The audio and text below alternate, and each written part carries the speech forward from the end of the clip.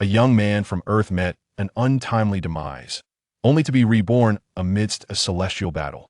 The cycle of reincarnation shattered, and after a tumultuous journey through chaos, he descended upon the Douluo Continent. Chapter 1. The Beginning. XX News Report. On September 25, 2018, at 4:32 p.m., a fire broke out in the Zizhu community of Shansheng, resulting in one fatality and multiple injuries. As of now, the blaze has been extinguished. The deceased, Zhao Xian, male, 26 years old, unemployed, in the Zizhu community. Wisps of lingering smoke still ascended into the air as curious onlookers, elderly men and women, gathered beneath a building, fervently discussing the incident. Old Li, who was the unfortunate soul, it appears to be a young man, perhaps in his 20s, unmarried. Such a tragedy. What a pity his parents must be heartbroken. Indeed, the elderly shook their heads, sighing in unison, their faces etched with compassion. Meanwhile, above them, in a dimension invisible to ordinary eyes, the protagonist of their discussion, Zhao Xian, stared in bewilderment at the scene unfolding before him. Now, he possessed only an ethereal form according to common knowledge. He should be a spirit. Yet, Zhao Xian was too preoccupied with understanding how he had met his end. Wasn't it simply a midday nap? How could it have led to his sudden demise? Such an abrupt turn of fate. Oh, heavens! As he listened to the conversation of the onlookers below, Zhao Xian's initial confusion gradually morphed into shock, ultimately settling into a state of exasperation. How could charging my device lead to an explosion? Was it my computer or my phone that blew up? His first thought was not of his parents, but rather the perplexity of his own death, for he was, after all, an orphan. Furrowing his brow in suspicion, he mused, could it be that some scoundrel tracked down my address and staged this scene after eliminating me? After some contemplation, he dismissed the notion despite his prowess as a hacker. He had never engaged in any nefarious activities, even entering the U.S. National Security Agency's database, quietly without disturbing anyone. Before long, Zhao Xian ceased his speculations, seemingly coming to a realization about his current state. Wait a moment, why am I rising higher? As he glanced downwards, he felt a wave of dizziness, perceiving the crowd below as mere ants, insignificant in size. Attempting to struggle, he discovered he could not move. It felt as if an unseen force was pulling him heavenward. Thus, he ascended higher and higher, surrounded by an expanse of shimmering white, pulsating with a crystalline glow. Having given up on his struggles, Zhao Xian tried to find joy in the absurdity of his situation, hoping to soar beyond Earth and explore the vast cosmos. Yet, he began to sense something amiss. The surrounding luminescent white gradually transformed, emanating a cascade of vibrant colors. Above, an ethereal aurora shimmered, with strands of radiant light cascading down, exuding an air of divinity. Zhao Xian stared in awe, a glimmer of hope igniting within him. Could it be that I have a chance to ascend to paradise? He thought, delighting in the wonders around him. Yet, in the next moment, a distant hue of colorful clouds above suddenly emitted a sound akin to shattering glass, as if visibly.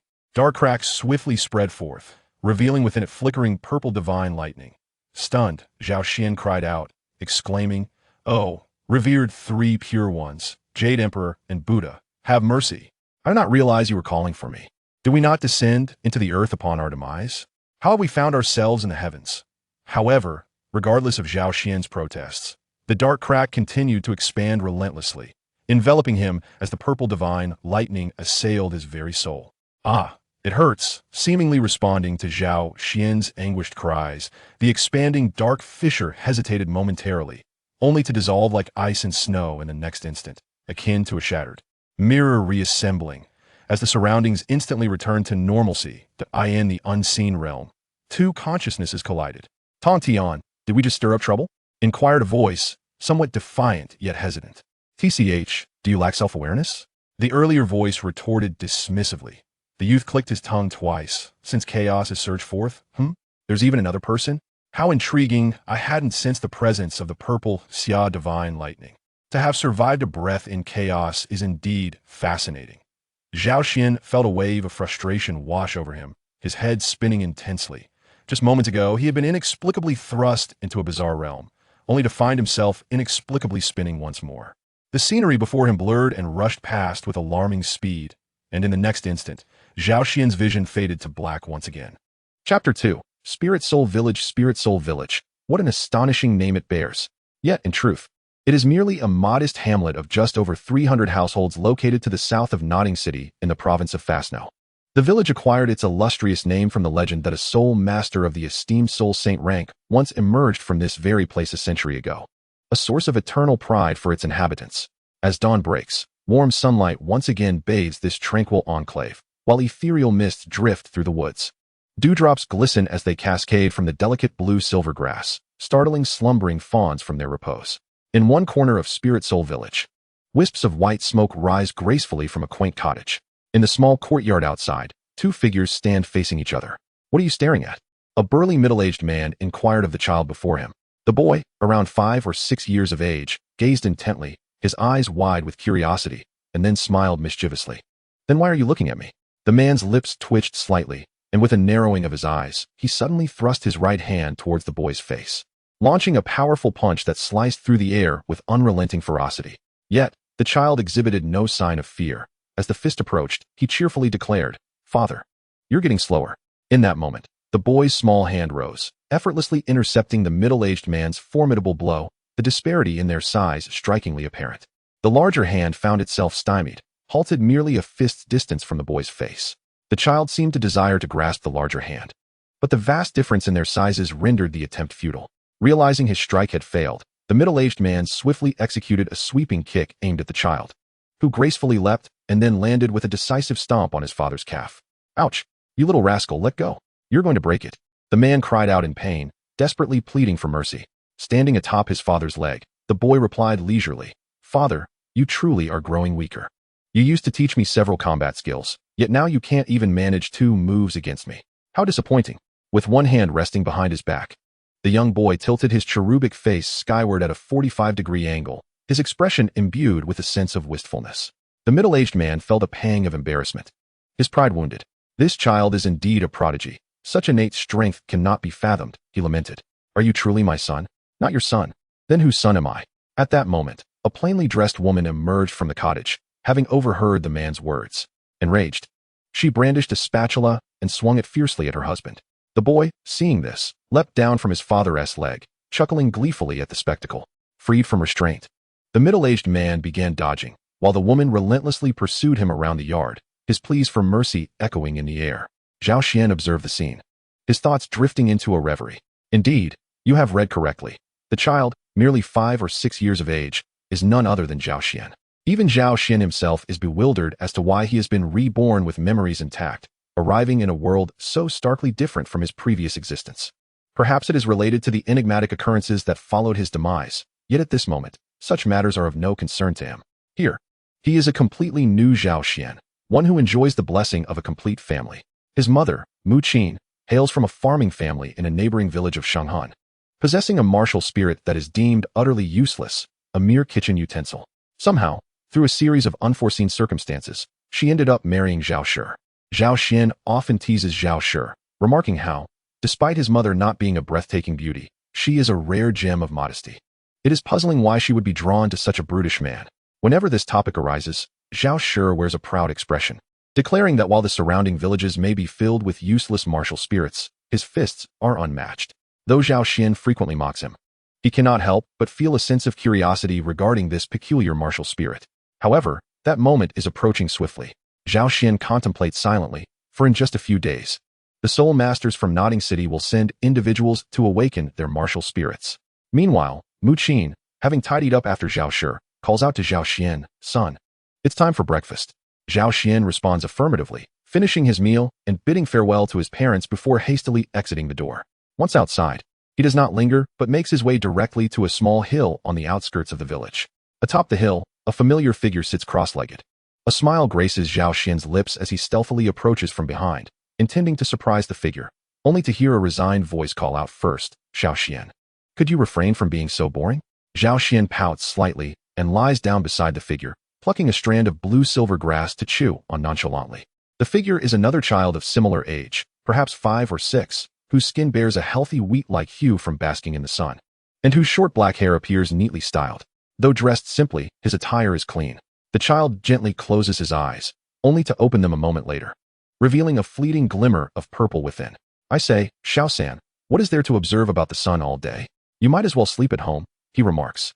The child, named Tang San, is also a resident of Shanghun Village and Zhao Xian's sole companion. Strangely enough, while there are several children of the same age in Shanghun Village, it is these two somewhat reclusive children who have formed a bond. Others might speculate that their shared solitude draws them together, believing that perhaps they communicate more easily because of it. Yet, only the two of them understand that their connection stems from an inexplicable attraction, a sense of kinship that transcends mere solitude. After all, Zhao Xian refrains from playing with other children simply because his mental maturity far exceeds theirs, while Tang San's disposition may be attributed to a similar depth of thought. I have mentioned before, this is a unique practice, and I can teach you, Tang San softly states, his voice possessing a gentle quality reminiscent of polished jade. Zhao Xian shook his head and replied, I won't learn. You have been basking in the sun for so long, without significant progress. I cannot fathom how much longer it will take for me to master it. Tang San, gazing earnestly at Zhao Xian, responded, nothing can be fully accomplished in a day. The saying dripping water pierces stone encapsulates this truth. If you dedicate yourself to your practice, given your innate talent, you should be able to grasp the fundamentals swiftly. Suddenly, Zhao Xian sat up straight and looked directly at Tang San. I say, little San. What? Tang San inquired curiously. You might as well change your name to Tang Sanzang, Zhao Xian said, initially wearing a serious expression but unable to restrain a laugh the next moment. Observing the earnest look on Tang San's face, Zhao Xian felt a twinge of boredom and, with a mischievous glint in his eyes, suggested, how about we both take on the role of instructors? Tang San stiffened momentarily, then forced a smile at Zhao Xian. I still need to cook for my father. Perhaps next time. Without waiting for Zhao Xian's response, he quickly employed his ghostly shadow technique and made his escape. Zhao Xian couldn't help but feel disheartened. Is it really that terrifying? Tang San, who had not yet run far, hesitated, a bitter smile crossing his face. It was not merely fear. It was a matter of life and death. Recalling the last time Zhao Xian accidentally shattered a tree as thick as a bowl with a single punch, filled Tang San with trepidation. Was this truly within the realm of human capability? Zhao Xian, in a state of gloom, stared vacantly at the rising sun, pondering, I haven't consumed anything unusual. How did my physical constitution become so formidable? Chapter 3. The awakening of martial spirits. Time slipped by like a fleeting shadow, and before long, the day of the martial spirit awakening had arrived. Zhao Xian rose early, though it was not his desire, primarily due to the village elder, Grandpa Jack, whose boisterous voice was quite deafening. Rubbing his eyes, Zhao Xian followed the sprightly old man, who was impeccably dressed and meticulously groomed. He wore a new outfit, specially purchased for this festive occasion, and chattered incessantly, you all must strive diligently this year to produce a soul master. Think back to when. Zhao Xian interjected with a hint of melancholy. Think back to when our holy soul village produced an 8th-tier soul saint a century ago.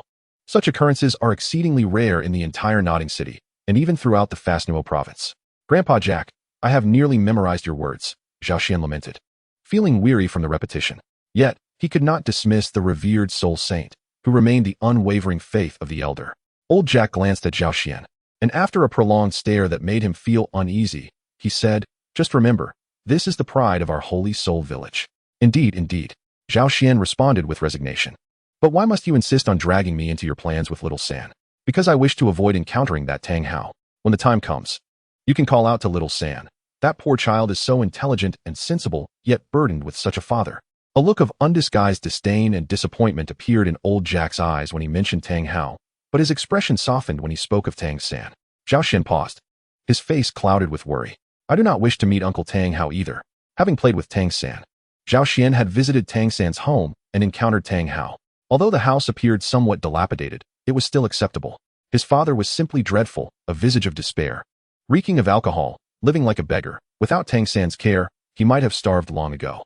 Heh, if you're not going, then neither will I, old Jack chuckled, resembling a cunning old fox. Zhao Xian cast a weary glance at Jack and trudged ahead. Xiao San, standing outside Tang San's home.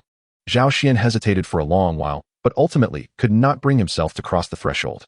Instead, he called out from outside. Coming. Tang San hurriedly dashed out from within, reaching the two while gesturing for silence. Father is sleeping, do not disturb him. Old Jack could not help but roll his eyes, pulling the two along with irritation towards the village center while turning back to remark, it would be better if he slept forever. Tang San furrowed his brow slightly at these words, opening his mouth to retort, but thought better of it. Reasoning with stubborn old Jack was undoubtedly a futile endeavor.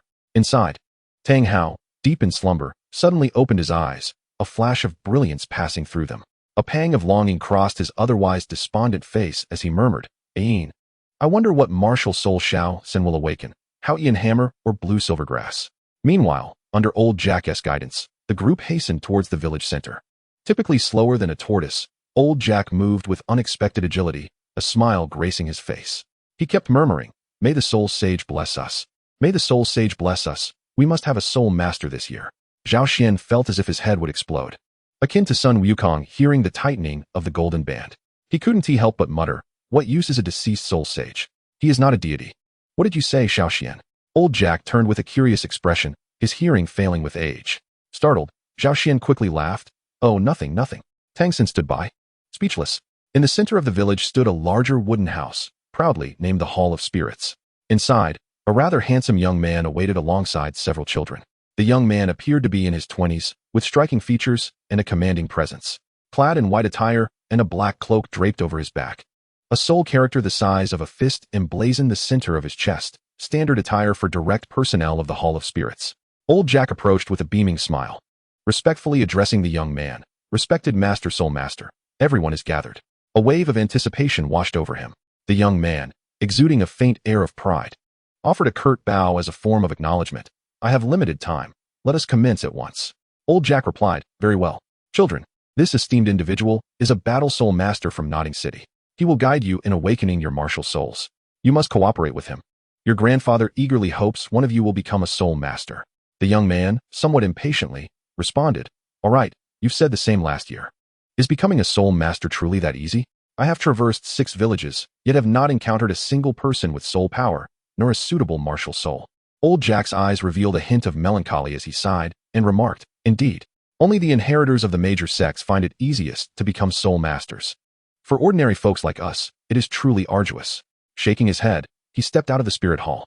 The young man's gaze fell upon the 9 children before him. As an inspector of the spirit hall, assisting ordinary people in awakening their martial spirits was an essential duty he had long since grown accustomed to. Children, please stand in a line. His demeanor towards these youngsters was markedly gentler. The 9 children stood before him, with Tang San and Zhao Xian positioned on the far left.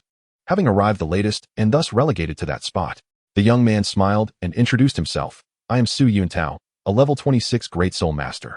And I shall guide you. He continued, Now, I will awaken your martial spirits one by one. Remember, do not fear, regardless of what transpires. As he spoke, Su Yuntao opened his satchel on a nearby table, retrieving 2 items, 6 ebony orbs and a gleaming blue crystal ball. He arranged the 6 black stones into a hexagonal formation on the ground and gestured for the first child on his right to step into the center. There is nothing to fear. Close your eyes and feel carefully. Suddenly, Su Yuntao's eyes sparkled with intensity. Amidst the astonished gazes of the children, he bellowed, Wolf Spirit, manifest. A faint green light emanated from the center of his forehead, ascending and intertwining with his hair. Originally dark, his hair transformed to a silvery hue, rapidly lengthening, while the same colored hair sprouted upon his exposed arms. Simultaneously, his physique appeared to swell significantly, exuding a robust muscularity.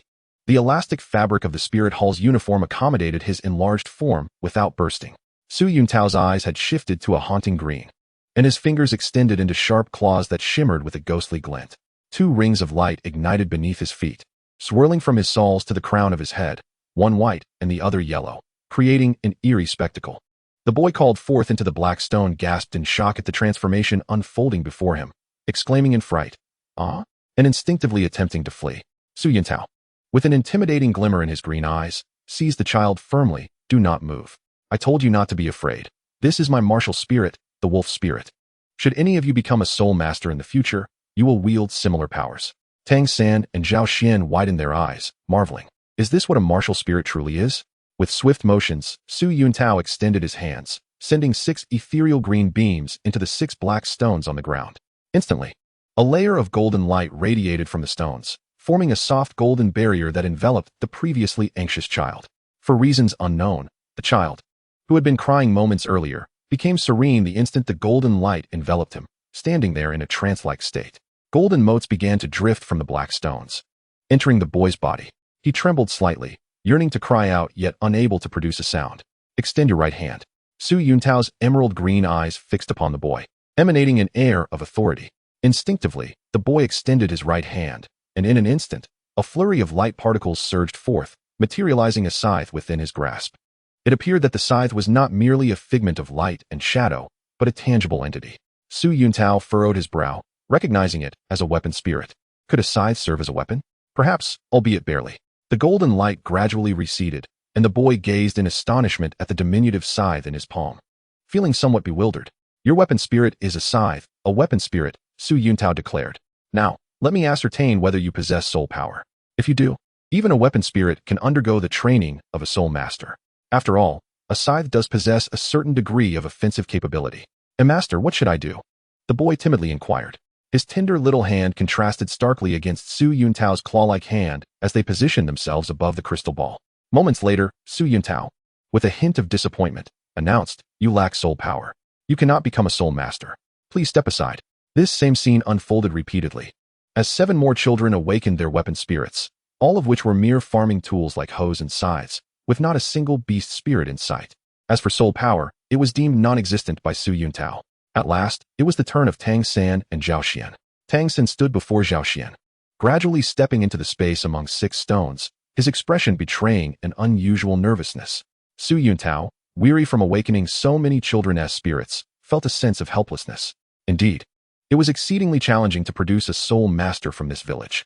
Although every individual in this world possessed a weapon spirit, very few were of any practical use.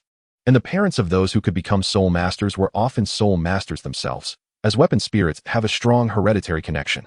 As Tang San positioned himself within the awakening array, Su Yuntao activated the awakening stone once more.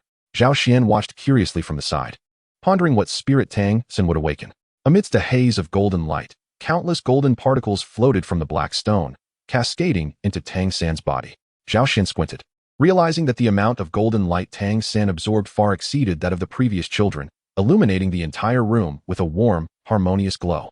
Even Su Yuntao widened his eyes, instinctively clenching his right hand. This spectacle suggested a formidable weapon spirit indeed. He seemed genuinely thrilled. For anyone who labors diligently and finally sees results would undoubtedly feel this way. As the golden light gradually dimmed, Zhao Xian and Su Yuntao both fixed their gaze intently upon Tang San's small hand. The golden light coalesced within the palm of Tang San, from which a sharp, verdant bud emerged and swiftly grew, transforming into a lush green blade of grass that swayed gently in his palm. "Blue-silver grass." Zhao Xian and Su Yuntao exclaimed in unison, recognizing the common grass found throughout Douluo Continent. Su Yuntao felt a wave of disappointment wash over him. This display had seemingly heralded a powerful weapon spirit, yet the outcome was so underwhelming. Unwilling to accept this reality, he scrutinized Tang San's palm once more, but ultimately, he was left disheartened. Zhao Xian cast a worried glance at Tang San, muttering to himself, "Please don't despair, little San. The blue-silver grass is a notoriously weak martial soul, and among the previous candidates, 3 possessed this very thing." However, upon looking at Tang San again, he noticed that the latter showed no signs of distress, prompting Zhao Xian to feel unnecessarily anxious. Curiously observing his own martial soul, Tang San turned to Su Yuntao and inquired, "Master, may I test my soul power?" "Forget it. I have never seen anyone with soul power using blue-silver grass." Su Yuntao sighed, weary from the emotional roller coaster. "Let me give it a try, master," came a chorus of voices. Su Yuntao was taken aback. The steadfast determination reflected in the eyes of the 2 children was indeed remarkable for their age. After a prolonged pause, he finally relented. "All right then." Zhao Xian fixated on the crystal ball, an inexplicable intuition whispering to him that the matter was far from straightforward. Despite the fact that little San possessed a weak martial soul, the true criterion for becoming a soul master lay in the presence of soul power. Even Su Yuntao felt a flicker of interest. What if he truly had soul power? A blue-silver grass with soul power? Secretly shaking his head, he recognized how naive that thought was, yet he nonetheless turned his gaze towards the crystal ball. As Tang San placed his hand upon it, a faint golden light began to emanate from within the crystal ball. Both Zhao Xian and Su Yuntao were shaken, with Su Yuntao exclaiming, "How is this possible?" Zhao Xian's expression shifted, a smile creeping onto his lips. "I knew little San was extraordinary, a useless martial soul like blue-silver grass possessing soul power? Haha." The golden radiance within the crystal ball swelled, eventually filling the entire sphere, resembling a miniature sun. Su Yuntao stood in stunned silence, uncertain whether to laugh or cry. Innate full soul power, blue-silver grass. Tang San, too, recognized that his situation differed from that of the other children, and with a hint of confusion, he asked, "Uncle, what is innate full soul power?" Su Yuntao, still in a daze, instinctively explained. When one awakens their martial soul, the form of the soul determines its strength. But the amount of soul power is equally vital. Most individuals awaken without soul power, like the children before. They are destined never to become soul masters. Yet, if any soul power manifests, no matter how slight, it can be cultivated through meditation. The quantity of soul power at the time of martial soul awakening is crucial, as it determines the initial level of a soul master's training. The higher the innate soul power, the faster the subsequent cultivation, and naturally, those with a higher starting point will advance more swiftly than others. Innate full soul power refers to the maximum soul power one can attain at the time of martial soul awakening. Haha, little San, you are a genius, Xiao Xian exclaimed, his face beaming with joy as he heartily patted Tang San on the shoulder. Tang San stumbled slightly, nearly losing his balance, and his complexion suddenly paled, as if the energy from his ongoing cultivation had been disrupted. Xiao Xian, startled, quickly supported him. Little San, what's wrong? Tang San couldn't help but roll his eyes. What is wrong with you? Don't you have any idea? How many people can withstand that slap? However, being of gentle disposition, he refrained from voicing such thoughts and mustered a forced smile, saying, it's nothing. Seeing that Tang San was unharmed, Xiao Xian let out a sigh of relief and boldly addressed the dazed Su Yuntao. Uncle, it's my turn now? After a moment of recovery from his stupor, Su Yuntao had already made up his mind that he would not participate in the soul awakening next year. Such drastic fluctuations were unbearable for those without a strong heart. Go ahead, Su Yuntao waved his hand, urging Xiao Xian to step onto the awakening platform. Unexpectedly, at that moment, Xiao Xian hesitated. There was a flicker of uncertainty on his face, but after a moment's contemplation, he gritted his teeth and stepped forward. Upon seeing Xiao Xian standing firm, Su Yuntao proceeded to channel his soul power into the awakening array, causing a sudden surge of golden light within it, seemingly more intense than when it had been with Tang San. Su Yuntao's heart tightened. Could it be? Not again. His heart raced to his throat. It appeared that another powerful martial soul was about to emerge. However, with Tang San's previous experience weighing on his mind, he felt a knot of unease that prevented him from feeling joy. As Xiao Xian stood within the awakening array, he felt as though he was enveloped in warm sunlight. With something deep within his being striving to break free, it was a truly wondrous sensation. Instinctively, he glanced at his right hand, where a square object suddenly materialized. Xiao Xian's eyes widened in astonishment. How could it be this thing? Chapter 4, Twin Martial Souls. The object before him was distinctly square with sharp corners, and Xiao Xian stood transfixed, wondering how it could possibly be this. At that moment, Su Yuntao and Tang San approached, and after examining it from various angles, Su Yuntao rubbed his chin in confusion and asked, what kind of martial soul is this? Why does it resemble a brick? Xiao Xian's lips twitched. Those unfamiliar with it might indeed mistake it for a brick, but it was certainly not one, and such an object did not exist in this world. Just then, Tang San curiously inquired, Xiao Xian, what is this martial soul of yours?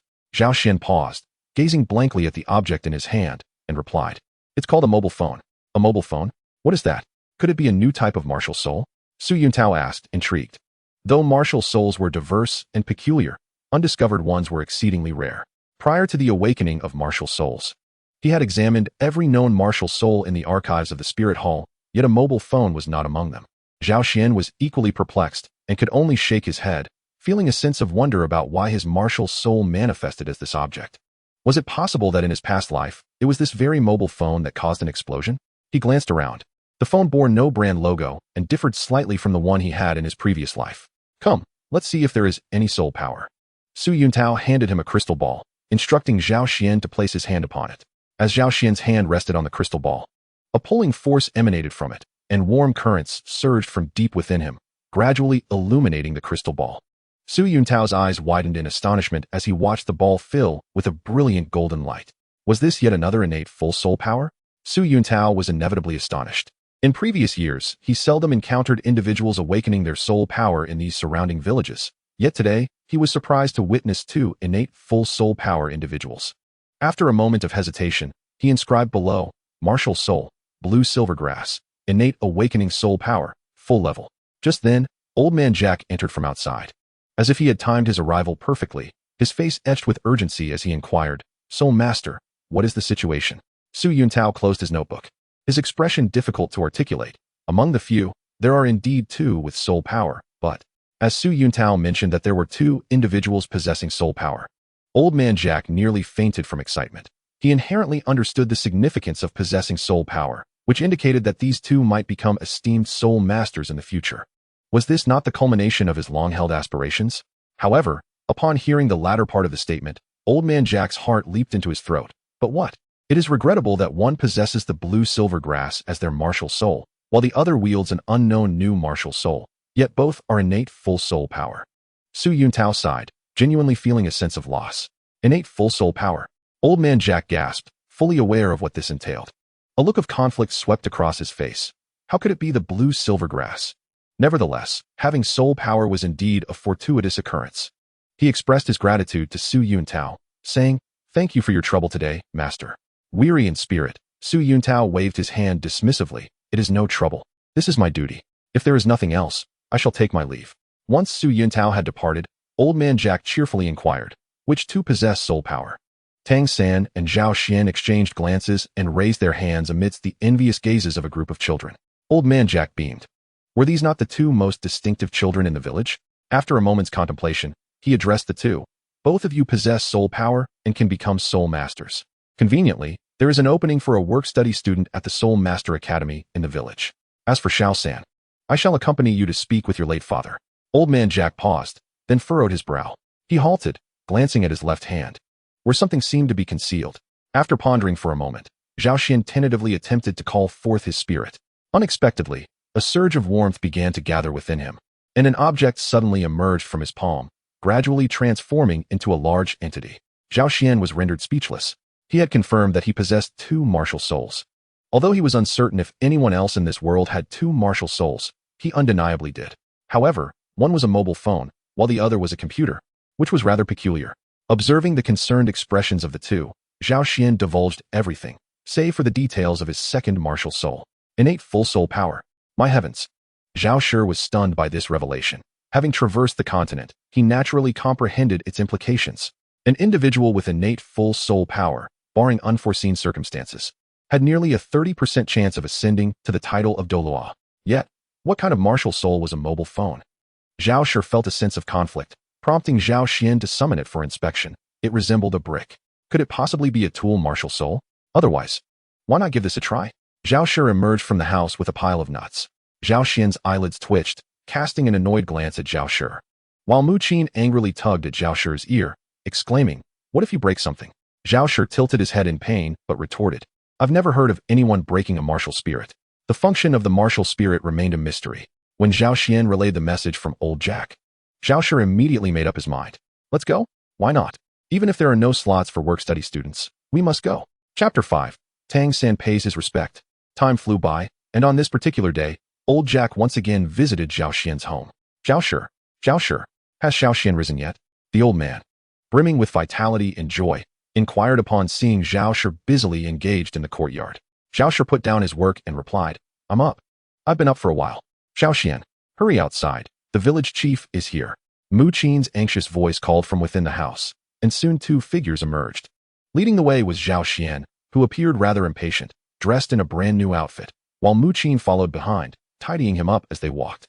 "Mom, it's already tidy enough." Zhao Xian couldn't help but interject, feeling like a marionette ever since Mu Qin had awoken him early that morning for her meticulous grooming.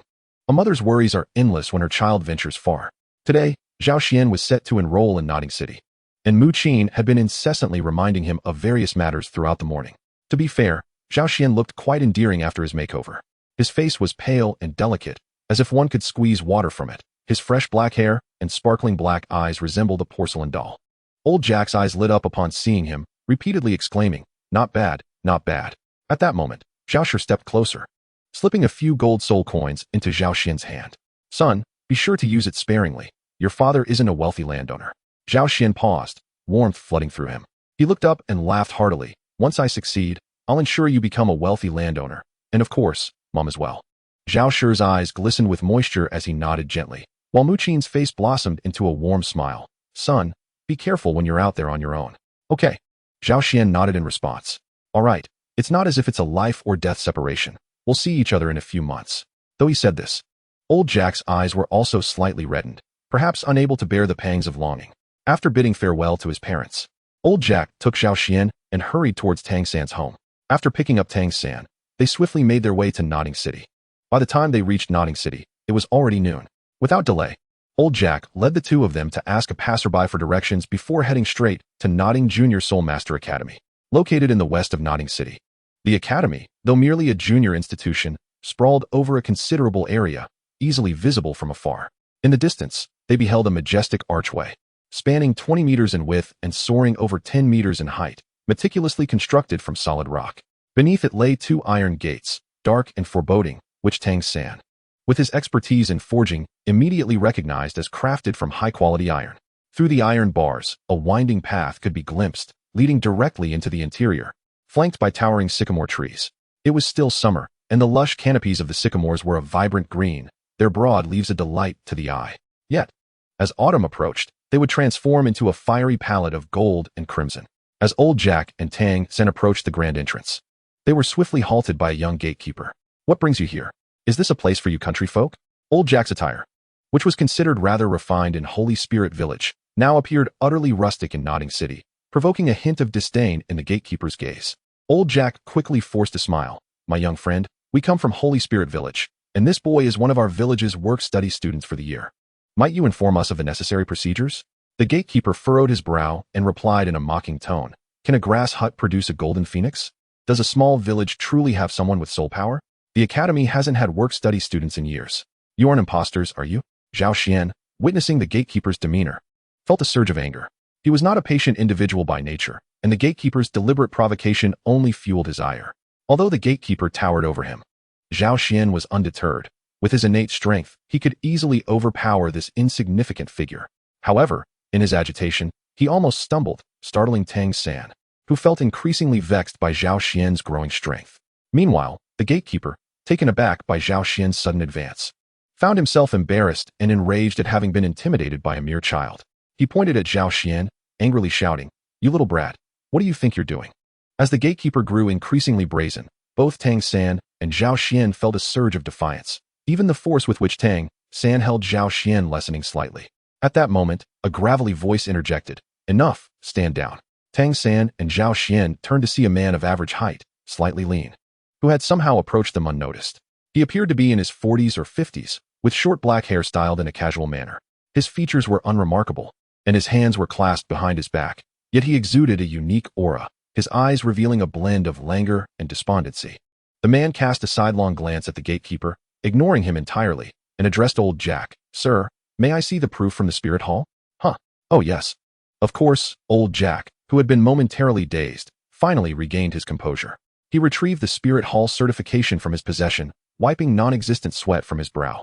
Reflecting on the earlier confrontation, he realized how alarming it had been, not out of fear of conflict with the gatekeeper, for he believed they were in the right, but from concern for Tang San and Zhao Xian, the future of their village. The master took possession of the two soul certificates from Old Jack, and as he examined them, his previously calm demeanor shifted dramatically to one of intense seriousness, tinged with a hint of confusion. The blue-silver grass possessed innate full soul power, and it was astonishing that the phone also had innate full soul power. What kind of soul was this? The master had devoted his life to the study of souls, and was regarded as the foremost authority in the theoretical realm. He had encountered very few souls he had not seen before, yet this phone was entirely unfamiliar to him. The authenticity of the certificates was indisputable. "My apologies on behalf of the Academy for the earlier incident, old sir. I shall take this child under my wing," he said, after scrutinizing both certificates repeatedly. The acknowledgement of an apology from someone of at least soul master status fulfilled Old Jack's vanity immensely, leading him to hastily wave his hands. "No need to apologize. No need at all. We are not at fault either, master. I entrust this child to you." After giving a few more instructions to Xiao San and Xiao Xian, he took his leave. The master cast a fleeting glance at the doorman. This was the first and last warning. Should there be a repeat offense, he would not be permitted to remain. His voice was hoarse yet serene, carrying an undeniable authority. The doorman, drenched in cold sweat, hurriedly nodded in agreement and stepped aside, quite shaken, realizing that these two children were indeed this year's work-study students. Though merely work-study students, they were not individuals he could afford to offend, for no one could predict what their futures held. If the Academy were to learn of any misconduct, he would undoubtedly bear the consequences. The master then looked down at Tang San and Zhao Xian, managing a slight smile that appeared somewhat strained, as if his facial muscles were reluctant to comply. "Thank you, teacher," Tang San said as the three entered the Academy, unlike the carefree Zhao Xian. "Teacher? I am not an instructor at the Academy," the master replied. glancing at Tang San with a hint of detachment. Not a teacher? But you just said you represent the academy, Tang San retorted. The master shook his head. Typically lacking in patience, he exhibited an unusual tolerance today and managed to form a rather unsightly smile. Who says one must be a teacher to represent the academy? Tang San's eyes lit up with realization. I understand now. You must be the principal or a leader, he surmised. The master chuckled softly. You, a 6-year-old, are quite clever. However, you are mistaken. Then who are you? Tang San inquired, puzzled. I am merely a guest here, taking advantage of the food and drink. Like everyone else. You may call me master. That is how all refer to me. I have even forgotten my own name. The certificate from the Spirit Hall states your name is Tang San, correct? Tang San. Understand that the distinction between master and teacher is vast. Do not confuse the two in the future, unless... His voice trailed off, and a fervent light flickered in his eyes. Unless you genuinely wish for me to be your teacher. Will you teach me to cultivate my soul? Tang San asked eagerly. The master halted, facing Tang San directly. And are you willing? Tang San naturally came to a halt. Gazing upward at the master before him. Observing closely from this angle, he noticed the master's mouth was somewhat large, with notably thick lips. The master remained silent, neither affirming nor denying. As he looked into Tang San's bewildered eyes, a rigid smile reappeared on his face. Indeed, you are a clever child, he remarked. The silence held two implications. 1. A reluctance to refuse, lest he offend the master. 2. A silent inquiry into why he should choose to become the master's disciple. Upon hearing the master's words, Tang San was taken aback, his gaze shifting as his left wrist discreetly raised, uncertainty flickering in his eyes. The master, maintaining his composure, smiled and said, Are you surprised that I know you possess twin martial souls?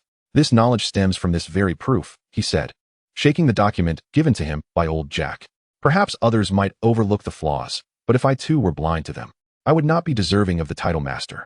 I have investigated 647 individuals with the blue-silver grass martial soul. Of these, only 16 possessed soul power, a probability of less than 3%. Furthermore, none of these individuals exceeded the first level of soul power. Yet you are innately endowed with full soul power at level 10. According to one of the 10 core competencies of martial souls I have studied, the innate level of soul power is directly proportional to the quality of the martial soul. Clearly, the blue-silver grass does not meet this criterion. Thus I can assert with certainty that you must possess another martial soul, one that is immensely powerful. As Tang San's expression gradually calmed, he countered. There are exceptions to every rule. Why can't I be one such exception? The master nodded earnestly, responding, Indeed, exceptions exist. But your martial soul is the blue-silver grass. Thus you are evidently not that exception. In the past century, although only 2 instances of twin martial souls have been recorded in the Tiando Empire and the Xinghua Empire, 19 individuals have been born with innate full soul power. I have meticulously studied each of their martial souls, and each one has proven to be formidable. The youngest among them has already reached the level of a great soul master. Aside from 14 who inherited their powerful martial souls through familial lineage, 5 stand as exceptions. As their conversation deepened, Tang San unexpectedly knelt on both knees, pledging himself as a disciple to the master. Zhao Xian, observing this exchange with wide eyes, felt a pang of frustration as he sensed himself becoming inconsequential amidst their camaraderie. However, upon witnessing Tang San reveal his twin martial souls, a wave of relief washed over him. He realized he was not alone in possessing dual martial souls, alleviating his fears of being an anomaly subjected to dissection and study. Although, in certain respects, he undeniably was an anomaly. Watching Tang San and the master engage in an animated dialogue, Zhao Xian felt an uncharacteristic jealousy. I too have 2 martial souls, he muttered softly. Despite his hushed tone, the master, with his keen hearing, instantly turned to Zhao Xian, astonished, and exclaimed, You also possess 2 martial souls. Tang San gazed at Zhao Xian with a hint of surprise. Did not the master mention that twin martial souls were exceedingly rare? How could little Xian possess one as well? Furthermore, the master had already been overwhelmed by this extraordinary gift. Did the heavens intend to bestow upon him a second? His heart brimmed with joy, and trembling slightly, he inquired of Zhao Xian, Might I see it? Zhao Xian pondered for a moment before nodding. After all, the master was already Tang San's mentor, and from their previous discussion, it was evident that the master was merely a fervent researcher. In truth, he and the master shared similarities in their past lives, having once exhibited a similar zeal while studying hacking techniques. However, now was a different matter. Clearing his throat, Zhao Xian summoned his phone in one hand and a computer in the other. The master's expression shifted instantly, becoming notably serious. He scrutinized the 2 martial souls, his heart racing with excitement. Indeed, They were two entirely unprecedented new martial souls. In haste, he retrieved a notebook from his pocket to take notes, alternating between observing and fervently scribbling. After a considerable duration, he finally set down his pen, beads of perspiration forming on his forehead due to his exhilaration. Once he had placed the notebook aside, the master seemed to recall something, his gaze burning with intensity as he turned to Xiao Xian. "You are Xiao Xian, correct? Are you willing?" Xiao Xian was taken aback, but quickly grasped what the master was implying. No, he firmly declined. He could endure such advances from a beautiful woman, but the master was merely an elderly man. Thus, he hastily replied, "Master, I am rather lazy and disinterested in theoretical studies. Having Tang San is sufficient, he is diligent enough. You may train him as you wish. And if you require assistance with my martial soul, simply summon me, and I shall be at your service." The master opened his mouth to speak, but then closed it again, deep in thought. Indeed, having Tang San as a disciple seemed adequate from their earlier conversation. He had discerned Tang San's intelligence and eagerness to learn, which left him quite satisfied with this disciple. The master then nodded, "Very well." Beside them, Tang San felt a pang of embarrassment. Despite his innocence, the term train led his thoughts astray. Chapter 6. The Turmoil of Hall 7. Subsequently, the master guided Tang San and Xiao Xian to the school's administrative office to complete their enrollment, assigning them to Hall 7, the dormitory for working students. However, to their surprise, upon arriving at the dormitory, they encountered trouble almost immediately. "Are you certain you wish to challenge me?" Xiao Xian relaxed his wrist, amusement flickering in his eyes as he regarded the self-proclaimed leader of Hall 7, a young boy named Wang Sheng, who stood with his arms crossed and looked down upon Xiao Xian and Tang San. Just moments prior, this boy had established the rule that they must heed his commands, or else he had ominously brandished his fists, the meaning abundantly clear. Tang San found the situation humorous. Being a kind-hearted individual, he thought little of it and was willing to comply. However, Xiao Xian was less pleased, particularly as this fellow seemed to take advantage of his still-developing physique. Looking down at him with disdain, "Never mind, little Xian, allow me to handle this," Tang San suddenly interjected, blocking Xiao Xian's path with a weary expression. He had not intended to participate, yet Xiao Xian, lacking in restraint, had acted recklessly. If Wang Sheng were to be struck by him, he might find himself bettered in for half a year. "How bold! You may all come at me together," Wang Sheng proclaimed with a raised brow, his pride evident. "No need for that," Tang San replied calmly, placing his school uniform upon the bed. In the next instant, his figure vanished from sight. In his later years, he would tell his grandson, "In my youth, I too fought alongside the sea god, Tang San." His grandson, bewildered, would wonder how his grandfather could boast so grandly. Meanwhile, the battle had swiftly determined its victor. Wang Sheng lay sprawled on the ground, his face covered in dust, while Tang San remained composed, as if untouched by the conflict. Xiao Xian, observing the spectacle, smiled, noting that little San had seemingly made significant progress. He would seek an opportunity to practice with him in the future. Nearby, Wang Sheng was assisted to his feet by other children from the 7th dormitory. He felt an inexplicable weakness, though his body bore no severe injuries. Realization dawned upon him. Tang San had surely held back. Yet, he had never anticipated that a 6-year-old child could possess such prowess. With the support of his peers, he approached Tang San, who furrowed his brow, perhaps suspecting that Wang Sheng was still unconvinced. However, he was taken aback when Wang Sheng stood before him. Seriousness etched upon his face. "Since you have defeated me, you shall be the leader of the 7th dormitory." "Leader?" Tang San was momentarily stunned, instinctively glancing at Xiao Xian, who merely regarded him with an amused smile. With a resigned shake of his head, Tang San addressed Wang Sheng. "I truly have no interest in that. You may lead instead." The thought of being the leader of a group of children holds little appeal. Unexpectedly, upon hearing Tang San's refusal, Wang Sheng grew anxious, disregarding all else as he rolled up his sleeves. "Look, leader." To Tang San's astonishment, his arms bore numerous bruises, 7 or 8 dark marks, to be precise. Wang Sheng glanced at Xiao Xian before offering a wry smile. "These were acquired just yesterday upon arriving at the academy. We working students come from impoverished backgrounds, and students from other dormitories often bully those of us in the 7th. As the dormitory leader, I must stand up for my brothers. Now that I have been defeated, only you can protect them, leader. Your strength surpasses mine, and you can safeguard them better." The other students nodded in agreement, their faces reflecting a glimmer of hope as they looked at Tang San. A sense of justice is a fundamental trait of a hero, and protecting the weak is inherently part of that duty. The Tang sect, renowned in Basho, is undoubtedly a righteous faction, despite its expertise in poisons and hidden weapons. The education received at the Tang sect in this regard was abundant, and upon hearing Wang Sheng's words, Tang San ceased to decline. After a moment's hesitation, he acquiesced, "Very well. I shall not stand idly by while my classmates are bullied. At this declaration, Wang Sheng and the other children of the 7th dormitory could not conceal their joy. Zhao Xian, contemplative, could not help but smile. It seemed there were many delightful experiences awaiting at this school. Just then, a melodious voice rang out from outside. Is this the 7th dormitory? Everyone turned their gaze towards the entrance, their eyes widening in surprise. A charming young girl stood at the doorway, seemingly of similar age and height to Tang San.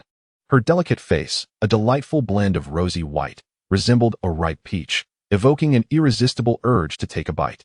Although her attire was quite simple, it appeared impeccably tidy. Her long black hair was styled into a single braid that cascaded down to her waist.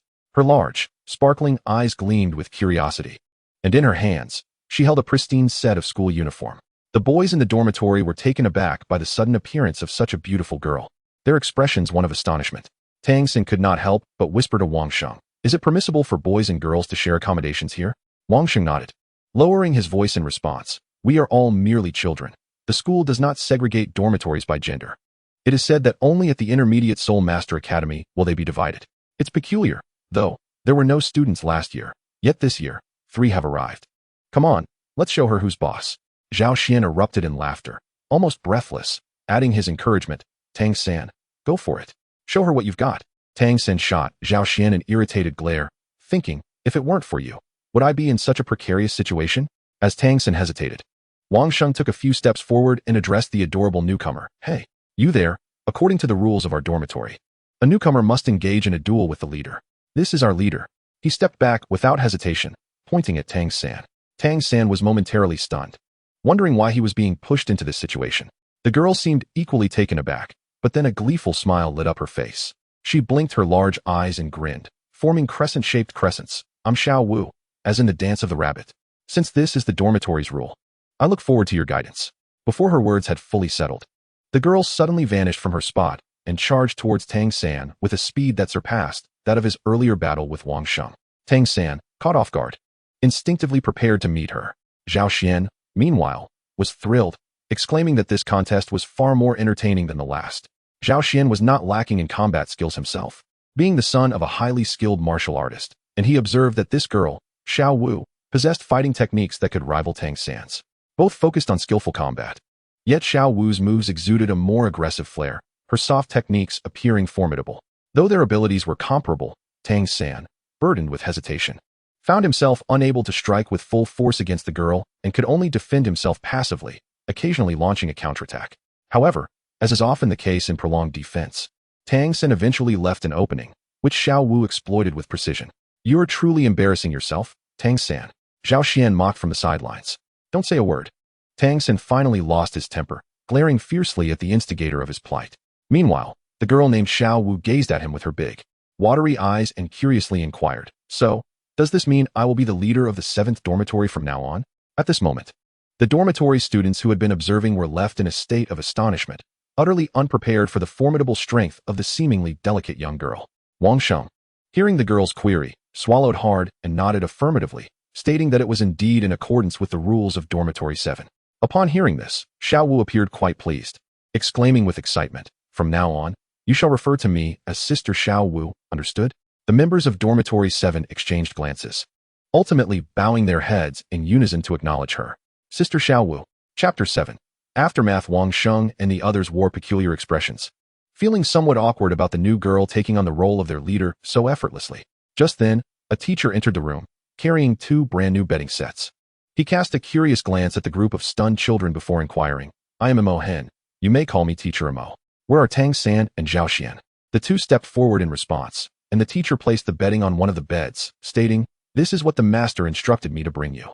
After this, he glanced at Tang San with a peculiar expression and could not resist asking, "Have you truly become a disciple of the master?" Tang San looked at him with a calm demeanor, a flicker of a sharp gleam in his eyes, and replied, "Yes.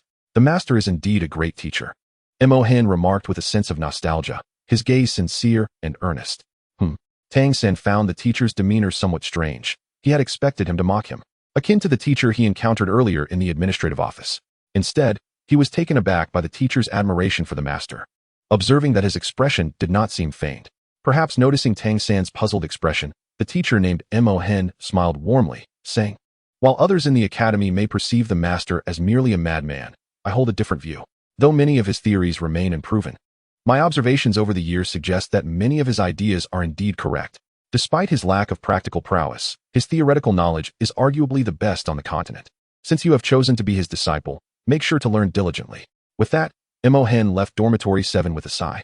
Tang Sen pondered thoughtfully with his head bowed, and Zhao Xian nudged him with his elbow, saying, Xiao San, it seems fortune smiles upon you. Tang Sen smiled faintly, neither confirming nor denying the sentiment. At this juncture, the newly appointed leader, Sister Xiao Wu, surveyed dormitory 7 and looked contemplatively at the 2 sets of pristine bedding. Her lively eyes sparkled as she suddenly turned to Tang San, calling out, Hey, you there? You must be Tang San, right? Tang San turned towards her, somewhat perplexed by the energetic girl before him. What is it? She blinked her eyes playfully and declared, I am the leader of dormitory 7. And you all must heed my commands. Zhao Xian raised an eyebrow, sensing that the situation was more complex than it appeared, while Tang Sen reluctantly nodded in agreement. Seizing the moment, Sister Xiao Wu swiftly snatched one of the new bedding sets from Mo Hen and cheerfully proclaimed, Then this one belongs to me. Zhao Xian smiled, recognizing the girl's cleverness. Had he not caught the mischievous glint at the corners of her mouth, he might have been caught completely off guard. Tang Sen observed the actions of the 2 individuals and, upon noticing the quilt being embraced by Xiao Wu, felt a wave of frustration wash over him. He once again focused on the root of the dilemma and cast a fierce glare at Zhao Xian, stating, Tonight, we shall share a quilt. Zhao Xian's expression shifted dramatically as he abruptly turned away, clutching the quilt tightly, exclaiming, No, I am quite restless when I sleep. Tang Sen smiled softly, his words laden with implication, I will ensure you remain composed.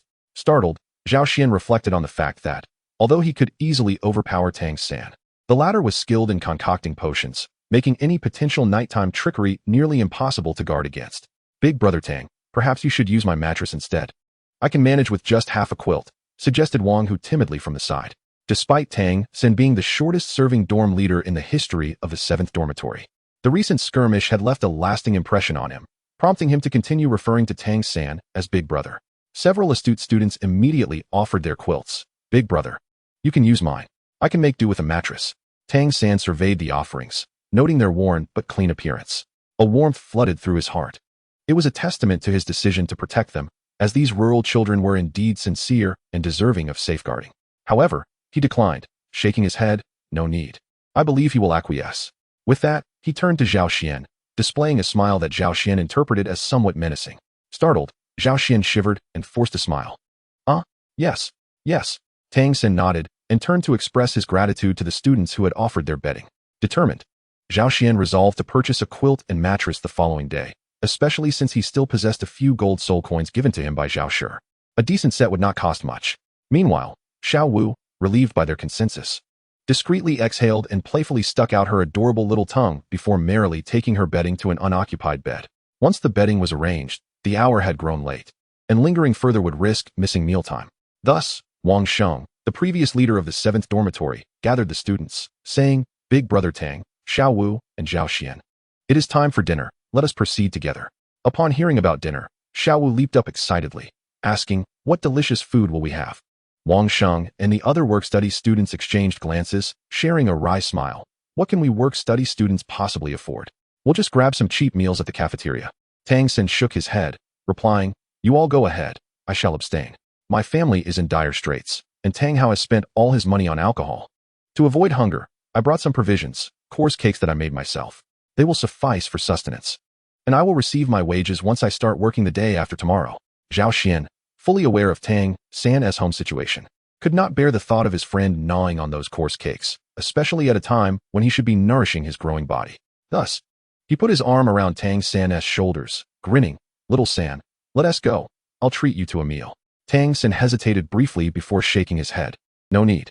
Zhao Xian reached around Tang San's waist, swiftly pulling his arms inward, almost causing Tang San to gasp for breath, his rosy complexion turning pale as he nearly coughed up blood. As Tang San activated his Xiantian skill to regulate his internal energy, he felt warmth in his heart upon hearing Zhao Xian's words, realizing that Zhao Xian sought to spare him embarrassment.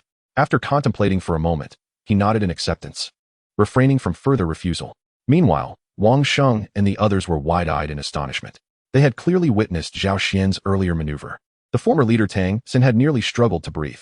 How could this silent observer, Zhao Xian, be such a formidable figure?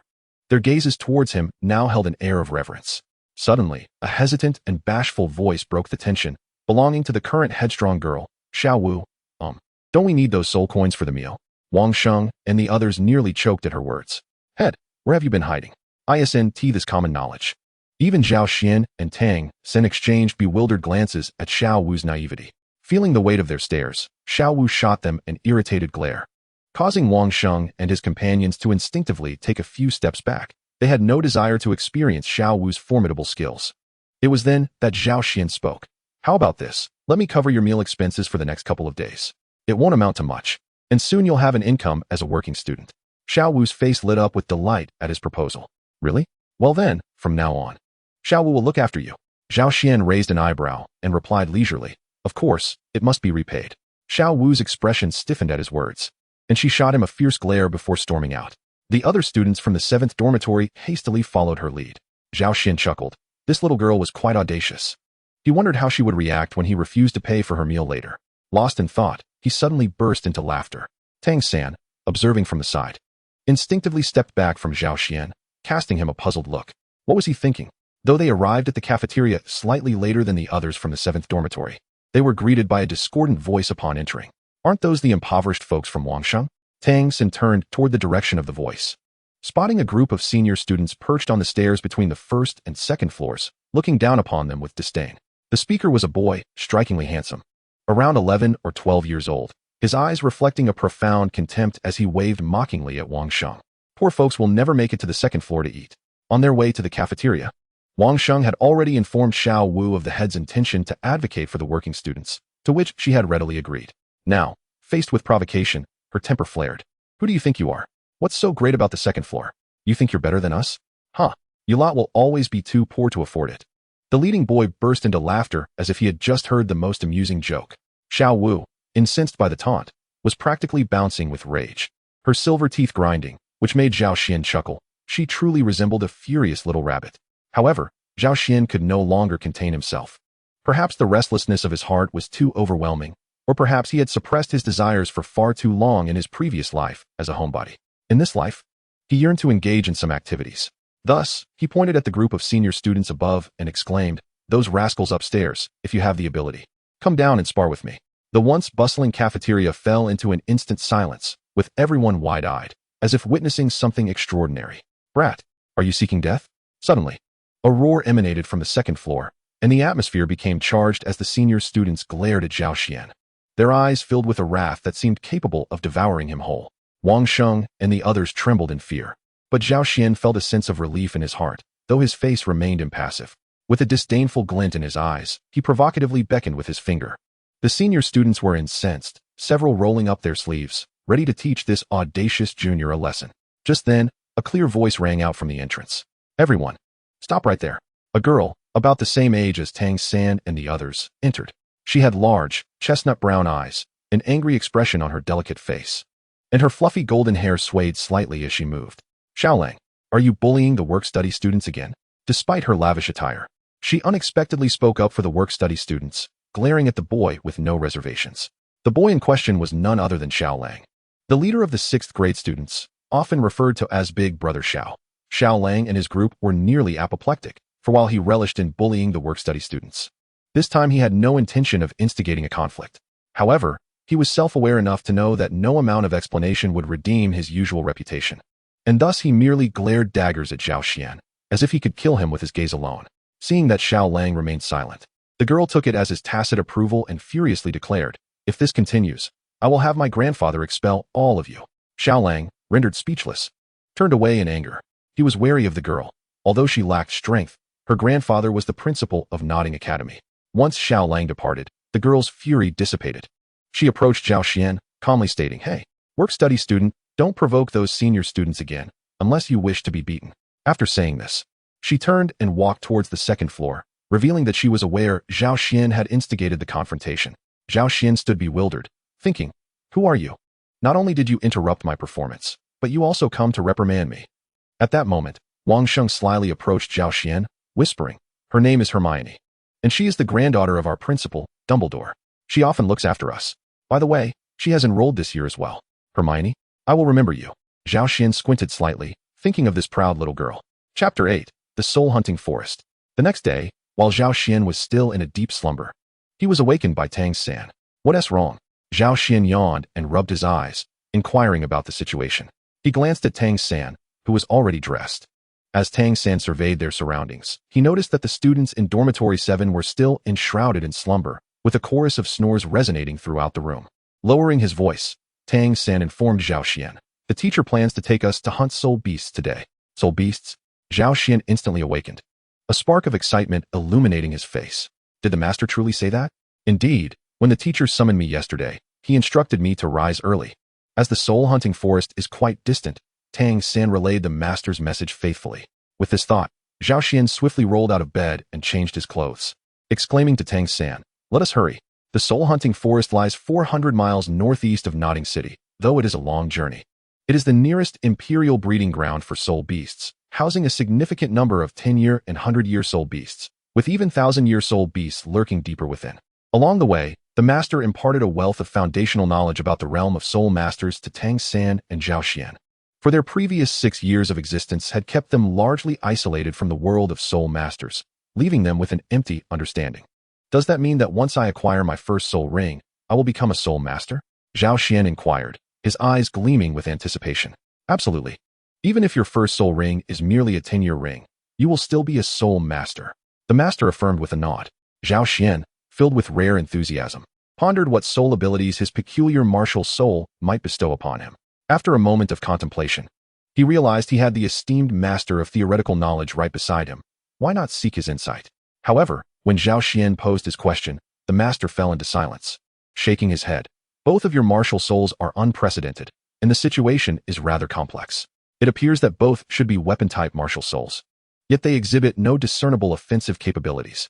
However, the fact that they exhibit innate, full soul power indicates that at least one possesses exceptional quality. The dilemma lay in the novelty of both martial souls, rendering them impossible to classify." Zhao Xian felt a twinge of disappointment. Even the master, renowned for his theoretical prowess, could offer no assistance. It seemed he would have to navigate this uncertain path step by step. The master, too, felt a sense of helplessness. Theoretical knowledge is predicated upon established characteristics, yet when faced with such an uncharted phenomenon, even the most skilled practitioner finds themselves at a loss. He could not ascertain whether these two martial souls belonged to support or another category altogether. A brief silence enveloped the scene, but soon the master took action, producing a belt adorned with 24 exquisite gemstones and handing it to Tang San. "Xiao San, this is for you." Tang San instinctively accepted the beautiful belt, which resembled a luxurious artifact. He looked up and asked, "Master, what is this?" "This is a soul guide, a technique that has been lost to time. It can utilize soul power as a medium to store items. Each gemstone in this belt can hold 1 cubic unit of material, though it is limited to inanimate objects," the master explained. Tang San's face lit up with astonishment. This object could indeed store items. Zhao Xian, observing from the side, could only harbor envy, for this was a gift bestowed upon a disciple by their master. The master, witnessing this, rarely allowed a smile to grace his face. And then he produced a peculiar ring from his robe, extending it towards Zhao Xian. "As for this, it is yours. This soul guide, though it possesses but a single storage space, can accommodate 5 cubic units of items." However, the master suddenly paused, clearing his throat with a few coughs. "If you were to become my disciple, I could arrange for you to receive a soul guide akin to that of Xiao San." Zhao Xian's eyes widened in astonishment. The master had not yet relinquished his desire to take him as a student. Such a material approach was unexpected. Nevertheless, he found himself lacking genuine interest in the dry knowledge that accompanied such a title. Yet, despite his reservations, he swiftly accepted the master's gift. "Master, I graciously accept your gift, but as for the matter of apprenticeship, let's discuss that later." The two exchanged glances, each thinking in unison, old, young, fox. After 2 days of arduous travel, the trio finally entered the realm of the soul-hunting forest, gaining entry after presenting their hand orders at the checkpoint. Once inside the forest, even at its fringes, the master became vigilant. He clasped his hands before his chest, and then swiftly separated them downwards. "Come forth, Luo Sanpao." With a puff, a light purple soul power emanated from the master's palms, and Tang San sensed a surge of soul energy from the master, revealing a creature before him. It resembled a dog, yet its rotund body could easily be mistaken for a pig. Its entire form was adorned with a light purple coat, small drooping ears, and large, gentle blue eyes that blinked softly. Upon seeing the master, it approached joyfully like a puppy, its short tail wagging enthusiastically, its plump posterior swaying. Zhao Xian could not help but chuckle. Had this been in his past life, a flood of comments would have erupted. High energy ahead. Benefits for those who adore rear ends. Step forward, and I shall grant you a bonus. Xiao-san, are you curious about my martial soul? This is it. You may call it Luo San Pao, or simply San Pao. Luo San Pao appeared to comprehend the master's words, its large eyes turning towards Tang San, displaying an endearing eagerness. San Pao, come here. Zhao Xian, fond of cats and dogs, was delighted by the sight of Luo San Pao. The creature hesitated for a moment, casting a glance at the master, who nodded approvingly. It then joyfully scampered towards Zhao Xian, its size being a considerable one, measuring around 1.5 meters in length and notably hefty. However, Zhao Xian, endowed with innate strength, had no difficulty lifting the creature, which was taller than him when upright. In Zhao Xian's embrace, little San Pao repeatedly licked his cheek, provoking laughter from Zhao Xian. Observing Zhao Xian's merriment, Tang San shook his head and turned to the master with a query. The master, while addressing Tang San's inquiries, proceeded deeper into the soul-hunting forest. Suddenly, San Pao bounded from Zhao Xian's arms, its gaze fixated on a patch of grass, emitting a series of curious sounds. The master hastily positioned himself behind Tang San and Zhao Xian, explaining, San Pao has a keen sense of smell, he must have detected something. Suddenly, the grass rustled, and a figure leaped onto a tree, resembling a vigilant cat, observing them intently. The master exhaled a sigh of relief and remarked nonchalantly, it is merely a 10-year-old spotted cat. San Pao, let us not disturb it. Throughout their journey, Tang San and Zhao Xian were awestruck by the myriad forms of soul beasts, each more peculiar than the last. There were no bounds to their imagination. However, the master refrained from allowing Tang San and Zhao Xian to engage with them, for these were merely 10-year soul beasts. Each soul ring is of paramount importance to a soul master, as a potent soul ring can bestow numerous benefits, particularly for Zhao Xian. Though your martial soul is quite extraordinary, do not settle for anything less than the best, he advised. By the way, have you decided which martial soul you will attach a soul ring to? The master inquired, having previously discussed with Zhao Xian how to maximize the efficacy of his 2 martial souls. After a moment of contemplation, Zhao Xian replied, let it be the phone. Very well, the master nodded. After an extensive search, despite encountering several suitable soul beasts, the master remained patient and continued his quest without haste. The chosen campsite was nestled in a depression, surrounded by towering trees and intricate terrain. As twilight descended, the forest was anything but tranquil. The chorus of insects, birds, and the roars of wild beasts echoed through the air. Suddenly, Luo San Pao stood up and began to bark at a particular direction. The 3 were instantly alert, focusing their attention towards that spot, where, shrouded in shadows, several ghostly green lights approached them. Ghost shadow wolves. This could be troublesome, the master remarked in a subdued tone.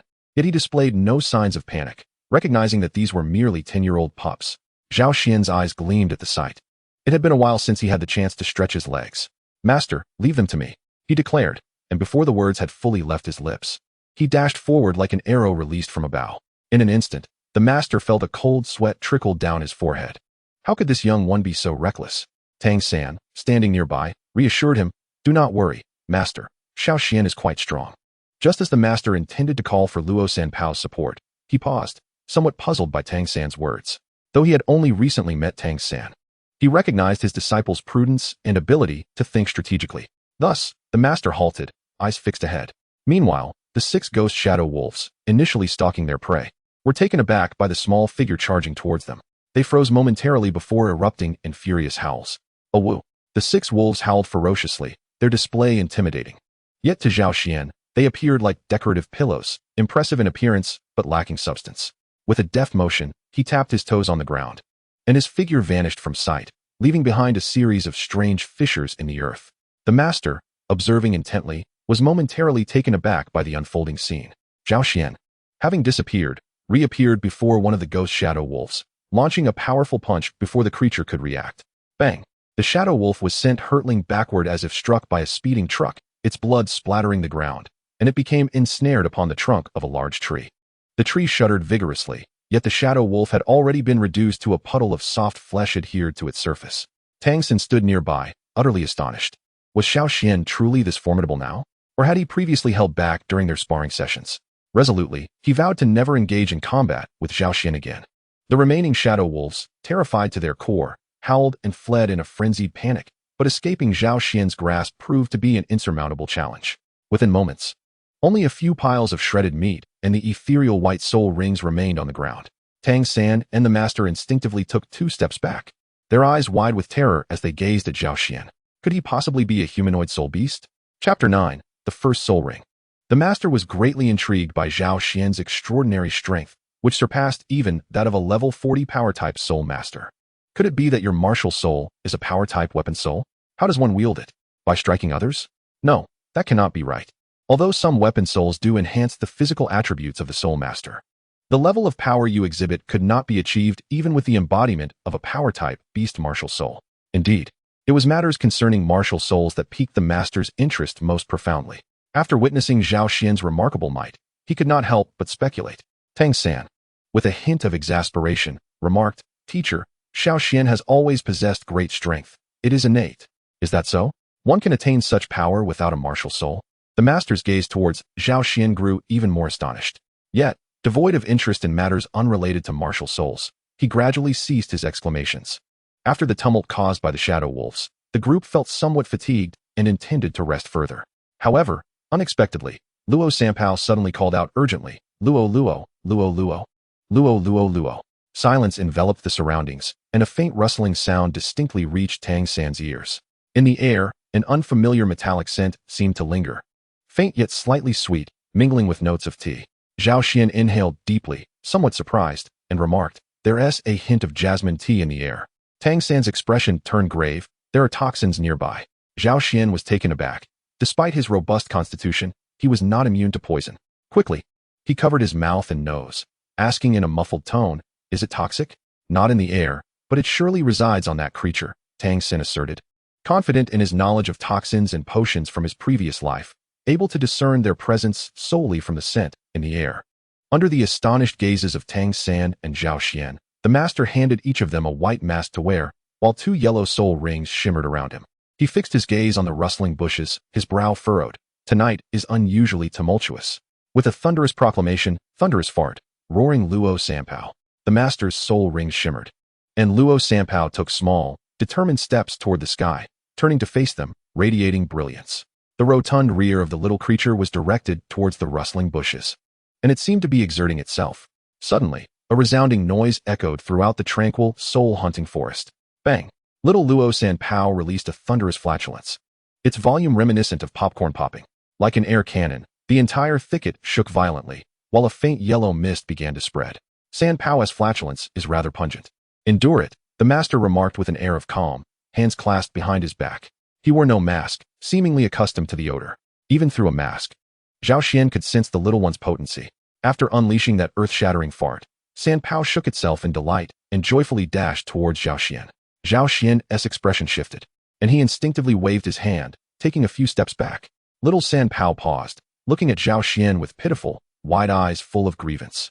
At that moment, a sudden movement in the bushes occurred, as a massive figure lunged forth, its gaping maw aimed directly at Luo Sanpao.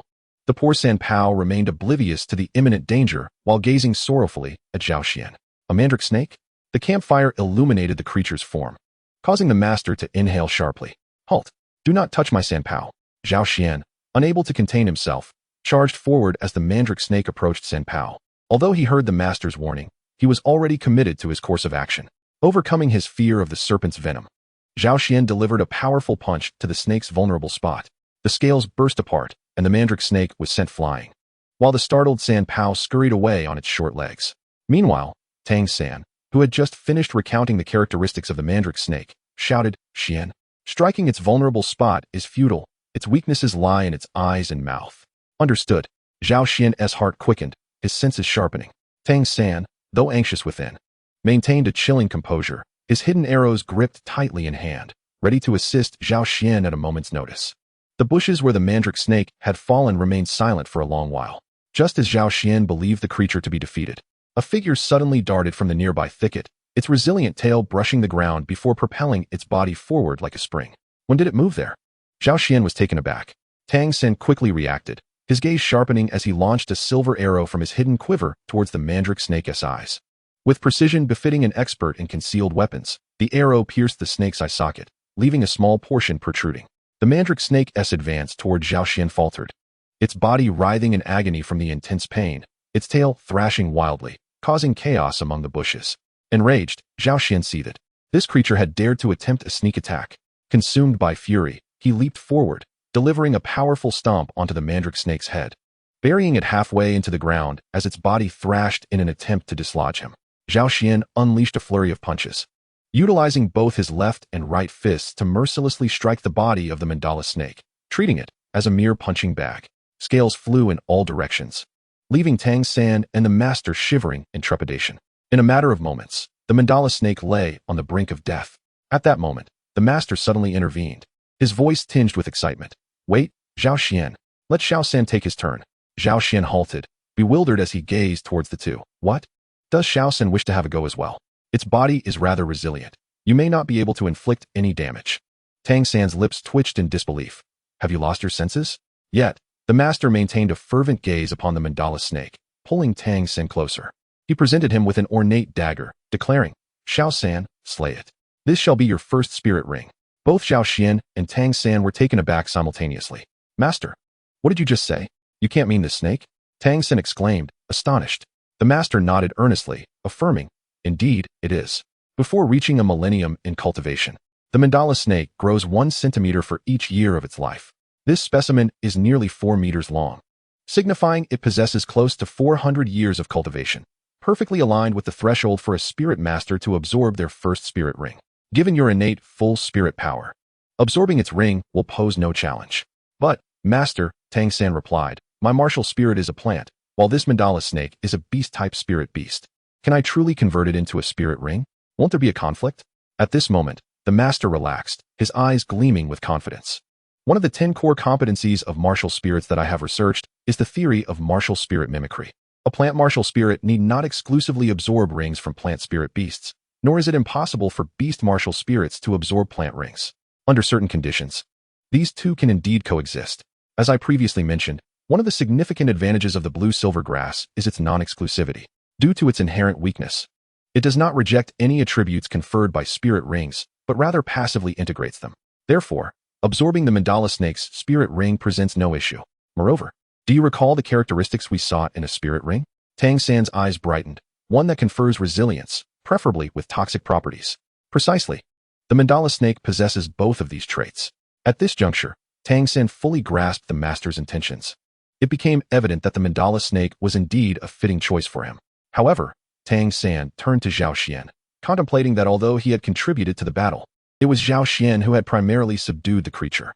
The master, too, had come to this realization, directing his gaze toward Xiao Xian.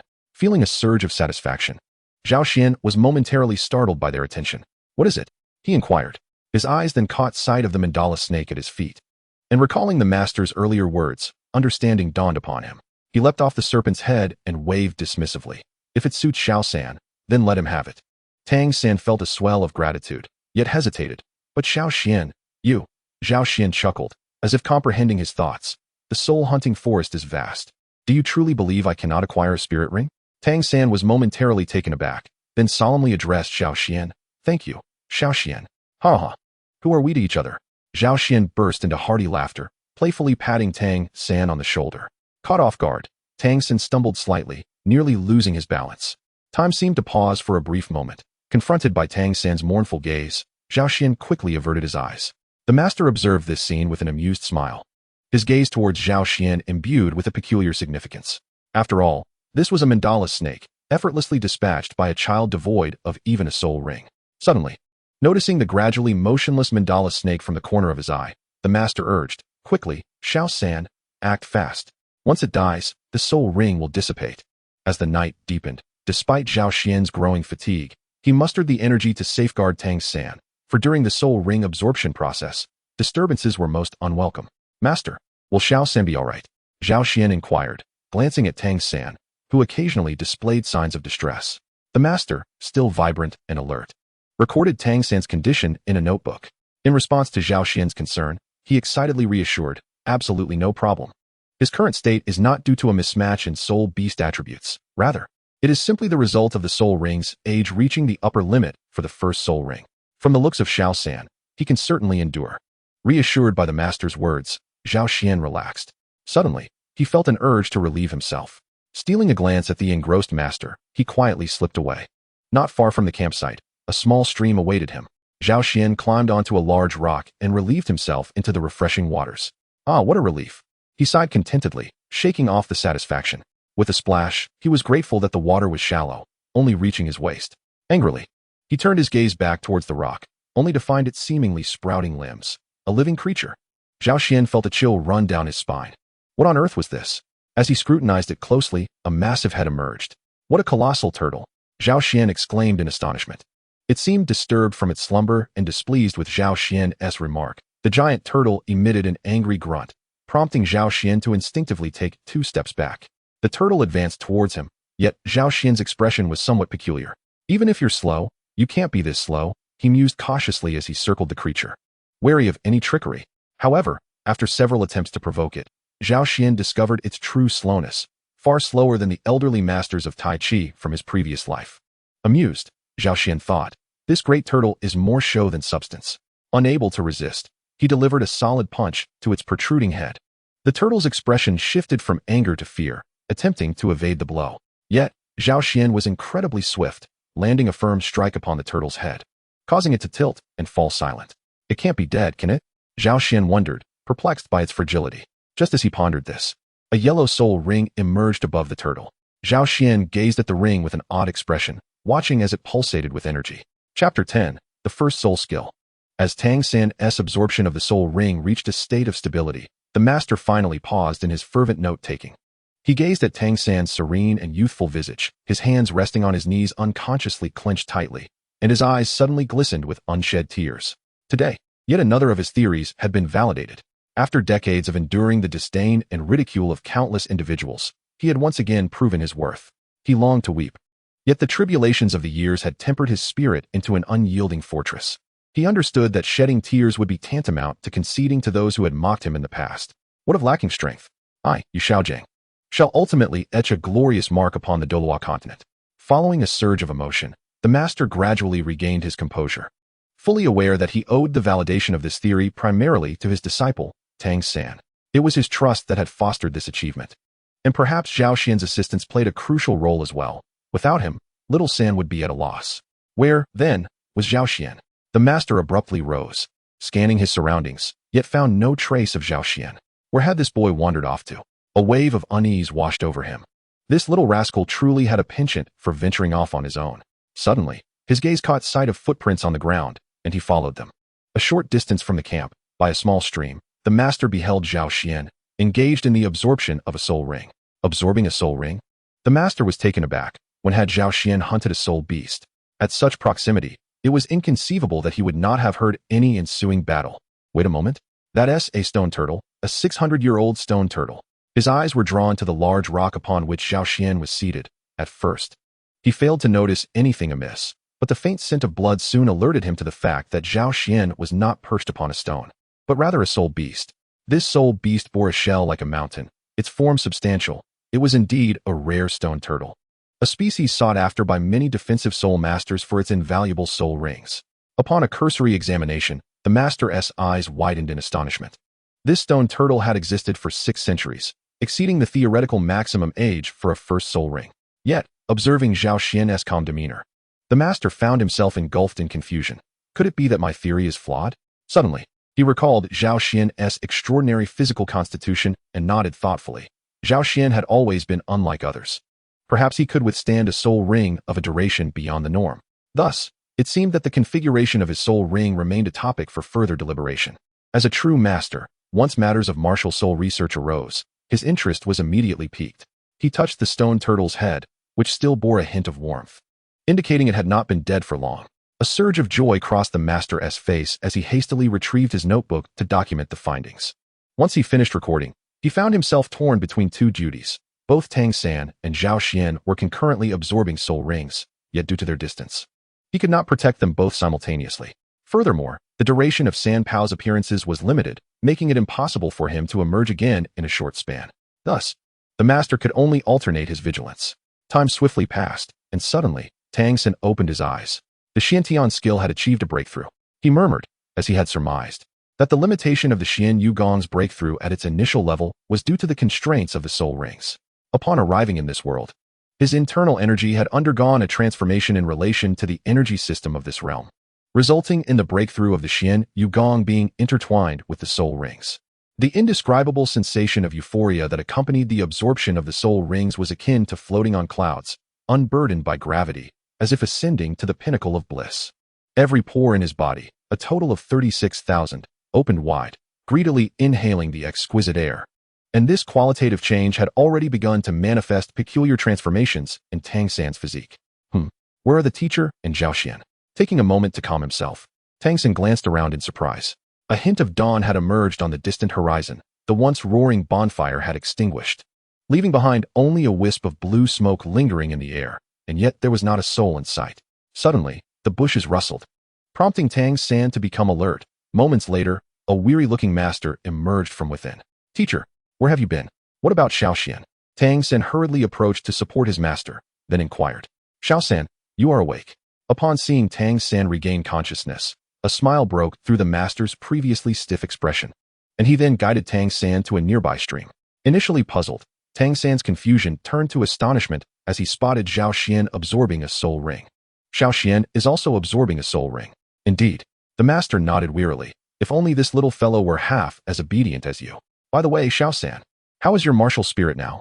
With the thought that Tang San had completed the absorption of the soul ring, the master's fatigue seemed to diminish significantly, and he inquired with anticipation. My martial spirit? Tang San demonstrated for his master as a tender shoot of blue-silver grass emerged from his palm, swiftly followed by a flurry of deep blue-silver grass shooting forth around him. They bore peculiar patterns, and compared to their previous half-finger width, the current blue-silver grass had expanded to 3 fingers wide, the blades now thicker, slightly raised at the tips, resembling a multitude of mandala snakes poised for attack. One strand of blue-silver grass, like a mandala snake, coiled around a tree trunk of an arm's thickness, and with a gentle tug, Tang San bent the small tree downwards. The master's face lit up with joy. Indeed, as I had anticipated, this mandala snake grants it remarkable resilience. Perhaps it even possesses the venom of the mandala snake. Tang San was astonished as well. Was this truly still blue-silver grass? He could sense that even after ensnaring the small tree, the resilience of the blue-silver grass had not yet reached its limits. With a thought, a clear yellow soul ring rose from beneath Tang San's feet, and he commanded the soul ring to unleash his first soul skill. As the yellow soul ring illuminated, dozens of strands of blue-silver grass shot forth, enveloping an area of 10 meters in circumference like a fishing net, ensnaring everything they could cling to, tightly wrapping around them, much like a mandala snake capturing its prey. A small bird, caught unawares, was ensnared, powerless to resist. Quick, let me see it, the master urged. Tang San controlled the blue-silver grass, presenting the ensnared bird to his master. The small creature had its eyes tightly shut, appearing as if it were lifeless. The master gently caressed the little bird, then stroked his chin with a hint of regret, shaking his head. It is numb. A pity it did not inherit the toxicity of the mandala snake. However, a smile soon graced the master's face. Yet, this is still quite good, as it validates my hypothesis. The master paused for a moment, then looked earnestly at Tang San and said, Little San, thank you. Tang San felt somewhat at a loss. Having taken the master as his mentor, he regarded him as a father. Naturally, he was delighted to have realized the master's long-held theories. Just then, a soft sound interrupted his thoughts. The master and Tang San instinctively turned to look, and Zhao Xian slowly opened his eyes under their gaze. Master, Little San, Zhao Xian greeted as he opened his eyes. Xian, have you succeeded? The master inquired tentatively, as this soul ring had surpassed theoretical limits, leaving the outcome uncertain. If you are referring to the soul ring, then yes, Zhao Xian replied, unable to suppress a smile. His excitement evident. The master trembled with excitement and quickly took out a notebook, asking eagerly, Do you feel any discomfort? Has your martial spirit changed in any way? Zhao Xian pondered for a moment before shaking his head. No, not at all. The master jotted this down and solemnly asked, What about your soul skill? What type is it? Attack, defense, or support? Pausing, Zhao Xian scratched his head. I'm not quite sure. How about you feel it for yourself, master? With that, a radiant yellow soul ring emerged beneath Zhao Xian's feet, and a mobile phone appeared in his hand. As the soul ring shimmered, an invisible light struck the master. The master's body stiffened, becoming immobile. Tang San was startled, preparing to inquire about Zhao Xian, only to find the master suddenly able to move again. However, the master's gaze seemed somewhat astonished. Is this confinement? Zhao Xian nodded. Indeed, this is the effect of my first soul skill. It can confine a person for 1 second, and as my soul power increases, the duration can extend. The master was astounded. This was an extraordinary skill, involving the power of space. In moments of great significance, even a fleeting mistake could lead to failure, let alone a second or several seconds. For Zhao Xian at this moment, even 1 second was sufficient for his immense strength to strike another. Suddenly, the master seemed to recall something and quickly asked, "What is its range?" Zhao Xian carefully assessed, within a radius of 10 meters. The target is not limited by soul power level. Not limited by soul power level. Are you a monster? The master nearly gasped in disbelief. This soul skill was truly unparalleled. Zhao Xian chuckled, feeling quite proud. Suddenly, he paused, sensing a familiar resonance. Let us call my first soul skill immovable. He recalled a telecommunications operator from his past life, which seemed fitting, regardless of whether you had a high-end smartphone or a low-end one. As long as you used my card, I could render you immobile at certain moments. Yes, this aligns well with the soul skill. Chapter 11, The Return. Is it really that exaggerated? Tang Sen covered his face, feeling the heat of embarrassment from the gazes of those around him. After all, he had only spent a few days in the forest. Did it warrant such exaggeration? The master, however, chuckled lightly and addressed the two of them. By the way, now that you have become soul masters, you may visit the spirit hall in the center of the city. Not only can you test your soul power there, but upon registration, you will also receive a monthly subsidy of 2 gold soul coins. This will be quite beneficial for you. Zhao Xian was taken aback. The spirit hall is so generous? They must be quite wealthy. The smile on the master's face faded, and with a profound gaze, he stated, "They are not as generous as you think. This is merely a benefit provided by the Empire for soul masters. They are merely the distributors." How foolish of the Empire, giving all the benefits to the spirit hall. Zhao Xian scoffed, realizing that while he exerted himself, all the fame went to the spirit hall. Perhaps some were aware that the funds originated from the Empire, yet they were more cognizant of the fact that the money was collected from the spirit hall each month. Isn't that the truth? The master remarked, his tone laden with meaning, and Tang Sen discerned a hint of sarcasm. He pondered this, sensing the teacher's apparent discontent with the spirit hall. Nevertheless, regardless of the circumstances, the money was essential. After all, it was a subsidy distributed by the Empire, 2 gold soul coins. 1 gold soul coin could sustain an ordinary family for several months, let alone 2 in the span of a month. While it may not afford a luxurious lifestyle, it would certainly ensure a comfortable living. My father earns only 1 gold soul coin a month, and I, having just become a soul master, will receive 2. This profession of soul master is indeed quite promising. Tang San felt a surge of excitement. In this world, due to the influence of soul masters, blacksmiths lived in relative hardship, coupled with Tang Hao's despondency. Their family earned merely 20 to 30 silver soul coins a month, and with Tang Hao's daily drinking, their situation was even more dire. In the Douluo Continent, whether in the Heaven Do Empire or the Star Luo Empire, the spirit hall in any city stood as a landmark of that city. The two merely inquired of a passerby and successfully found the location of the spirit hall. Upon entering, Zhao Xian suddenly spotted a familiar figure. Isn't that Master Su Yuntao? Zhao Xian did not lower his voice, and the figure, who had been facing away from them, turned around in surprise. Oh, it's you two little ones. Su Yuntao approached them, having awakened soul masters for many years, yet he had a distinct memory of these two. What brings you here, little ones? Su Yuntao asked curiously, not expecting to see them here, especially since it was quite far from Holy Soul Village. Testing soul power? Aren't your innate full soul powers both at level 10? Su Yuntao questioned, puzzled, only to widen his eyes in astonishment. You haven't already acquired your first soul ring, have you? The two nodded affirmatively. Su Yuntao was momentarily stunned. And after a while, he said, come with me. To test your soul power, we must seek Master Maximus. He sighed, reflecting on how terrifying it was to have innate full soul power. How long had it taken him to become a soul master? 5 years? 6 years? Is this truly a church? It feels more like a malignant tumor of capitalism. Accompanying Su Yuntao deeper into the spirit hall, Zhao Xian couldn't help but internally express his disdain. The spirit hall not only sprawled over an extensive area, but also boasted extraordinarily luxurious facilities. Although it appeared antiquated, the age-old charm could not conceal the resplendent opulence and grandeur within. The group arrived at the door of an office, where Su Yuntao knocked lightly. Come in, came a venerable voice from within. The office was bright and spacious, with an expansive desk behind which sat an elderly gentleman clad in immaculate spirit master attire, adorned with the distinguished 3-sword emblem, signifying his status as a grand spirit master. Yuntao, what brings you here? He inquired, noticing the two youngsters behind Su Yuntao. Master Masayuno. They are here for their advancement assessment, and spirit power level evaluation, Su Yuntao replied. Master Masayuno paused, glancing at the two with surprise, as if a realization dawned upon him. After a moment of contemplation, he remarked with a hint of admiration, "So, these are the two innate full spirit power individuals from your village. Quite impressive indeed. Follow me. The tests must be conducted in the spirit laboratory." Rising from his seat, Master Masayuno led them to the spirit laboratory, a vast chamber measuring around 200 square meters, illuminated by a massive floor-to-ceiling window. He instructed Tang San to stand upon a spirit array reminiscent of the one used during a spirit awakening and to unleash his spirit. Tang San positioned himself at the center of the marked pattern, raising his right hand, and with focused intent, he released the inner energy of the Xiantian skill, which flowed forth in tandem with the warm currents brought forth by his blue-silver grass spirit.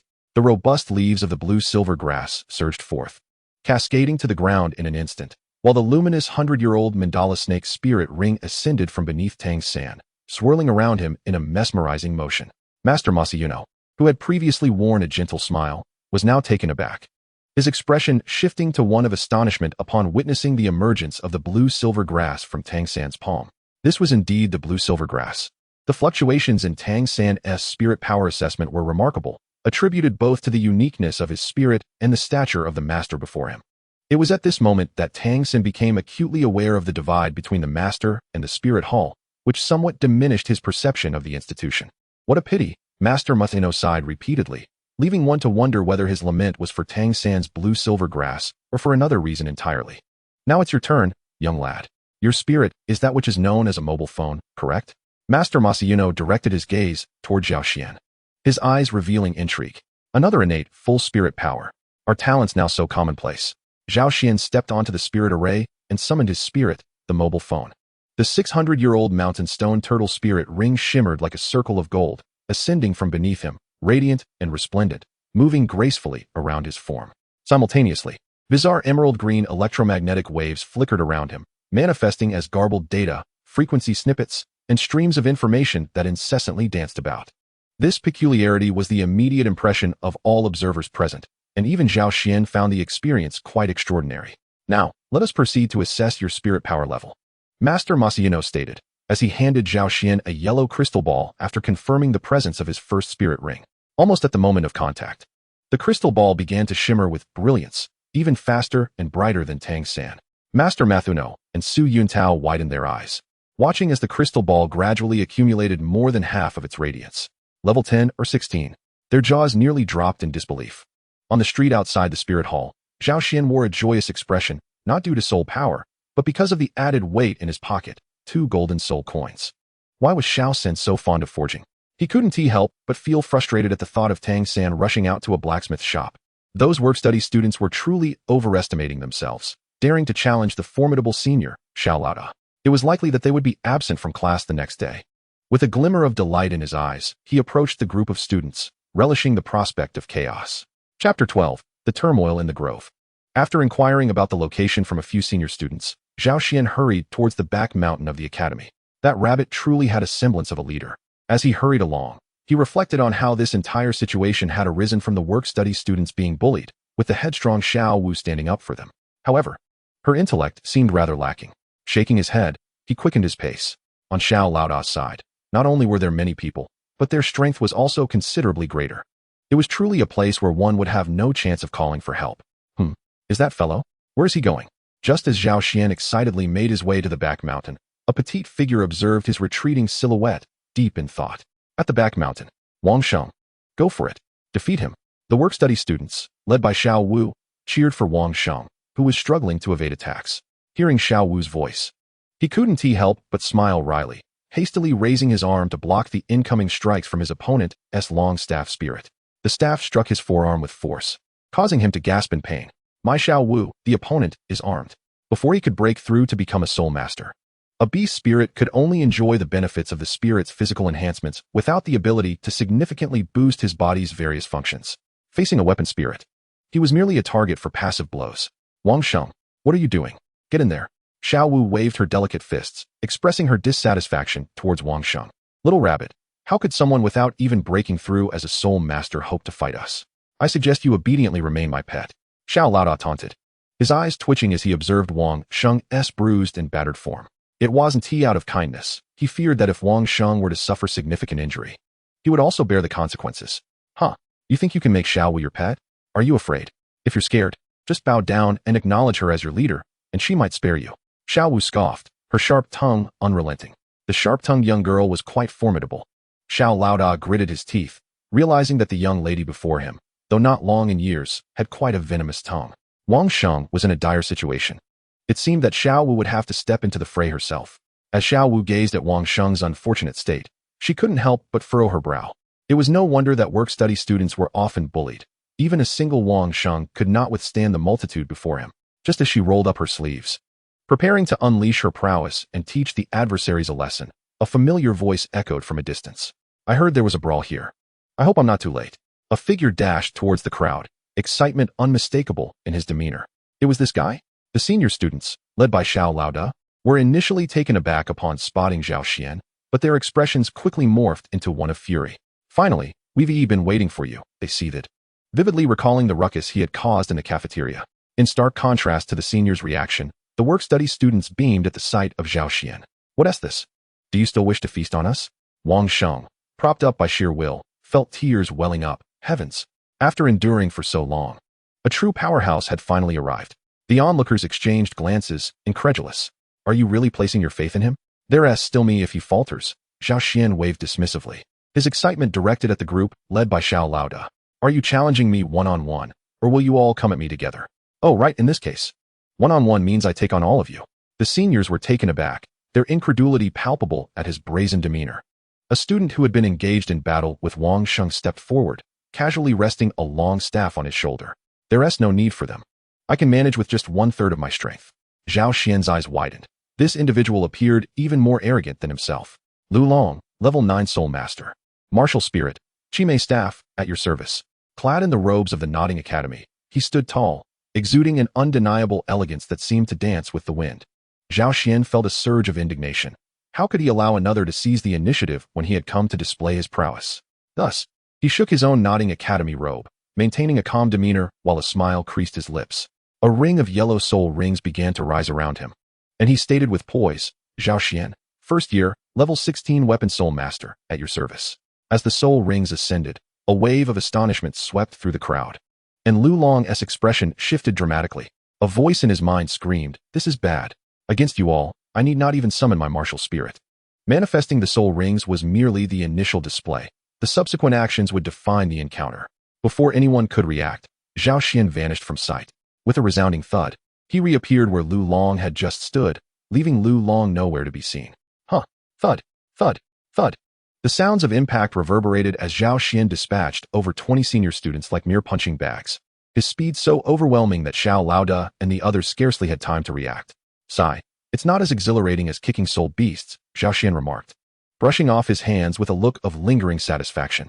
In order to avoid causing injury to the esteemed Xiao Xian employed a delicate finesse, which starkly contrasted with the reckless abandon he exhibited when confronting the soul beasts. This experience, restrained as it was, lacked the thrill of unbridled freedom. The nearby work-study students stood in astonishment, unable to comprehend that the formidable adversaries they had once feared, Xiao and his companions, had been so easily subdued. Overwhelmed by shock, Sister Xiao Wu found herself at a loss for words. Ordinary, I suppose, Zhao Xian mused internally, relishing the exhilarating sensation of invincibility. At that moment, he felt an overwhelming urge to sing a ballad about the profound solitude that accompanied such power. Zhao Xian. Suddenly, an enraged voice pierced the air, drawing his attention. Is there anyone else who dares to challenge me? Zhao Xian furrowed his brow, impressed by the audacity of this group. However, he wondered if any of the individuals he had just bested were female. Turning to look, he spotted a cute young girl with fluffy golden hair marching towards him, her little boots clattering with determination. Is that not Hermione, the granddaughter of the dean, known for her fierce disdain for injustice? Zhao Xian's heart sank as he realized the potential ramifications of her wrath. The young girl glared at him, surveying the lamenting upperclassmen around her before exclaiming, Zhao Xian, we are all classmates. How could you act in such a manner? Zhao Xian shrugged dismissively. What have I done? They simply lack skill. Should I be blamed for that? Even in a spar, one must not strike too harshly. Hermione retorted, her brown eyes wide with indignation. They're not missing any limbs. How can you call this excessive? Zhao Xian countered. Why not ask them if they are truly injured? The sprawled students on the ground felt a chill at his words, Truth be told, they had sustained little harm. Their inability to rise was merely a matter of pride. Stealing glances at Zhao Xian, they seemed to convey a silent warning to maintain their facade. Under the pressure of Zhao Xian's presence, they hastily sprang to their feet, brushing off the dust and exclaiming, "We are fine. Really, we are." Hermione was taken aback. These individuals were genuinely unscathed? This revelation left her feeling somewhat awkward. Suddenly, she caught sight of Zhao Xian's smug expression, which ignited her frustration anew. "Just wait," she declared, turning back towards the academy. Zhao Xian scoffed. "What am I waiting for? I have committed no wrongdoing." Out of the corner of his eye, he noticed the trembling upperclassman nearby, and a sense of ennui washed over him. He gestured towards Sister Xiao Wu and said, "Remember your agreement. This is your leader now." Xiao and his companions widened their eyes, eager to protest. "Did you not defeat us?" However, upon meeting Zhao Xian's malevolent gaze, they wisely chose silence. Thus, a reluctant chorus emerged as they addressed the beaming Sister Xiao Wu. "Sister Xiao Wu." After some time, the master emerged from the dean's office, his teeth clenched in frustration. "That little brat. How dare she accuse me of inciting a brawl? Has she lost her senses?" Although the dean had merely summoned him for a conversation due to his connection with the master, this slight was not forgotten.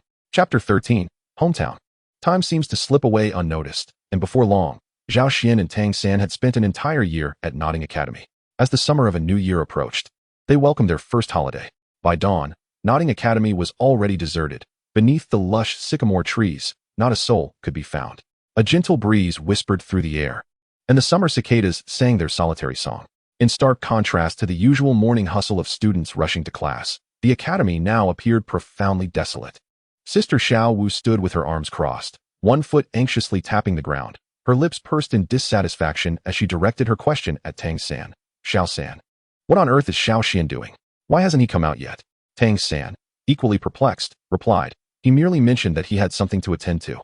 I am unaware of the specifics." After a prolonged wait, Zhao Xian emerged from the depths of the academy, running towards them. The moment Tang San caught sight of the mischievous grin on his face, he had a vague inkling of what Zhao Xian had been up to. Zhao Xian hurriedly exclaimed to Tang San and Xiao Wu, "Let us depart swiftly." Shenghan Village, a tranquil and serene hamlet, was the cherished hometown of both Tang San and Zhao Xian. They returned to Shenghan Village by midday the following day. After traversing a meadow carpeted with blue-silver grass and ascending a hill, the village came into view. Blue-silver grass, a common sight throughout Douluo Continent, may appear inconspicuous when standing alone, yet when gathered in clusters, it reveals astonishing beauty. The vibrant green, tinged with a hint of sky blue, glistened with dewdrops that sparkled in a myriad of colors. Amidst this sea of grass, clusters of small flowers bloomed, brilliant blue, pure white, crimson, and deep purple. You may never truly understand the beauty that lies within the ordinary. Zhao Xian and Tang San parted ways at a small bridge at the entrance of Shenghan Village, one heading north and the other west, while Xiao Wu accompanied Tang San. Over the course of the year, Zhao Shi and Mu Qin would often visit Zhao Xian, while Tang Hao, what a dreadful father he was. Zhao Xian felt a sense of injustice for Tang San. Walking along a forest path and through a corner of a small grove, Zhao Xian finally beheld a long-missed sight. A fence constructed of scattered stones enclosed a quaint little house, with various common vegetable vines climbing over it. Nestled within the fence was a charming cottage, beside which stood a jujube tree, and at that moment, a figure was energetically chopping firewood in the courtyard. Seeing that familiar figure, Zhao Xian couldn't help but smile. Slowing his pace to approach stealthily, just as he reached the back of the figure, he suddenly exclaimed, "Wow." The unexpected sound startled Zhao Shi, causing him to nearly chop his own foot. That voice sounds somewhat familiar. Hearing the commotion, Mu Qin emerged from the house, and upon seeing the longed-for figure, her face lit up with joy. "Xiao Xian, you are back from your holiday." "Huh, what did you say, Dad? Uncle Tang Hao has left?" Zhao Xian inquired after finishing his lunch, overhearing Zhao Shi. Zhao Xian's expression suddenly changed, and he murmured, "This is not good. I must check on Xiao San." Unable to shake off his concern for Tang San, Zhao Xian hastily departed after leaving a few words behind. Upon arriving at the Tang family residence, Zhao Xian observed Xiao Wu standing outside, appearing rather helpless. Her countenance brightened upon seeing him. "Zhao Xian, is Tang San inside?" she inquired. Zhao Xian replied, "Yes, his father seems to have disappeared, leaving behind a letter." After reading it, Tang San has remained motionless. "I shall take a look." As he stepped inside, Zhao Xian was nearly overwhelmed by the pungent aroma of alcohol. The room was in disarray, indicating that without Tang San's presence, Tang Hao had indeed descended into disarray. Tang San stood in the center of the room, staring blankly at the letter in his hand. his frail figure exuding an air of helplessness. Zhao Xian couldn't help but rub his forehead, lamenting, "Alas, Uncle Tang Hao, you truly have caused much suffering." In a few swift strides, Zhao Xian seized the letter from Tang San's grasp, crumpling it and discarding it. "I am already aware of your situation, Tang San," he said, feigning gravity. "Undoubtedly, Uncle Tang Hao has informed you. He simply has matters to attend to, not a permanent departure." Tang San's expression shifted, his gaze flickering. Meanwhile, Zhao Xian's mind raced as he endeavored to persuade him. He may have compelling reasons for his actions. Have you ever witnessed any peculiar behavior from him over the years? No. To my recollection, none at all. Uncle Tang Hao's sudden absence must be linked to an urgent matter of great significance to him. I have never seen him so despondent. Perhaps this signifies a transformation. One must consider that Uncle Tang Hao's years of gloom remain shrouded in mystery. Perhaps this time holds the answer. At this thought, Zhao Xian was taken aback, realizing the soundness of his own reasoning. Uncle Tang Hao's prolonged despondency surely bore a cause. His abrupt departure could very well be connected to it. Captivated by Zhao Xian's conjectures, Tang San's eyes gleamed with hope. Could it be that father is striving to resolve something? Might this be the very reason for his long-standing melancholy? He pondered internally. Suddenly, Tang San's expression darkened with concern. The circumstances that had led to Uncle Tang Hao's years of despair must be complex, perhaps even perilous. Observing this, Zhao Xian cautiously placed a reassuring hand on Tang San's shoulder. "Do not fret excessively, Tang San. Fortune favors the virtuous, and even if Uncle Tang Hao is in danger, it is likely beyond our capacity to assist." As he spoke, Zhao Xian himself was astonished by his own deductive prowess. He suddenly recalled Tang San's two martial spirits and the master's theories. Given Tang San's innate full spirit power, it must stem from an exceptionally high-quality martial spirit. The blue-silver grass was evidently not the source, so it must be the other hammer. Could a hammer of innate full spirit power be anything less than extraordinary? And as Uncle Tang Hao is a blacksmith, does this not form a perfect match? The hammer must surely be inherited from Uncle Tang Hao. By heavens, I seem to have uncovered a remarkable secret. At this moment, Zhao Xian suddenly felt a twinge of worry. Uncle Tang Hao might very well be a reclusive master of extraordinary prowess, following the conventions of martial arts novels from his previous life. The reasons for residing in the Sacred Soul Village could be attributed to either fleeing from enemies, growing weary of the martial world, or being wounded by love, all of which are no trivial matters. Given the circumstances of the Tang family, the likelihood of the latter is considerably higher. The causes of Uncle Tang Hao's despondency could stem from the untimely death of Little San's mother due to some unforeseen event, or perhaps from a circumstance that prevented him from rescuing her. According to the narrative, if Little San's mother has indeed passed away, then Uncle Tang Hao's journey would undoubtedly be one of vengeance. If she remains alive, then it might be a quest for salvation. Regardless of the scenario, danger lurks ahead. However, upon witnessing the troubled expression on Tang San's face, Zhao Xian's heart softened.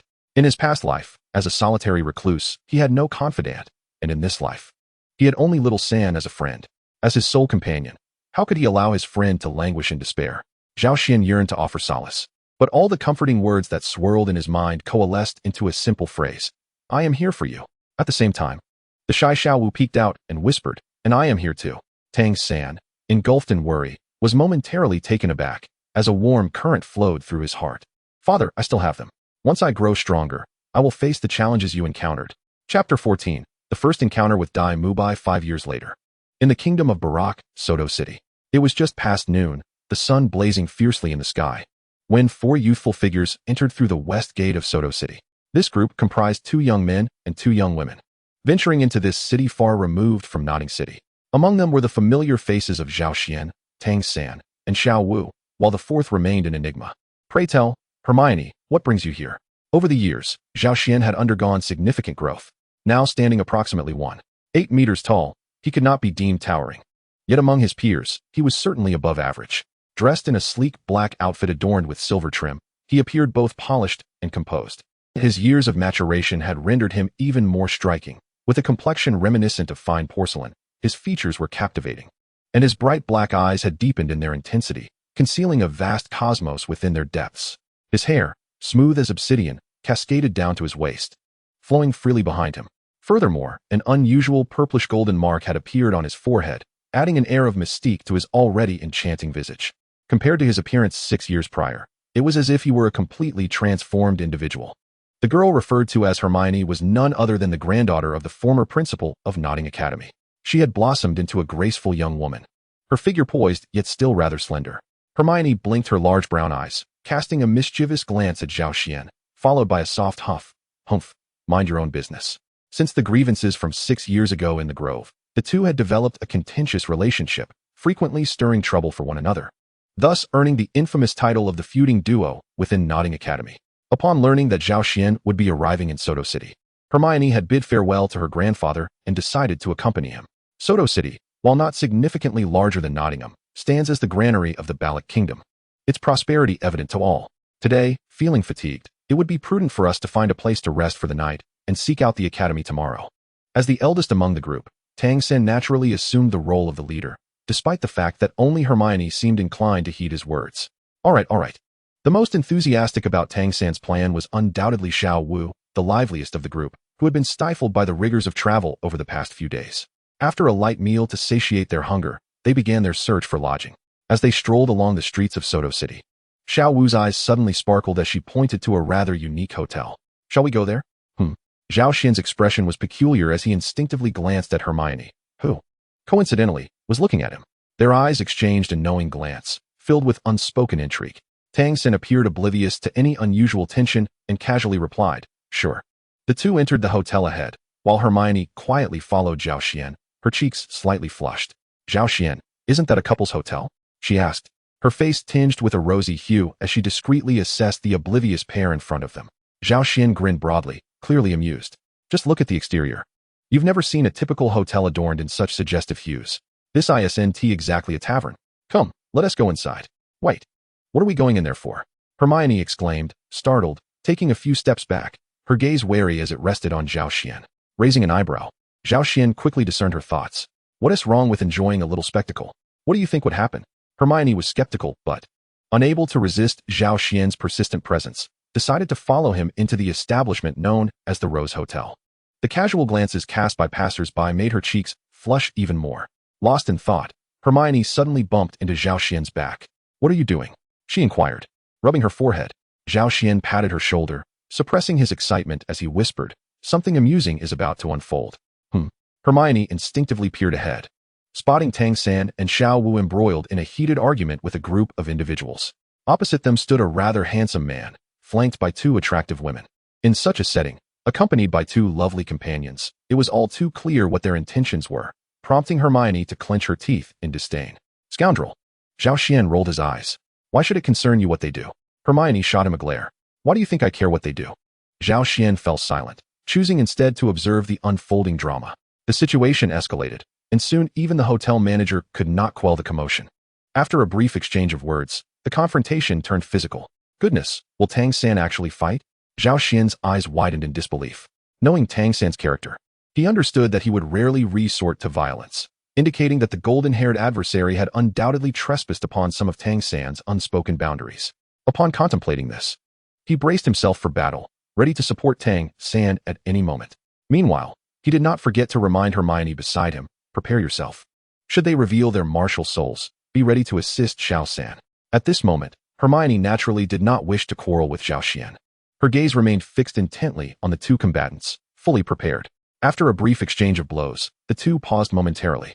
Dai Mubai's expression soured as he reluctantly acknowledged that he had underestimated his opponent. The youth before him, seemingly a few years his junior, possessed strength far exceeding his expectations. Shall we continue? Tang Sen inquired calmly. Dai Mubai smiled, a peculiar glint flashing in his eyes. If one were to encapsulate his feelings in words, it might be described as the thrill of the hunt. Why not? It has been quite some time since I have encountered such an intriguing adversary. Tang San's eyes gradually sparkled with interest as he observed that Dai Mubai had transformed. Previously aloof and indifferent, he now radiated fervent battle intent. White Tiger, manifest. A surge of intense pale light erupted from Dai Mubai, his arms extending outward while his chest puffed up.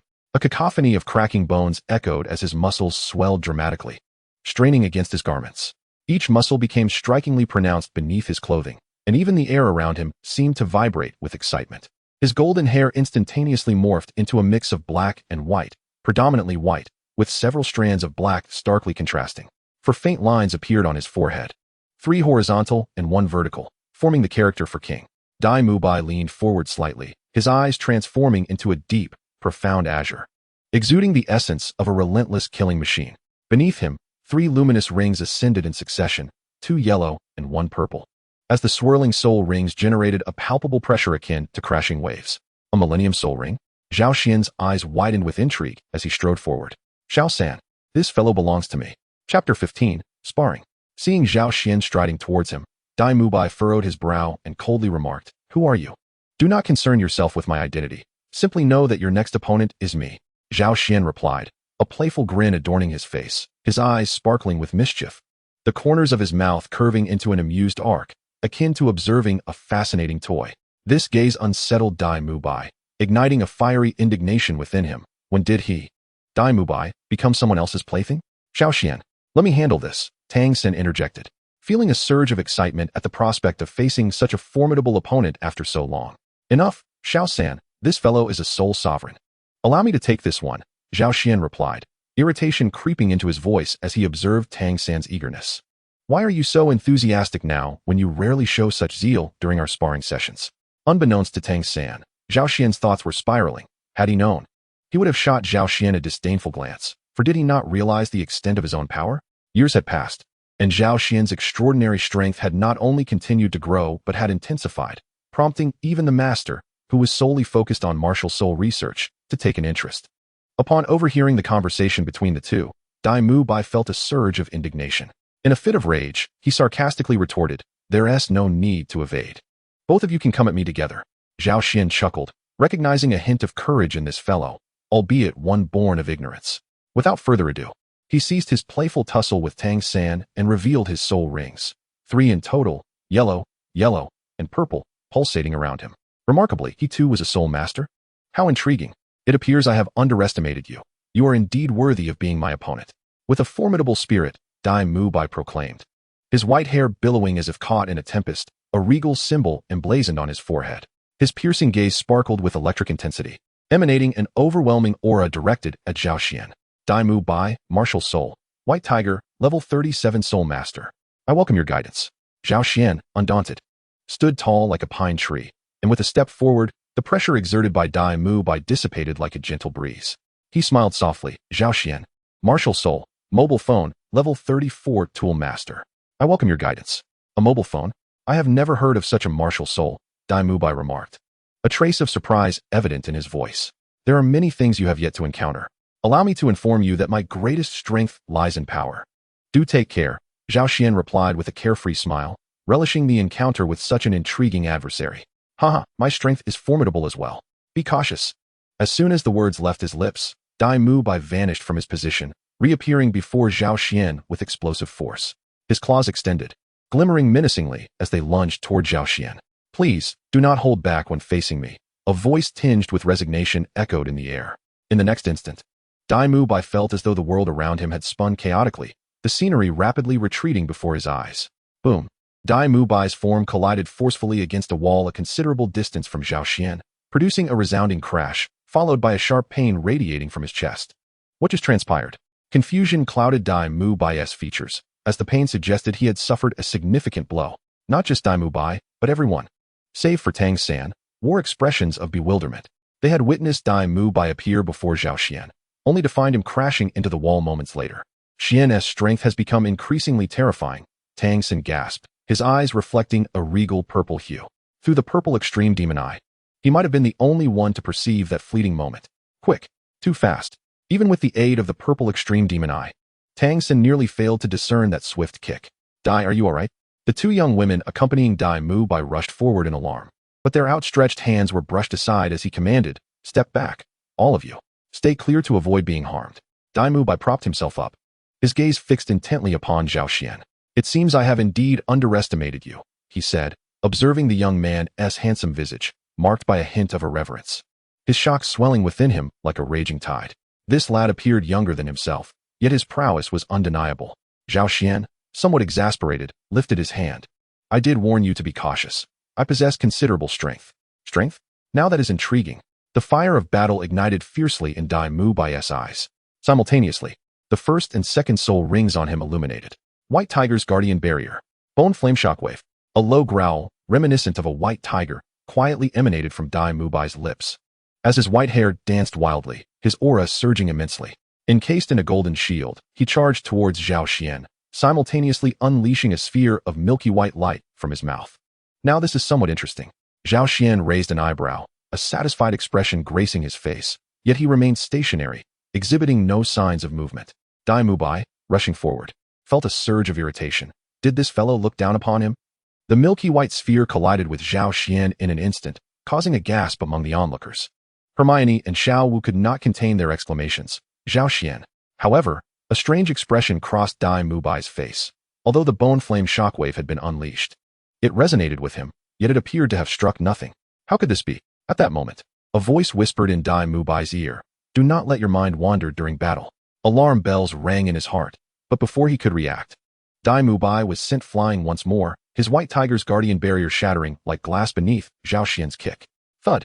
Dai Mubai collapsed onto the hotel counter, surveying the disarrayed hall, while the hotel manager looked on, helpless. Enough. Don't look like a corpse. Just put it on my tab. Dai Mubai struggled to his feet, realizing that although Zhao Xian appeared immensely powerful, he had not inflicted significant harm. It was evident that Zhao Xian had held back. You are quite formidable. For the first time, Dai Mubai acknowledged another's strength, his piercing gaze fixed on Zhao Xian's flickering third soul ring, which must have been the source of that soul skill. Thank you for the compliment. Zhao Xian raised an eyebrow. Though he had only exerted 2 parts of his strength, this fellow was surprisingly resilient. Is that soul skill a clone? No, to be precise, it is a doppelganger. This is my third soul skill, derived from a unique spiritual soul beast known as the takes on myriad forms to ferry departed souls. Is that so? Dai Mubai's expression remained calm, causing Zhao Xian to feel a twinge of concern. Could it be that he was rendered speechless? I understand I am not your match, but allow me to showcase my third soul skill. Dai Mubai's expression darkened as his purple soul ring began to shimmer. Zhao Xian suddenly smiled. Would you like to witness my second soul skill? What? Dai Mubai was momentarily taken aback, unable to comprehend Zhao Xian's meaning. Yet, the instant Zhao Xian's second martial spirit manifested, Dai Mubai's expression drastically changed, unable to suppress his astonishment. He suddenly realized that the third soul skill he was about to unleash had come to an abrupt halt, as if his soul power had been severed, dissipating midway. Nearby, Zhao Xian chuckled with delight. This is my second soul skill, derived from a mutated 900-year-old purple bamboo. Its function is to sever the opponent's soul power, preventing the release of their soul skills. Dai Mubai's lips twitched. How could there exist such a repugnant soul skill? Dai Mubai felt quite frustrated. This time, his defeat was utterly humiliating, as he hadn't even grazed the hem of his opponent's garment. Zhao Xian approached with a cheerful demeanor, playfully draping his arm around Dai Mubai's neck. From the earlier battle, he discerned that Dai Mubai was not inherently bad. Come on, don't cry. Even though you fell short compared to me, you still performed admirably. Dai Mubai shot Zhao Xian a fierce glare. Which eye of yours saw me crying? In truth, Dai Mubai did not shed tears. If he were to weep over a mere contest, how could he possibly navigate his way through the Douluo Continent? After a significant pause, our dear Dai Mubai finally managed to compose himself. Zhao Xian and Tang San, right? He scrutinized the carefree Zhao Xian and the bystander Tang San. We shall meet again. Then we can spar. With these words, Dai Mubai elegantly turned on his heel, linking arms with a pair of sisters as he strode towards the exit. Scoundrel! Hermione and Xiao Wu couldn't help but mutter. Zhao Xian chuckled and called out, I hope you can endure a bit longer next time. As Dai Mubai turned his back to them, he stumbled slightly before hastening his pace. Chapter 16, Shrek Academy. Morning broke. At the entrance of an inn in Sodto City, Zhao Xian emerged, stretching languidly. What a splendid sleep. Behind him, Tang San, Xiao Wu, and Hermione followed suit, each appearing invigorated, suggesting they had all rested well the previous night. The sun began to rise, casting a gentle glow over the city, still shrouded in a light mist. Yet, the streets were already bustling with life, as countless early-rising vendors hawked their wares, sustaining their livelihoods. Suddenly, Zhao Xian's expression shifted as he mischievously inquired, Tang San, Xiao Wu, why didn't you stay at the Rose Hotel last night? Tang San and Xiao Wu exchanged startled glances, quickly followed by Xiao Wu's indignant voice. Zhao Xian, are you seeking death? You knew full well what kind of an that was. Why didn't you inform us? Zhao Xian shrugged, playing the rogue. I thought you were aware already. Hee. Observing Zhao Xian's impudent demeanor, Hermione stifled a giggle. As a rabbit, no one had sharper ears than Xiao Wu. Even from several meters away, she caught Hermione's laughter. And you knew too, didn't you, Hermione? Hermione cast a modest glance at Xiao Wu. I assumed you both were aware as well. Xiao Wu's cheeks flushed crimson, leaving her uncertain whether it was from embarrassment or anger. All right, enough of this. We should hurry to report. Finally, the male protagonist, Tang San, spoke up, his face slightly reddening as he avoided making direct eye contact with Zhao Xian and Hermione. Clearly, something is amiss with those two, Zhao Xian remarked, walking ahead with Xiao Wu, stroking his chin as he addressed Hermione. Isn't it evident to everyone that they have issues? Hermione, idly twirling her golden hair, shot Zhao Xian a bemused glance. It's amusing how obvious it is. In an unnamed village outside Sodto City, Xiao-san. Are you sure this is the right place? The sun hung high in the sky, and a few individuals were drenched in sweat. Unable to contain her curiosity, Sister Xiao Wu inquired. Tang-san, somewhat uncertain, glanced around and hesitated, saying, this must be the right place. However, he questioned, does this environment seem reminiscent of an academy to you? I truly fail to comprehend why the master would send you all here. Hermione, fanning herself, expressed her discontent. To which Xiao Wu readily nodded in agreement, clearly sharing Hermione's sentiments. The sweltering heat made the two cleanliness-loving girls feel exceedingly uncomfortable as sweat continued to flow down their bodies. Let us inquire with the villagers, suggested Zhao Xian, pointing towards a few individuals near the entrance of the village. If there exists a Soul Master Academy nearby, they would undoubtedly be aware of it. As they approached the village entrance, an unsettling realization dawned upon them. A table was set up at the entrance, behind which sat an elder in his 60s. In front of him, a few youths of similar age were orderly lining up with their families. Zhao Xian raised an eyebrow. I suddenly have a foreboding sense. Hermione tugged at his sleeve. Look over there. Your intuition is not misplaced. Following Hermione's, Zhao Xian felt an immediate sense of dread. Above the elder's head loomed a wooden archway, adorned with a tattered plaque inscribed with a few large characters, accompanied by a grotesque caricature of a monstrous figure. The paint had nearly flaked away, causing the group to miss the inscription from a distance, but now they could see it clearly. Shrek Academy? Xiao Wu strained to recognize the characters. Tang-san, is this not the academy the master directed us to attend? Zhao Xian's lips twitched, an overwhelming sensation of being misled by the master washing over him. Is this for real? This academy pales in comparison to my own. Hermione gazed incredulously at the dilapidated Shrek Academy with her large brown eyes. Goodness, it is not even a third the size of Nodding Academy. Not only were Tang-san and the others bewildered, but even the other youths who had arrived were equally perplexed. As time passed, more individuals gathered, forming a chaotic crowd at the village entrance, their chatter reminiscent of a bustling marketplace. The elder responsible for admissions lounged in his chair, dressed plainly, resembling a weary old farmer. He appeared indifferent to the ruckus surrounding him, seemingly on the verge of dozing off. Yet, at one moment, he opened his eyes, a glint of clarity flashing through his murky gaze. Enrollment begins. The registration fee is 10 gold soul coins. Simply deposit the coins into the box in front of you. His demeanor remained lethargic, raising concerns that he might succumb to slumber at any instant. Tang-san and Zhao Xian exchanged glances, both detecting a hint of astonishment in each other's eyes. This elder seems rather extraordinary, Tang-san remarked with composure. Indeed, he is certainly more formidable than Hermione's grandfather. Potentially a soul king, or perhaps even a soul emperor, Zhao Xian mused, equally intrigued. If this elder was truly a powerful figure, regardless of whether he was a soul emperor or merely a soul king, this academy should not be in such disarray. Him? Stronger than my grandfather? Upon hearing this, Hermione felt a surge of indignation. How could this seemingly rustic old man possibly be stronger than her grandfather, the esteemed principal of the Nodding Academy? Zhao Xian chuckled. Do not underestimate him. With your grandfather's soul master cultivation, I could defeat him even without my powers. Hermione opened her mouth to retort, but, upon reflection, found herself at a loss for words. After shooting a glare at Zhao Xian, her mood darkened somewhat. With the registration already underway, despite any misgivings about the academy, they might as well give it a try. A parent, accompanied by their child, stepped forward and deposited 10 gold soul coins into the box before the elder. To their astonishment, the old man merely pinched the boy's arm and dismissed him. You do not meet the age requirement. You may leave. The boy appeared bewildered, instinctively glancing at his father, who began his performance. Initially, he pleaded softly, but as the elder continued to refuse him with unwavering resolve, even the most stoic of individuals would feel a stir of indignation. The father, now irate, exclaimed, "This is clearly a scam. Refund our registration fee, or we shall not leave. Had we known this so-called Shrek Academy was in such disarray, we would never have come." Dai Mubai, without wasting words, summoned his soul power and unleashed his 3 soul rings, 2 of which were a century old and 1 a millennium.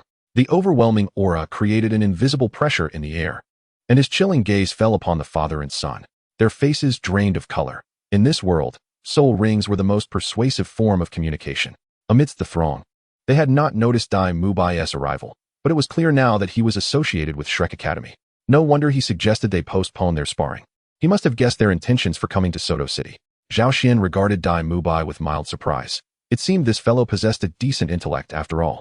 That scoundrel. Both Hermione and Xiao Wu scoffed in unison, clearly unimpressed by Dai Mubai. In the wake of this incident, the crowd began to stir restlessly, with whispers circulating among them. Indeed, which academy would be in such disrepair? Have we come to the wrong place? The crowd surged, and soon, several families departed, evidently put off by the earlier scene. Seeing the dwindling crowd, the elders' patience wore thin. Shrek Academy rarely attracted students in any year, and if they failed to recruit a couple of prodigies from this gathering, the academy might struggle to continue. With a hint of irritation, he rose from behind the desk and addressed those waiting in line. If you wish to enroll in Shrek Academy, you must first understand our rules. Coming here without grasping them is merely throwing your registration fee away. It is not too late to reconsider. Do you even know the significance of the name Shrek Academy? Shrek? Zhao Xian had no knowledge of its meaning, though he had some recollection of slimes, those gelatinous creatures often found as fodder in beginner villages during his gaming days. The elder replied coldly, Shrek is a type of monster, an exceedingly peculiar existence even among soul beasts. The essence of our Shrek Academy lies in its identity as a school for monsters. In other words, we exclusively admit beings of extraordinary nature, excluding ordinary humans. Those above the age of 13 or possessing a soul power lower than level 21 need not squander their time here. Wow! Exclaimed Zhao Xian with an odd gasp. Little 3, I suddenly find this academy quite intriguing. A school solely for monsters? Its prestige is evidently superior to its fade. Zhao Xian gazed at the elderly man with newfound interest. His curiosity piqued. Chapter 17, The Initial Test. Perhaps it's merely bravado? Hermione retorted, still recalling Zhao Xian's earlier remarks. Bravado? Just watch closely. Zhao Xian chuckled at Hermione, and before he could elaborate, an overwhelming aura abruptly emanated from the seemingly ordinary elder. The old man suddenly radiated a rich crimson glow, and in his right hand emerged a staff adorned with intricate patterns, the immense pressure causing all present to tremble involuntarily. However, Zhao Xian stood resolute, akin to a lighthouse amid a tempest. The elder, taken aback, cast a few more glances at Zhao Xian before 6 soul rings manifested around him. White, yellow, purple, purple, purple, and black. The rings ascended from the ground, particularly the final black ring, its profound darkness sending shivers down spines. A 10,000-year soul ring. A soul emperor. Someone murmured, trembling as they regarded the elder. A wave of astonishment surged through the crowd. This seemingly unremarkable old farmer was, in fact, a formidable soul emperor of over 60 levels. Such strength was exceedingly rare even within the entire Barak kingdom. As the elder's staff struck the ground, a deep thud resonated, causing nearly everyone to falter in their steps. Those who qualify may proceed with registration. In an instant, the elder's overwhelming presence dissipated, reverting to his earlier, drowsy demeanor. Is he truly a soul emperor? Hermione stammered, staring incredulously at the unassuming old man. I told you, this old fellow is no ordinary person. Your father's strength would likely only qualify him for a gatekeeping role here, Zhao Xian remarked, his eyes gleaming with intrigue, while not forgetting to tease Hermione. Based on his understanding, a soul emperor could serve as a distinguished teacher or vice president in prestigious soul master academies. Yet here at this rundown Shrek Academy, he was relegated to merely overseeing registrations. How formidable must the faculty of Shrek Academy truly be? This doubt lingered not only in the minds of Zhao Xian and his companions, but also among all those present. However, it was clear that no one would provide them with answers. The elder sat there like an ancient pine, patiently awaiting further registrants. Many parents sighed, silently leading their children away, their previous disdain and scorn having vanished. Meanwhile, a portion of the remaining parents wore expressions of delight. Shrek Academy, though seemingly dilapidated, concealed formidable power. If they could gain entry, it would undoubtedly yield immense benefits for the children's development. As for the academy's apparent state of decline, such concerns had long been cast aside. Even if the institution were indeed in disrepair, what did it matter if it meant securing a brighter future? Even if it required enduring some hardships? After a portion of the crowd departed, the once bustling village entrance grew somewhat desolate, offering a much clearer view. Standing idly by, Dai Mubai naturally spotted Zhao Xian and his companions. You have indeed arrived, Dai Mubai remarked as he approached the group, wearing an expression of anticipated certainty. What is this? Do you wish to engage in a scuffle again? Zhao Xian raised an eyebrow, inquiring with an air of nonchalance. There will be an opportunity for that later, but first, you ought to register, Dai Mubai replied ambiguously, gesturing for them to proceed with the registration. At this point, nearly 90% of the registrants had dwindled, and amidst their conversation, A few more had completed their sign-ups, leaving only a handful behind. In front of them stood a girl whose silhouette exuded a graceful allure. She must be a beauty, Zhao Xian declared with conviction. Hermione shot him a disapproving glare. How could you possibly know? Intuition. Intuition? You're not Dai Mubai? Have you ever even held a girl's hand? At Nodding Academy, there was little that could escape Miss Hermione's keen perception. Zhao Xian, feeling vexed, retorted. Have you ever held a boy's hand? Just then, the girl ahead spoke up. Excuse me, may I proceed past the preliminary test? Her voice was melodious, lacking a bit of assertiveness, yet it carried a softness that was utterly enchanting. It was now completely confirmed in Zhao Xian's mind. After the girl completed her first test, the elder instructed Dai Mubai to take her to the second stage, and it was soon Zhao Xian's group's turn. 10 gold soul coins. How painful. Zhao Xian lamented as he placed the coins into the wooden box, a pained expression crossing his face. What is there to lament? Hurry up and extend your hand. The elder seated at the table had been observing Zhao Xian for quite some time, keenly noting the calm demeanor he exhibited under pressure. Seeing this, the elder's eyes widened, signaling Zhao Xian to quickly comply. Zhao Xian extended his hand, and the elder began to assess his bone age as usual. However, as he continued, the elder's expression shifted dramatically. He suddenly looked up at Zhao Xian in shock. What is the matter? Zhao Xian asked, perplexed by the elder's reaction, who appeared as if he could fit an egg in his mouth from astonishment. The elder stammered, your bone age is appropriate, and as for the soul rings, you all may release them together shortly. He then called for the next individual, which was Hermione, yet curiously, his gaze remained fixated on Zhao Xian. None could have anticipated the tumultuous thoughts swirling within the elder's mind. The strength of this lad's physique likely matched that of a level 70 power-type beast martial soul. How extraordinary! How peculiar! A true prodigy had indeed graced them this year. Tang Xin nodded slightly, never having relinquished his training. Now, please raise your lower leg. After examining Tang Xin's calf, the elder nodded. Your bone age is suitable. Now, you all may release your martial souls together. A few individuals nodded and unleashed their martial spirits. Except for Zhao Xian, the others manifested 2 yellow soul rings, while beneath Zhao Xian, 3 rings gradually ascended. Yellow, yellow, and purple. A soul master. How could this be? The remaining unregistered youths gasped in astonishment, quickly succumbing to a state of disbelief. How is this possible? They were all of the same age. How could a soul master emerge among them? The thought of questioning the elder's assessment of bone age never crossed his mind, for this was a formidable soul emperor. The elder, equally astonished, recalled his earlier shock during the bone age assessment. Looking at the group of youths before him, a smile unexpectedly appeared on his face. Stroking his graying beard, he mused, it seems this year the Academy will welcome several prodigious talents. Having observed the completion of their tests, Dai Mubai emerged from the depths of the Academy. Not the slightest bit surprised by their success, he suddenly froze. His gaze fixated behind the group. The youths turned around in curiosity, only to be struck with awe. Behind them stood a young girl clad in black, seemingly younger than the rest. Her long black hair cascaded over her shoulders, her face slightly bowed, her height comparable to that of the previous girl in a white dress. Her skin equally fair. However, this girl exuded an aura of distinctiveness. In stark contrast to her voluptuous figure, her expression bore a cold detachment. A chill that emanated from within, her dark eyes devoid of any semblance of warmth, a striking contradiction to her otherwise lovely visage. Her limbs were proportionate and elongated, her hands gently resting by her sides, radiating an unsettling, lifeless coldness that was difficult to acclimate to. Beautiful, Zhao Xian couldn't help but exclaim. Yet, in the next moment, 2 pairs of eyes suddenly fixed upon his face. Scoundrel, muttered Hermione. Pervert, chimed in Xiao Wu. Zhao Xian's lips twitched. What was happening? Was this world not even allowing him to appreciate beauty? Hurry up and finish your registrations. Don't block the way. There are others behind you. And you, Mubai? Your eyes are nearly popping out. Quickly take them to the next stage. At that moment, the elder in charge of registrations grew impatient, glaring fiercely at the group. Chapter 18, The Sausage Stand. What is so special about it? It's merely a matter of some people being slightly more attractive. If you wish to pursue her, just say so, Zhao Xian scoffed. Brother, your reasoning is rather flimsy, Xiao Wu interjected, unable to restrain herself. You just want to cause trouble for that girl, don't you? Dai Mubai frowned. What do you understand? That girl's aura resonates closely with mine. There's a complementary feeling.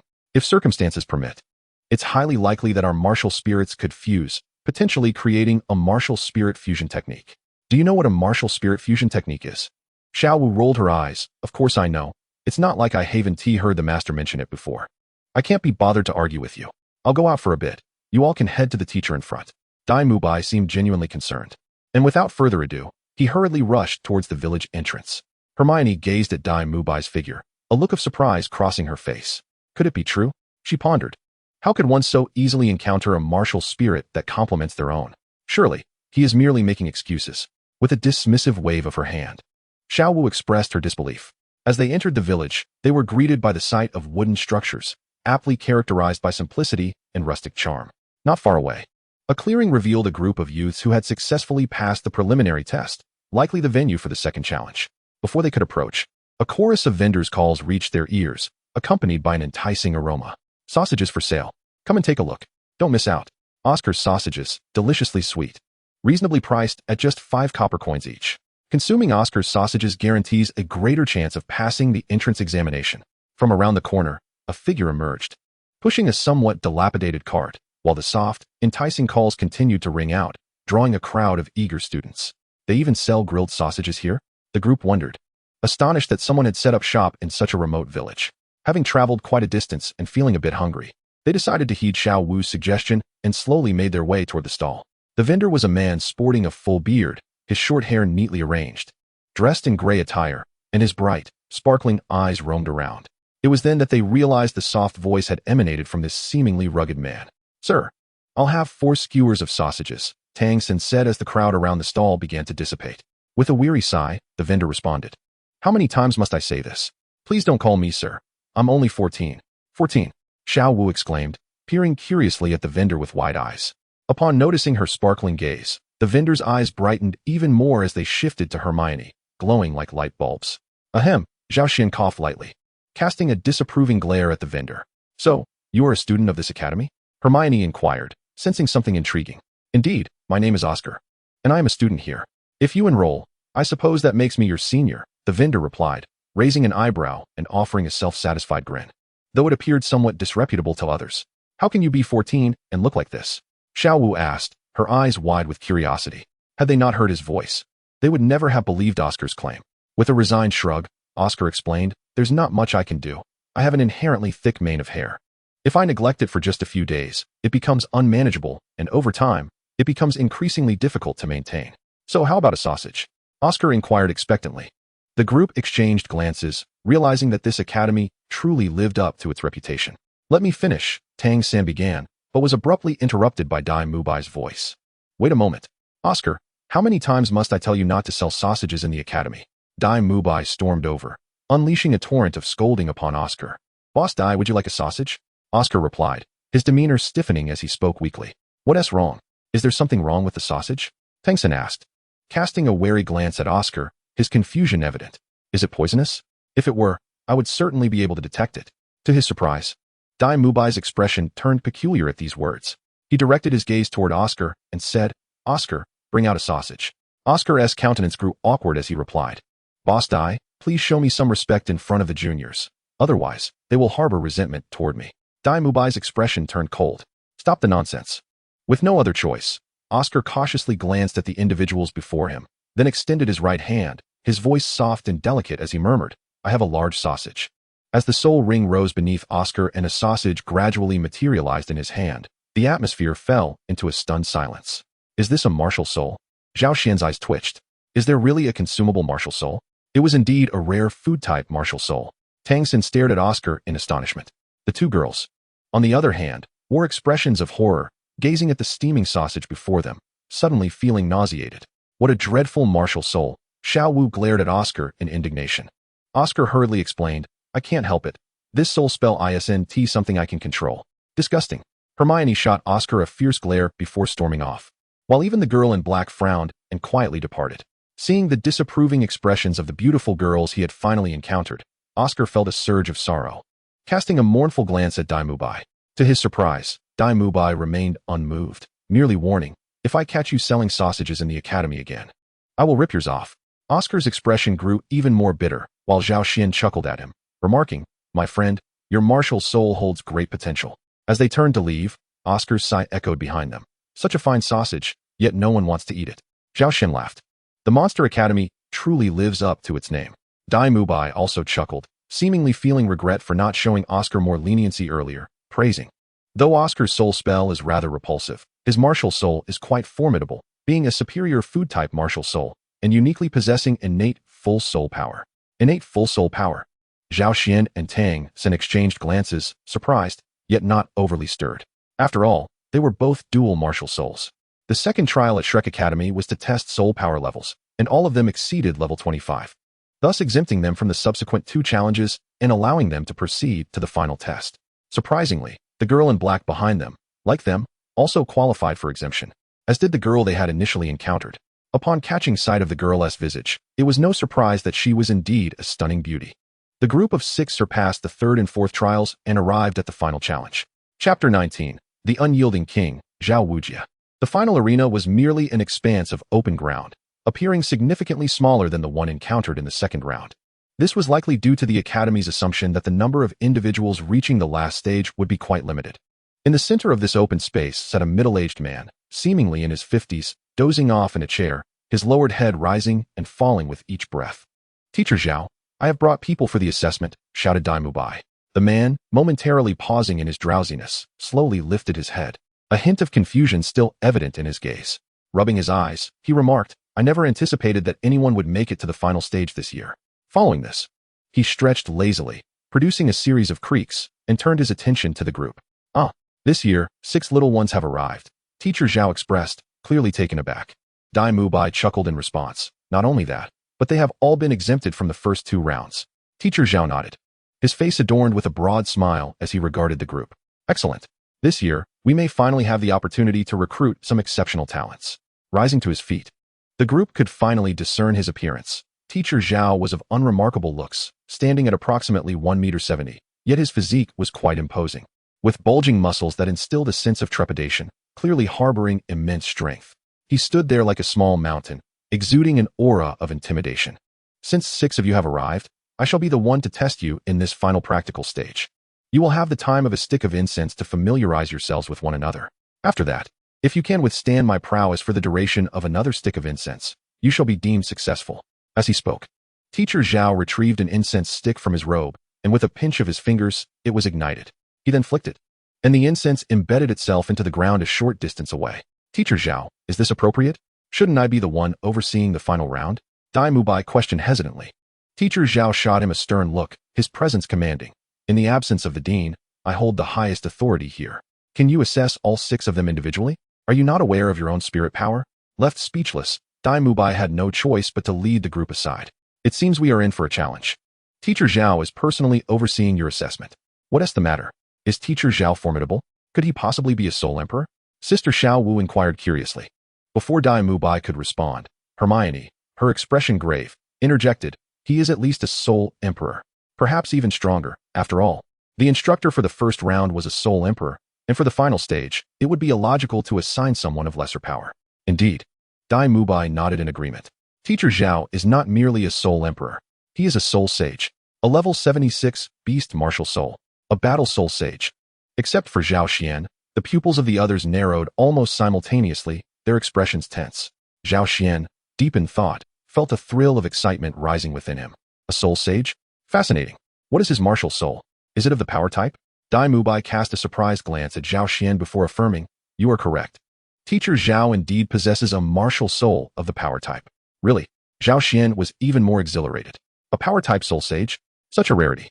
He now longed to embrace the master's face and plant a kiss upon it, had it not been for the master's invitation to this place.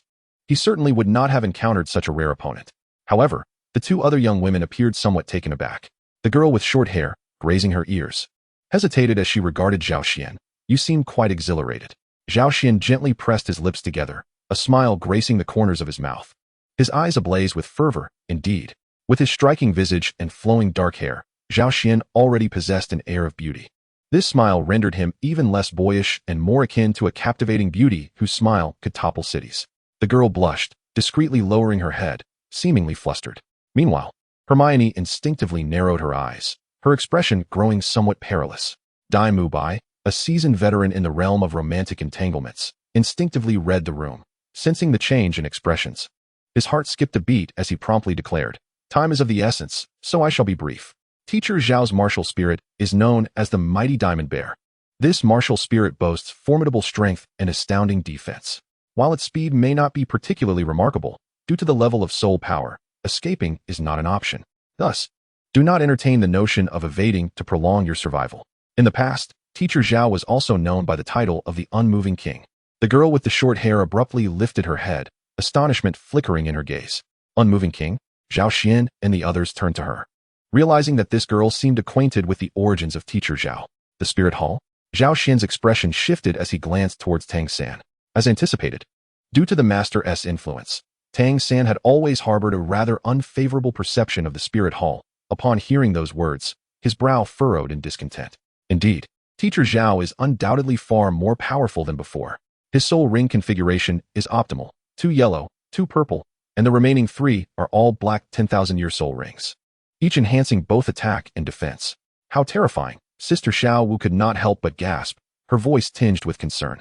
For her, the most daunting aspect was a power-type martial spirit, let alone one belonging to a soul sage of over 70 levels. The repercussions of such formidable soul power were indeed daunting. Teacher Xiao is certainly fearsome, so you must rely on your own fortunes. It would be prudent for each of you to introduce your martial spirits, so we may coordinate effectively, Dai Mubai suggested. Tang San took a glance around before being the first to announce his martial spirit and soul power, followed closely by Xiao Wu. The girl clad in black was named Zhu Zhuqing, a 27-level agility-type battle spirit master, her martial spirit known as the Phantom Spirit Cat. The girl with short hair was named Ning Rongrong, a 26-level support-type weapon spirit master, her martial spirit being the renowned Seven Treasure Glazed Tile Pagoda. You hail from the Seven Treasure Glazed Tile sect? Ning Rongrong, confronted by the astonished gazes of the group, playfully stuck out her adorable little tongue and replied, "Don't look at me like that. I'm no different from an ordinary person. I snuck away from home. Let us first pass this trial before discussing further. My martial spirit is the Seven Treasure Glazed Tile Pagoda, with 2 soul rings, capable of enhancing speed and strength attributes by approximately 30%. It can last for the duration of a stick of incense without issue." The crowd nodded in agreement. Indeed, the auxiliary effects of those from the Seven Treasure Glazed Tile School were astonishing. Next, Hermione was introduced. With a gentle wave of her right hand through the air, a pitch-black wand materialized in her grasp. I am Hermione, a level 27 battle soul master. My martial soul is a wand. However, my first soul ring skill is a supportive soul technique known as Spring of Clear Water, which dispels negative states. My second skill is an offensive one. After everyone had introduced themselves, only Zhao Xian remained. Noticing the attention directed at him, he wasted no time. I am Zhao Xian, a 34-level control system soul venerable. A soul venerable? How can that be? Ning Rongrong exclaimed in astonishment, nearly jumping up. Despite their similar ages, how could their soul power differ so greatly? Nothing is impossible. By the way, I will leave the command to you. Little 3, Zhao Xian waved his hand dismissively, asserting that nothing in this world was unattainable, merely that one had yet to encounter it. The disclosed information about Zhao Xian's first martial soul included 3 soul skills. 1. First soul skill, immovable, temporarily immobilizes the body, duration dependent on soul power. 2. Second soul skill, disconnected, momentarily interrupts the flow of soul power, can disrupt the release of other soul techniques when used at that moment. 3. Third soul skill, telecommunication fraud, creates an illusion of self at a distance, possessing 30% of the main body's strength, existing for 3 minutes, controllable, duration and strength increase with soul power. Hermione's innate soul power was level 8. Her first soul skill, Spring of Clear Water, dispelled negative effects.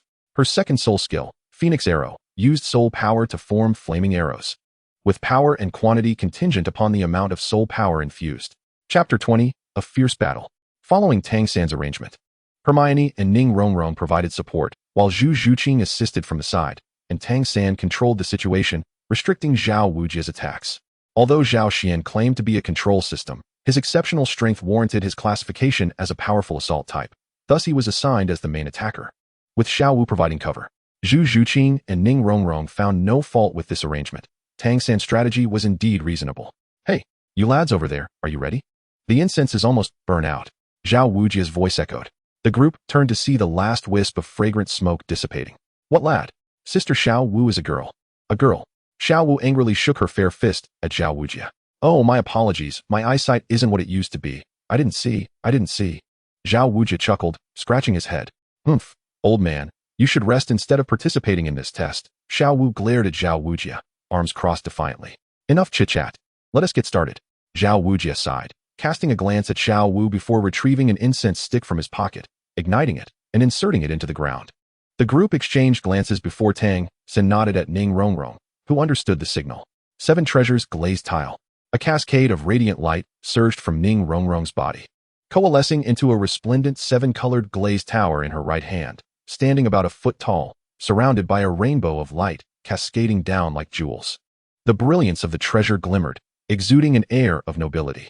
Ning Rongrong gracefully ascended, her toes hovering more than half a foot above the ground, as 2 circles of yellow soul rings slowly rose from her feet.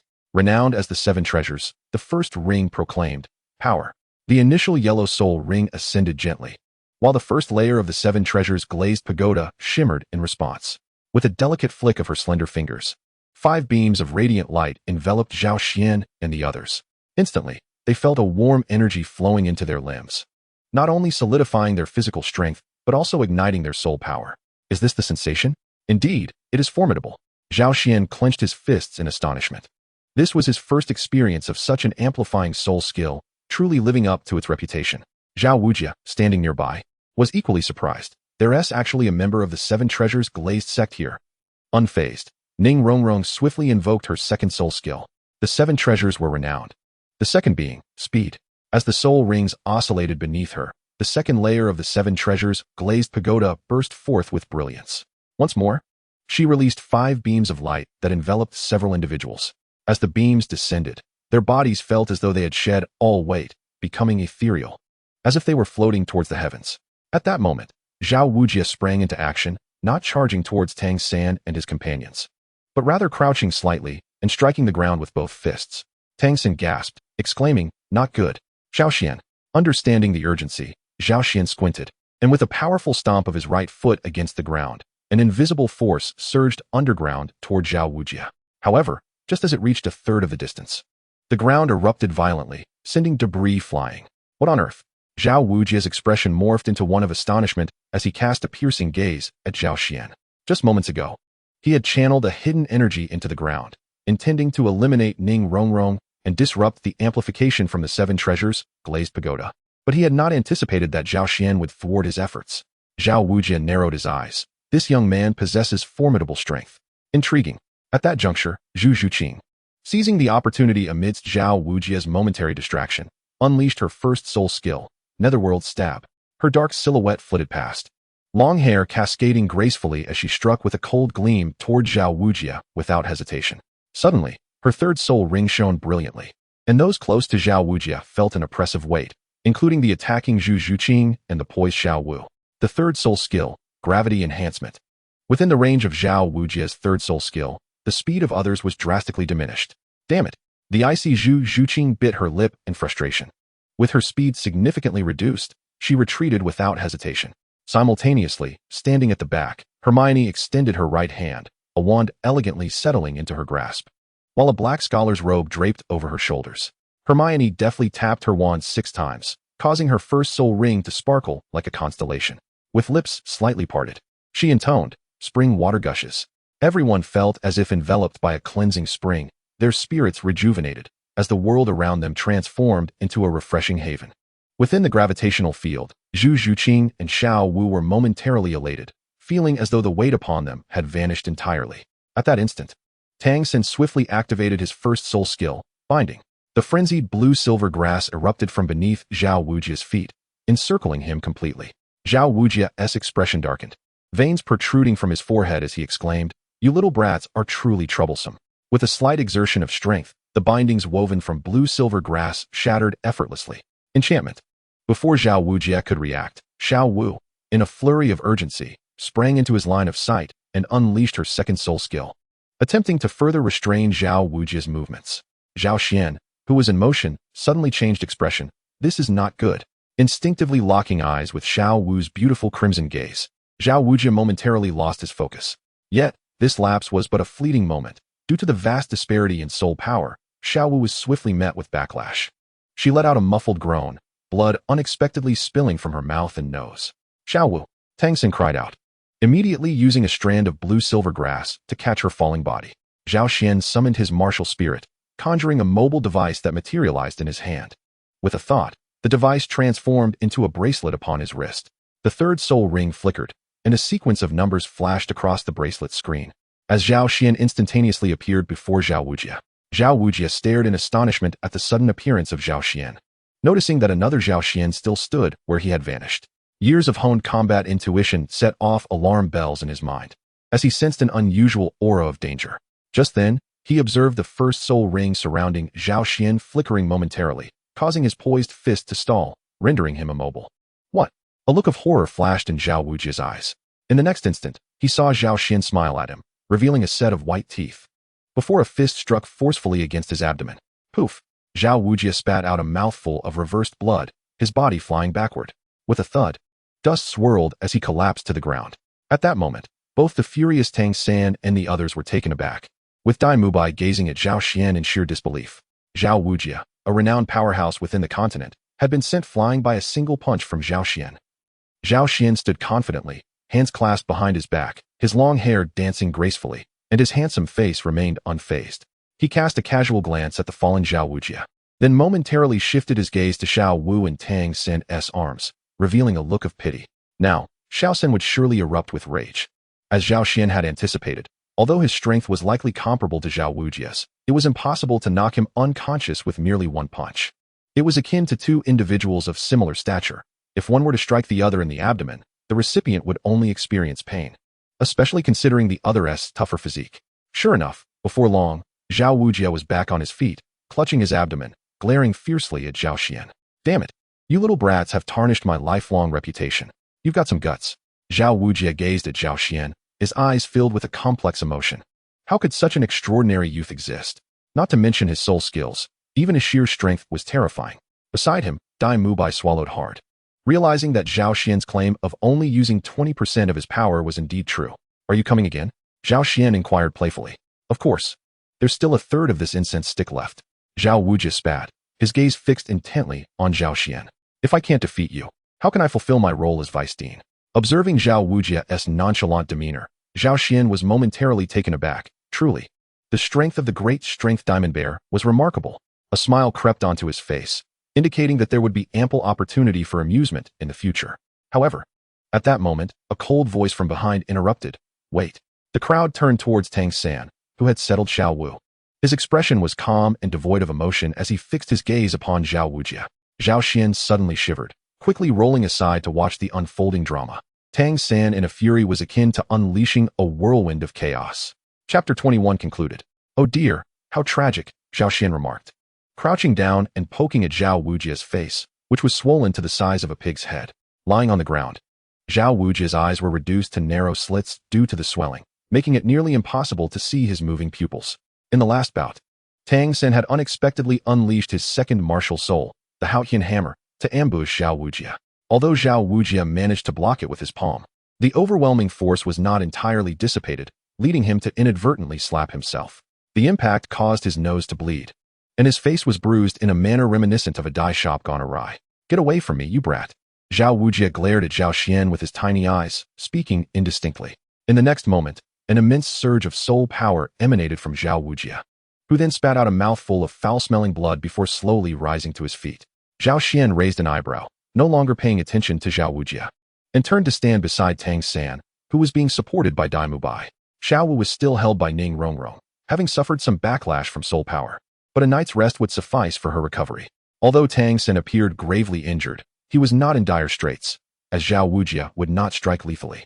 Hermione, please assist the teacher in detoxifying, Zhao Xian instructed, taking Tang San from Dai Mubai. Hermione nodded and directed her first soul skill towards Zhao Wujia. While the clear spring could not entirely eliminate the toxins within Zhao Wujia's body, it was effective in expelling the majority, and it could also remove any paralyzed states. Zhao Wujia sat despondently on the ground, surprised by the effects of Hermione's first soul skill, and he savored the refreshing sensation it provided. Dai Mubai stealthily glanced at the disheveled Zhao Wujia, torn between laughter and restraint, before calling out loudly, Oscar, hurry over, your business is here. Before long, excited voices echoed from afar. Where's the business? Where is it? A shadowy figure rushed forward, pushing a dilapidated cart. Due to its excessive speed, the cart soared over the uneven ground, producing a clattering sound, while the sausages atop it danced merrily. Oscar, over here, called Dai Mubai, waving his hand. Are you calling me Boss Dai? I thought you didn't eat my sausages? Oscar inquired, approaching with his card upon recognizing Dai Mubai's beckoning. They're not for me. They're for Tang San. Dai Mubai pointed to the pale-faced Tang San cradled in Zhao Xian's arms. Oscar was taken aback as he followed Dai Mubai's gesture.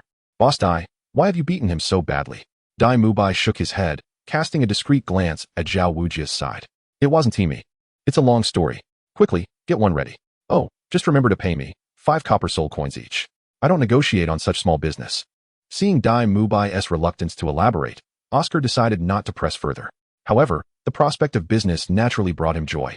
With his soft voice, he called out his peculiar soul incantation. I have a large sausage. With a flash of light from his hand, a delectable sausage materialized. Impressive. Zhao Xian, supporting Tang San, couldn't help but marvel inwardly. This food-type martial spirit was indeed remarkable, capable of conjuring sustenance at will. Dai Mubai took the large sausage from Oscar and approached Tang San. Here, Tang San, eat this. Though this fellow's incantation is rather off-putting, the sausage is effective. The first soul ring's enhancement can accelerate the healing of your injuries. Tang San furrowed his brow at the sausage in Dai Mubai's hand.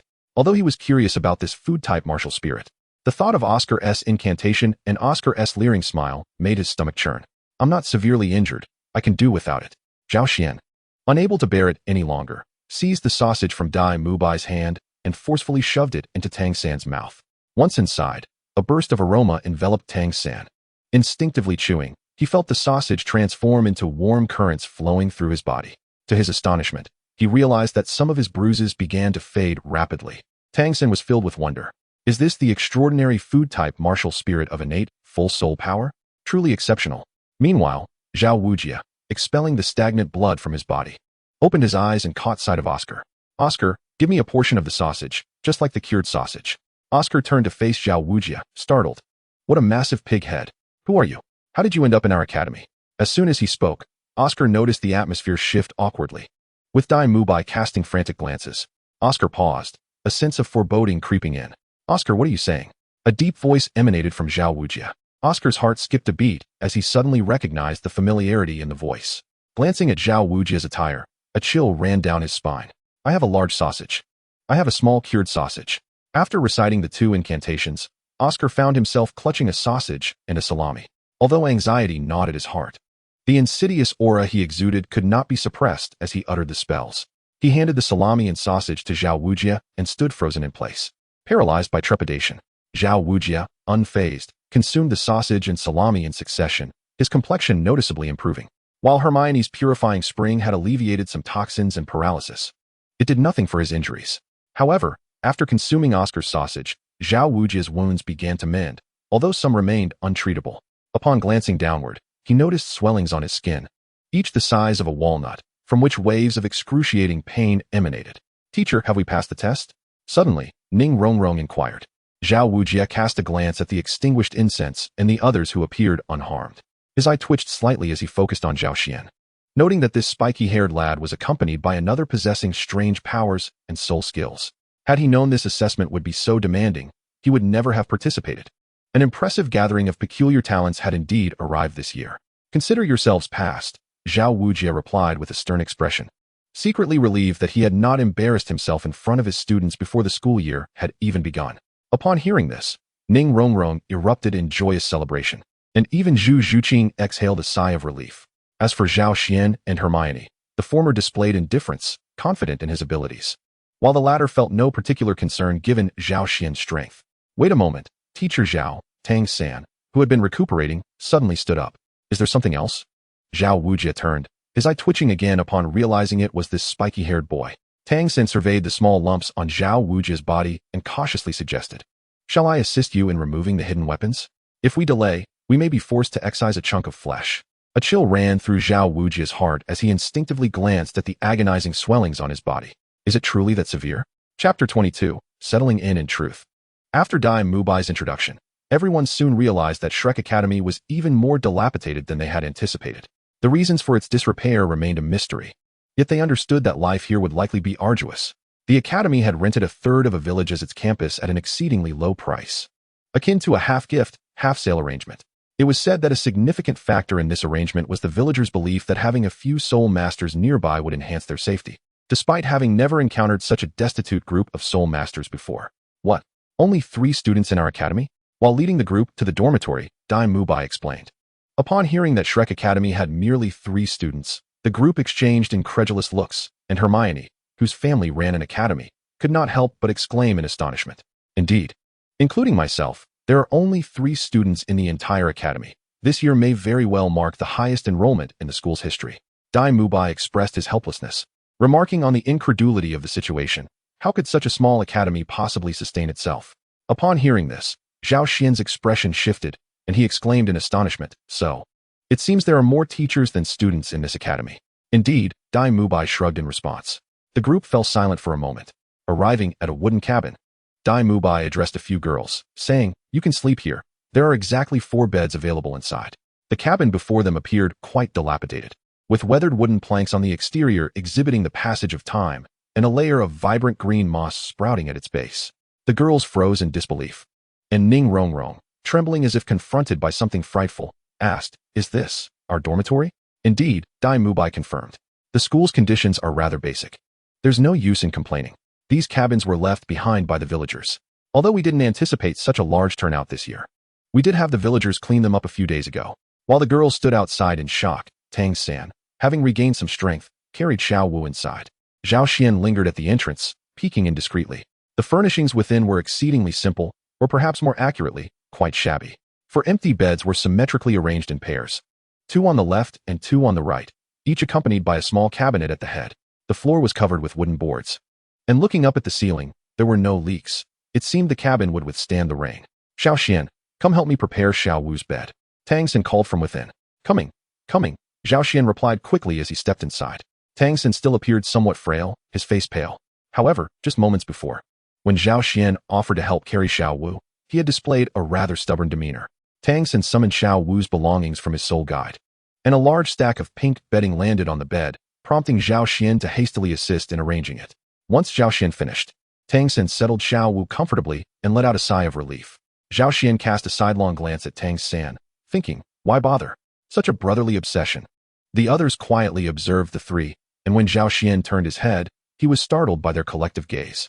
However, he soon relaxed, realizing that their peculiar looks were directed at Tang San. Yet, there seemed to be an exception. "Why are you looking at me like that?" "The brotherly obsession is Tang San's, not mine." Zhao Xian stepped out of the cabin, confronting Hermione's wide, brown eyes, bewildered. "It's nothing," Hermione replied, biting her lip, then abruptly turned away, her fluffy and beautiful golden hair brushing against Zhao Xian's face. The others exchanged furtive glances at Zhao Xian, thinking, brother. The scent of jealousy is unmistakably clear. Can you not perceive it? Dai Mubai suddenly felt a pang of frustration. Had he ever eaten someone else's dog food? And why did all these newcomers seem to come with partners? Lost in thought, Dai Mubai discreetly cast a glance towards Zhu Zhuqing, who, sensing his gaze, turned slightly to look back, her delicate brows knitting together in a display of distaste. Dai Mubai was momentarily taken aback, and then a surge of anger welled up within him. His fists instinctively clenched, but for reasons unknown, he relaxed his grip and coldly remarked, Zhao Xian, Tang San. Let's proceed to show you your dormitory. Zhao Xian and Tang San followed Dai Mubai outside. Zhu Zhuqing's expression of disdain vanished entirely, observing Dai Mubai's figure. She seemed to exhale softly, her gaze becoming somewhat vacant as if lost in thought. However, she quickly donned her icy demeanor once more. Ning Rongrong, witnessing this scene, cast her eyes upon the wooden cabin, revealing a deep-seated disdain and contempt. As the group departed, a tinge of loneliness and desolation, unnoticed by her, crept into her demeanor. Dai Mubai led Zhao Xian and Tang San to a wooden cabin not far from the girls' dormitory. Upon entering, the interior was not as desolate as one might have imagined. Rather, it exuded a hint of vitality, suggesting that another person resided there. Aside from you, there is another student living here, the one who sold sausages earlier. I share another dwelling with a different student, Dai Mubai explained.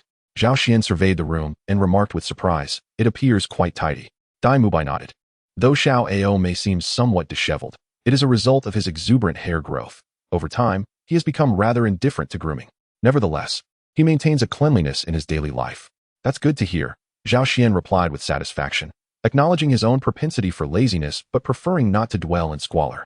Turning, he noticed Tang San's pallid complexion and, startled, rushed over to support him, saying, Xiao San, you should rest early today.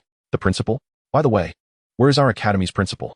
Zhao Xian inquired with interest, as one could only imagine the extraordinary character who could manage such an academy.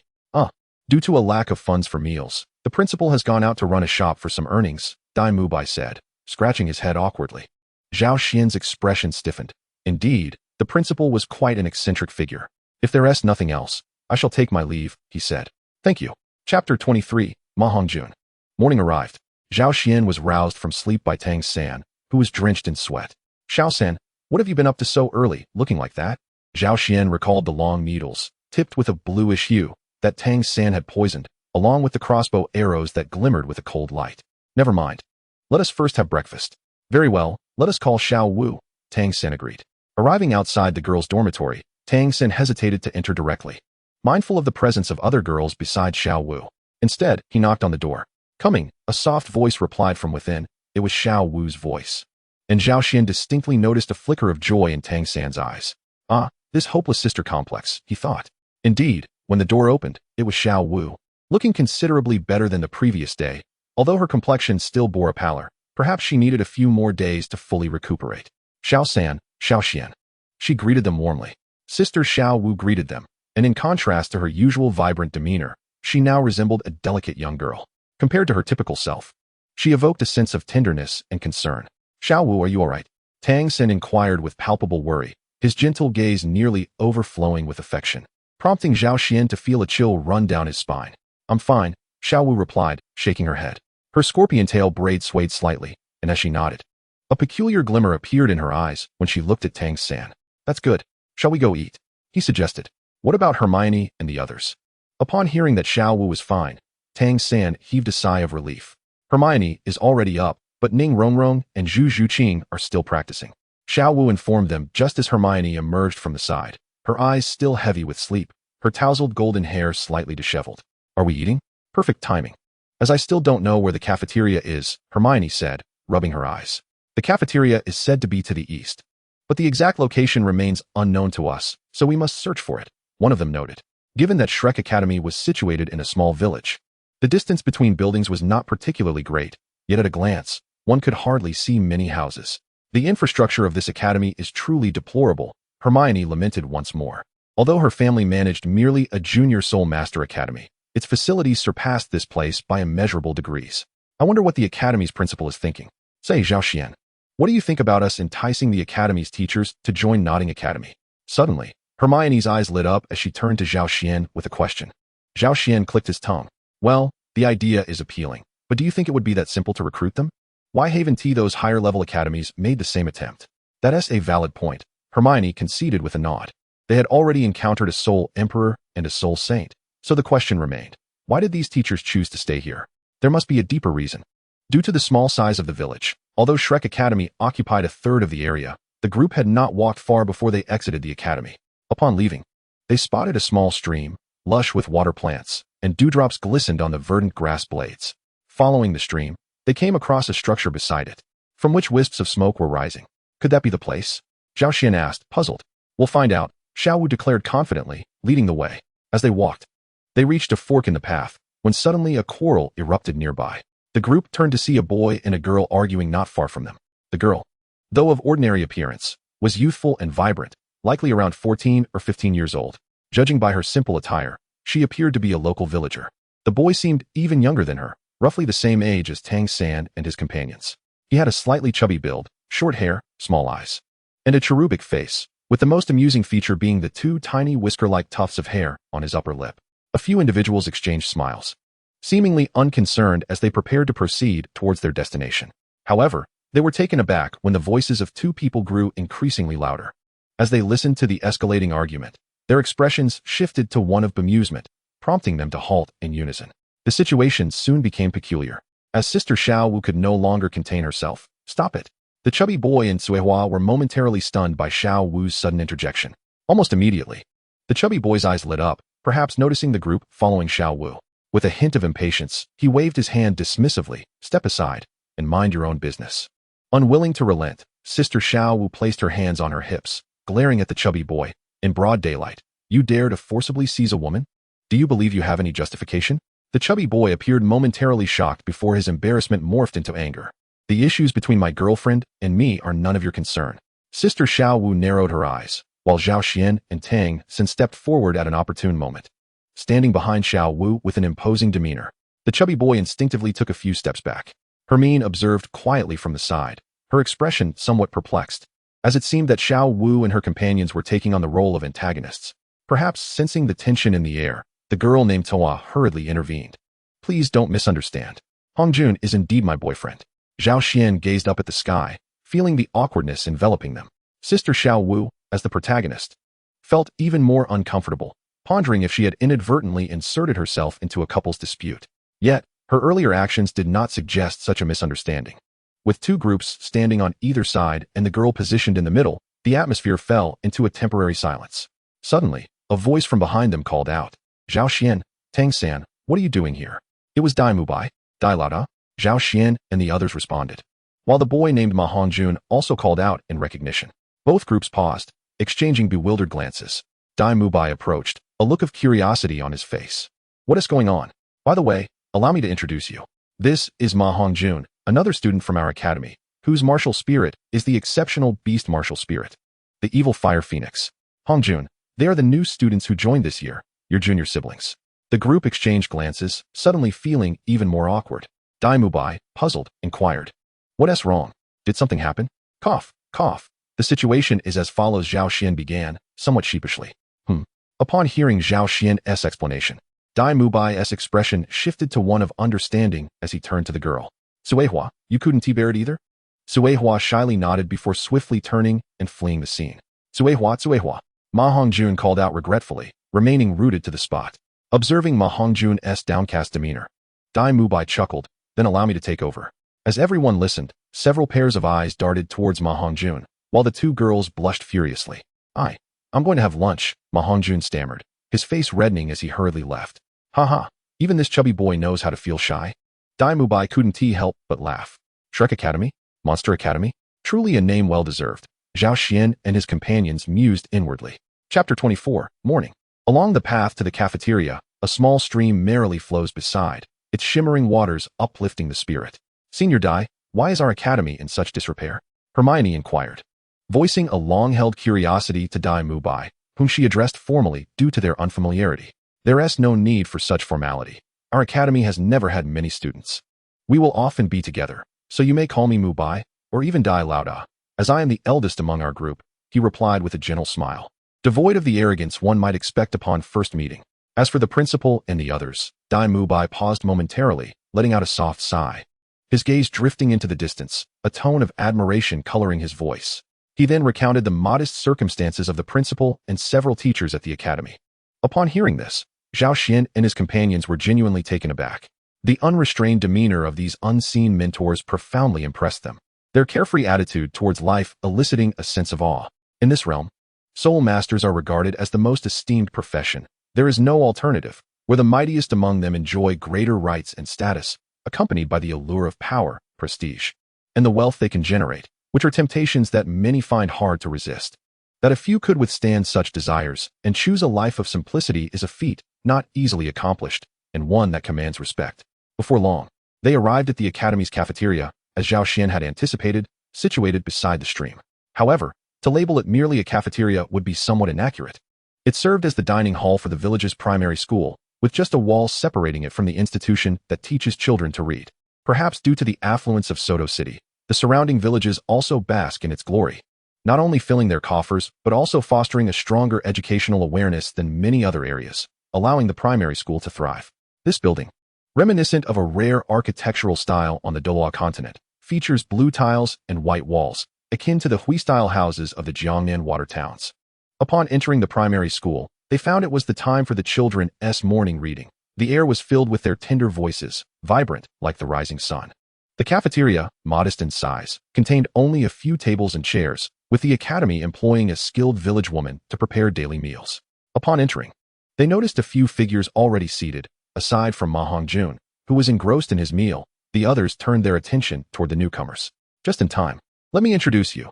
These are the other teachers at Shrek Academy, with the exception of the principal and teacher Xiao, who are also present, Dai Mubai exclaimed, his eyes sparkling as he stepped forward.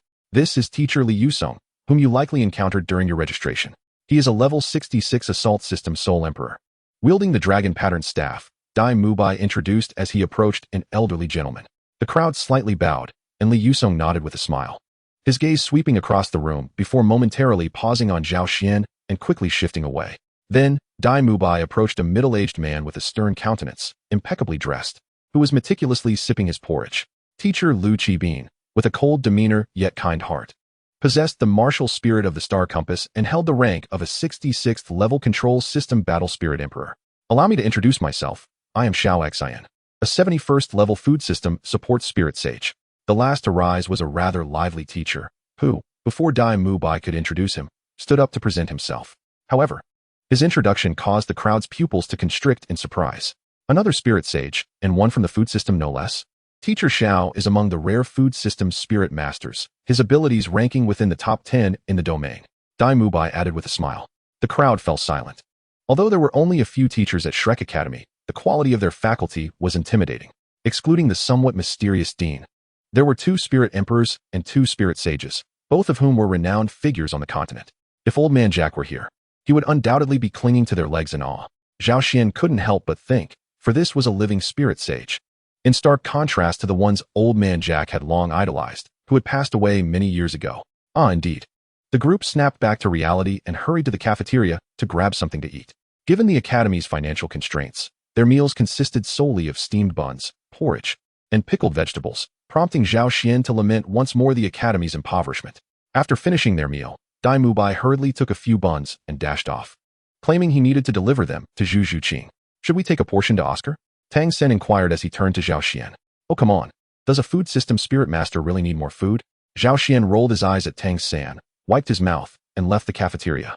After pondering for a moment, Tang Sen agreed and followed Zhao Xian out. As the entirety of the cafeteria emptied, Ma Hongjun hastily finished the remnants on his table and rushed outside. Hiss.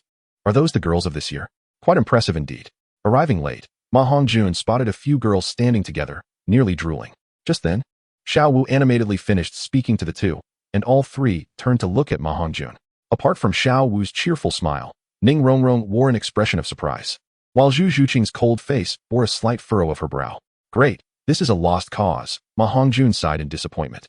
The group did not wait long before 2 figures arrived, albeit fashionably late. Chapter 25, The Four-Eyed Cat Eagle. Is that Teacher Zhao? Ma Hongjun stammered, pointing at one of the figures, his eyes nearly bulging. Dai Mubai shrugged, saying, I told you, Teacher Zhao had a rough day yesterday. Ma Hongjun fell silent. Momentarily feeling as if a meteor had collided with the earth, he suddenly found it hard to breathe, realizing he was struggling to accept this reality. After a long pause, he whispered, I thought you were joking. Do I seem like the kind of person who jokes?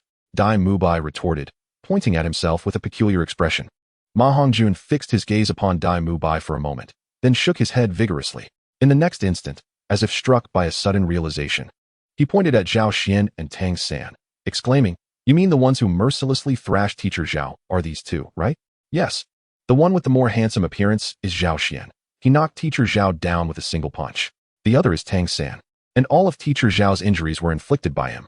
Ma Hongjun swallowed hard, a sense of dread washing over him as he reflected, Fortunately, I refrained from acting impulsively when I saw they were in such numbers. Otherwise, I might be lying on the ground right now. At that moment, Dai Mubai's tone shifted to one of gravity as he gestured towards Xiao Wu, saying, You best not provoke her. Why? Ma Hongjun asked, glancing at Xiao Wu, his expression grave. Is she even stronger? Why there are so many questions? Just know that this is for your own good.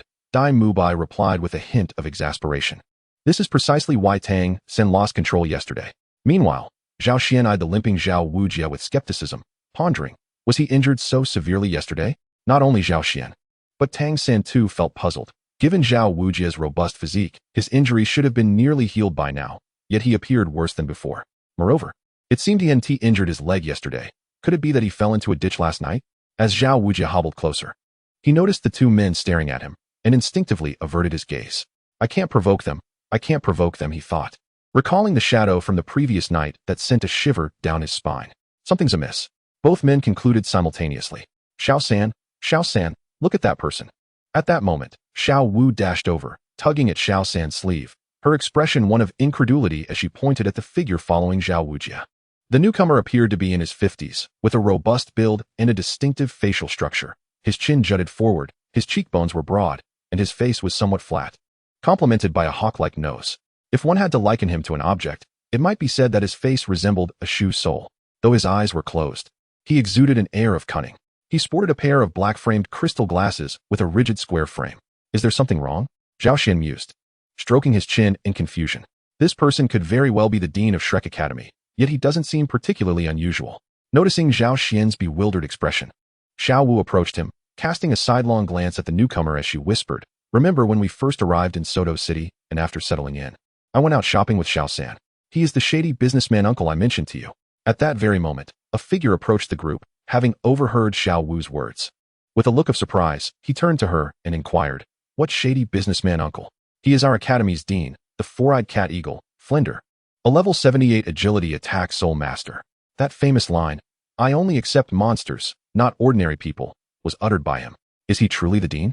Zhao Xian mused, realizing that one must not judge by appearances, for the depths of the sea are unfathomable. Zhao Xian couldn't help but marvel at the revelation that this seemingly unscrupulous character, viewed as a shrewd merchant by Sister Xiao Wu, was indeed the headmaster of Shrek Academy. Who could have anticipated such a twist? "Wait, who are you?"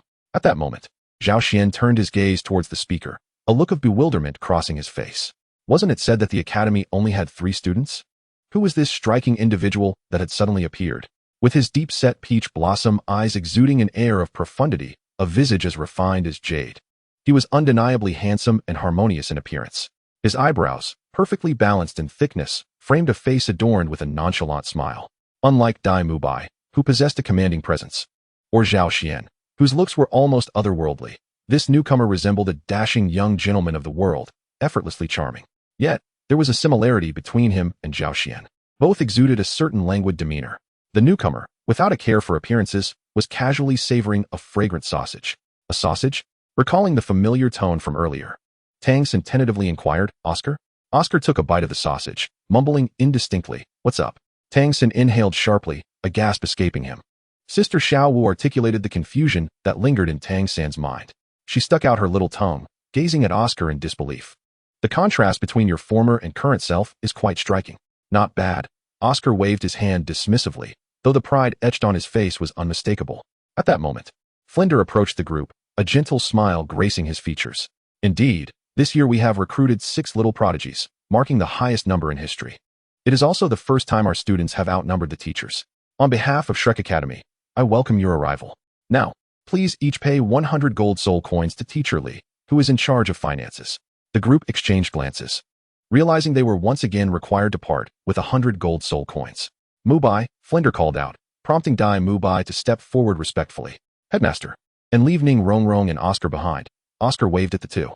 With a reluctant expression, Oscar complied, while Ning Rongrong, though curious, stepped forward as well. Flinder took a few steps, as if recalling something, and turned to Tang San, saying, "By the way, Tang San, you should also stay behind." "Yes," Tang San replied, puzzled as to why Flinder wanted him to remain. Chapter 26, The Spine Pig. With Tang San remaining, Sister Xiao Wu, who was inseparable from him, naturally stayed as well. However, after walking a short distance, several village children rushed over, calling out to Flinder, "Master Flinder! Master Flinder!" Zhao Xian halted. Curiosity piqued as he observed the group of children. "What is it?" Flinder inquired, a warm smile blossoming on his face, startling Sister Xiao Wu beside him. Was this truly the same unscrupulous merchant? Surely, this smile belonged to an impostor. The children, breathless from their frantic running, finally managed to convey their excitement. "Master Flinder, a soul beast has entered the other side of the village." "Oh," Flinder furrowed his brow, asking, "What does the soul beast look like?" A somewhat plump boy gestured with his hands, exclaiming, "It's this big, resembling a pig, and it has spikes on its back." He further noted how swiftly it ran, evading capture by their fathers. A timid little girl then spoke up. Flanders relaxed his brow. It was merely a spine-back pig, a spirit beast commonly found in the forests south of Sodto City, typically possessing only 10 years of cultivation, with the rare 100-year specimen being a surprise to find here. He surveyed the playground, noting that aside from Ning Rongrong, Oscar, Tang San, and Xiao Wu, only Hermione and Zhao Xian remained. The others had vanished. "Zhao Xian, Hermione, you two should go. It's just a small spirit beast, perfect for a nighttime feast. Be careful not to let it charge into the village and cause harm." Flanders instructed them. He then crouched down to the children, saying, "You all take these 2 older siblings with you." "Okay." The children replied enthusiastically, rushing to Zhao Xian. Though he initially hesitated, the bright, curious eyes of the children proved irresistible. "Hermione, let us go," he called to her. The village was small, and midway along the path to the dining hall, a fork branched off, leading directly through the village. Under the guidance of the children, they soon arrived at their destination. At the far end of the village lay a wheat field, still lush and green in the summer. Several middle-aged men surrounded one section of the field, looking utterly helpless, as noises intermittently emerged from within. Upon seeing the children escorting a young boy and girl, one of the men hurriedly approached them. His gaze was filled with curiosity, and a hint of respect graced his features. After all, they were spirit masters. Even as a youth, they belonged to the most esteemed group in this world. "Esteemed spirit masters," the middle-aged man said with a respectful tone. Zhao Xian felt a twinge of discomfort, but chose not to dwell on it. Such beliefs were deeply rooted. He glanced at the wheat field and inquired, "Is the spirit beast inside?" The man, possessing greater awareness than the children, recognized the beast's type and replied, "It's in there. The spineback pig has sharp spikes and moves quickly. We cannot catch it." One man was knocked over by it, and the spikes pierced his arm. Zhao Xian nodded, but suddenly found himself troubled. The wheat field was sizable, and the spineback pig was located at its center. Normally, capturing such a small pig would be a straightforward task, but taking action in the field would inevitably damage the crops, which was something Zhao Xian wished to avoid. "Hermione, do you have any ideas on how to draw it out?" He caught sight of the graceful girl nearby, and recalled that this book-loving maiden might have a solution. Hermione, stroking her pointed chin with her right hand, appeared deep in thought, her brown eyes reflecting contemplation. "I remember reading in a book that these spineback pigs enjoy fruits." Suddenly, her eyes brightened with excitement as she turned to Zhao Xian, saying, "Did you hear that?" Zhao Xian nodded and inquired of the middle-aged man beside him. "Understood." The man responded with a nod, feeling a sudden sense of relief. Despite their youth, the two young individuals exhibited a remarkable depth of thought. He ventured into the village to gather an assortment of fruits, which he then placed outside the wheat field, having cut them into pieces to ensure the aroma would waft far and wide, enticing the boar with their sweet fragrance. Subsequently, Zhao Xian instructed those guarding the wheat field to step back, leaving only himself and Hermione in close proximity to await the creature's emergence. "When it appears, I will immobilize it with my first soul skill, and then you can unleash the phoenix arrow." The two crouched behind a large tree as Zhao Xian outlined their plan. The tree stood tall and straight, its branches lush and sprawling, casting a generous shadow beneath its canopy. Although Zhao Xian could easily capture the boar alone, he saw no reason to forego the opportunity to take the easier route. "All right," Hermione replied earnestly, nodding in agreement. They positioned themselves behind the tree. While its expansive radius provided some concealment, it was still somewhat cramped for two individuals, forcing them to sit closely together, leaning against one another. Hermione could feel the warmth radiating from Zhao Xian's body, accompanied by a uniquely refreshing scent. For reasons she could not quite comprehend, her ears flushed with warmth, and she discreetly stole a glance at Zhao Xian, who was intently focused on the unfolding events. His profile, akin to polished white jade, appeared both smooth and gentle, evoking a sense of ambiguity in whether to describe him as handsome or beautiful. His black pupils, deep as the night sky, concealed his thoughts with an enigmatic allure. The softness of his raven hair even stirred a twinge of envy within Hermione, as a girl herself. After gazing at Zhao Xian for a moment, she murmured, "You look quite handsome when you're not being foolish." What did you say?" Zhao Xian, hearing a sound, turned his head curiously. Upon encountering his striking visage so close, Hermione felt flustered and quickly replied, "Nothing." Puzzled, Zhao Xian returned his gaze to the golden-haired girl, muttering something under his breath before turning away. Hermione shot him an irritated glance, realizing that she should not have expected much from this simpleton. After a prolonged wait, the wheat field finally stirred. A boar, roughly the size of a small cannon, cautiously poked its head out at the edge of the field, surveying its surroundings. Its tiny eyes darted towards the distant fruits, and both Hermione and Zhao Xian widened their eyes, fixated on the creature. With a swift motion, the boar's black form darted out from the lush wheat, making a beeline for the fruits. Zhao Xian summoned his martial spirit, a mobile phone. It materialized out of thin air, transforming into a bracelet that adorned his left wrist, revealing a square screen on the back of his hand. Zhao Xian had previously scoffed at this feature, likening it to a children's smartwatch, joking that if he shouted a couple of commands while activating his soul skill, he might as well be a spokesperson for an advertisement. Nevertheless, despite his complaints, this method proved to be the most advantageous for combat. 3 soul rings emerged, the first glowing brightly as Zhao Xian activated his primary soul skill. The first soul skill, unmovable. With each increase in soul power, the duration of confinement can be extended by 0.1 seconds, yet this is contingent upon the soul power level of the user. For every 5 levels beyond Zhao Xian's, The confinement time is reduced by 0.2 seconds. For Xiao Wujia, Zhao Xian can hold him for approximately 2 seconds. However, this diminutive soul beast allows Zhao Xian to unleash the full potential of his first soul skill. As Zhao Xian activated his initial skill, Hermione summoned her wand and began to chant. The greater the power and number of arrows she wished to manifest, the longer the incantation would require. Nevertheless, with Zhao Xian's confinement in place, Hermione was only able to enhance a single phoenix fire arrow. Although limited in quantity, its might surged significantly. One phoenix fire arrow, adorned with resplendent crimson flames, soared through the air, tracing a brilliant trajectory before piercing the throat of the backspine boar. It had no opportunity to resist. After a brief struggle, the creature lay still, as a pristine white soul ring gradually ascended. Zhao Xian, brimming with excitement, rushed over and dispelled the soul ring with his soul power, lifting the backspine boar amidst the astonished gazes of the villagers. Hermione, dinner is secured. Hermione silently observed Zhao Xian, realizing that once he became animated, no amount of charm could redeem the situation. Chapter 27, Sodto Great Soul Arena. Tang Xin was still absent, and the playground was devoid of any presence. Zhao Xian chose not to dwell on it, collapsing onto his bed in slumber. Though one should not linger in sleep during life, after death, eternal rest is inevitable. Yet, he concluded that lying in bed was indeed preferable.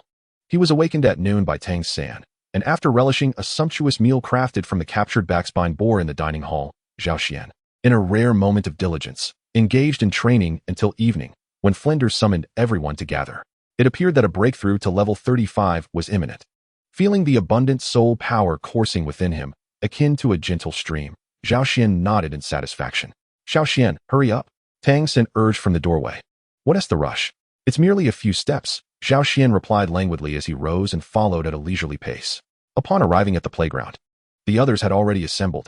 Flinder cast a glance at the tardy duo and refrained from further comment. Where are Ning Rongrong and Oscar? Zhao Xian inquired of Tang San, noting that nearly everyone was present except for the two. Before Tang San could respond, Flinder interjected, his gaze fixed on Zhao Xian as he calmly stated. I have made alternative arrangements for those two. Zhao Xian merely acknowledged this with a nonchalant "oh" and turned his attention back to Flinder. Flinder nodded, since everyone is gathered. I shall impart a few words. Though they may be somewhat unpleasant, this is Shrek Academy, and as the headmaster, my words constitute the rules here. I do not wish for anyone to defy my orders within the academy. You have all witnessed the consequences faced by Ning Rongrong and Oscar. A murmur of contemplation swept through the assembly, with only Zhao Xian displaying confusion. What exactly had transpired with them? Observing Flinder's serious demeanor, the others felt an unspoken weight in their hearts. However, his heart brimmed with anticipation, curious about the mysteries that the first lesson would unveil. Now, stay close to me. Our destination is Sodto City. With that, Flanders waved his hand and turned, his toes barely grazing the ground before he propelled himself forward with remarkable speed. Truly, as expected of the four-eyed cat eagle, he glided with an elegance that belied his pace. Zhao Xian marveled inwardly. Despite his own impressive physical prowess and continuous growth, he understood that he could not match Flanders' swiftness. Following closely behind Flanders, the others trailed along, and during their journey, Zhao Xian inquired of Tang San about Ning Rongrong and Oscar. The revelation surprised him. He had assumed Ning Rongrong to be a serene maiden, only to discover she was a pampered young lady with commendable acting skills. Shrek Academy was not far from Sodto City, and in less than half an hour, they arrived at their destination. The city's vibrancy was unmistakable, even under the night sky, as the streets remained ablaze with lights, bustling with life. Flanders led the group to a tea house, where he ordered several cups of the cheapest tea. The group couldn't help but silently scoff at his frugality. Unfazed by their expressions, Flanders pointed to a grand structure across the street. That will be your classroom for the first lesson. What? The group reacted with surprise, having noticed the imposing building upon their arrival. Its dark exterior exuded a majestic yet solemn aura, and in the dim light of night, faint glimmers and distant sounds could be discerned from within. Dai Mubai appeared somewhat apprehensive, casting a sidelong glance at Zhu Zhuqing. Meanwhile, the quiet Hermione seemed to recall something, exclaiming, that can't be the Great Spirit Arena, can it? Indeed, Flanders replied, taking a sip of his coarse tea. The Great Spirit Arena? What is that? Xiao Wu asked, her expression one of confusion. Hermione took a deep breath. The Great Spirit Arena is a place for spirit battles, where soul masters engage in combat. Both the Heaven Do Empire and the Star Luo Empire recognize its significance. The arena determines the rise and fall of nations. In other words, this is where soul masters fight, Zhao Xian mused, turning his gaze toward the Great Spirit Arena, pondering this new revelation. Precisely, this is where you will engage in battle. Flanders nodded, his gaze far-reaching.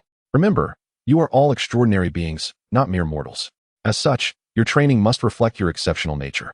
The Sodto Great Spirit Arena was extraordinarily vast, encompassing not only an expansive surface, but also multiple subterranean levels housing hundreds of arenas. Flanders paused, momentarily taken aback, while the others stared at him in astonishment. Tang Xin hesitated, seemingly recognizing Zhao Xian's intent. Soon, Flanders regained his composure. According to the rules he had previously outlined, Zhao Xian would face only soul masters at the rank of soul respect within the 30th level. Given Zhao Xian's strength, it could be said that he would find no rivals within the 30th or even 40th levels. Zhao Xian, however, was clearly dissatisfied with such limitations. Flanders hesitated slightly, fully aware of Zhao Xian's formidable prowess. In truth, there were scarcely any instructors within the entire Shrek Academy capable of teaching him. Perhaps the only fitting environment for Zhao Xian was the Great Fighting Arena, a place designed to cultivate combat experience. After considerable contemplation, Flanders spoke slowly. Aside from these three methods, there exist two perilous alternatives. One is known as indiscriminate competition, a format only marginally less dangerous than life and death battles. It randomly selects two soul masters, irrespective of their soul power levels, for combat, at times. It may even result in clashes between soul masters of level 20 and soul kings exceeding level 50. Although this format does permit surrender, the disparity in soul power can render even that option non-existent. The other is termed a grand melee, which similarly imposes no restrictions on soul power levels, selecting 10 soul masters to engage in combat until only one remains. The danger associated with this method is second only to that of life and death battles. Both options are fraught with peril. Do you have any thoughts on this? Flanders inquired earnestly of Zhao Xian. I wish to give it a try. Zhao Xian replied without a moment's hesitation, his gaze fixed seriously on Flanders. Zhao Xian, Tang Xin could not help but exclaim, while Xiao Wu and Hermione also cast anxious looks at Zhao Xian. Unmoved, Zhao Xian maintained his stance, for he had his own considerations. It was not mere boasting. His strength was indeed remarkable, far surpassing that of his peers at the same level. He had long been uncertain of his own positioning, which was not a favorable circumstance. Very well. Flanders, touched by Zhao Xian's earnestness, summoned a staff member from the fighting arena. After whispering to him for a moment, he produced a mask from his attire and handed it to Zhao Xian. The staff member then approached Zhao Xian, regarding him with astonishment. Come with me. As the crowd observed Zhao Xian following the staff member, Tang Xin could not restrain his inquiry. Director, why did you consent? There was a hint of anger in his voice, seemingly blaming Flanders for placing Zhao Xian in jeopardy. Flanders' expression remained calm as he surveyed the group, noting the varied expressions of concern on their faces. He responded softly, I am but a dean. I cannot stifle the aspirations of my students. I can only serve as a guide on your journey, and I shall not interfere with your choices. Moreover, do you truly believe Zhao Xian will face significant danger? He is far more powerful than you imagine. Reflecting on the master's description of Zhao Xian in a letter, Flanders couldn't help but sigh. Chapter 28, The Indiscriminate Arena. My lord, please proceed this way. The attendant of the Sodto Great Fighting Arena respectfully led the way, showing no signs of negligence due to Zhao Xian's youth. Along the route, numerous guests and soul masters regarded Zhao Xian with astonishment, partly due to his striking appearance and partly due to his apparent youth. Holding the mask that Flanders had handed him, Zhao Xian seemed to understand why it was entrusted to him. Is the indiscriminate fighting arena located underground? He asked the attendant, glancing at the somewhat dim stairs before him after donning the mask. Zhao Xian nodded, showing no signs of surprise. Light glimmers on the surface while darkness lurks beneath, a most ordinary phenomenon. The dimly lit staircase is flanked by flickering candles, yet their flames fail to dispel the shadows. The illumination is confined to a mere patch of ground, leaving the entire staircase enveloped in a chilling aura. Zhao Xian descends, following the attendant. And as he traverses the stairs, he faintly perceives subtle sounds emanating from below. As the footsteps draw nearer, the cacophony intensifies. The clamor surrounds him from all directions, creating a sense of discomfort that prompts Zhao Xian to furrow his brow and glance around. Before him lies a vast circular hall, its ceiling adorned with numerous radiant crystal chandeliers, draped with beaded curtains that glitter like stars. In the center of the hall stands a circular counter, bustling with the largest crowd, while others are scattered in small clusters throughout the space. The edges of the hall are lined with over 50 passageways, one of which Zhao Xian occupies, from whence the raucous sounds emanate. Sir, you may register for the competition at that location. The attendant gestures toward the center of the hall. Zhao Xian nods in acknowledgement and strides toward the counter, drawing countless gazes in his wake. Many who were engaged in conversation come to a halt, their eyes fixed upon him, the majority exuding an air of hostility. A newcomer, how intriguing, another prey to stalk. A sinister chuckle follows, reminiscent of a creaky door struggling to open, its tone sharp and irksome. Zhao Xian's expression remains placid beneath his mask, as though the surrounding atmosphere holds no sway over him. Hello, I wish to register for the indiscriminate brawl, he states, his voice resonant yet tinged with a youthful timbre. Your match will commence in 10 minutes at Arena 3. You may wait here in the meantime. Zhao Xian nods once more and casually positions himself in a corner of the hall. The individuals around him exhibit a variety of expressions. Some, like Zhao Xian, conceal their faces, evidently wishing to remain unrecognized. Many appear deceptively ordinary, yet Zhao Xian can sense the faint fluctuations of soul power emanating from them. In one corner, a scruffy old man clutches a gourd of wine, his face a map of deep wrinkles, flushed a ruddy hue. Nearby, a woman clad in an opulent red gown stands resplendent, her presence akin to a spotlight, drawing all eyes toward her. Here, esteemed soul masters, once revered in the outside world, seem as common as weeds, their nobility unrecognized, and soon they too shall be regarded as mere spectacles. As he waits, sporadic announcements resonate throughout the hall, summoning soul masters by their nicknames to hurriedly make their way through the passageways. Zhao Xian stands quietly, contemplative about the strange world that unfolds before him. Please, Mose Xian, proceed to Arena 7. 3 successive echoes resonated through the hall. It was now his turn. Zhao Xian revealed a faint smile, a fierce fire igniting within his heart, causing his blood to boil with fervor. Strangely, he was not inherently a combatant. His dream was to lead a languorous existence like a salted fish. Yet, deep within his being, there seemed to be an everlasting flame urging him towards battle. As he entered the passage leading to Arena number 7, a servant awaited him at the terminus. At this moment, 2 dark, profound corridors flanked him, while a distant, luminous exit beckoned. The servant gestured towards one of the paths. My lord, please. Zhao Xian stepped into the darkness, and an eerie silence enveloped him, the atmosphere palpable with anxiety, as if he could distinctly hear the rapid beating of his own heart. This appeared to be the designer's intent. Whispering from an unknown corner, embrace the darkness, feel the surge of fervent blood, experience solitude, and then emerge from the shadows into the light to fight. In an instant, as he stepped out of the darkness, the rush of blood surged to his head, rendering him crimson. Welcome our next challenger, the enigmatic Mose. He is a 34th level control-type spirit warrior. The announcer's voice boomed with fervor. And his opponent, the 45th level spirit sect, the blood-colored lone wolf, who has achieved 5 consecutive victories in this arena. This is a long-awaited battle of unequal ranks. Let the roars commence. Before he even appeared, Zhao Xian heard the frenzied cries of the crowd. Lone wolf, eliminate that newcomer. Kill him. Let his blood spill. The audience was in a frenzy. Yet the arena itself lay in an uncanny calm. Zhao Xian first surveyed his surroundings. They stood upon a platform measuring 50 meters on each side, encircled by towering stands filled with vociferous spectators. The arena was dimly lit, seemingly designed to enhance the atmosphere, with somber yellow crystal lights hanging above. Then, Zhao Xian's gaze shifted to his opponent, a man whose eyes were as sharp as a hawk's. Chapter 29, Fierce Battle, Part 1. Coldness was the first impression he gave Zhao Xian. He stood there quietly, resembling a lone wolf traversing a desolate expanse, enveloped in an aura of solitude. Though he appeared frail, he was tall, and his back bore a slight hunch, his gaze towards Zhao Xian devoid of any emotional fluctuation. Child, you should not be here. He suddenly spoke, his voice gravelly. I can sense the delicate skin beneath your garments, your youthful form, and the blood coursing through your veins. You are still very young. Should you be injured here, or perish in this place, it would indeed be a lamentable tragedy. Zhao Xian remained unmoved, standing upon the combat platform, which bore a deep gray hue, each stone marked with signs of wear. Many of the stones appeared newly replaced, yet were stained with numerous dark red marks. Remnants of blood congealed over time. This signifies the massacre that once transpired here. Perhaps the spirits of the deceased still linger, drifting through the air, gazing upon their fate. Is it not absurd to cultivate a sense of pity in such a place? Is there any merit in discussing this? Zhao Xian suddenly scoffed, his tone dripping with disdain. The other person faltered momentarily, then gently shook his head. What a pity. Zhao Xian found it amusing. Did he truly believe he had the upper hand over him? Can we commence now, host? Zhao Xian inquired of the host standing at the side of the platform. The host appeared momentarily taken aback. Was this soul master so eager to meet his demise? Although the arena permitted surrender, it was only after a minute had elapsed from the start.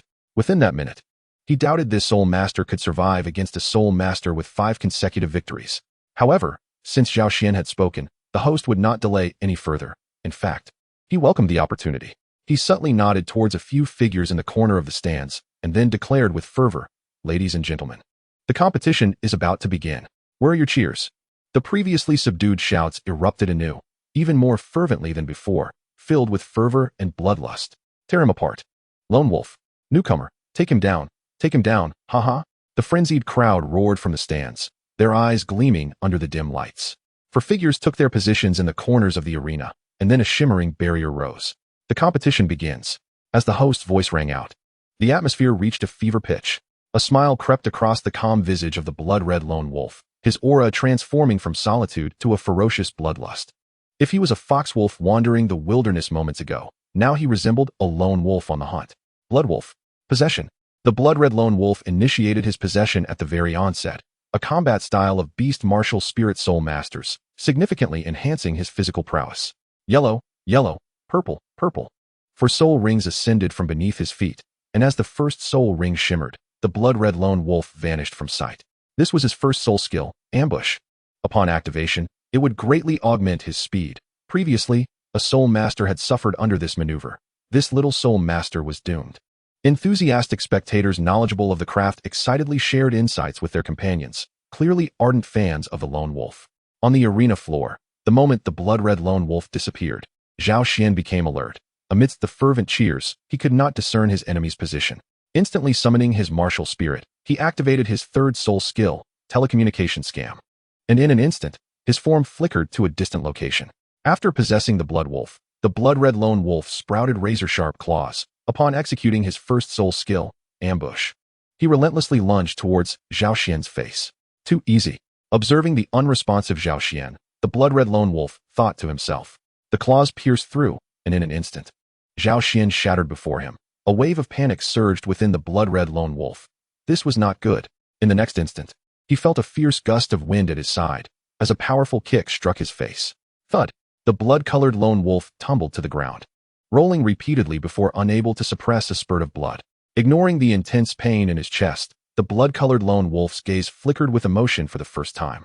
Staring in shock at Xiao Xian, wasn't that boy supposed to be pierced? How did the lone wolf get kicked away? The audience murmured in confusion, many expressing their bewilderment. At this moment, the seasoned and sharp-eyed host seemed to have realized something, exclaiming in astonishment. In the fleeting moment that the lone wolf vanished, Mo Xian could not ascertain the lone wolf's location, and then instantaneously activated his third soul skill. Mo Xian's third soul skill resembled an illusionary technique. What the lone wolf had struck was merely a phantom of Mo Xian, while his true self had appeared several meters away. As the blood-colored lone wolf pierced Mo Xian's illusion, Mo Xian simultaneously deduced the lone wolf's position, thus executing that fierce strike. The two contestants provided us with an exhilarating and thrilling contest right from the outset. The reaction speed and terrifying agility of Mo Xian left the audience in awe. The spectators erupted in exclamations of admiration. Mo Xian is quite impressive. But what does that matter? He'll still be crushed by the blood-colored lone wolf. Fans of the blood-colored lone wolf shouted defiantly. Hearing the host's commentary, the blood-colored lone wolf was taken aback. "You are quite remarkable, yet it is such a pity," the blood-colored lone wolf murmured, then instantly charged towards Xiao Xian. After kicking the lone wolf away, Xiao Xian chose not to continue his assault. He had not exerted his full strength, for this was one of his purposes, to witness more martial souls, to observe more soul skills. Although the blood-colored lone wolf rushed towards Xiao Xian with great speed, it was considerably slower than before, yet Xiao Xian remained utterly still. Haha. Could it be that the newcomer is too scared to move? Lone wolf, finish him off. Fans of the blood-colored lone wolf shouted. The disappointment from the earlier defeat evaporating instantly. He was merely a fortunate lad. The gap between Soul Sect and Soul Master is not so easily bridged. The moment the blood-colored lone wolf reached Xiao Xian's side, Xiao Xian moved. His figure flickered like a wisp of wind, effortlessly evading the attack. The blood-colored lone wolf furrowed his brow slightly, but quickly launched his next assault, his claws slashing through the air with a series of whooshing sounds. Yet, Xiao Xian moved like a dragon in the water, the wolf's claws failing to touch him in the slightest. Lone wolf, are you holding back? What are you doing? Did you forget to eat? Supporters of the blood-colored lone wolf erupted in curses. Previously, when facing opponents of the same rank, the blood-colored lone wolf could sweep through them with ease, leaving them no chance to resist. How is it that he struggles against a mere soul master here? They felt frustrated, But the blood-colored lone wolf was even more vexed. This boy was as slippery as an eel, with an astonishing reaction speed. Is this truly a weapon martial soul master? Zhao Xian gazed at the blood-colored lone wolf before him, unable to suppress a frown. Can't your strength match your words? The blood-colored lone wolf felt a surge of anger for the first time. Chapter 30, Intense Battle, Part 2. It must be said that this was the first instance of such fury for the blood-colored lone wolf. The young man before him, a soul master, had the audacity to provoke a soul sect. Very well, as you wish. The blood-colored lone wolf let out a low growl, and his third soul ring began to shimmer. Third soul skill, Blood for Needle. After the skill was activated, numerous blood-colored wolf hairs appeared on his body, which had previously lain flat, but now stood upright. Huh. The blood-colored lone wolf arched his back, presenting it to Zhao Xian. His entire being surged with soul power, and the wolf hairs shot forth instantaneously, each glistening like crystalline needles, flashing with a cold light. Interesting. Zhao Xian's eyes brightened, and he immediately moved with a speed that far surpassed his earlier pace. The blood for needles fell like a torrential rain, easily piercing the bluestone floor beneath. Such formidable penetrating power. Zhao Xian was secretly astonished, evading with agility. Fortunately, though the blood for needle had a tremendous offensive capability, its coverage area was limited, originating solely from the blood-colored lone wolf's back, allowing Zhao Xian to evade with relative ease. How can his speed be so swift? Seeing that the blood for needle attack had no effect, the blood-colored lone wolf straightened up, his gaze filled with uncertainty as he regarded Zhao Xian. How could a soul master possess such speed? Moreover, he did not even have a beast martial soul, nor was he in a beastly state.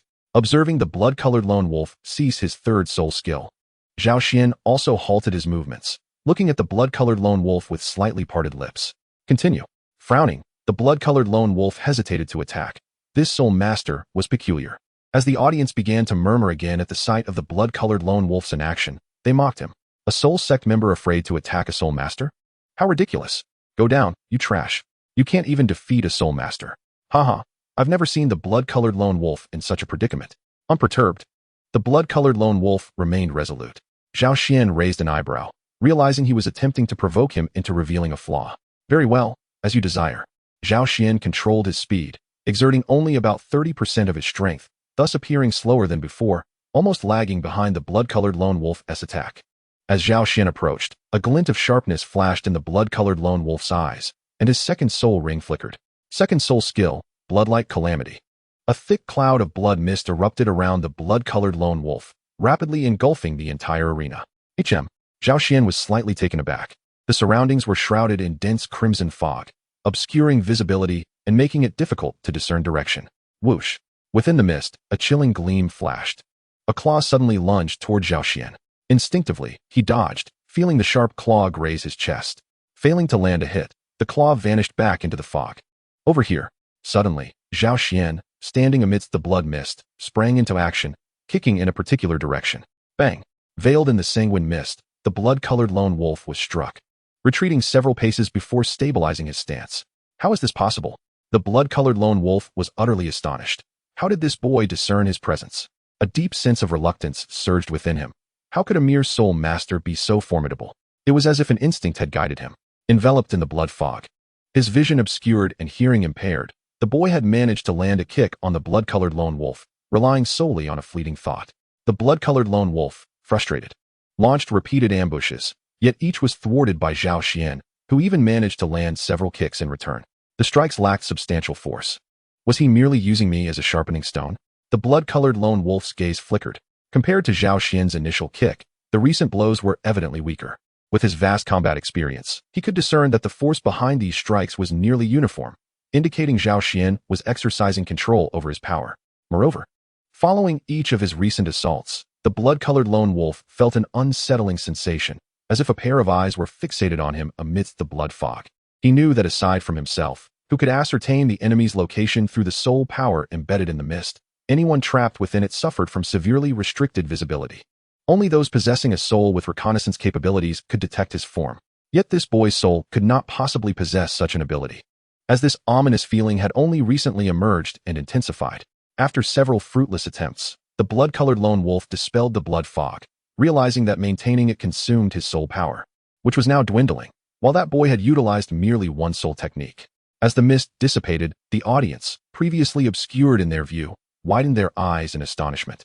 momentarily silenced from their earlier jeers, now solely eager to witness the outcome. What on earth?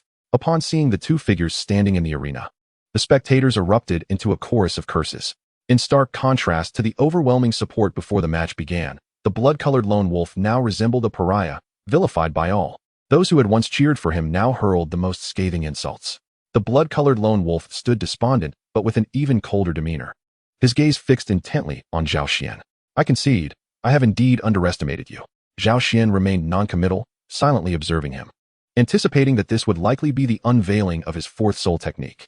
The first three techniques of the blood-colored lone wolf had each possessed unique characteristics, providing Zhao Xian with invaluable insights and honing his instincts, leaving him eager to witness the final soul technique.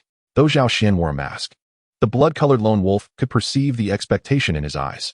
For the first time, a surge of indignation welled within him. Was he truly being treated as a mere sharpening stone?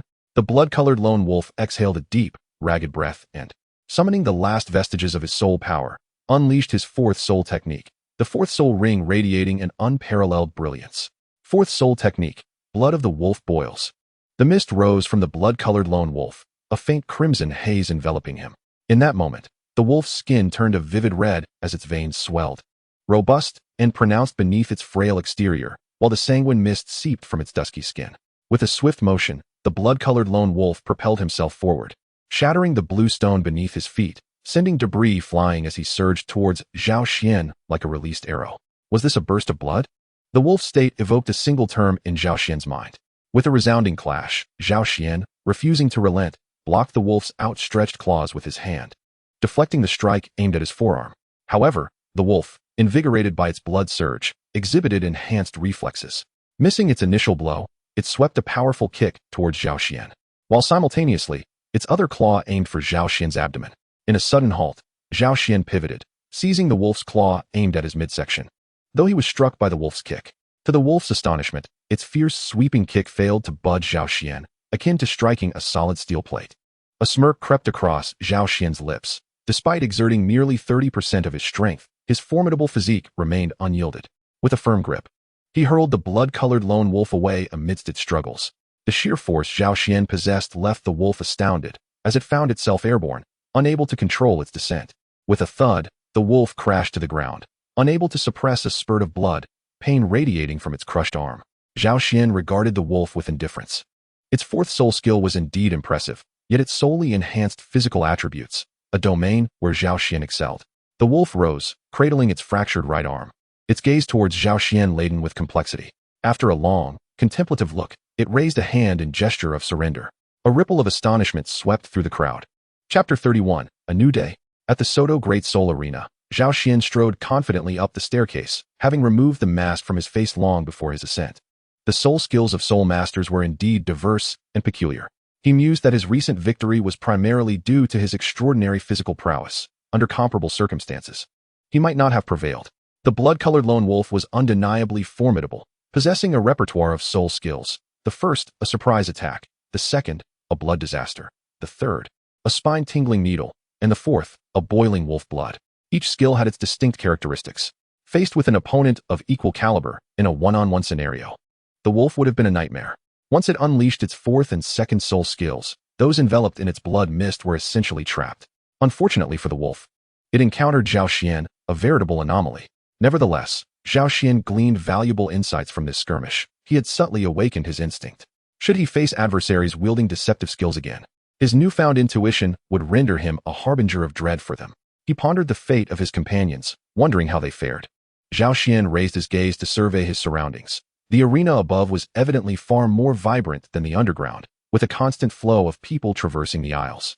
Many who came to the arena sought merely to witness the fervent clashes between soul masters, favoring the strategic games over the more brutal and perilous contests below. Yet, an unsettling atmosphere seemed to pervade the air, a feeling Zhao Xian could not shake off. Xiao-san. Zhao Xian pushed the door open and found Tang Xin seated on the bed, meticulously polishing his hidden crossbow. Under the flickering candlelight, the weapon gleamed with a chilling radiance. Xiao Xian, are you all right? Upon hearing the familiar voice, Tang Xin sprang to his feet, quickly closing the distance to Zhao Xian, scrutinizing him from head to toe.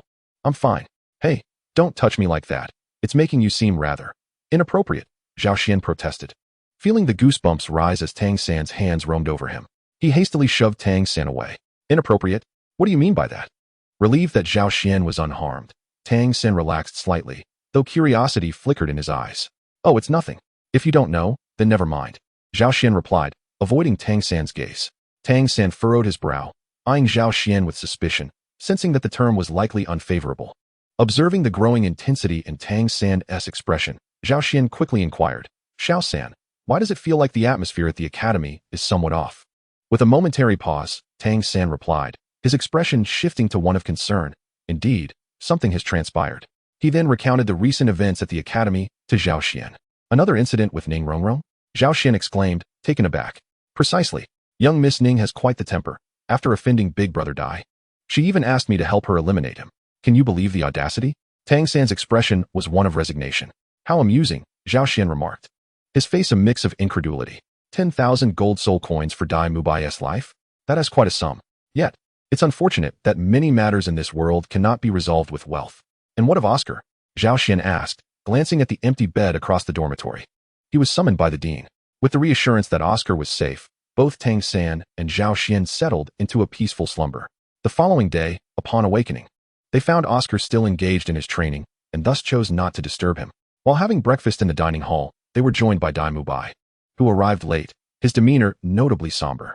After giving a slight nod to both, he chose a solitary table to eat in silence. Shortly thereafter, Xiao Wu and Hermione made their entrance, gathering at the table occupied by Zhao Xian and Tang San, where laughter and chatter filled the air. Subsequently, Ma Hongjun and Zhu Zhuqing also appeared. Ma Hongjun, looking particularly refreshed, seemed to have had a delightful night, though he was perceptive enough to notice Dai Mubai's evident displeasure, prompting him to quiet his mirth and retreat to a corner to eat discreetly. Zhu Zhuqing remained as poised and serene as ever, meticulously attending to her breakfast. Zhao Xian clicked his tongue. The atmosphere felt rather oppressive, and both Ning Rongrong and Oscar were conspicuously absent. In a corner, Dai Mubai and Ma Hongjun were engaged in a hushed conversation, with Ma Hongjun animatedly gesturing, while Dai Mubai occasionally cast furtive glances towards Zhu Zhuqing. A melodious chime echoed from a distance, prompting everyone to hastily conclude their meals before rushing to the playground. There, a solitary figure awaited them, the very embodiment of contradiction, Ning Rongrong, while Oscar was still nowhere to be seen. Her delicate, fair visage bore signs of fatigue, her eyes reddened, and her spirit seemed notably low. Upon their arrival at the playground, Zhao Xian and his trio congregated, continuing their lively banter, while Ma Hongjun and Dai Mubai whispered to one another. Only Zhu Zhuqing and Ning Rongrong stood apart in solitude. Approximately 15 minutes later, Flinders sauntered over, his hair and attire appearing somewhat disheveled. Could he have overslept? Zhao Xian scrutinized Flinder with suspicion, muttering to himself. Flinder's body stiffened imperceptibly. Then he surveyed the group with a furrowed brow and a composed demeanor, inquiring, "Where's Oscar? Has he overslept again?" Zhao Xian yawned, then regarded Flinder with keen interest. He is likely still training, perhaps in deep meditation and yet to awaken. Flinder nodded in a calm manner, unaware that Zhao Xian had already discerned his earlier unease. Indeed, it seemed Flinder was the one who had overslept. Chapter 32. Oscar's sausage. Before Flinder could finish his thought, Oscar's exuberant voice rang out in their ears. "Principal." Turning around, they beheld Oscar hastily approaching from the direction of the dormitory, his face devoid of any panic about being late, instead radiating excitement. Flinder's expression darkened significantly. He mused privately, "Is my authority insufficient if he is this cheerful despite being tardy?" Just as he prepared to reprimand Oscar, he heard him breathlessly exclaim, "Principal, I've broken through to level 30. Level 30? Are you referring to your soul power?" Flinder initially failed to comprehend, but suddenly a spark of realization illuminated his mind, and he gazed at Oscar in astonishment. Not only Flinder, but the others too looked on in disbelief. Though Oscar was slightly younger than Dai Mubai, at merely 14, he was still an auxiliary food-type soul master, a category notoriously challenging to cultivate. The fact that Oscar had managed to break through to level 30 was remarkable. "Indeed, Principal, my soul power has surpassed level 30. After a brief pause, Oscar's words flowed more smoothly, his face alight with joy. "Excellent. Well done." Flinder's expression softened into a smile as he patted Oscar on the shoulder, his eyes brimming with pride and a hint of nostalgia. The others swiftly gathered to congratulate Oscar, even disregarding the food-type classification. It was an extraordinary feat for an ordinary battle soul master to achieve level 30 at the age of 14. Oscar's potential was unmistakably boundless. Despite the considerable talents of those present, They all joined in celebrating his achievement. However, there were two exceptions. One was Zhu Zhuqing, who stood in place with her head bowed, lost in thought. The other was Ning Rongrong, whose gaze toward Oscar, surrounded by the crowd, was laden with complexity. After a round of congratulations, Flinder continued. Coincidentally, the protagonist of this lesson is Oscar. The task is quite simple. Each of you must consume at least one sausage crafted by Oscar. Oscar was taken aback, noticing the increasingly lewd smiles on the faces of those around him. What kind of lesson is this? Seeing Oscar's dubious expression and recalling his soul curse, Xiao Wu was nearly overwhelmed with goosebumps, unable to suppress a gasp. This is called adaptive training. Flinder shot a glance at Xiao Wu before continuing. I ask you, what is more important, life itself or the moment when life hangs in the balance? In such times, whether it be sausage, rats, cockroaches, or earthworms, one must be prepared to consume them. As he concluded, the faces of the four girls turned pale, especially Ning Rongrong and Hermione, who were already feeling nauseous. Unfazed, Flinder remarked coolly, you are monsters, not ordinary people. If you cannot endure even this, it would be better to drop out sooner. Oscar, begin. Oscar grinned slyly, his expression unspeakably lewd, as two soul rings rose beneath him. I have a big sausage. I have a small sausage. Upon reciting the incantations, two sausages of distinct flavors appeared in Oscar's hands, their rich aroma instantly wafting through the air. However, the scent only made the girls' faces grow more distressed, with even the remaining two feeling the urge to vomit. Oscar's expression darkened. Is it really that terrifying? Who will come first? In a flash, Zhao Xian swiftly snatched the two sausages from Oscar's hands and began to munch on them. The girls cast their gazes at Zhao Xian as if he were a horror they had just encountered, their expressions filled with terror. Zhao Xian remained unfazed, maintaining his composure as he chewed, remarking, the taste is quite good, very fragrant. The fat and lean are well balanced, savory yet not greasy. See, I told you my sausages are excellent. Oscar instantly bounded to Zhao Xian's side, his eyes gleaming with excitement, as if he had found a kindred spirit. Indeed. Let's have two more. Zhao Xian licked his lips, looking thoroughly unsatisfied, and turned to Oscar. Hermione quietly approached, tugging at Zhao Xian's sleeve with wide eyes, asking, don't you find it disgusting? Zhao Xian paused, replying, why should it be disgusting? It's just a soul curse. There's nothing wrong with the food. If we're talking about disgusting, there are far weirder foods from my previous life. Like ballot. Seeing someone appreciate his martial soul for the first time nearly brought Oscar to tears of joy. Finally, he had found an aficionado. Upon hearing Zhao Xian's request for more, he quickly conjured two more sausages. But just as Zhao Xian reached out, a delicate hand swiftly seized the two sausages. Both Zhao Xian and Oscar were taken aback, as were the others nearby, when they turned to discover that the one who had taken the sausages was none other than Ning Rongrong. Ning Rongrong's expression conveyed unwavering determination, yet her eyes reflected a flicker of hesitation. As the crowd turned their gaze towards her, she shot a fierce glare at Oscar before resolutely sinking her teeth into the matter at hand, her demeanor appearing quite ferocious. Oscar felt a chill run down his spine, plagued by an ominous sense of foreboding. Initially, Ning Rongrong bore a countenance of fearless resolve, but gradually, her expression morphed into one of astonishment, clearly taken aback by Oscar's martial spirit. Observing her reaction, Oscar regained his composure, grinning and saying, so? My martial spirit is quite impressive, isn't it? Ning Rongrong cast him a sidelong glance, her gaze inadvertently sweeping over his lower body, a smile gracing her lips as she remarked, the sensation of biting through is rather delightful. A shiver coursed through Oscar, prompting him to close his mouth once more. However, following this commotion, the others found their revulsion towards Oscar's soul spell significantly diminished. Perhaps, after experiencing it themselves, it no longer seemed so terrifying. One by one, the group procured sausages from Oscar, including several girls, whose expressions were notably more vicious, especially as they bit into the sausages while casting menacing glances at him. Their fierce expressions sent a shiver down Oscar's spine, and his once cheeky smile now appeared strained. Once everyone had eaten, Oscar wiped away non-existent sweat and let out a heavy sigh of relief, feeling utterly drained. Flander nodded in approval. Today's lesson had unfolded smoothly, much to his satisfaction. He surveyed the 9 children present, each possessing extraordinary talent beyond the reach of ordinary individuals. He firmly believed that each of them, as they matured, would become formidable figures renowned across the continent, thereby bringing pride to Shrek Academy. Taking a deep breath, Flander proclaimed loudly, you all performed admirably. The group turned their attention to him. Flander's gaze was intense as he continued, you must understand that the world of soul masters is neither ordinary nor stable. True soul masters face fierce competition and even life and death struggles. When confronted with danger, If you dwell on trivial matters such as soul spells, you will squander your opportunity to grow stronger, thereby losing the power to contend with others. He gazed deeply at the crowd, his eyes imbued with profound expectation. Hurry and grow, little monsters. I eagerly await your futures.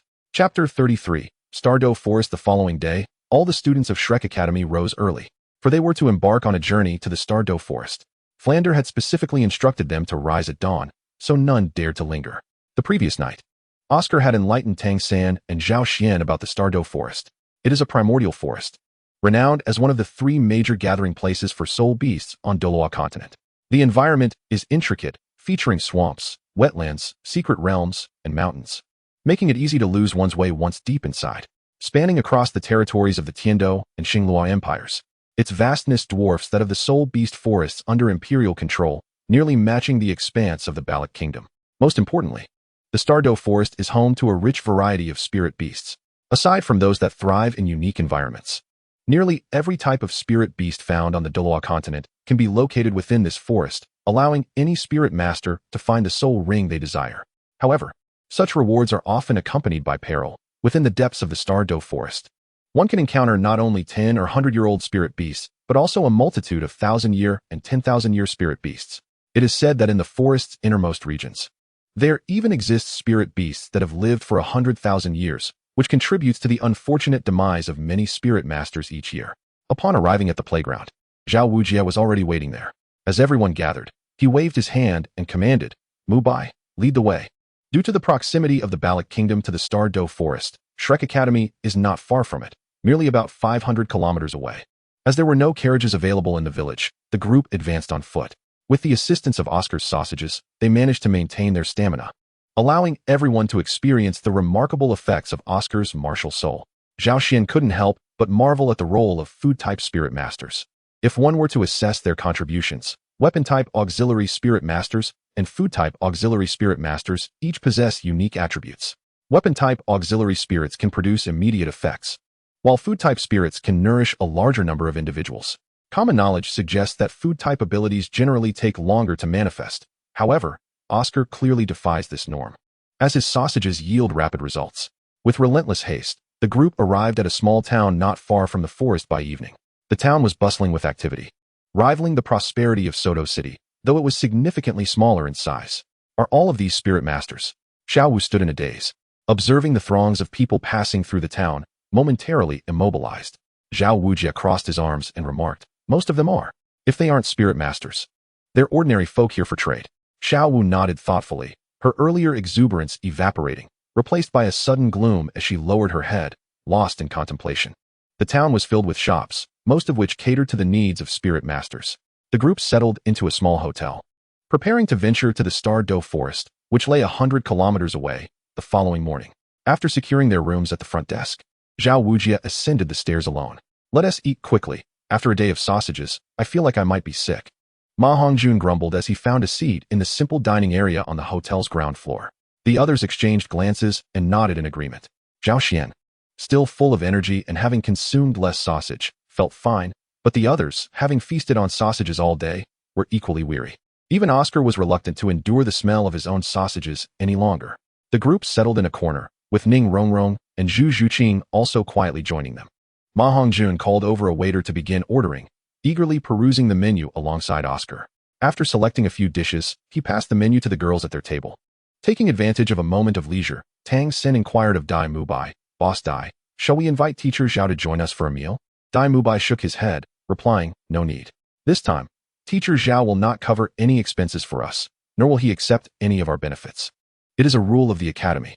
Zhao Xian raised an eyebrow, considering the merit of such a regulation. One might say that the Soul Master Academy is inherently affluent. Aside from the trivial tuition fees, the various subsidies from the Empire and sponsorships are astronomical in value. Only the teachers of Shrek Academy, who are somewhat constrained, appear less prosperous. If they were to serve certain factions, even as mere figureheads, their annual earnings would exceed 10,000 gold soul coins. The group ordered an extravagant array of dishes and began to indulge heartily. To their delight, the unassuming little hotel's chef proved to have exceptional culinary skills, leaving everyone thoroughly satisfied. As their meal drew to a close, a group of individuals suddenly entered the hotel. They were clad in light blue soul master robes, adorned with silver-threaded patterns. Leading them was a middle-aged man, followed by 7 young individuals, 6 men and 1 woman, whose proud demeanor was apparent. Their embroidered garments shimmering as if to make their identity as soul masters known to all. Dai Mubai glanced at the insignia on their shoulders, a green circular emblem embroidered with the characters Tsanghui. He swiftly turned to Oscar and Ma Hongjun behind him, who seemed to sense something and followed Dai Mubai's gaze, nodding in understanding. A mischievous smile curled at the corners of Dai Mubai's lips, his handsome visage and striking gaze rendering him particularly charming. He leaned closer to Tang San and Zhao Xian, whispering, "Tang San, Zhao Xian, allow me to share with you a tradition of our academy."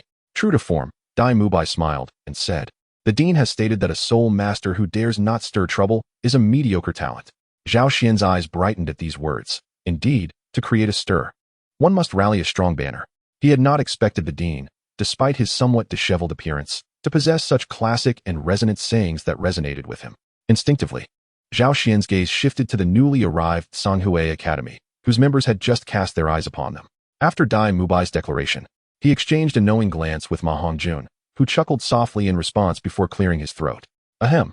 Chapter 34, Sanghui Academy. Ma Hongjun cleared his throat, deliberately coughing a few times, his voice raised enough to attract the attention of many diners in the restaurant towards the Shrek Academy group. As he sensed the moment was ripe, he leaned towards Dai Mubai and whispered theatrically, "That girl is quite attractive, Boss Dai. Those people must be from Sanghui Academy." Zhao Xian couldn't help but chuckle. This plump fellow possessed a talent for acting. Although he appeared to be whispering, his voice was likely audible to half the restaurant. The irony lay in his exaggerated gestures, as if he feared being overheard. Indeed, the young woman from Sanghui Academy possessed a certain allure. While the girls from Shrek Academy were also beauties in their own right, they were still blossoming buds, unable to compare to the fully developed young women of the season. Dai Lauda cast a disdainful glance at the group from Sanghui Academy and scoffed, "Such a trivial institution as Sanghui Academy is hardly worth my attention."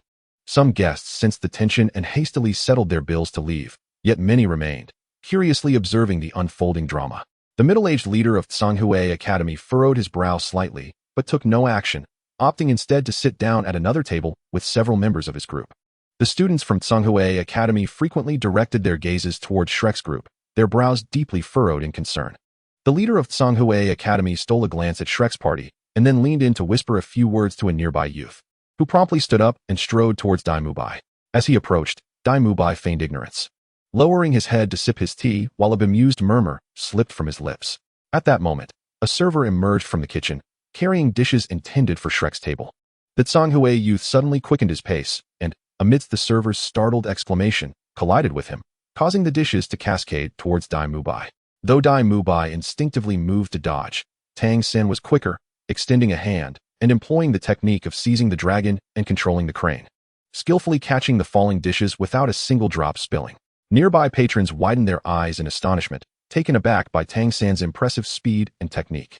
Some squinted, realizing that this table of youths did not appear to be ordinary. Dai Mubai's eyes flared with anger, and without a second thought, he delivered a swift kick that struck the youth squarely in the abdomen. The Sanghui young man's expression changed as he failed to evade the blow, his body arching backward as he was sent flying. Dai Mubai, having harbored pent-up frustration for days, found this an opportune moment for release.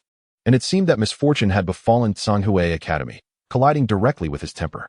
Beside him, Tang Sen frowned, remarking, "This provocation is unwarranted. They have not wronged us." Oscar chuckled lightly, "It's of no concern. Sanghui Academy has long been notorious for its poor reputation, and there are few decent individuals among them, including their principal." "Is that so?" Tang Sen sighed in relief, then calmly regarded the group from Sanghui Academy. The youth who had been sent flying crashed into a nearby table, hurtling towards the direction of Sanghui Academy's group. Fortunately, the patrons at that table saw the impending disaster and fled just in time, or they would have faced an undeserved calamity. The leader of Sanghui Academy's expression shifted dramatically as he hurriedly rose to catch the flying youth. Dai Mubai's considerable strength had left the young man gasping as he landed. Unable to suppress a spurt of blood, his demeanor visibly weakened. "Apologies, my leg cramped," he mumbled, revealing the malevolent glint in his eyes, his face a mask of disdain and arrogance. Such audacity was striking, even drawing the ire of his own companions, who couldn't help but stifle their laughter at his absurd excuse. The expression on the face of the leading teacher from Sanghui Academy darkened considerably. He handed the injured youth over to another student for care, while simultaneously reaching out to block several others who were angrily attempting to rush forward. In a deep voice, he asked, "Which school do you children belong to?" Zhao Xian narrowed his eyes, wary of any sudden violence, while Tang San's gaze sharpened, instinctively shielding the girls seated behind him, including Xiao Wu. Dai Mubai, with a flicker of his eyes, chose not to engage in conversation, instead adopting a serious demeanor and addressing the group. "This is the nature of Tsanghui, merely a bunch of bullies who prey on the weak. Look, they first seek to ascertain our strengths. If they perceive us as weak, they will strike. If we appear strong, they will retreat in disgrace." The leading teacher from Tsanghui Academy glared at Dai Mubai with a thunderous expression. The remaining diners in the vicinity could hardly suppress their laughter, many casting peculiar glances at the group from Tsanghui Academy. "Come on, everyone. Teach them a lesson for their teacher." The leading teacher could no longer contain himself, allowing the furious Tsanghui students to advance without further obstruction. If it weren't for his pride, he would have joined them in the fray. The 5 remaining youths from Tsanghui Academy grinned maliciously at Shrek's group, unhesitatingly summoning their martial spirits. One had a white spear, another a trident, while others manifested deer, sheep, and horses. Although Tang San's martial spirit was merely blue-silver grass, he possessed innate full spirit power. Xiao Wu, though a rabbit, was a soft bone charm rabbit. At that moment, Dai Mubai rose and laughed heartily. "A bunch of worthless creatures. Brothers, let us unleash our martial spirits and teach these Tsanghui brats a lesson." Tang San shook his head helplessly, while Xiao Wu and Oscar were brimming with enthusiasm, prompting the 3 girls, including Hermione, to rise as well. From the front, starting with Dai Mubai and Zhao Xian, the corners of the dining hall suddenly burst into radiant light. Yellow and purple, a vast array of soul rings appeared, none of which were white. Dai Mubai's white tiger's spirit manifested, with 3 yellow and 1 purple soul rings swirling around him. Zhao Xian remained seated, modestly sipping tea, but the 3 yellow and purple soul rings emanating from him commanded the attention of all present. Subsequently, the remaining 7 individuals revealed 2 yellow soul rings each. The diners were left in a daze, while the Tsanghui youths, who had been preparing to charge forward, were rooted to the spot in fear. Especially the 2 purple soul rings belonging to Dai Mubai and Zhao Xian glimmered with a mesmerizing hue, causing an involuntary tremor within them. 1,000-year soul ring? Soul sovereign? How could this be? Someone gasped. They had thought themselves to be students of an advanced soul master academy, easily capable of dealing with a few youths, only to discover that this group of youngsters were terrifying monsters. Despite their youthful appearances, many looking merely 12 or 13, without exception, they were all soul masters of at least a great soul master rank. The leading teacher from Tsanghui Academy was taken aback, quickly succumbing to a wave of panic.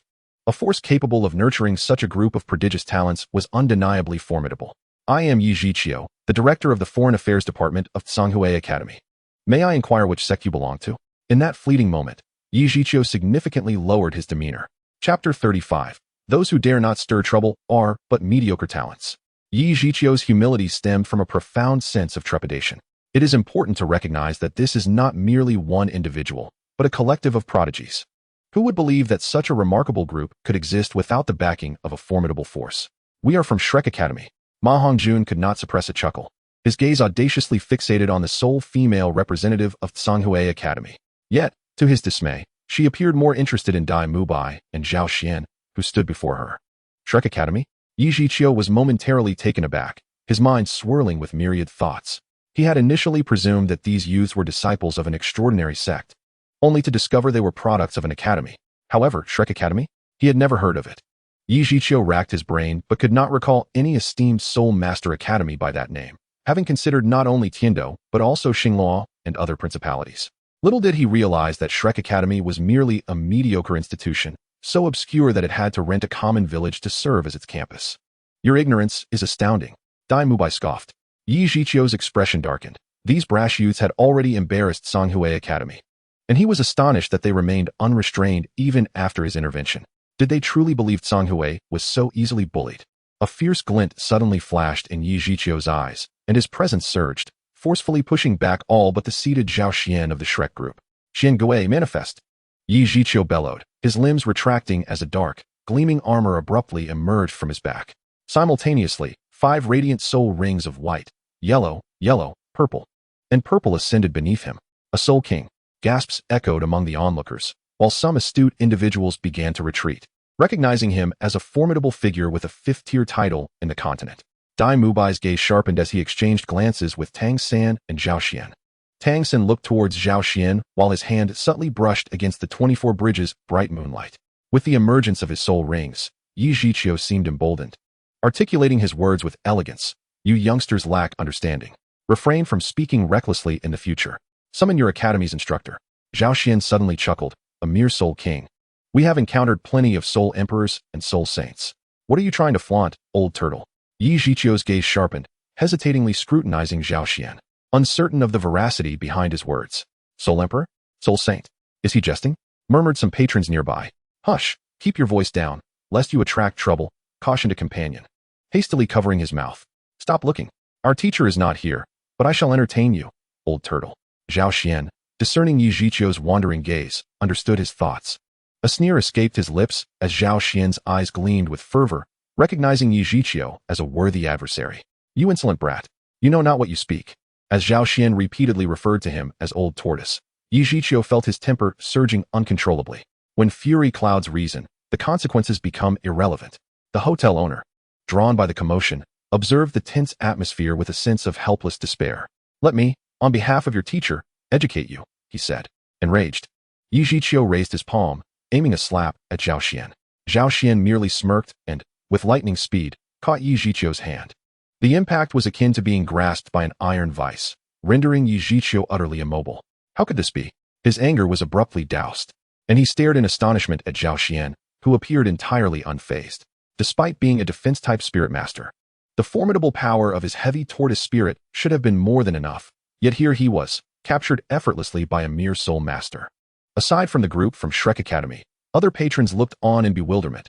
How could a soul king be subdued by a soul master? With a slight increase in pressure, Zhao Xian sent Yi Zhiqiu tumbling through the air. "Quickly use your spirit skills, or you'll lose even faster." The Shrek members observed Zhao Xian confidently, their expressions devoid of surprise, for he was capable of sending Xiao Wu flying with a single blow. Ning Rongrong, feeling a twinge of disappointment, loosened her grip, having intended to assist Zhao Xian but finding no opportunity. After a somersault, Yi Zhiqiu regained his balance and steadied himself, fixating his gaze on Zhao Xian.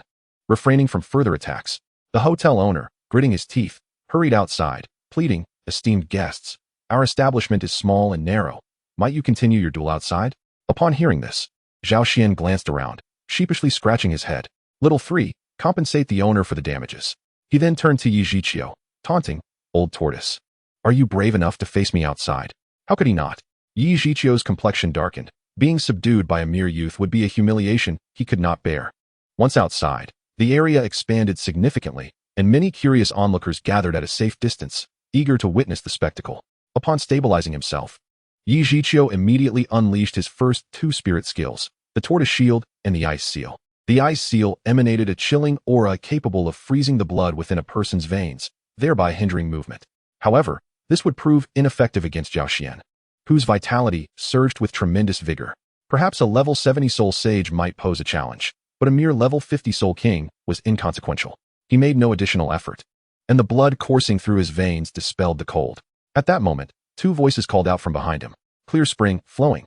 The 7 treasures glazed tile pagoda activated, bestowing upon him the first boon of strength and the second of speed.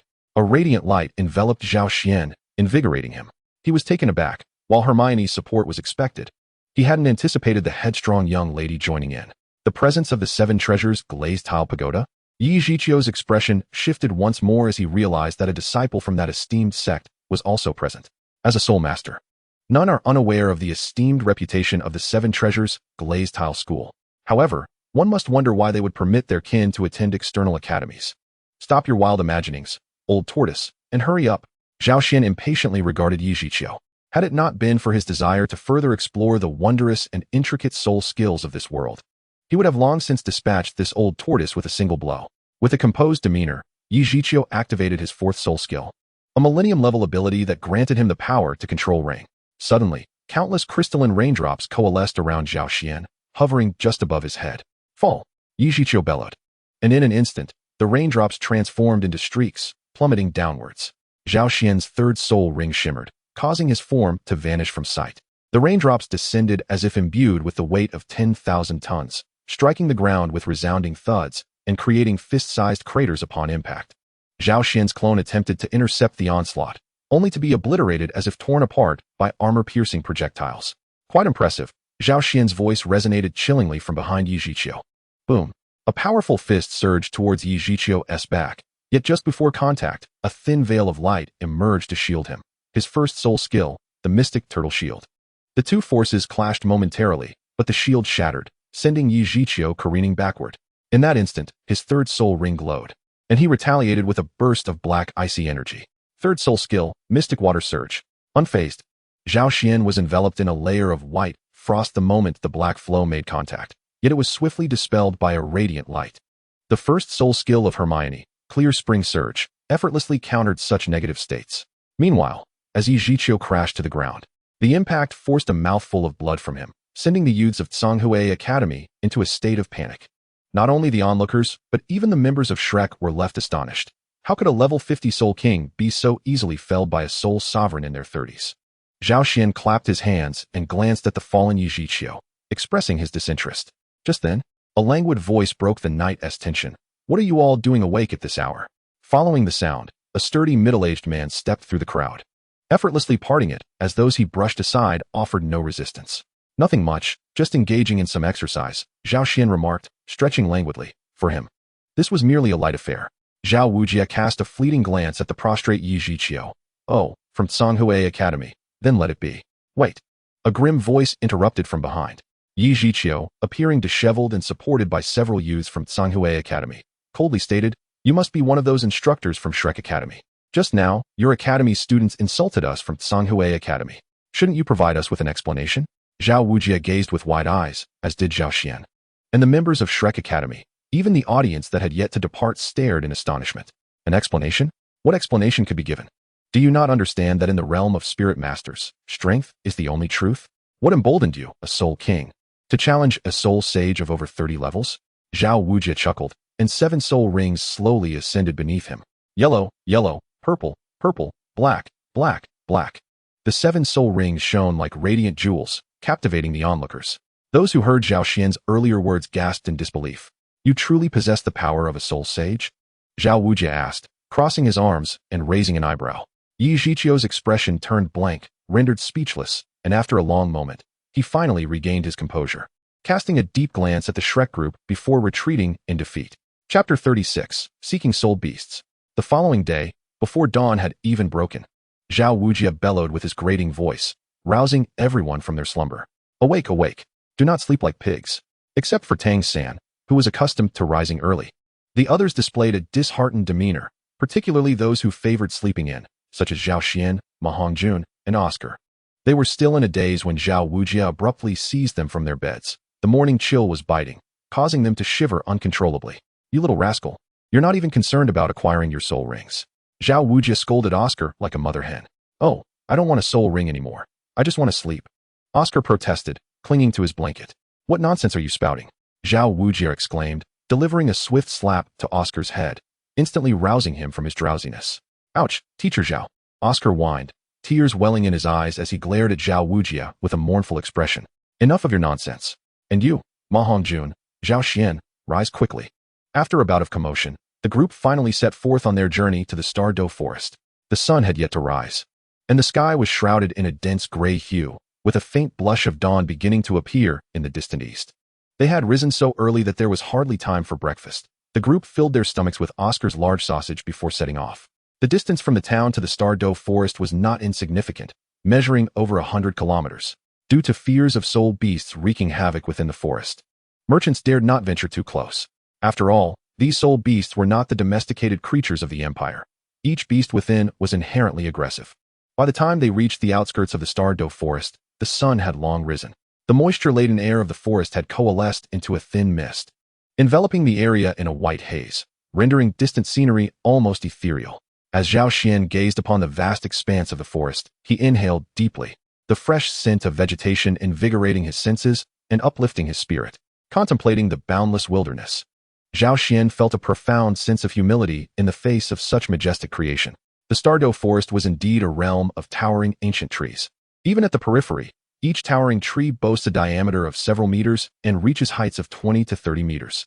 The lofty canopies obscure the sunlight, casting a somber gloom upon the ground beneath. Within the dense forest, shadows intertwine, and the concept of a pathway is utterly non-existent. For the expanse is simply too vast and perilous for anyone to carve a route through. Xiao Wu paused to organize matters, ensuring that Ning Rongrong and Oscar, the two purely supportive soul masters, remained by his side, while the others were prohibited from straying more than 20 meters away.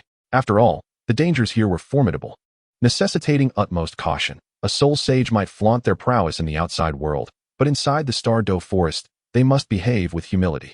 The group tread carefully. Even Zhao Xian dared not be careless, for this was the most treacherous place in the Douluo Continent, where even soul Douluos and titled Douluos refrained from acting recklessly.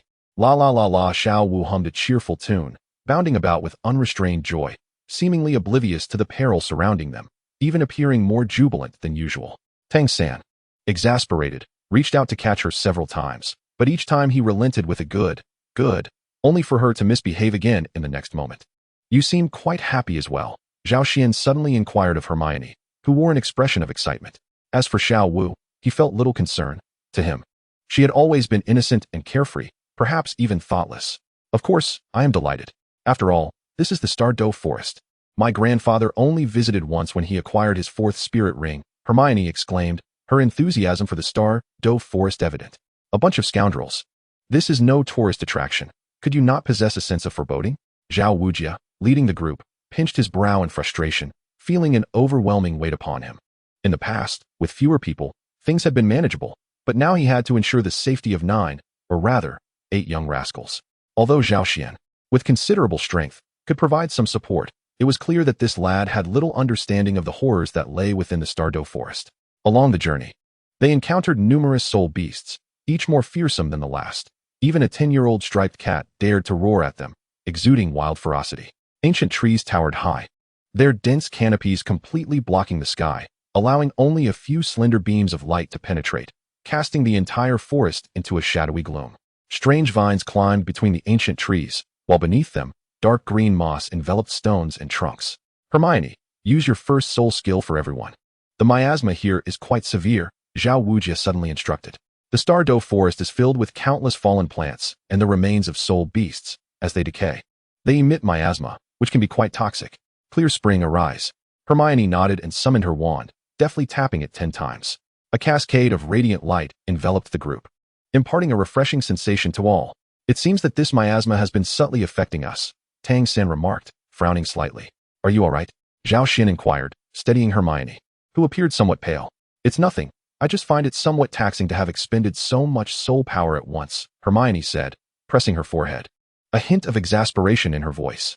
It seems you all have much to learn, Xiao Wu remarked, shaking his head. Dai Mubai? Xiao Wu called out to the lead in front of him. What? Dai Mubai, drenched in sweat, had been pressed into labor the moment they entered the forest. Utilizing his spirit beast claws to combat the persistent thorns, and now he appeared quite disheveled. Find a suitable place to set up camp and rest, Xiao Wu commanded. They had been in the forest for a while, and everyone was significantly fatigued. Maintaining ample energy was essential for survival in the Sodto forest.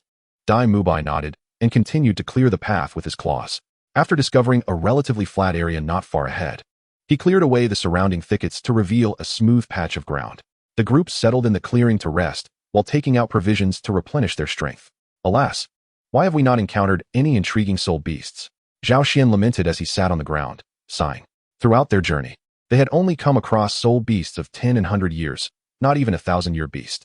Xiao Wu chuckled in jest. If a 10,000-year soul beast truly appeared, you would likely find yourself fleeing in haste.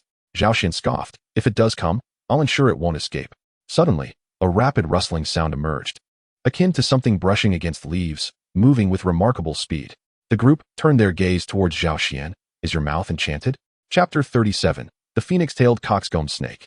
Zhu Zhuqing. Go investigate, Xiao Wu commanded in a low voice. Aside from Zhao Xian and himself, Zhu Zhuqing was the fastest in the group, and the academy head had previously instructed that they should not engage recklessly. Understood, Zhu Zhuqing replied coolly before vanishing from sight. With her spirit beast, the nether cat, she navigated the forest with ease. She nimbly ascended a nearby ancient tree, peering towards the source of the strange sound. Though the forest floor was dense with underbrush and thorns, the upper canopy provided a relatively expansive view. While visibility was not optimal, Her feline vision mitigated the issue significantly. Soon, Zhu Zhuqing relayed her observations, and Tang San's eyes gradually brightened as he analyzed the information below. Oscar, this soul ring is perfect for you. The phoenix-tailed coxcomb snake. It should yield a soul skill that enhances speed attributes, which would indeed be advantageous for Oscar. However, your analysis is quite astute, Tang San, Xiao Wu remarked, astonished as he regarded Tang San. Throughout their journey, Tang San had swiftly assessed the capabilities and age of any soul beast they encountered, showcasing an impressive depth of knowledge. Of course, just consider who Tang San is a student of, Zhao Xian interjected, rolling his eyes. As the disciple of the continent's foremost theoretical master, it would indeed be surprising if he lacked such understanding. Yet, when it comes to knowledge, the master himself was truly formidable. Tang San likely fell short of half his expertise, for the master had devoted his life to theoretical research. By the way, who is Tang San's teacher? Oscar inquired with a hint of curiosity. Enough chatter. At this rate, your soul rings will escape, Zhu Zhuqing remarked, frowning at the incessant discussions among the group below. Instantly, the crowd was jolted into silence, and after a brief moment, Tang San suggested, wait a moment, Fatty, focus on suppressing the phoenix-tailed cockatrice with your martial soul. Serpents are particularly averse to avian creatures. Ning Rongrong, enhance. Zhao Xian suddenly glanced towards Ning Rongrong. She paused for a moment. Then her face lit up with excitement. All right. The 7-treasure glazed tile pagoda turned, declaring, speed and strength. 7 beams of colorful light enveloped all Shrek Academy students except for Oscar and Ning Rongrong, and they felt an exhilarating rush of energy. Indeed, the sensation was unparalleled. Zhao Xian reveled in the surge of power within him, feeling capable of matching Xiao Wu in a contest of strength. Here it comes. Zhu Zhuqing's cool voice echoed overhead, and she transformed into a shadow, diving towards the phoenix-tailed cockatrice. At that moment, the group beheld the creature, its massive form gliding gracefully through the air. Zhu Zhuqing, with her rapid speed and the enhancement of her first soul skill, spectral thrust, became a mere shadow hurtling towards the cockatrice. However, the legendary serpent, being a millennium-old soul beast, instinctively twisted its head in alarm and exhaled a vibrant mist. Do not panic, it's not poisonous, Zhao Xian exclaimed, grasping Dai Mubai, who was about to charge forward. The latter was clearly flustered despite Tang San's earlier explanations. Meanwhile, Ma Hongjun completed his possession, unleashing the essence of the evil fire phoenix, causing the phoenix-tailed cockatrice to falter, nearly descending from the sky. Concurrently, the blue-silver grass on the ground began to grow wildly, ensnaring the serpent's body with its once frail tendrils. The cockatrice writhed, momentarily unable to break free. Phoenix Rocket. Hermione's eyes sparkled as she swiftly brandished her wand to invoke her second soul skill. A cascade of scarlet fire rockets, adorned with brilliant tails, shot towards the ensnared phoenix-tailed cockatrice, which was left defenseless against the onslaught. Observing this, Tang San promptly released the blue-silver grass's grip, and with a resounding thud, the enormous serpent crashed to the ground, faint wisps of smoke rising from its charred body, remnants of Hermione's phoenix rocket. Zhao Xian crouched down and prodded the cockatrice's body with a stick. It appeared lethargic, barely clinging to life. Can we eat this? Zhao Xian inquired of Tang San, who paused and pondered seriously. It possesses no venomous capabilities. It should be edible. That is splendid. Once Oscar acquires his soul ring, let us prepare it for a feast, Zhao Xian remarked, eyeing the several meters of the cockatrice's meaty form, lamenting the waste of such flesh. Xiao Wu, what is wrong?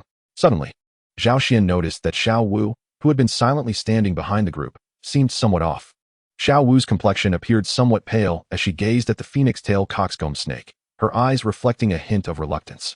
Noticing her distress, Tang San, ever the protective brother, approached her with concern. Xiao Wu, what troubles you? Are you unwell? Xiao Wu lowered her head, her large eyes filled with sorrow. And in an almost pleading tone, she asked, must we really hunt the spirit beast? Tang San cast a glance at the phoenix-tailed coxcomb snake, then sighed softly. The law of nature dictates that the strong prey upon the weak.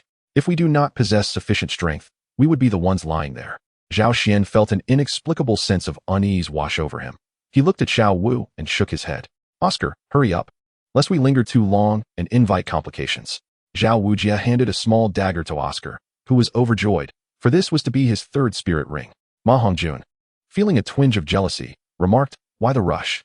Didn't someone say this morning they preferred sleep over spirit rings? Enough, fatty. Oscar, a support-type spirit master, has already surpassed level 30. When will you achieve that milestone? Dai Mubai playfully scolded, delivering a light slap to Ma Hongjun's head, knowing full well that jealousy was the root of his discontent. If it weren't for my martial spirit's flaw, I would undoubtedly have reached level 30 by now. Ma Hongjun retorted defiantly. Oscar chuckled, choosing not to engage in the banter, as he was on the brink of becoming a level 30 spirit master. Just as Oscar prepared to deliver the final blow to the phoenix tail coxcomb snake, a sudden, hoarse command echoed through the air. Stop! In that moment, unexpected turmoil erupted. Chapter 38, The Serpent Woman's Fragrance. Following the command, two figures surged forth from the direction of the phoenix tail coxcomb snake, an elderly woman and a youthful, vibrant girl. The crowd turned to observe. The elderly woman, with her head of white hair and appearing to be in her 60s or 70s, had a rosy complexion and only a few wrinkles adorning her face. She wielded a serpent-headed cane, her body surrounded by 6 floating spirit rings. The young girl beside her possessed a slender figure, her form tightly encased in fitted attire that accentuated her well-developed physique. She too held a serpent-headed staff, albeit with only 2 spirit rings visible. Upon realizing that the elderly woman was merely a spirit emperor, the crowd exhaled in relief. Yet a wave of astonishment surged within them. Who would have anticipated encountering a spirit emperor in the Sodto forest? Unbeknownst to them, while they marveled, the approaching elderly woman felt a sinking sensation in her heart. Although Xiao Wu had yet to manifest his martial spirit, she could already sense the powerful spirit energy emanating from him, indicating he was at least a spirit emperor, possibly even a spirit saint. Xiao Wu cast a glance at the serpent-headed cane, his brow furrowing slightly. Suddenly, his tone softened considerably. May I inquire what brings you here? At that moment, Xiao Wu released his spirit rings, 7 luminous rings ascending from beneath his feet, a natural wave of spirit energy radiating outward. In the world of spirit masters, strength serves as the most effective means of communication. Indeed, upon witnessing Xiao Wujia's 7 spirit rings, the elderly woman's pupils constricted, and her demeanor softened significantly. Greetings, esteemed spirit saint. Might you grant this phoenix tail coxcomb snake to this young child? As she spoke, she turned slightly to reveal a young girl behind her, who was curiously gazing at the group from Shrek with her deep brown eyes. Boss Dai, this girl is even more beautiful than the one from Tsanghui, remarked Ma Hongjun, his eyes sparkling with admiration, nearly drooling with excitement. Don't stir up trouble. This situation is quite complex, Dai Mubai cautioned in a low voice. What complexity could there be? She is merely a soul emperor, Ma Hongjun retorted, casting a sideways glance at the old woman. If she were truly just a soul emperor, would teacher Xiao waste his breath? Dai Mubai couldn't help but roll his eyes. Ma Hongjun paused, then hastily closed his mouth. Indeed, if she were just a soul emperor, would teacher Xiao be talking to her at all? Xiao Wujia exchanged glances with Oscar, signaling him to wait, then turned to the old woman and inquired, why is that? Because this phoenix tail coiling snake was initially discovered and hunted by us. It simply slipped away due to its cunning, the old woman replied. Upon hearing this, Tang San instinctively crouched down to examine the phoenix tail coiling snake, a look of surprise crossing his features as he subtly signaled Xiao Wujia. Understanding the implication, Xiao Wujia felt a twinge of embarrassment for taking the prey from the young ones with just a few words. He realized he could not linger in Shrek Academy any longer without addressing the situation. I haven't yet asked for your esteemed name, Xiao Wujia coldly inquired. The old woman's countenance gradually stiffened, realizing that today's events might not end favorably for her. I am Chao Tianxiang, honored by friends in the Soul Master community with the title of Snake Granny. My husband is Meng Shu, known as the Dragon Lord. We have come to the Sodto Forest to secure a 3rd spirit ring for my granddaughter. I kindly request your assistance in this matter. Xiao Wujia narrowed his eyes, sensing that this old woman would not be easy to handle. Judging by teacher Xiao's demeanor, there must be something he feared, likely concerning the Dragon Lord. Indeed, after hearing Chao Tianxiang's words, Xiao Wujia's expression darkened noticeably. He restrained a somewhat anxious Oscar and spoke in a low voice. I did not expect to encounter the snake granny of the legendary dragon and snake. How disrespectful. Chao Tianxiang gracefully performed a gesture of respect. I dare not presume. I am yet unaware of your esteemed name. Xiao Wujia. Xiao Wujia, the unmovable king? The snake granny's expression shifted, a bittersweet smile forming. I wondered where such a young soul sage emerged from. However, despite her apprehension towards Xiao Wujia, the snake granny did not show fear. She immediately got to the point. As I am slightly older than you, allow me to address you as Brother Xiao. This phoenix tail coiling snake is of utmost importance to my granddaughter, who is currently at the 30th level, with her martial spirit being a serpent-headed cane.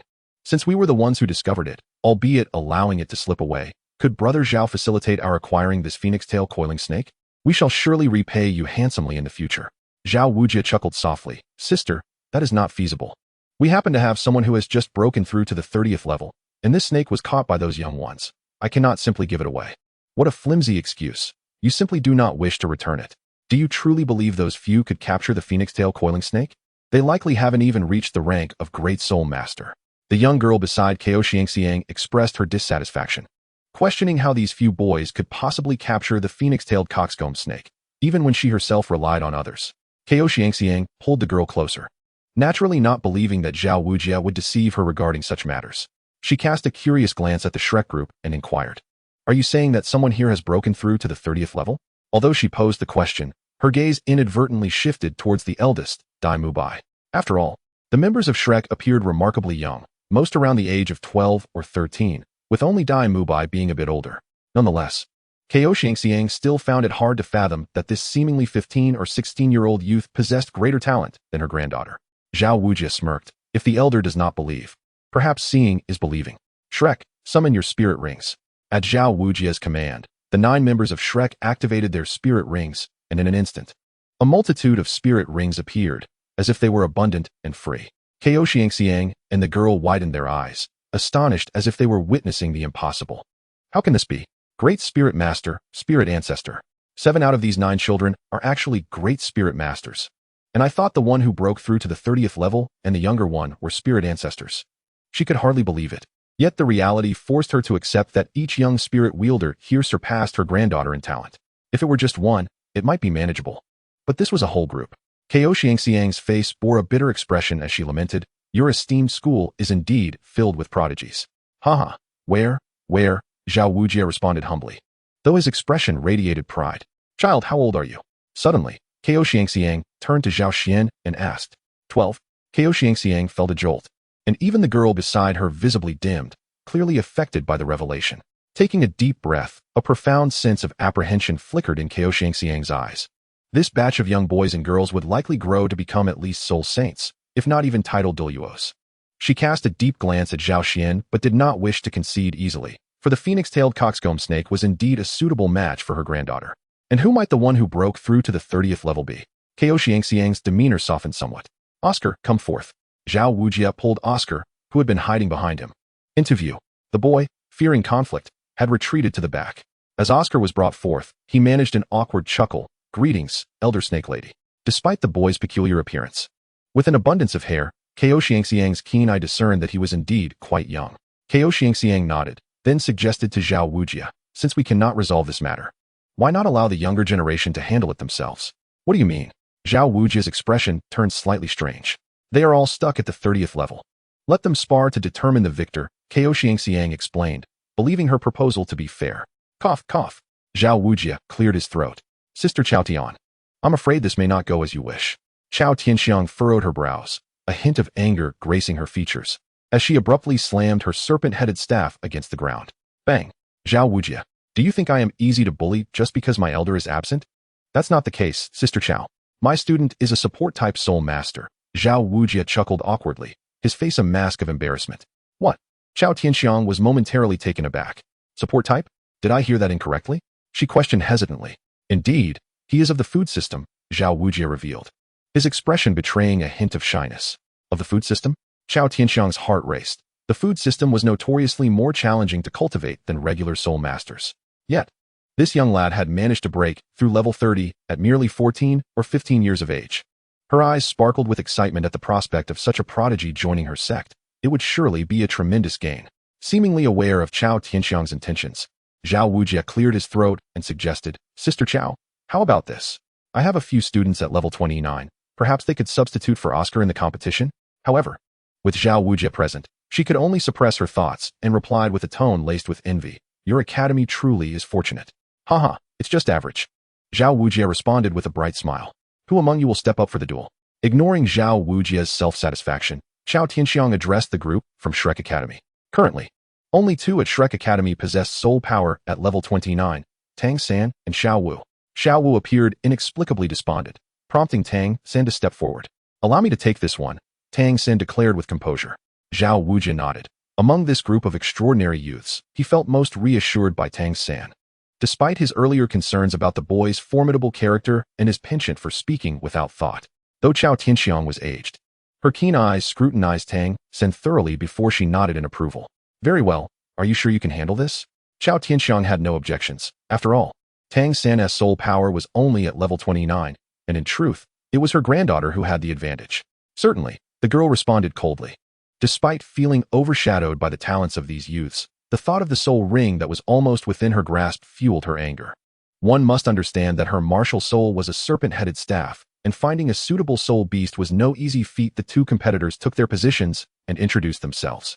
Min Iran, martial soul serpent staff, level 30, two-ring battle soul master.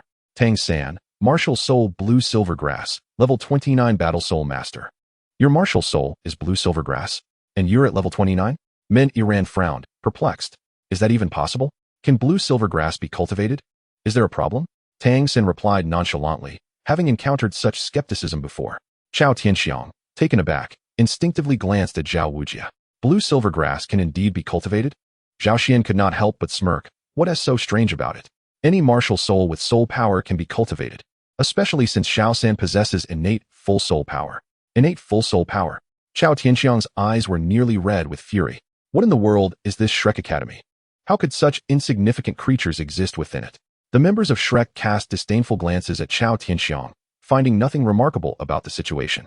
In truth, among the 9 of Shrek, a significant number possessed innate soul power. Zhao Xian, Tang San, Xiao Wu, Ma Hongjun, and Oscar collectively made up more than half, while the remaining members boasted at least level 8 innate soul power. As the gentle breeze rustled the leaves, sunlight filtered through the dappled shadows of the trees, creating radiant beams of light. Tang San raised his right hand gracefully. Please. Meng Iran, already seething with anger, showed no reluctance. Especially with 2 soul emperors and a soul sage nearby, not fearing the possibility of losing control. Zhao Xian and Xiao Wu remained vigilant, wary of any unforeseen actions from Tang San. Tang San remained composed. While his weapon grew stronger with length, it bore a significant flaw, its lack of agility. However, Tang San, who had mastered the ghost shadow perplexing, possessed exceptional speed. With a few elegant evasions, he effortlessly dodged Meng Iran's attacks. Seizing the opportunity after several dodges, he activated his first soul skill, Entanglement. The blue-black-blue silver grass erupted from the ground with fervor, enveloping Meng Iran like a zongzi. A smile crept onto Tang San's face. I believe this contest can come to an end now. He was quite confident in his first soul skill, particularly due to the paralysis toxin derived from the mandala snake. Meng Iran's delicate face bore a frosty expression, arrogant. With a cold huff, she burst forth from the layers of blue-silver grass, her 2 soul rings glowing simultaneously, akin to a shedding snake slipping from its binds. Realizing the peril, Tang San quickly retreated, his gaze fixed on Meng Iran. Not poisoned? Zhao Xian pondered. What could surpass a snake's immunity to toxins? She must have some level of resistance. Wow, Zhao Xian, is that all you can focus on? Came Ma Hongjuan's excited voice from the side. What's wrong? Zhao Xian turned to glance at him, only to see Ma Hongjun, Oscar, and Dai Mubai with eyes shining like bulbs, their breaths coming in ragged gasps, while the girls appeared noticeably paler. Feeling a stir in his heart, Zhao Xian turned back to the battlefield, his eyes nearly popping out in astonishment. Wow, little San, how is your soul skill so formidable? You rogue. Meng Iran was a mix of embarrassment and anger, wielding her serpent-headed staff with even greater ferocity. Tang San, unable to defend himself, had no choice but to evade as the serpent's mouth on the staff bore a serpent blade that sliced through the ordinary blue-silver grass vines with ease. Meng Iran's serpent staff was relentless. Upon activating his purple extreme magic eyes, Tang San struck at the staff's 7-inch mark. The staff trembled, startling Meng Iran, who redirected the serpent blade to target Tang San's hand. However, Tang San had cultivated an unusual technique. With a surge of power, his hand became as unyielding as jade. Firmly grasping the serpent blade, the two remained locked in a stalemate, gradually engaging in a contest of soul power. This isn't looking good, Xiao Wu murmured. What is the matter? Zhao Xin inquired. The battle of soul power is an exceedingly perilous contest, where a moment's carelessness can lead to grievous injuries. Will little San be all right? Although Xiao Wu appeared distracted, she remained acutely aware of Tang San's condition, and her concern compelled her to inquire. Uncertain, Xiao Wu fixed his gaze intently on the two combatants. Logically, Meng Yiran's soul power should surpass that of Tang San. However, her eagerness to attack caused her to dominate 2/3 of the area with her soul power initially. Yet, Tang San's soul power proved resilient, steadfastly defending his position. As Meng Yiran's strength began to wane, Tang San gradually matched her prowess, eventually gaining the upper hand. Let us join forces. The soul ring shall belong to you, the snake lady said, shaking her head in disapproval. It was unnecessary to go to such lengths for a mere soul ring. Xiao Wu smiled. That would be splendid. The two nearly synchronized their movements, assisting in withdrawing from the soul power confrontation. Meng Yiran's complexion turned ashen, and she coughed up a mouthful of blood, appearing quite fragile. Tang San, too, was not faring well, feeling his soul power roiling within his vital organs. However, this allowed for a clearer assessment of who truly excelled.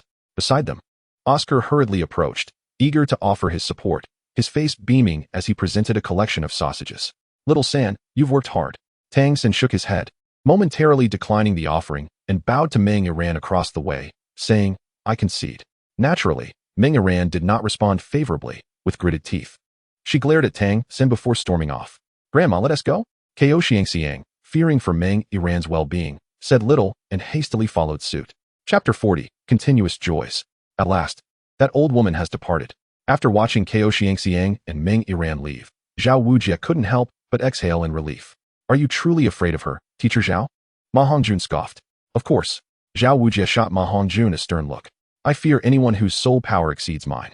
As for the snake lady, she poses little threat.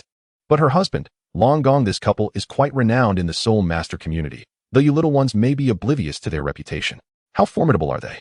Zhao Xian's eyes widened with curiosity. Do not concern yourself with that. Your strength is still a notch below mine.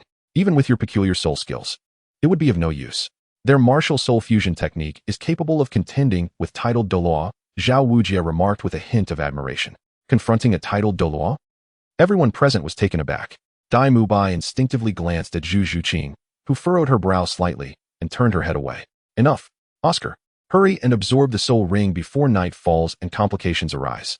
If the snake lady brings Long Gong here, it would be disastrous, Xiao Wu urged Oscar. Oscar was startled. He would deeply regret losing the soul ring he had just acquired. Without further hesitation, he struck down the phoenix-tailed coxcomb snake and began the absorption process. Little San, you should tend to your injuries as well. Xiao Wu, filled with concern, supported Tang San. Although his injuries were not as severe as Meng Yiran's, he had still sustained internal damage. Tang San nodded and began to meditate in a seated position to heal. Approximately half an hour later, the soul ring that emerged before Oscar gradually enveloped him. A circle of resplendent purple soul rings appeared above the two yellow ones on his body. At that very moment, Oscar opened his eyes. A collective sigh of relief escaped everyone as, after a series of tribulations, Oscar had finally ascended to the rank of Soul Master. For you, we have thoroughly offended the formidable dragon snake capable of contending with a titled Douluo, Ma Hongjun remarked with a hint of envy. Xiao Wu seized Ma Hongjun and flung him backward, then inquired, Oscar, what is your third soul skill? A look of excitement illuminated Oscar's face. He chuckled mischievously, his demeanor oddly suggestive. My third soul skill, Oscar began, elongating his voice to heighten suspense, is flying. Flying. The group collectively paused, with Zhao Xian casting a skeptical glance at Oscar. Is that true? Oscar's expression turned dramatically pained. As my confidant, how could you doubt me so? Unable to tolerate it any longer, Xiao Wu abruptly kicked Oscar, exclaiming impatiently, just tell us. Oscar quieted, yet the joy on his face was undeniable. The third soul skill, flying. Although it has a time limit, I can soar at the speed of the phoenix-tailed chicken crown snake for 1 minute. The speed of the phoenix-tailed chicken crown snake? Remembering the extraordinary speed of that creature, it dawned upon them that it could easily cover 2 kilometers in a minute. Well done, you rascal, Dai Mubai exclaimed in mock reproach. Ning Rongrong gazed at Oscar with a complex expression. Had she once looked down upon such a soul master? A food system soul master with innate full soul power, breaking through to soul master at just 14. The revelation of his third soul skill, flying, left her feeling utterly disheartened, even leading her to compare herself unfavorably to him. Zhao Xian, intrigued, leaned closer to Oscar. Flying? Although my strength is considerable, I cannot fly. Quickly, hand me one. Oscar's smile faltered as he hesitated, saying, you all can't laugh at my soul spell. We won't. Zhao Xian and the others assured him earnestly. Oscar, still skeptical, whispered, I have a mushroom sausage. At that instant, the room fell silent. Oscar swiftly turned to the three, and upon hearing his soul spell, their expressions tightened before an uncontrollable wave of laughter erupted, spreading even to the few girls and Xiao Wu. We promised not to laugh, Oscar exclaimed, a mix of embarrassment and irritation in his voice. Ahem, my apologies, I couldn't hold it back, Zhao Xian chuckled, clearly amused by Oscar's peculiar choice of words. As Zhao Xian's gaze fell upon the finished product in Oscar's hand, his expression shifted to one of bewilderment, and the peculiar look in his eyes became evident. The others, Sensing the unusual atmosphere, followed his gaze, and soon all eyes on Oscar reflected the same oddity. Several girls blushed deeply, and even the usually frosty Zhu Zhuqing turned red at the tips of her ears. Rogue. Hermione's gaze flickered, her cheeks flushed with embarrassment. She felt at a loss for where to direct her eyes, bewildered by the existence of such a spirit. How bizarre. Although Zhu Zhuqing remained silent, her icy glare pierced Oscar's skin like a knife, sending shivers down his spine. What are you all discussing? Xiao Wu inquired, her expression one of confusion as she gazed at the group. Indeed, what is so strange? Oscar initially bristled with indignation, but when he lowered his gaze to behold the appearance of his mushroom sausage, he too was momentarily stupefied. Oh my, how peculiar.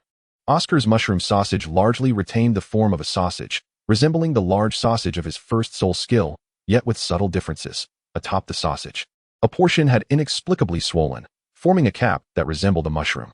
The appearance of this peculiar object was difficult to interpret without a hint of mischief. Under the scrutiny of his companions, Oscar found himself at a loss for words. This was beyond his control. In a tone of despair, he exclaimed, "Well, it is what it is. Will you eat it or not? What on earth are you all talking about?" Xiao Wu glared at the group, her cheeks puffed in annoyance. Zhao Xian cleared his throat softly and approached Xiao Wu, whispering, "Perhaps it would be best to wait until Tang San has recovered before revealing this to you." Zhao Xian considered that if he divulged this information to Xiao Wu, he might tarnish the pure image Tang San had cultivated, and once Tang San awoke, he would surely seek retribution against him. "What are you discussing?" Just then, as if summoned, Tang San, who had been healing, suddenly opened his eyes. Confusion etched across his face. Little San, you are awake." Upon seeing Tang San conscious, Xiao Wu was the most elated, embracing his arm with joy. "Wait a moment. Teacher Zhao." Tang San quickly interjected. "What is it?" Zhao Wujia furrowed his brow, aware that lingering too long in the Sodto forest increased their peril. "I have broken through to the 30th level. I require a soul ring. That is not a significant matter, is it?" "Wait, what did you say? You've also reached the 30th level?" Zhao Wujia initially failed to comprehend, but after a moment of reflection, he rushed towards Tang San, eyes wide with astonishment. "Indeed." Tang San nodded, a hint of joy evident in his demeanor. "Little San, you are incredible." Xiao Wu's eyes sparkled with admiration. "Haha, not bad, Little San. Though you still fall a tad short compared to me," Zhao Xian remarked with a mix of pride and teasing. Genuinely pleased for Tang San while still feeling the need to downplay his achievement, lest he become too proud, though he himself was the most prideful of all. Zhao Wujia wore a complex expression, surprised by the twists and turns of their venture into the Sodto forest. Suddenly, as if recalling something, he asked with a grave countenance, "Tang San, tell me, how old are you this year, down to the month?" 12 years and 7 months, Tang San replied. "And you? How long ago did you break through to Soul Ancestor?" Zhao Wujia turned to Zhao Xian. 11 years and 10 months, Zhao Xian answered. Zhao Wujia had initially intended to use Tang San and Zhao Xian's talents to motivate the other young monsters, but instead, he found himself the one struck by the revelation. "You all," he sighed, contemplating a few more words, but upon seeing the expressions of the other young monsters, he chose to forego his remarks. No more words are needed. Everyone appears deeply affected. Clearly, each individual could be regarded as a top-tier genius in any other context, yet here they feel utterly inadequate. The crowd casts their complex gazes toward the source of their discontent, Zhao Xian. Chapter 41. The Titan Giant Ape. No one anticipated Tang San's soul power would surpass the 30th level, marking an unexpected delight since their arrival in the Sodto forest. With Oscar, a veritable mobile granary, the group decided against venturing out for supplies, intending to hunt for soul rings for Tang San first. After an extensive search in the Sodto forest, they encountered only a few 10 or 100-year-old soul beasts, without a single 1,000-year beast in sight. As dusk settled and the night sky twinkled with stars, they resolved to find a suitable place to rest. Suddenly, Zhao Wujia, leading the group, halted mid-step, exclaiming in surprise. "Defensive formation," he bellowed, a terrifying aura emanating from his being, as his great strength bare martial spirit manifested, 7 soul rings rising from his feet. Upon witnessing this, the group hastily shielded the most vulnerable, Oscar and Ning Rongrong. "What is the matter, Teacher Zhao?" Dai Mubai queried, scanning their surroundings with uncertainty. Zhao Wujia's brow furrowed deeply, beads of cold sweat forming on his forehead as he replied, "A great terror approaches." He sensed a disquieting presence that sent shivers down his spine, fervently hoping it was not directed at them. Realizing the gravity of the situation, Ning Rongrong swiftly unleashed the 7 treasure glaze tile to enhance the speed and strength of her companions. After a moment's hesitation, she gritted her teeth and bestowed an additional enhancement upon Zhao Wujia. However, due to Zhao Wujia's high soul power level, Her complexion paled as she felt the strain of overexertion. Xiao Wujie cast a glance at Ning Rongrong, maintaining a stern silence. In such circumstances, having an enhancement was fortuitous. Meanwhile, Oscar tirelessly crafted sausages to distribute among the group as a precaution. Suddenly, a series of faint sounds echoed from the distance, resembling a colossal creature moving across the ground. They could even hear the thunderous crash of trees snapping in the distance. The group turned pale with fear, pondering the identity of this soul beast. Among them, Xiao Wu bit her lip, her eyes betraying a hint of urgency. The sounds grew ever closer at an astonishing pace. Before Xiao Wujie could urge them to flee, an enormous creature leaped from the depths of the forest into the sky. Its immense form seemed capable of blocking out the sun. Glancing up through the gaps in the leaves, they could vaguely discern a shadow against the night sky. Suddenly, it plummeted toward them. Boom! It crashed down with the force of a comet striking the earth. Its body obliterated countless towering ancient trees. The cracking of branches and trunks resonating like firecrackers, and the whirlwind it created sent leaves and debris swirling through the air. Xiao Wujie stood resolutely at the forefront, enveloping the group in a thin layer of soul force that formed a protective barrier against the incoming threat. After a flurry of dust and debris settled, the onlookers finally beheld the form of the soul beast before them. It loomed like a mountain, its ebony fur glistening faintly under the dim light of the stars and moon. Although it was on all fours, its shoulders towered above 7 meters. And if it were to rise upright, its height would likely exceed 15 meters. At first glance, it resembled a creature that was both ape-like and akin to a gorilla. Its body was shrouded in darkness, save for its enormous eyes that sparkled like yellow lanterns. In the cover of night, one could scarcely discern its form unless it was in motion. The sheer magnitude of this beast was astonishing. Its physique was not only immense, but also fortified with muscles more formidable than granite, bulging like small hills. Could this be the Titan Great Ape? Even the usually composed Tang Xin gasped in astonishment. The forest sovereign, the Titan Great Ape? While the group may not have been well versed in the various soul beasts, they had certainly heard whispers of this terrifying creature, which was rumored to be a 100,000-year-old soul beast. The Titan Great Ape stood silently before them, seemingly observing, exhaling wisps of white mist from its nostrils. An overwhelming pressure bore down upon each individual, rendering their bodies stiff with trepidation. Suddenly, Xiao Wujie gritted his teeth and declared, "I will hold it off. You all must flee." Summoning the power of his first, second, third, and fifth soul rings, 4 radiant rings illuminated Xiao Wujie's presence, amplifying his formidable aura. In that moment, he embodied the indomitable king of the continent. With his soul techniques activated, Xiao Wujie charged fearlessly toward the Titan Great Ape. "Hey, Teacher Xiao, it seems rather unfair for you to monopolize such a worthy opponent." Zhao Xian, braving the pressure of the Titan Great Ape, took a deep breath and called out boldly, "Impudent brat." Xiao Wujie muttered under his breath as he noticed Zhao Xian's determined approach from behind. The two surged toward the Titan Great Ape, leaving the remaining youths momentarily stunned. Tang Xin urged, "You all leave. I will assist them." Dai Mubai chuckled coldly, "Little San, allow me to handle this." Before his words could fully register, a dark figure had already dashed toward the Titan Great Ape. "Zhu Zhuqing, behind you!" Hermione exclaimed in alarm. "Enough, you two. No one is retreating. There are no such rules in Shrek Academy." Oscar chimed in with a grin. Tang Xin inhaled deeply. "Then let us proceed." As Xiao Wujie and Zhao Xian charged toward the Titan Great Ape, the beast would not remain passive, raising its powerful arms before swinging them down with tremendous force. Accompanied by a whooshing sound, Zhao Xian's gaze hardened as his first soul ring illuminated instantaneously. First soul technique, unmovable. The Titan Great Ape's movement abruptly ceased, allowing Xiao Wujie and Zhao Xian to evade its attack range. What an excellent skill. Xiao Wujie laughed heartily, recalling the moment he had once suffered under this very technique. The Titan Great Ape possesses formidable soul power, and Zhao Xian's first soul skill could only restrain it for approximately 1 second. Thus, after evading the colossal hand, the two immediately launched themselves towards the body of the Titan Great Ape. Bang! Bang! As the confinement effect dissipated, the Titan Great Ape's eyes barely flickered before 2 fists landed squarely upon its form. Both strikes bore significant force, yet the Titan Great Ape merely staggered back a few steps, seemingly unscathed. Its skin was far too thick. Zhao Xian hurriedly retreated, a headache forming as he reflected on the truth. Indeed, this forest overlord posed a challenge even to titled Douluo. Though the Titan Great Ape had not sustained severe damage, the fact that it had been struck by 2 diminutive humans incited its fury. It pounded its fists against its chest, creating thunderous sounds, its aura growing increasingly terrifying. Suddenly, a flurry of blue-silver grass erupted from the ground, wrapping around the Titan Great Ape's legs in concentric circles. Tang San, Xiao Wujia and Zhao Xian turned to see that every one of Shrek Academy's students had arrived. A bunch of unruly little monsters. Xiao Wujia felt a sudden headache. What purpose could they serve now that they were here? The Titan Great Ape, seemingly oblivious, charged towards the group of Shrek students. The blue-silver grass snapped instantly. Under the weight of absolute strength, the restraints were utterly futile.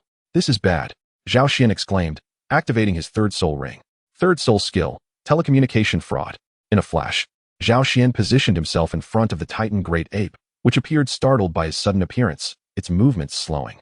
Zhao Xian wasted no time, delivering a powerful punch to the Titan Great Ape's face. Despite its formidable physical defense, the face remained a vulnerable target. The Titan Great Ape winced in pain, instinctively swinging its arm, sending Zhao Xian sprawling.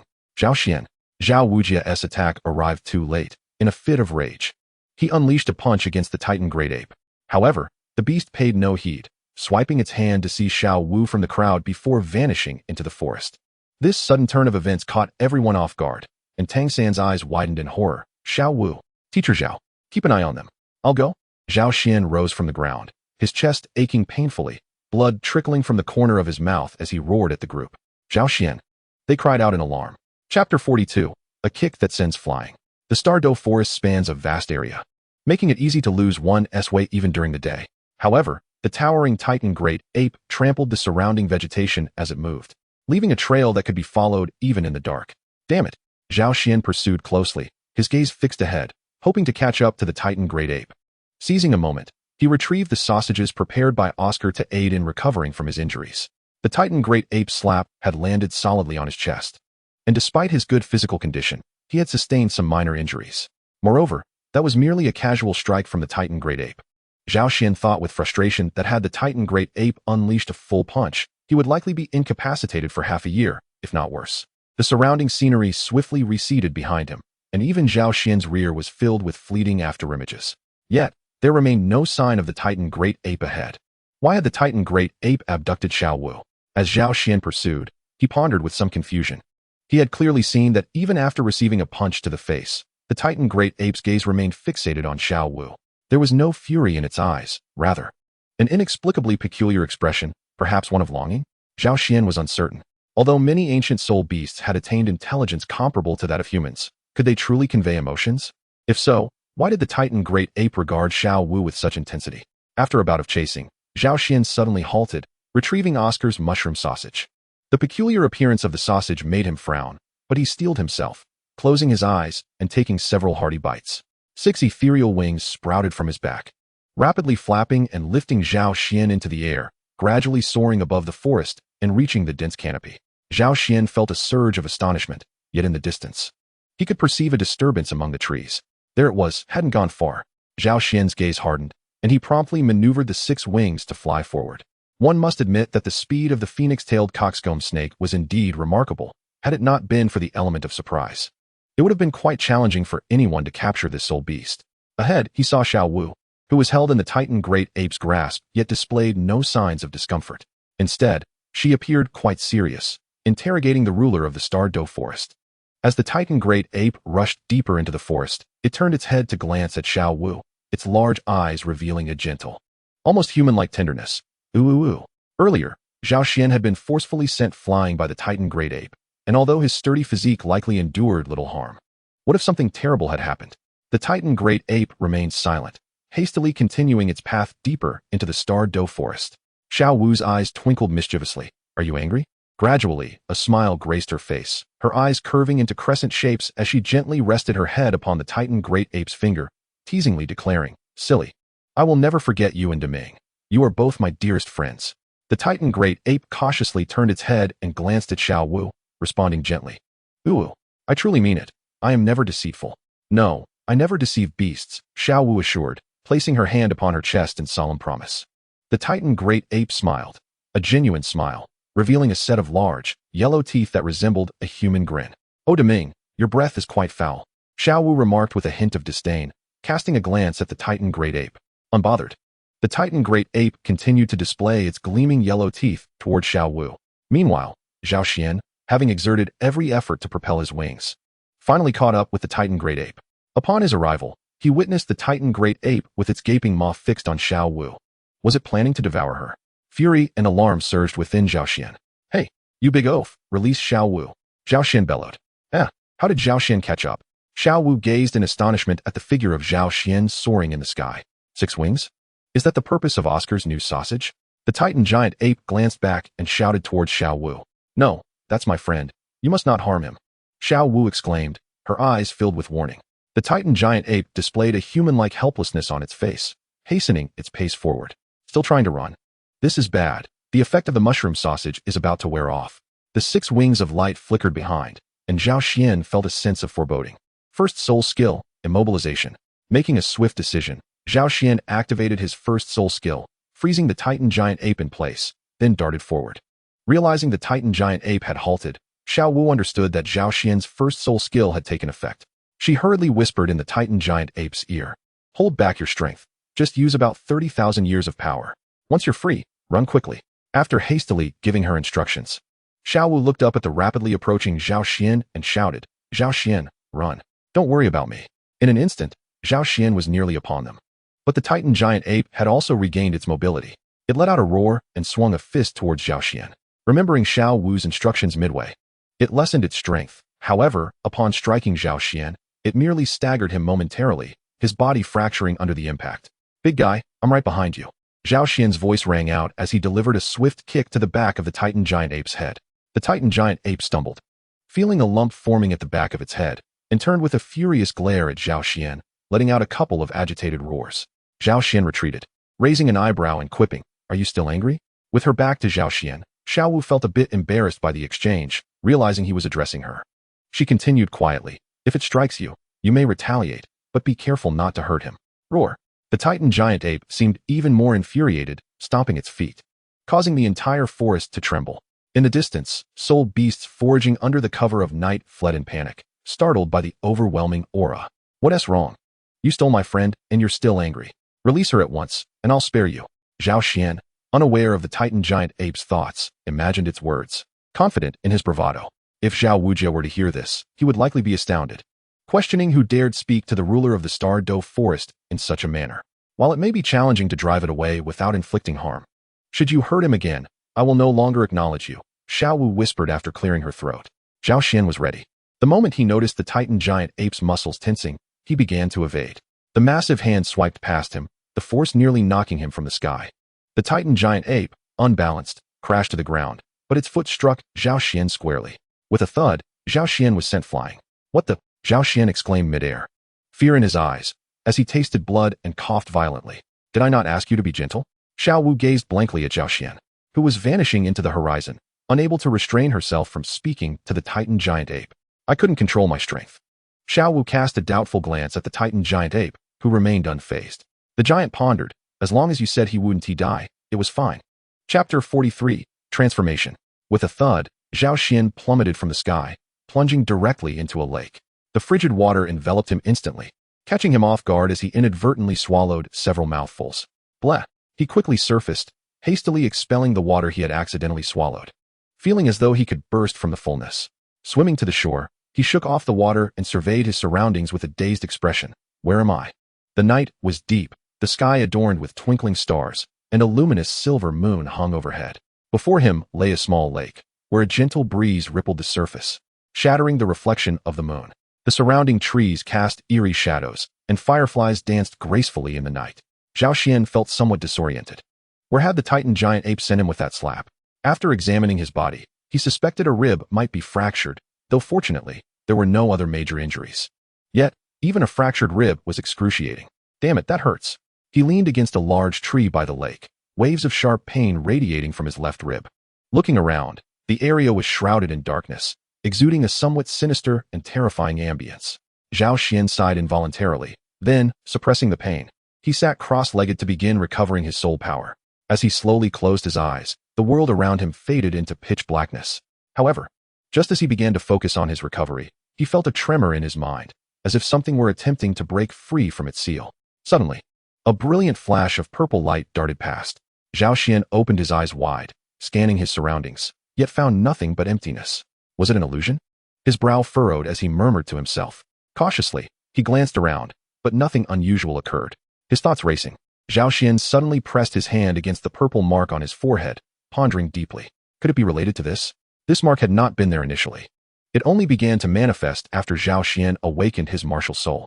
It appeared silently, and had it not been for its increasingly profound hue, he might still be unaware of its existence. To confirm his suspicion, Zhao Xian closed his eyes once more. At the very moment he did, the purple light reappeared, flashing through the darkness. He instantly perceived its form. It was a divine thunder. Zhao Xian was taken aback, as a distant memory began to resurface. It was the divine thunder he had witnessed before.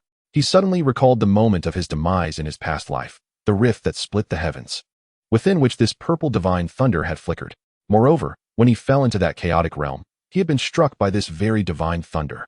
How could this phenomenon reside within me, besides the boundless chaos continuously pressing upon his soul? Outside, the free-floating purple divine lightning occasionally struck down, making Zhao Xian feel as if his very soul were on the verge of being torn asunder. Amidst his bewilderment, he sensed a transformation in the purple divine lightning that he had captured with his awareness. Suddenly, his heart jolted, and the flow of his vital energy came to a standstill. A wave of inexplicable terror surged within Zhao Xian, leaving him in a state of utter confusion. The purple divine lightning abruptly morphed into a dazzling array of purple golden runes, vanishing into the vast darkness, only to gradually materialize within his mind. In that fleeting moment, Zhao Xian's heart resumed its rhythm, the pounding echoing so loudly that it was almost audible. With each beat, his blood surged violently through his fragile veins, producing a sound akin to rushing water. An intense pain coursed through his entire being as the purple golden runes appeared in every corner of his body. Yet the rapid flow of blood damaged the vessel walls. The extraordinary purple golden runes possessed a mystical quality, with each ruptured blood vessel being mended by these symbols. Amidst this intricate interplay, a faint purple golden glow began to radiate from Zhao Xian, rendering him an almost divine sight from afar. However, Zhao Xian did not feel well. The tumultuous blood flow left his scalp tingling, and his mind was engulfed in a hazy fog, rendering his senses intermittent. He felt as if he were gradually becoming blind, deaf, and mute. Panic surged within him. Tiny beads of blood emerged from the pores of his skin, mingled with faint black impurities, as small runes began to appear on his body. With a sudden gasp, Zhao Xian could not suppress a spurt of blood, its metallic stench overwhelming. After expelling it, he felt an inexplicable lightness enveloping his body. His consciousness grew somewhat obscured. He sensed that his body was undergoing further transformation. Yet the pain radiating from every part of him was unbearable. It seemed that his soul force had no effect during this metamorphosis, being firmly suppressed by the mystical purple golden runes. In the midst of this hazy and chaotic awareness, the purple golden runes gradually claimed dominion over Zhao Xian's entire being. His exterior was adorned with flickering purple lightning serpents, dancing joyfully like spirited colts. With a sudden crackle, a radiant purple golden divine lightning flashed through his consciousness, its force akin to the creation of the world. As the divine lightning coursed through him, his muddled awareness instantly dispersed, the boundless chaos radiating outward. Simultaneously, a beam of purple golden light emerged from a minuscule point, expanding continuously, carving out an expanse of infinite chaos. Zhao Xian's consciousness began to awaken gradually. Upon opening his eyes, he beheld a pure purple golden hue, surrounded by an ethereal chaos. At the heart of this chaotic realm lay a small figure, resembling a miniature version of himself, yet with a youthful round face. A lightning-shaped mark graced his forehead, and he too possessed a pair of wide, curious eyes. Zhao Xian felt a peculiar sensation within, as though he were observing this small figure, yet simultaneously, it seemed that this small figure embodied him. A flash of insight crossed his mind, prompting him to ponder. The primordial spirit? The expression of the little figure shifted, its brows furrowing in a semblance of uncertainty. With a mere thought, Zhao Xian sensed a transformation in his perception. However, the surrounding environment was enveloped solely in a hue of purple and gold, rendering distinction impossible. Yet, upon glancing downward, he beheld hands and feet, adorably plump and charming. Zhao Xian's understanding deepened. It was, in fact, a fragment of his consciousness that had gazed upon this primordial spirit. The surroundings were desolate and void of substance, imbued with an overwhelming sense of solitude, while the chaotic expanse beyond lay in utter silence. Was this the sea of consciousness? And was his current state that of the primordial spirit? Zhao Xian was taken aback. How had he inexplicably unlocked the sea of consciousness? Pondering this enigma, a vague recollection flickered in his mind. The primordial spirit waved its hand, and to either side appeared a mobile phone and a computer, his tethered possessions. However, from Zhao Xian's present perspective, these two objects appeared strangely significant, suggesting something beyond mere martial spirits. The computer on his right evoked the concept of creation within his consciousness, while the mobile phone on his left conjured thoughts of all things. Furrowing his brow in confusion, Zhao Xian found the multitude of uncertainties surrounding this transformation overwhelming. At that moment, his dissipated consciousness seemed to have sensed some movement. He glanced towards a grove nearby, poised in anticipation of what would unfold. Chapter 44, A Fortuitous Encounter with the Tidal Douluo. Within his heightened perception, the approaching figure moved with remarkable swiftness, covering 20 to 30 meters with each breath. At this rate, it would reach him in approximately 10 seconds. Wait, why was he foolishly remaining here? Suddenly, Zhao Xian slapped his forehead, nearly laughing at his own folly. Shouldn't he be hiding? Had he momentarily lost his wits? Bang! Just as Zhao Xian took a step, he realized that after his transformation, his strength had undergone a dramatic change. With one stride, he leaped several meters, colliding headlong into a towering ancient tree. The tree shuddered violently, leaves rustling in protest, shedding several in the process. Rubbing his head, Zhao Xian was astonished to find himself entirely unscathed, his forehead neither aching nor itching. Yet, upon inspecting the ancient tree, he noted a noticeable dent in its trunk. Rustle. The sound of leaves brushing against one another in the underbrush startled Zhao Xian, prompting him to turn swiftly. A white figure burst forth from the forest, its gaze locking onto Zhao Xian at once. The figure appeared quite youthful, clad in an immaculate moon-white robe, with sword-like brows and starry eyes, bearing a complexion as gentle as jade, and carrying a pale gray long sword upon its back. Zhao Xian raised an eyebrow. This individual did not seem like a soul master, but rather resembled a celestial swordsman. The newcomer's brow furrowed slightly upon seeing the drenched Zhao Xian, who appeared somewhat bewildered, and remarked, "Were you the one who just fell from the sky? Did the elder witness it?" Zhao Xian gazed in astonishment at the newcomer, his mind too preoccupied to ponder the merits of the individual before him. It was worth noting that he had just undergone a significant transformation, which required considerable time. Given the speed of this person, they must have traveled a great distance. Could it be that they could see so far? This place is not far from my dwelling. I had just sensed the presence of the forest overlord, the Titan Great Ape, and was preparing to investigate when I unexpectedly witnessed something soaring above my head. The newcomer regarded Zhao Xian with a peculiar gaze, filled with profound curiosity. This young man is quite intriguing. Although he fell into the lake, he appears unscathed after such an extensive descent. Zhao Xian managed an awkward smile and cautiously inquired, "May I ask for your esteemed name, senior? You are quite the amusing lad. Is it customary to ask for someone's name upon first meeting?" The visitor chuckled lightly. "Nevertheless, it is merely a name. I shall indulge you. My surname is Li, with the given name Qing." "Li Qing? I have not heard of you," Zhao Xian murmured. "Oh, that is a reflection of your ignorance," Li Qing remarked, casting a disdainful glance at Zhao Xian. Unfazed, Zhao Xian pressed on. "You mentioned earlier that you wished to see the Titan Great Ape? It is known to be the ruler of the forest. Which soul master would not wish to keep their distance? Yet here you are, intent on approaching it." From Zhao Xian's perception, it appeared that this individual possessed a method to obscure their own presence. Even with his spiritual sense, he could not discern the depths of their power. However, judging by the earlier speed displayed, this person likely possessed formidable strength, perhaps at the level of a tidal Douluo. Li Qing observed Zhao Xian with amusement. "Do you doubt my capabilities?" Zhao Xian remained silent, neither affirming nor denying. Li Qing laughed heartily. "Having secluded myself here, it has been quite some time since I've encountered such an interesting youth. Since you wish to observe, keep your eyes wide open." Zhao Xian did not respond, yet his gaze remained fixed intently on Li Qing. Noticing this, Li Qing shook his head with a smile, pointing at Zhao Xian and chuckling softly. With a sudden, resonant sound, Zhao Xian heard a clear sword-like tone, and then a terrifying pressure emanated from Li Qing's seemingly frail form, far more formidable than that of Xiao Wu, even rivaling the Titan Great Ape itself. Yellow, yellow, purple, purple, black, black, black, black, black. 1, 2, 3, 9. A total of 9 soul rings. Zhao Xian's eyes widened in disbelief. This man he randomly encountered in the Sodto forest was, in fact, a tidal Douluo, far stronger than he had initially imagined. Unbeknownst to Zhao Xian, while he was astonished, Li Qing was even more taken aback, verging on shock. When he activated his soul rings, he had never anticipated doing so before a youth, and thus unleashed all his strength. The soul power fluctuations released by a tidal Douluo, even without targeting anyone in particular, were not something that could be easily withstood, not even by a soul zone. However, when he noticed this fact, he discovered that Zhao Xian remained utterly unaffected, not even furrowing his brow under the weight of his pressure. Could it be that my strength has diminished? Li Qing began to doubt himself. Could it be that years of seclusion had led to a decline in his abilities? The thought of Zhao Xian possessing strength surpassing that of the soul sect never crossed his mind. If Zhao Xian truly held such power, he vowed he would not hesitate to draw his sword and end his own life. Are you all right? Li Qing inquired hesitantly. What is the matter? Zhao Xian, however, stood steadfast like a lighthouse upon a rocky shore, unmoved by the raging winds and crashing waves. A flicker of suspicion arose in Zhao Xian's heart as he discreetly glanced at Li Qing, pondering whether this man was contemplating murder to silence him. Suddenly, Li Qing's eyes brightened as if he had discovered something amiss. Such formidable physical strength, he remarked, astonished by the exposed skin of Zhao Xian.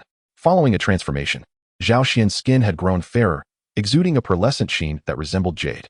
Young man, you've posed 2 questions to me. May I return the favor with a question of my own? Li Qing smiled. Though Zhao Xian's strength had undergone a dramatic transformation, he still felt uncertain about his ability to contend with the title Douluo. While he hoped for such a possibility, he was acutely aware of its slim chances. The reason being, Zhao Xian had never encountered the power of a title Douluo before. Even with one before him now, he dared not take the risk. Seeing Zhao Xian's acquiescence, Li Qing was not surprised. He earnestly asked, I would like to know your name, and if you could share your age and martial soul. That would be splendid. Zhao Xian, 12 years old, 3-ringed soul master. Though his face betrayed no emotion, Li Qing's heart was taken aback. 12 years old, 3 rings. What extraordinary talent must this boy possess? Simultaneously, a flicker of doubt arose within him. How could a 12-year-old 3-ringed soul master possess such formidable physical strength? Chapter 45, The Sword of the Gentle Breeze. The two stared at one another, the atmosphere thick with silence. After a while, Li Qing exhaled, setting aside his intrigue, and curiously asked, by the way, why did you fall from the sky just now? Zhao Xian's face flushed red, and after a moment's hesitation, he stammered. I was accidentally swatted away by a Titan great ape. Li Qing was momentarily speechless, yet his curiosity deepened. To withstand a blow from a Titan great ape unscathed was indeed remarkable. Upon closer observation, he noted something peculiar about Zhao Xian's physique. There was an innate quality to it, as if it were fashioned by nature itself. Young man, would you be interested in a contest of strength with me? Li Qing proposed, struck by an idea. Zhao Xian felt intrigued. This title Douluo appeared quite approachable, and he too wished to gauge his current strength. Having a point of reference would be ideal, especially since this man's martial soul was a sword, which might level the playing field. I humbly ask you to show mercy, senior, Zhao Xian replied with a respectful bow. Of course, Li Qing responded with a warm smile. They took their positions, standing 20 meters apart, gazing at each other across the distance. Senior, I am coming. In Zhao Xian's eyes, a surge of fierce fighting spirit suddenly erupted, as if every drop of blood within him was boiling. Before him stood a title Douluo. Come on. Li Qing smiled, but internally felt a sudden tension, as he vaguely sensed a hint of pressure. In the past, he would have scoffed at the notion that a mere soul master could pose any threat to him, yet now a living example lay before him. With a powerful thrust of his foot, the ground beneath Zhao Xian shattered into a web-like pattern, propelling his body forward like a cannonball. Not good. The smile on Li Qing's face froze in an instant, and before he could react, Zhao Xian's kick landed squarely on him. It felt as though a mountain had crashed against his chest, dislodging his very soul from his body. Li Qing's scalp tingled as he was sent hurtling backward, landing headfirst in the lake. The surface of the lake was once again disturbed, ripples spreading outward. Zhao Xian stood rooted in place, astonished at his newfound strength. Had he truly become so formidable that he could send a title Douluo flying with a single kick? Looking down at his skin, he noticed mysterious runes flickering on the surface, emitting a lustrous sheen akin to jade. With a splash, Li Qing emerged from the lake, water cascading off him as he swiftly positioned himself before Zhao Xian. Completely drenched, he realized that had he not formed a protective shield with his soul power at the last moment, he might have been left lying on the ground. Li Qing stared at Zhao Xian in disbelief. Tell me, do all the little devils outside possess such monstrous abilities as you? No.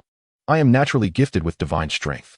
As a formidable title Douluo ranked at level 92, renowned across the Douluo Continent, he never expected that after years of seclusion in the Sodto forest, he would be sent flying by a mere soul master. Senior, shall we continue? Zhao Xian inquired cautiously, glancing at Li Qing's expression. Li Qing took a deep breath. Continue. Zhao Xian's eyes lit up. I apologize. With that, Zhao Xian charged at Li Qing once more, foregoing any flamboyant maneuvers, and simply aimed a powerful punch directly at him. The force of his punch was so intense that it caused the air around them to ripple, generating a sharp sound of sonic boom. Li Qing's gaze sharpened. Despite being on high alert this time, he nearly failed to catch Zhao Xian's movement. As a gust of wind swirled around his feet, he narrowly avoided the approaching punch and countered with an open palm aimed at Zhao Xian's chest. Thud! Although Li Qing's slender hand struck Zhao Xian's chest, it felt as though it had struck a bronze bell, resonating with a deep, dull sound. Zhao Xian felt no impact whatsoever, while Li Qing's hand went numb. What a monster! His physical strength rivals that of a newly ascended title Douluo. Li Qing pondered, astonished. He had only exerted half his strength out of concern for Zhao Xian, yet the outcome was beyond his expectations. He felt a tinge of relief. Had he unleashed his full power, Zhao Xian's physical resilience would likely have made him appear foolish. Kid, you're quite the anomaly, Li Qing remarked, unable to help himself as Zhao Xian launched another assault. Zhao Xian feigned shyness and chuckled, everyone says so. Li Qing stumbled slightly, feeling an unsettling numbness in his shoulder. A flicker of annoyance surfacing within him. He suddenly felt rather foolish for competing in strength with a mere child who possessed physical qualities rivaling a title Douluo. Youngster, I shall unleash my martial spirit. Are you prepared? Li Qing's face flushed slightly, realizing that he was compelled to resort to his martial spirit against a mere 12-year-old. After a moment of contemplation, Zhao Xian responded, very well. With a steady resolve, Li Qing's grayish-blue long sword, which he bore on his back, emitted a crisp ringing sound. Its cold gleam flashing as it found its way into his grasp. Holding the nameless long sword, Li Qing's eyelids drooped as his gaze fell upon the mirror-like blade. His aura shifted, becoming razor-sharp, as if countless blades were slicing through the air before him. Ah, the breeze, the breeze. I never imagined that I would have to draw you out even against a child, Li Qing remarked somberly, a tinge of melancholy in his voice. Zhao Xian cleared his throat a few times. Senior, I am unique. Li Qing shot a glance at Zhao Xian. I am well aware of your uniqueness. But no matter how exceptional you are still just 12 years old. If the world were filled with little monsters like you, I might as well buy a block of tofu to end it all. In the next moment, Li Qing's aura deepened, and the first soul ring on his body shimmered brilliantly. Sword leaves, he uttered softly, as countless falling leaves appeared suspended in the air. Their sharp edges pointed directly at Zhao Xian. Zhao Xian swallowed hard, feeling a surge of intimidation from the sight. Swift, with a sweep of his long sword, a flash of cold light shot past as the myriad leaves hurtled toward Zhao Xian.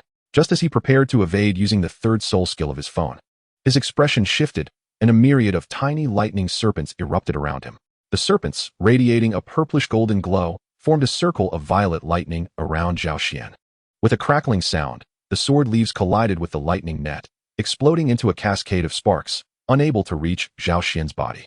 Is this your martial spirit? Li Qing questioned skeptically, observing the lightning net beside Zhao Xian, its flickering purple lightning sending a shiver down his spine. Unbeknownst to him, Zhao Xian was equally astonished.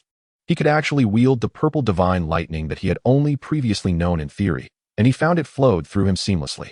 Once more, Li Qing urged. As his second soul ring gleamed, a gentle breeze began to swirl around them, heightening Zhao Xian's alertness. This is my second soul skill, Concealed Edge. The sword energy lies hidden within the wind. Be cautious, Li Qing warned again, casually waving his Qingfeng sword. Through his spiritual perception, a sword energy merged with the wind, stealthily appearing behind Zhao Xian. With a sudden focus, Zhao Xian turned sharply and launched a punch, summoning the divine lightning to obliterate the sword energy.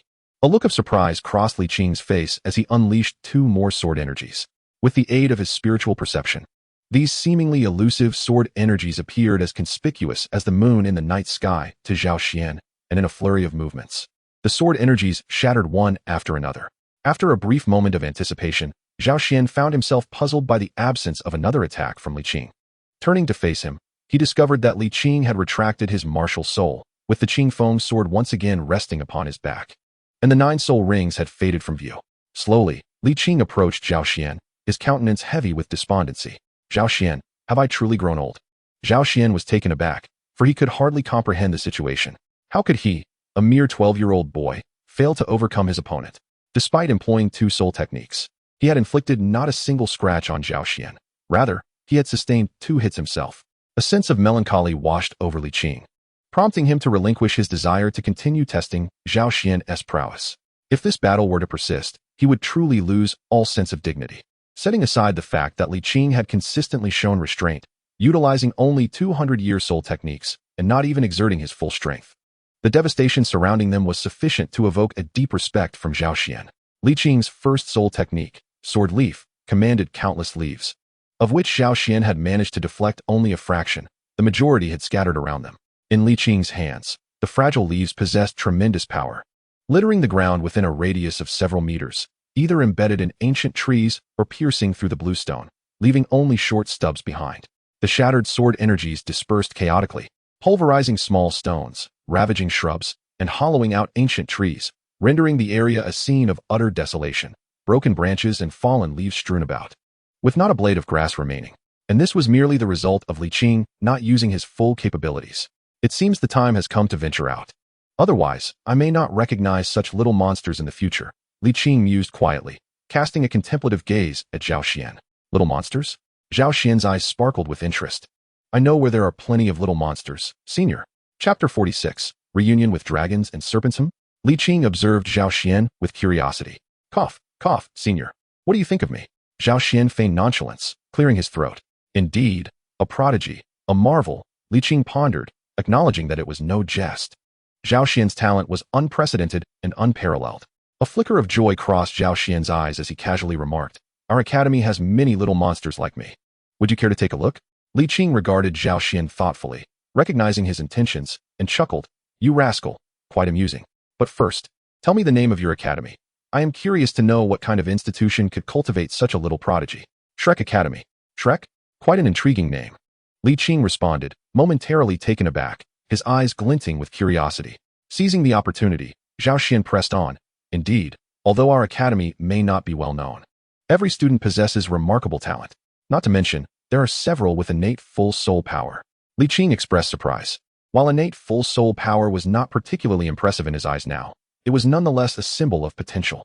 With proper training and barring unforeseen circumstances, there was a significant likelihood of reaching the rank of title Douluo. Even his own innate soul power was only at level 9.5. You have piqued my interest, little one. Li Qing let out a soft sigh. If such an academy truly existed, even as a title Douluo, he would be inclined to visit it. Perhaps, decades later, a few more title Douluos might emerge from that institution. Indeed, it seems that the temperament of the senior aligns quite well with our academy. Oh, why is that? Zhao Xian chuckled, then proceeded to share the circumstances of Shrek Academy with Li Qing. After listening, Li Qing nodded, acknowledging, "Your academy's teachers are indeed rare gems. So, Senior, would you like to take a look?" Zhao Xian inquired tentatively. Li Qing cast an amused glance at him, pondering for a moment before slowly responding, "Very well. I have secluded myself here for many years without any progress in my strength. Let us accompany you and see what this so-called monster academy is truly like." However, upon reflecting on this, Zhao Xian suddenly grew anxious, wondering about Xiao Wu's well-being. Noticing the change in Zhao Xian's demeanor, Li Qing asked curiously, "Is something troubling you?" Zhao Xian recounted the events that had just transpired, causing Li Qing to furrow his brow as he gazed into the depths of the Sodto forest. "It is indeed peculiar. As far as I know, the Titan giant ape typically resides deep within the forest, usually avoiding human contact. Its recent behavior is quite unusual. Furthermore, the depths of the forest are fraught with danger. Even 10,000-year spirit beasts are not uncommon there. From my perspective, your friend may be in grave peril." Li Qing's words did little to alleviate Zhao Xian's growing despondency. Seeing this, Li Qing felt a wave of frustration. After contemplating, he added, "Do not be so pessimistic. Let us first locate your team before formulating a plan." Zhao Xian nodded and asked, "Does the senior need to take anything with you?" Li Qing smiled. "I am but a solitary figure. Aside from a humble thatched cottage, I have nothing else. Let us proceed." Although Zhao Xian couldn't recall from which direction he had flown, Li Qing was familiar with the path. By following this direction and seeking the Titan giant ape's tracks, they could find Shrek's party.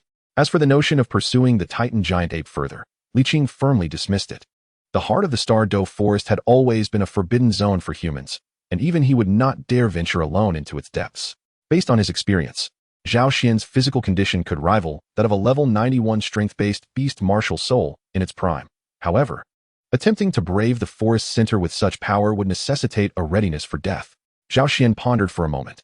Even if he were to locate the Titan giant ape, he doubted his ability to defeat it. According to Li Qing's knowledge, the Titan giant ape was approximately 100,000 years old, with its strength likely surpassing that of a title Douluo at level 95. Thus, Zhao Xian relinquished this plan and resolved to consult with Shrek's group first before deciding on their next steps.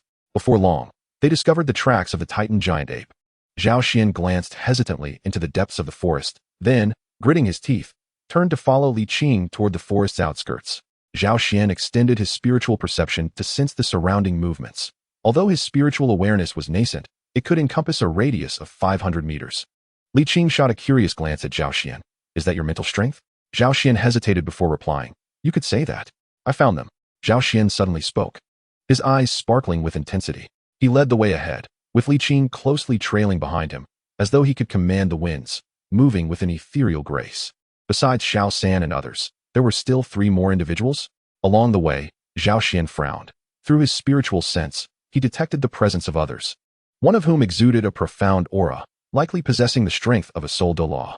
We must hasten, Zhao Xian thought, fearing the potential danger, and he accelerated forward. In another location, the Shrek team was locked in confrontation with the 3 newcomers, the surroundings in disarray. Before them lay a human-faced demon spider, sprawled on the ground, its soul rings dissipating, indicating its demise. Xiao Wujia's expression darkened, while the members of Shrek wore wary faces as they regarded their adversaries.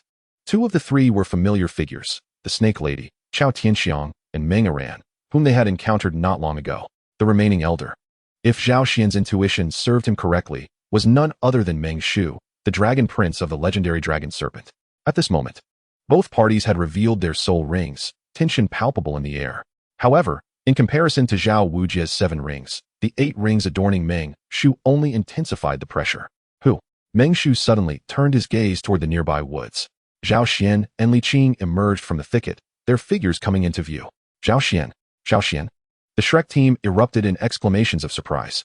Zhao Xian nodded at Li Qing, then approached the Shrek group, while Meng Shu's eyes fixated on Li Qing. A realization dawned upon him. This individual was far from ordinary. Xiao Xian, are you unharmed? Tang San asked anxiously. I'm fine, but Xiao Wu. Zhao Xian shook his head, hesitating to elaborate. What happened to Xiao Wu? Tang San gasped, instinctively gripping Zhao Xian's shoulder, his eyes reddening. It's nothing, it's nothing. Tang San released his hold, breathing a sigh of relief, grateful that it wasn't dire news. Fool, Hermione murmured softly from the side, her large brown eyes glistening with unshed tears. Zhao Xian glanced at her, his heart stirred. By the way, what transpired here? Zhao Xian turned to face Meng Shu, his expression stern. Ning Rongrong stepped forward, pointing an accusing finger at the fallen demon spider, her voice laced with indignation. After you left, Xiao San chased after you, but unfortunately encountered this human-faced demon spider alone. After he struggled to slay it, this family jumped out to harass him. Had we not arrived in time, who knows what fate would have befallen Xiao San? Upon hearing this, Zhao Xian's expression darkened, a cold, murderous intent surging within him. Ning Rongrong's voice had not been quiet, thus Meng Iran also heard. She retorted furiously, this human-faced demon spider was our quarry to begin with. You Shrek Academy can overlook it once, but to steal my soul rings twice in succession, whom am I to seek justice from? Meng Iran clenched her silver teeth, her face a portrait of fury and anguish. Zhao Xian's expression grew peculiar. He exchanged a glance with Tang San, who nodded with resignation, acknowledging the injuries on the demon spider. Is that so? Zhao Xian shot a glance at the irate Meng Iran, considering the sheer luck of the situation. However, that did not justify their bullying, and Zhao Xian's gaze turned frosty. Who is the true waste here? Zhao Xian cast a disdainful glance at Long Gong, reflecting on his current strength. Even if the opponent unleashed a martial soul fusion technique, he would not gain any advantage. What do you think, senior? Zhao Xian turned his gaze towards Li Qing. The crowd followed suit, their expressions filled with curiosity, yet only Xiao Wujia felt a stirring in his heart, sensing an extraordinary power emanating from this individual. Li Qing chuckled softly. Young man, do you intend to use me as a pawn? However, while battles among the younger generation are acceptable, it is unacceptable to bully the weak. He regarded Long Gong with an indifferent gaze as 9 rings of soul power gradually rose beneath his feet. A tidal Douluo, the hearts of the onlookers, save for Zhao Xian, raced wildly. The imposing presence of Long Gong and Meng Shu visibly diminished. Chapter 47. The outcome is decided. A tidal Douluo. The atmosphere immediately fell into a hushed silence, as the momentum of Long Gong and Meng Shu faltered. Clearly, they lacked the audacity to act recklessly before a tidal Douluo. In that fleeting moment, Long Gong's demeanor shifted dramatically. His eyes widened in astonishment before he respectfully addressed Li Qing. May I inquire about your title, Your Excellency? Li Qing, unreserved, replied with a calm demeanor, Yujun. So it was the renowned Yujun Douluo in person. Meng Shu, realizing his previous lack of respect, hastily apologized. I beg your pardon. Your Excellency. For some reason, Zhao Xian sensed that Meng Shu seemed to exhale a sigh of relief upon hearing Li Qing's title. So it is indeed His Excellency Yujun. I am Xiao Wujia, honored to meet you, Your Excellency. Zhao Wujia appeared to have heard of Li Qing's esteemed title, and even he, typically brash and unyielding, offered a respectful bow. Indeed, it is Yujun Douluo. Nearby, Ning Rongrong also wore an expression of astonishment. Zhao Xian raised an eyebrow, quietly inquiring of Ning Rongrong. Is the senior quite famous? Observing Zhao Xian's puzzled expression, Ning Rongrong sighed, pressing her forehead. Yujun Douluo, whose true name is Li Qing, wields the clear wind sword martial soul. He has always been a solitary figure, known for championing justice. His reputation across Douluo Continent is quite admirable, respected by many. However, this has also led him to offend various powers and nobility. Yet, due to his formidable strength, none dare provoke him. Tired of worldly affairs, Yujun Douluo withdrew from society 5 years ago, and it is surprising to see him re-emerge in the Sodto forest. Zhao Xian began to understand. It was no wonder that Long Gong appeared relieved upon hearing Li Qing's title. Given Li Qing's character, he would undoubtedly refrain from engaging in acts of oppression against the weak. Meanwhile, Long Gong recounted the circumstances to Yujun in detail, mindful of the presence of Shrek's group. He refrained from embellishing the tale, presenting it as it was. Li Qing glanced at the furious Meng Iran and the pale-faced Tang San, a bemused expression crossing his face. He turned to Zhao Xian with a hearty laugh. Your claims about the Monster Academy hold true. Zhao Xian snorted lightly, raising an eyebrow. I do not deceive. Beside them, Xiao Wu felt a wave of trepidation. Who granted him the audacity to speak so candidly before a titled Douluo? Did he not notice that even Long Gong now cowered in the corner, pretending to be submissive? Li Qing remained unfazed, casting a glance at the fallen face-devouring spider on the ground before furrowing his brow slightly as he directed his gaze towards Tang San. So, you truly intend to absorb the soul ring of this face-devouring spider? From my perspective, this creature appears to have a considerable age. Tang San's complexion was somewhat pallid. His gaze flickered before solidifying with determination. This face-devouring spider should not have surpassed the maximum lifespan for a third soul ring. Li Qing's eyes narrowed slightly. With his level of cultivation, he had discerned Tang San's fleeting expression, recognizing him as a child incapable of deceit. A judgment formed in his mind. However, upon witnessing the unwavering resolve in Tang San's gaze, Li Qing felt compelled to inquire, how did you ascertain the maximum lifespan of a third soul ring? It is due to my mentorship under the Master, Zhao Xian interjected from the side. The Master? The foremost figure in the field of research? Li Qing pondered for a moment, and then his eyes brightened. Indeed, Tang San nodded, a hint of surprise gracing his features as he regarded Li Qing. Not expecting this titled Douluo to have knowledge of the Master. It seemed the Master had found a disciple capable of realizing his ideals. Li Qing scrutinized Tang San deeply. Having gleaned from his earlier conversation with Long Gong that Tang San was merely 12 years old, yet already a level 30, with a martial spirit of blue-silver grass. It appeared that this emergence into the world was indeed a judicious choice. He mused silently. Having traversed the continent for many years, he had never encountered such intriguing matters. However, glancing at the quiet family beside him, Li Qing felt a twinge of annoyance, as it seemed they regarded him as part of the Shrek Academy entourage. Scanning between both parties, an idea sparked in his mind. He pointed at an object in Tang San's hand that resembled an iron box. Is that a hidden weapon? Senior, you are acquainted with hidden weapons? Tang San expressed his astonishment, for he had never heard anyone in this world utter such a term. I have journeyed across the continent for many years and have encountered them in various places, albeit rarely.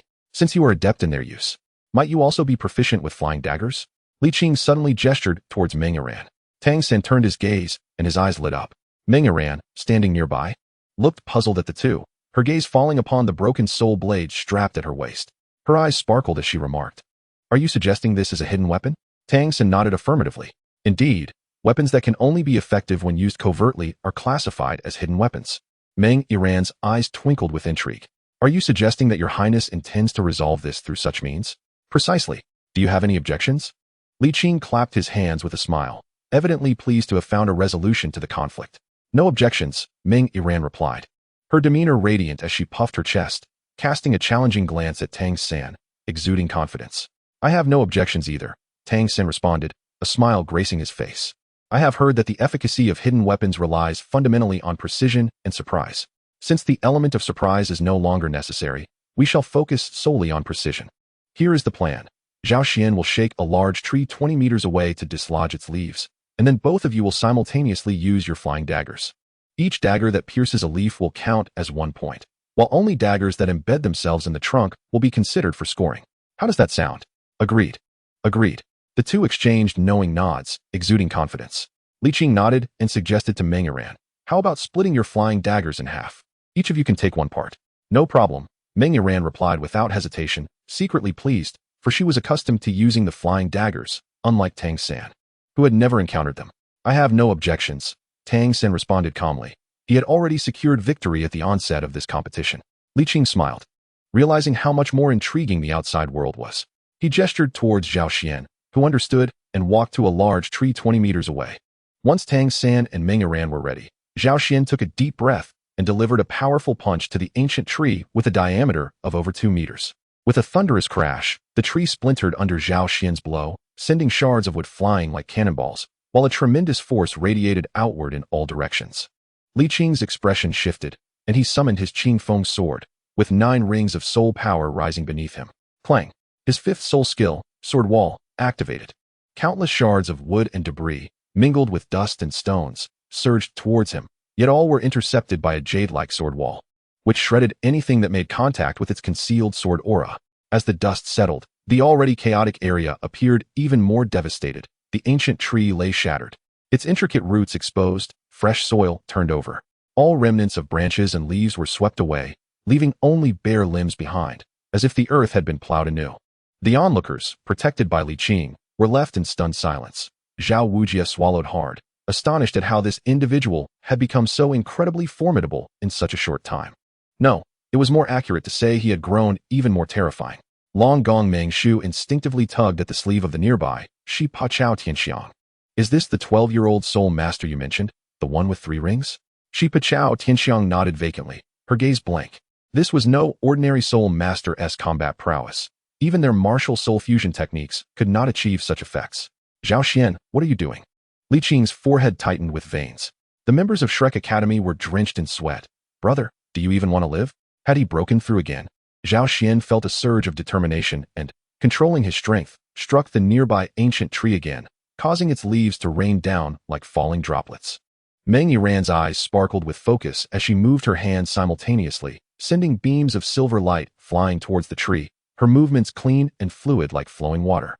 However, despite Meng Yiran's impressive display, the gazes of the crowd remained fixed on Tang San, including the perceptive Long Gong and Shi Pa.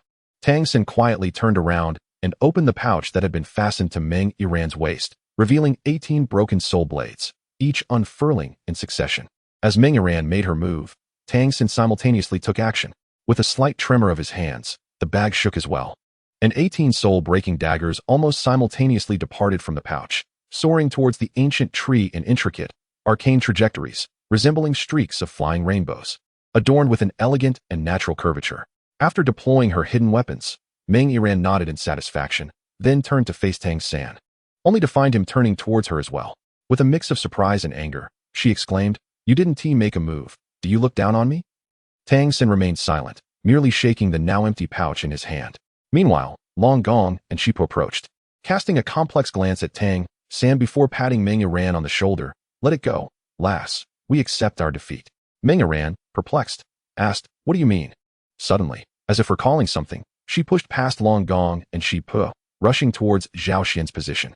Avoiding Zhao Xian's gaze, she instinctively turned aside, feeling a twinge of trepidation.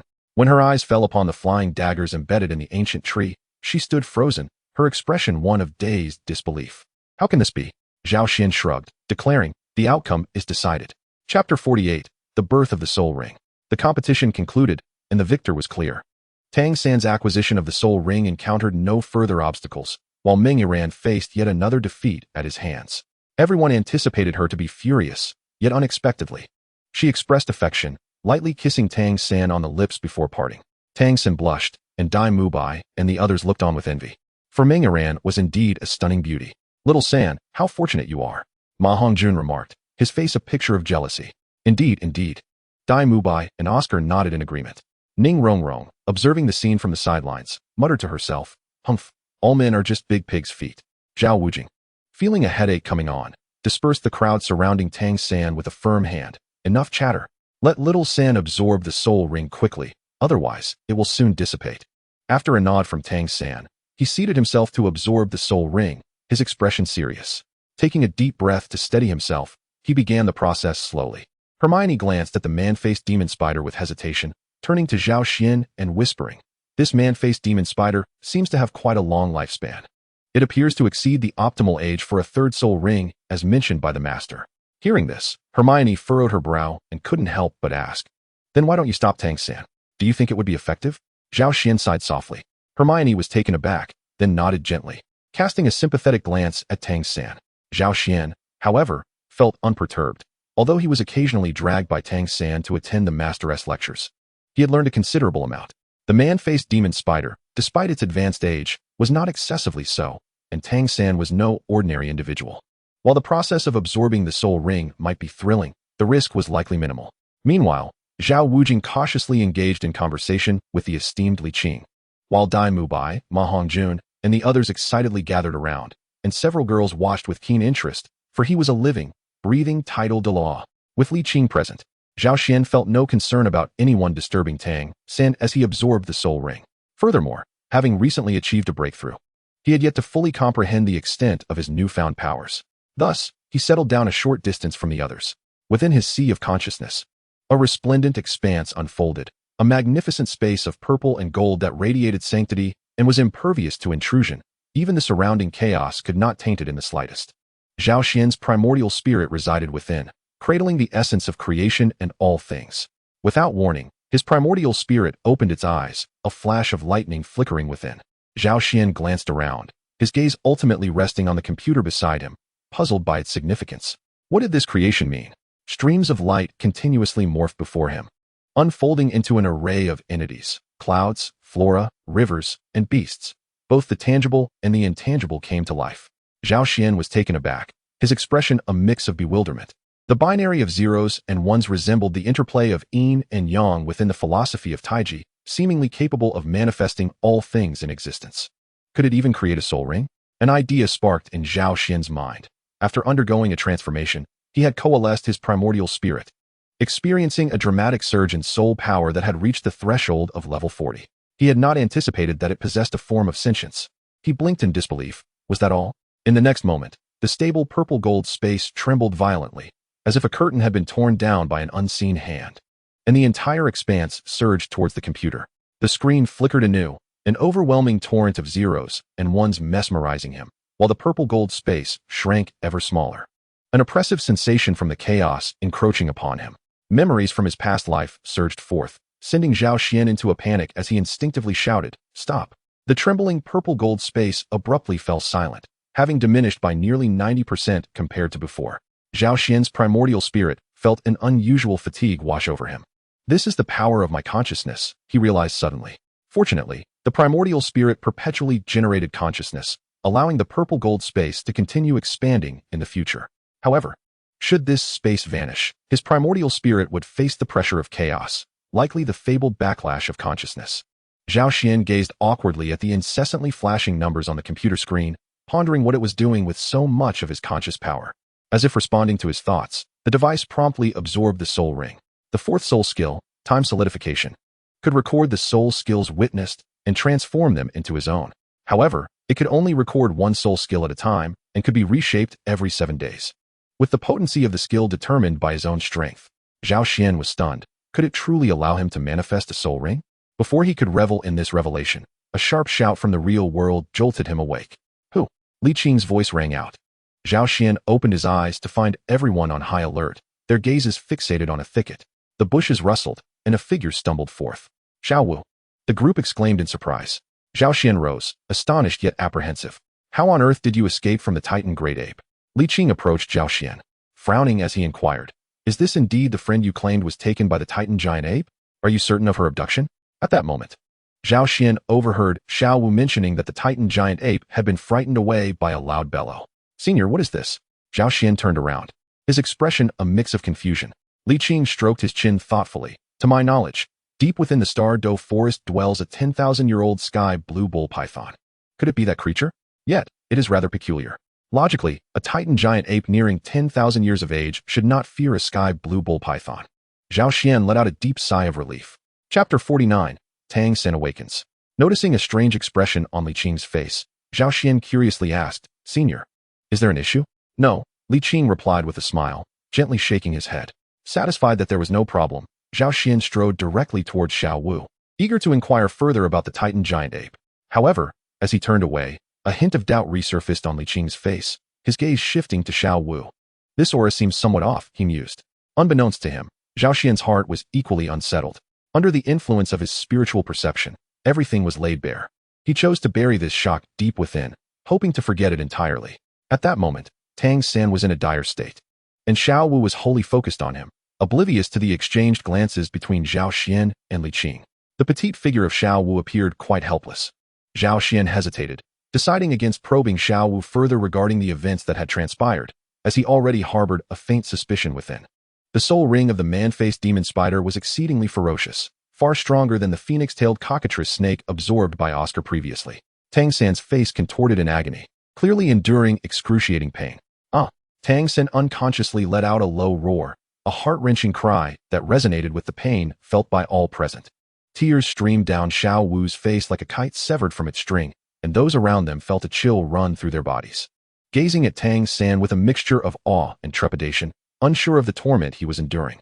The crackling sounds emanating from Tang San's body suggested that his bones were undergoing a transformation, while the surrounding blue-silver grass gradually thinned and changed color. It seemed he had passed the perilous phase.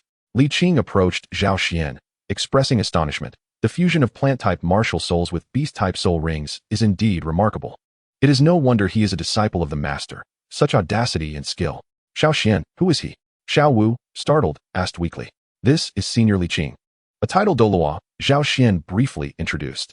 Greetings, Senior, Xiao Wu said softly, her pupils contracting as she bowed her head respectfully. There is no need for such formalities. Li Qing replied kindly, nodding. After a brief introduction, the group fell into silence, their gazes fixated on Tang San, each lost in their own thoughts. Tang San's bones appeared to be undergoing an unusual remolding, and suddenly, a sound echoed, a tearing noise, as the soul power emanating from him shredded his clothing to tatters, leaving him completely bare. Several girls gasped in surprise, their voices tinged with shyness. In stark contrast, the boys appeared rather lewd. Oscar and his companions huddled together, keenly pointing and commenting on Tang San. Suddenly, a cry of anguish escaped Tang San, startling everyone. His body convulsed violently, contorting into a hunched position as several protrusions burst forth from his bronzed back, pulsating beneath the skin. In the next instant, 8 sharp arachnid spears erupted from these protrusions, extending rapidly to reach a length exceeding 3 meters. Were these the spider legs of the man-faced demon spider? The group instinctively gasped, noting the resemblance between the spears emerging from Tang San's back and the spider legs lying nearby. Is Xiao San turning into a monster? Ma Hongjun trembled as he spoke. What nonsense are you spouting? Dai Mubai retorted sharply, slapping Ma Hongjun, who nearly stumbled and fell. As the spears emerged, the agony etched on Tang San's face gradually diminished, restoring his composure. Upon closer inspection, the spears were slender and bone-like, one side boasting a razor-sharp edge that gleamed with a chilling light, accompanied by a faintly sweet aroma. The spears suddenly plunged into the ground, lifting Tang San into the air, while myriad blue-silver grasses surged upwards, encircling him in an oval formation. It was then that the others began to comprehend the situation. Zhao Wujing, having taught for many years and witnessed countless students acquiring soul rings, had never seen a scenario as convoluted as this, let alone the unprecedented events unfolding around Tang San.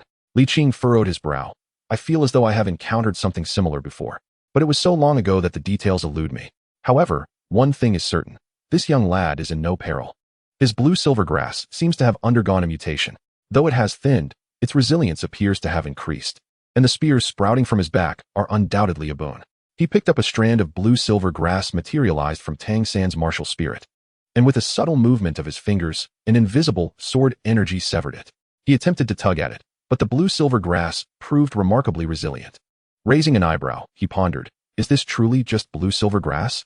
Hearing Li Qing's words, the group's initial anxiety lightened considerably, granting them a modicum of reassurance. Xiao Wu murmured nervously, her eyes reddened. Xiao San, you must not come to harm. This transformation, unforeseen by anyone, persisted for a full day. The sky shifted from dark to light and back again. Fortunately, there were enough of them to take turns safeguarding Tang San. At long last, he awakened. With a soft murmur, the blue-silver grass enveloping him unfurled like blooming chrysanthemums, delicately spreading outward to reveal Tang San at the center. Naked, he appeared as a pristine strip of white, emerging untainted from the mire. Several girls flushed crimson, turning away shyly after a soft exclamation. Xiao Wu, struggling to suppress her embarrassment, fixated her gaze on Tang San's face, striving to avert her eyes from wandering lower. Gradually, Tang San opened his eyes, and the first sight to greet him was the figure that had occupied his thoughts with concern. Xiao Wu, he exclaimed, unable to contain himself. What a poignant display of sibling affection. The two individuals embraced, weeping, enveloped in sorrow, their tears flowing freely. The boys sighed in lamentation while the girls observed quietly. At that moment, Zhao Xian's voice rang out, unceremoniously interrupting the atmosphere with a tinge of helplessness. Could you please put on your clothes first? Tang San furrowed his brow in confusion, glancing at his own body, only to be struck by bewilderment. Who took off my clothes? He asked innocently. Chapter 50, Poison.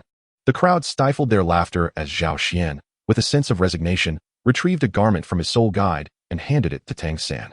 Blushing, Tang San hastily covered his lower half with one hand while accepting the clothing with the other. By the way, what are you girls sneaking peeks at? Xiao Wujia cast a sidelong glance at the girls who were furtively observing, unable to suppress a glare. Upon hearing this, Xiao Wu swiftly turned her head to glare at Ning Rongrong and Hermione, her crimson eyes narrowing with a fierce intensity. The girls, intimidated by Xiao Wu's fierce gaze, quickly averted their eyes. Ning Rongrong muttered under her breath, looking 1T cost you a piece of flesh. Humph, Xiao Wu huffed, dismissing the comment as she turned away, comfortably watching Tang San don his trousers. As Tang San put on his pants, he noticed Xiao Wu's gaze and his cheeks flushed crimson. Xiao Wu, could you please turn your head? He implored. Xiao Wu pouted, what is the big deal? We've already shared a bed, so why worry about this?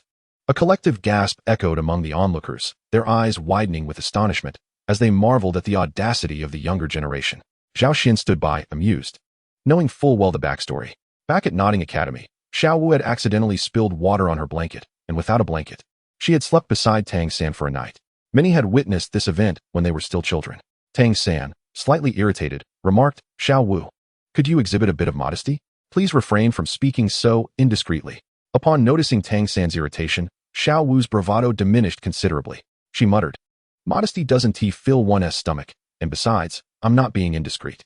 Tang San, feeling a headache coming on, chose to ignore her, hastily putting on his pants. However, when he reached for his shirt, he froze in disbelief. What is this? He stared blankly at the 8 spider legs protruding from his back. With a mere thought, the spider legs moved with astonishing agility, as if they were his own limbs. I don't know. They sprouted after you absorbed the soul ring, Zhao Xian shrugged. Tang San looked on in confusion, attempting to flex the spider legs. The sharp spider spears struck a nearby tree, cleaving through the ancient trunk as if it were tofu, stopping only after penetrating 30 centimeters.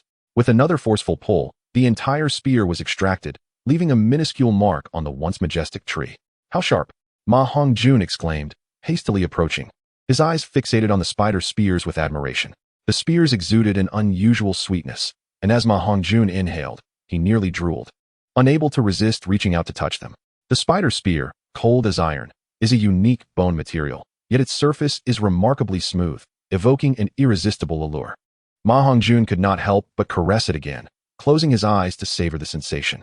What are you doing, fatty? Oscar inquired, observing Ma Hongjun's lewd demeanor. Startled, Ma Hongjun accidentally grazed his finger against the sharp edge of the spider's spear, instantly slicing open his skin. Ah, he exclaimed. The others instinctively turned to look, witnessing Ma Hongjun's left hand rapidly turning purple, emanating dark fumes, with black, purulent blood dripping down. He has poisoned, Li Qing quickly assessed, placing a hand on Ma Hongjun to suppress the spread of the toxin with his soul power. The black mist ceased its encroachment, yet Li Qing was unable to expel the poison. Seeing this, Xiao Wujia urgently called out, Oscar. Understood, I've got a small sausage, Oscar replied, nodding as he swiftly conjured a small sausage. He stuffed it into Ma Hongjun's mouth, who, fearing for his life, swallowed it whole. His complexion improved considerably, yet the dark mist on his hand persisted. Ma Hongjun, pale with fear, thought, am I truly going to die like this? Let me handle it, Tang San declared, his eyes gleaming with determination. He grasped Ma Hongjun's forearm, his hand transforming to a hue of white jade, creating a stark contrast with Ma Hongjun's hand. Is that a soul skill? Li Qing observed, somewhat astonished. Like a force drawing in the poison, the toxins in Ma Hongjun's arm were visibly extracted at an astonishing rate, oozing from the wound and leaving behind purple-black blood that fell onto the ground with a foul stench. Ma Hongjun breathed a sigh of relief, his pallor lifting as he said, I'm saved. Zhao Wujia's temple throbbed as he could not resist giving Ma Hongjun a light knock on the head. Don't touch random things in the future. Tang San crouched down to examine the purulent blood flowing from Ma Hongjun, then glanced at the 8 spider legs behind him, exclaiming, it's the poison of the man-faced demon spider. Oscar, still shaken, glanced at the spider legs and asked, "What will you do about those, Tang-san?"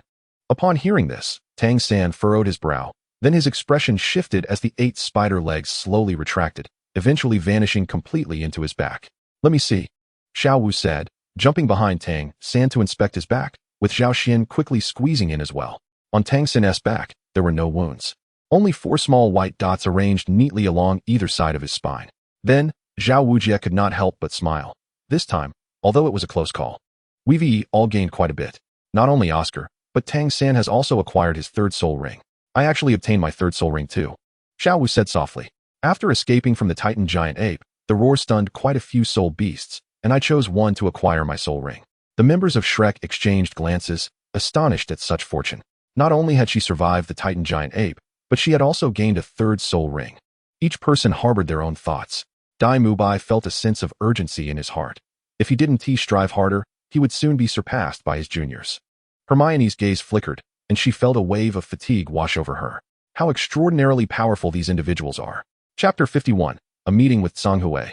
On the outskirts of the starry forest, the group from Shrek Academy finally emerged from the oppressive darkness of the forest after days of arduous training, embracing the warmth of the human world. Beyond the forest, the sky was a brilliant blue, and at the moment of their exit, a profound sense of clarity enveloped them, dispelling the shadows that lingered in their hearts. Before them stretched an expansive meadow, where a gentle breeze caressed the earth, causing the delicate blue-silver grass to sway gracefully, while an array of wildflowers bloomed freely, adding vibrant hues to the lush greenery. As they stepped out of the forest, smiles adorned the faces of the group. Gazing skyward, Li Qing slowly closed his eyes. Clad in flowing robes, his long hair danced in the wind, and the warm sunlight graced his face, instilling a tranquil and harmonious sensation. Zhao Xian's expression shifted, and he smiled at Li Qing, saying, "Congratulations, senior, on your significant progress." "What? Has the senior achieved a breakthrough?" Ma Hongjun and Oscar, engaged in playful banter, halted at his words. "Just a modest improvement. Perhaps the oppressive atmosphere of the forest had inadvertently hindered my growth." Li Qing replied with a light chuckle, reflecting on his journey. When he first entered the starry forest, he sought not only to escape the turmoil of the mundane world, but also to cultivate his skills in peace. However, to his surprise, after years spent within the forest, he had made no progress until he stepped back into the world and experienced a breakthrough. Truly, the vicissitudes of life are unpredictable, he mused. "Congratulations, senior," Zhao Wujie said to Li Qing, his eyes filled with awe and admiration. It is important to recognize that the advancement to title Douluo is not comparable to promotions of other ranks. Each elevation in title Douluo represents a significant leap in strength, with the disparity between levels akin to that between an ordinary person and a soul master. Having achieved the 93rd rank, Li Qing's spirits soared as he led the group towards a small town several kilometers away, declaring his intention to treat them. Naturally, the little monsters from Shrek were more than agreeable, even quite delighted at the prospect of dining courtesy of a title Douluo, a tale that would certainly carry prestige.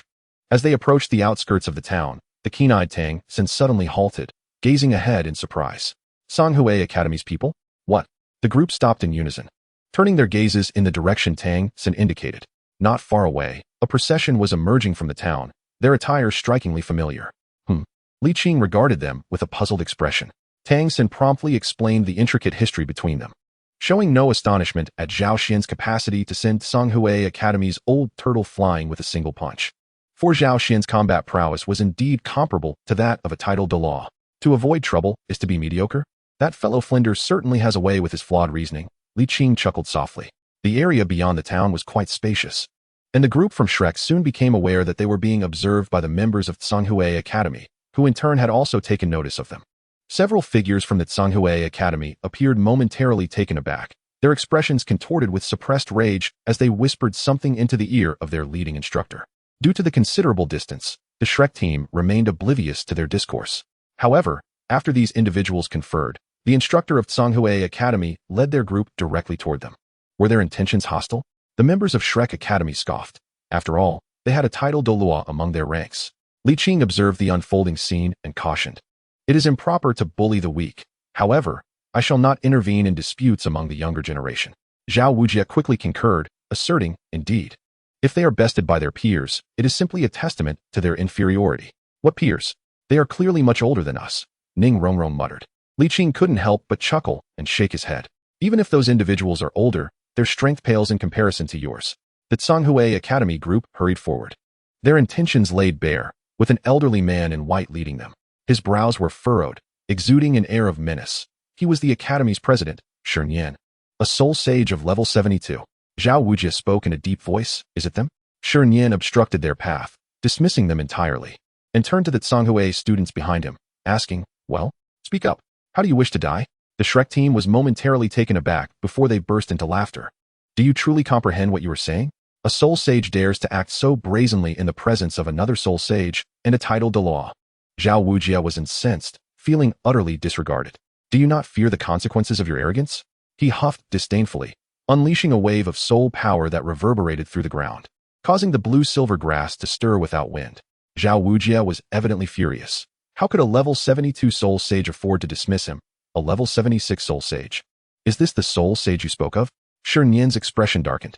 He had gathered intelligence before seeking trouble, but he was taken aback to find the opponent's soul sage level seemingly far superior to his own. Yes, President, the Tsanghui students trembled beneath Xiao Wu's oppressive aura. Shernyan snorted lightly. And what if he is of a higher level? He is merely a brute. Concurrently, he released his own soul power to counter Xiao Wu's. The students of Tsanghui Academy breathed a sigh of relief. Suddenly, a shadow of pitch black emerged above Shernyan's head, formless and indistinct. As 7 soul rings appeared around him, white, yellow, purple, purple, purple, black, and black. 7 soul rings encircled Shernyan, undulating with a mesmerizing grace. The 2 black soul rings were profoundly deep, capturing attention. A mere illusion? Oomph, how embarrassing. Xiao Wu cast a sidelong glance at the dark mass atop Shernyan's head, which was none other than Shernyan's martial spirit. Mighty Golden Bear, manifest. Xiao Wu bellowed, and in an instant, his martial spirit, the mighty Golden Bear, enveloped him, accompanied by the rise of 7 soul rings beneath his feet. Yellow, yellow, purple, purple, black, black, black. An exemplary configuration of soul rings. Even more striking than Shernyan's martial spirit, with Xiao Wu boasting an astonishing 3 10,000-year soul rings. The mighty Golden Bear? You are Xiao Wu? Shernyan's expression shifted, followed by an exclamation of surprise. Indeed, it is your esteemed Grandpa Xiao. Xiao Wu retorted with a cold smirk. A sense of foreboding washed over Shernyan. This was indeed troublesome. Chapter 52, Soul Bones. 3, 500 words. Shernyan had heard of Xiao Wu's reputation. He was a formidable opponent, and the name Unmoved King was not unfamiliar to him. However, he ultimately considered him a mere brute. Suddenly, Shernyan let out a chilling laugh, surreptitiously unleashing his 6th soul skill. The spectators merely witnessed a flicker from Shernyan's 6th soul ring, as Xiao Wu's imposing aura abruptly diminished, his vitality waning significantly. Shernyan's triumphant smile revealed itself. Brutes are indeed brutes, with a feeble mental capacity, and a mere foray into the dream state had ensnared him within a fabricated realm. As one of the rare possessors of the unique martial spirit, Remnant Dream, Shernyan's primary offensive prowess lay in mental strength. This martial spirit was not to be underestimated compared to beast or weapon martial spirits, often striking from the shadows, using mental prowess to ensnare and extinguish foes. This was the very reason Shernyan exhibited no trepidation before the far superior Xiao Wu. Few soul masters dedicated themselves to cultivating mental fortitude. After drawing Xiao Wu into his constructed illusion with the 6th soul skill, Shernyan turned his gaze leisurely towards the Shrek group, his expression icy. I've heard from Yijiqiu that you all are prodigies? The group stared back at him, devoid of fear, with some even stifling laughter. Shernyan presumed that the Shrek Academy members had yet to grasp the gravity of their situation, and he shook his head, continuing. Do you understand that unrefined prodigies are essentially nothing? He scrutinized the Shrek group, his eyes revealing a hint of surprise upon seeing Li Qing. Though he paid it little heed, he then extended 2 fingers towards them. I can offer you 2 choices. One is to become my disciples. I shall overlook your prior transgressions and nurture you to the fullest, but you will be bound to serve the Tsanghui Academy in the future. The group remained unmoved. Shernyan was indeed playing a clever game. In the Douluo Continent, the doctrine of masters held sway. A person could only have one mentor throughout their life. Should they submit to Shernyan, they would risk becoming pariahs throughout the Douluo Continent, relegated to mere henchmen. Shernyan sighed. It seems, by your demeanor, that you prefer the second choice? What a pity. Why must there always be those who fail to recognize the moment? Suddenly, Shernyan's figure vanished like a wraith, delivering a punch the size of a sandbag into thin air. Xiao Wu's figure reappeared at the location where Shernyan had just stood, his expression darkening. This is truly bizarre. Reappearing before the students of Tsanghui Academy, Shernyan raised an eyebrow, seemingly underestimating your mental prowess. I never imagined you could shatter my illusion in such a short time. Xiao Wujie remained silent, his gaze fixed intently on the smug Shinian, feeling a wave of disgust towards the old man who had unknowingly ensnared him. However, while you managed to withstand one, I wonder if you can endure the rest. Shinian chuckled mockingly. Suddenly, Zhao Xian wore a strange smile and beckoned to Xiao Wujie. Teacher Zhao, come here for a moment. Xiao Wujie cautiously glanced at Shinian before slowly approaching Zhao Xian. What is it? He inquired, still watching Shinian while turning his back to Zhao Xian. Nothing much, just adding a layer for you. Zhao Xian replied with a mischievous grin, enveloping Xiao Wujie with his own mental shield. What tiger? Xiao Wujie looked baffled at Zhao Xian. It's nothing, just go back to fighting, Zhao Xian said, patting Xiao Wujie's shoulder with an encouraging demeanor. Xiao Wujie walked away in confusion, while only Shinian, with his remarkable mental acuity, sensed something amiss. Mental force? Shinian furrowed his brow, scrutinizing Zhao Xian. Zhao Xian remained silent, knowing that mental consciousness could be viewed as an evolved form of mental force, purer in essence. Shinian snorted dismissively, unconcerned about what a mere boy's mental force could accomplish. He resolved to stop holding back and aim to dispose of Xiao Wujie swiftly to avoid prolonged complications. The sixth spirit ring illuminated, and Shinian employed his sixth spirit ability. Dream entry, once more. Zhao Xian observed with keen interest, eager to see if Shinian could successfully draw Xiao Wujie into his realm this time. A barrier? Such a flimsy defense dared to be exposed. Shinian sensed Zhao Xian's mental shield and scoffed, preparing to forcefully breach it. However, he was taken aback, despite its thinness. The barrier exhibited remarkable resilience, prompting him to exert more force. Zhao Xian had not allocated much mental energy into the shield, so its breach was not surprising. Yet, the peculiar smile on his face hinted at something more. The drama was about to unfold. In an instant, the clash between mental consciousness and mental force occurred, and the shield enveloping Xiao Wujie shattered, unleashing a sudden burst of extraordinary lightning in the void. What is that? Shinian exclaimed in astonishment, realizing his sixth spirit ability had been interrupted. Xiao Wujie, witnessing the fleeting flash of lightning, felt a chill run down his spine, sensing an overwhelming aura emanating from it. However, he quickly recalled something and turned to the astonished Shinian. What is that? Shinian glared fiercely at Zhao Xian. Zhao Xian shrugged, addressing Xiao Wujie. Teacher Zhao, deal with him. Ignoring Shinian, Zhao Xian merely sought to test the power of his own mental consciousness. As he had anticipated, not only did the purple celestial thunder exist within his body, but also within his mental consciousness, as if a profound bond inherently tied them together. Meanwhile, Xiao Wujie smiled maliciously, fixating a fierce glare on Shinian, who seemed to have run out of options. At that moment, Shinian's complexion appeared quite pallid, yet he did not yield, as the fifth spirit ring upon him radiated with brilliance. Illusory butterflies flitted through the air, suggesting the presence of something meandering. Within Zhao Xian's perceptive awareness, several grotesque butterflies revealed their jagged fangs, lunging towards Xiao Wujie. However, this time Zhao Xian refrained from intervening. The fluctuations emitted by this millennium spirit skill could be sensed even by Xiao Wujie, a soul sage. With a shout, Xiao Wujie instinctively discerned the positions of the illusory butterflies, his aura surging dramatically, mingled with a terrifying soul force that bore down upon the butterflies. Although Xiao Wujie lacked the ability to manipulate spiritual power, it did not imply he was incapable of leveraging it. The aura generated by a soul master is indeed a form of spiritual energy application. Moreover, Xiao Wujie's presence was significantly more potent than that of an average soul master. Under his counterattack, the illusory butterflies shattered with a resounding crash, unable to muster even a hint of resistance. Zhao Xian understood that Shinian's spiritual type martial spirit was, in essence, an extreme manifestation of a martial spirit. Against those possessing inferior spiritual power, he was formidable.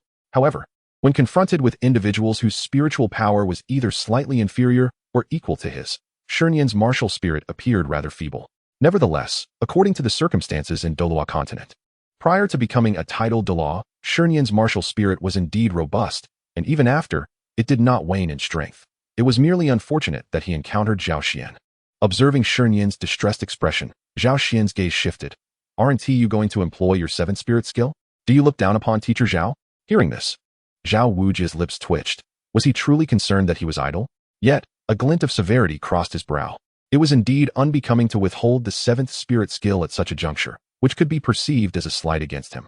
Shinian, nearly fainting from fury upon hearing Zhao Xian's words, thought if he could utilize his seventh spirit skill, he would have done so long ago. His seventh spirit skill, named Nightmare, was predicated upon the sixth spirit skill, capable of magnifying the inner fears of individuals ensnared within its realm, leading to irreparable psychological trauma, an extraordinarily dreadful ability. However, the crucial point remained that his sixth spirit power had already ceased to function. Enraged to the brink of bloodshed, Xinyan felt a rising urge to retreat when faced with the imposing Xiao Wu. Stripped of the efficacy of his spiritual power against a formidable strength-type, beast martial spirit soul sage, the outcome was inevitably one of overwhelming defeat. I concede, he bellowed, amidst the despairing gazes of his fellow students from Shanghai Academy. Nothing comes easily. Xiao Wujia's eyes glimmered with a ruthless light. Xinyan had approached with the intent to eliminate them. If one does not wrong me, I shall not wrong others. Xiao Wujia, already bearing a notorious reputation on the continent, had taken many lives.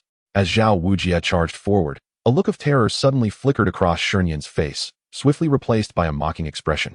His pupils transforming into a luminous pure white. Not good. Zhao Xian and Li Qing simultaneously sensed the impending danger. A beam of divine light, as brilliant as the Milky Way, shot forth from Xinyan's eyes, causing Xiao Wujia's momentum to falter, leaving him without time to react. At that moment, a spear of lightning, forged from concentrated spiritual awareness, hurtled toward him, simultaneously accompanied by a gentle gust of wind that struck Xiao Wujia. The ethereal lightning spear clashed with the silvery divine light, shattering into fragments within mere moments. Zhao Xian, unable to contain himself, spat out a mouthful of blood. Simultaneously, the somewhat weakened silvery divine light surged towards Xiao Wujia. But he was gently nudged aside by a soft breeze, causing him to evade just in time as the divine light grazed the tips of his hair. The divine light descended upon the ground not far away, transforming a vast expanse of blue-silver grass into crystalline sculptures, dreamlike and surreal. However, as a gentle breeze swept through, the entire patch of blue-silver grass disintegrated into fragments, with specks of luminescence dissipating with the wind. It was akin to a fleeting dream, where upon awakening, the dream fades away. Gasping in shock, the onlookers were left bewildered by the spectacle. Xiao Wujia's scalp prickled with fear. Had it not been for the protection of Zhao Xian and Li Qing, he would have either perished or been severely wounded. Enraged, Xiao Wujia was met with the sight of Xinyan trembling as if faced with an unspeakable horror. Title Douluo. Xinyan exclaimed in disbelief, casting a glance at Li Qing, who stood suspended in midair, buoyed by an invisible force. 9 soul rings slowly ascended around him, while the clear wind sword glimmered ominously before him. A sudden sorrow crossed Xinyan's face. He realized this time he was facing certain doom. Yet, why did an unknown academy harbor a title Douluo? His heart filled with resentment, he shouted in frustration as the clear wind sword swept past. And he departed this world with unclosed eyes. Behind him, the students of Shanghai Academy turned ashen, their gazes betraying their fear. Leave at once, Li Qing said coolly.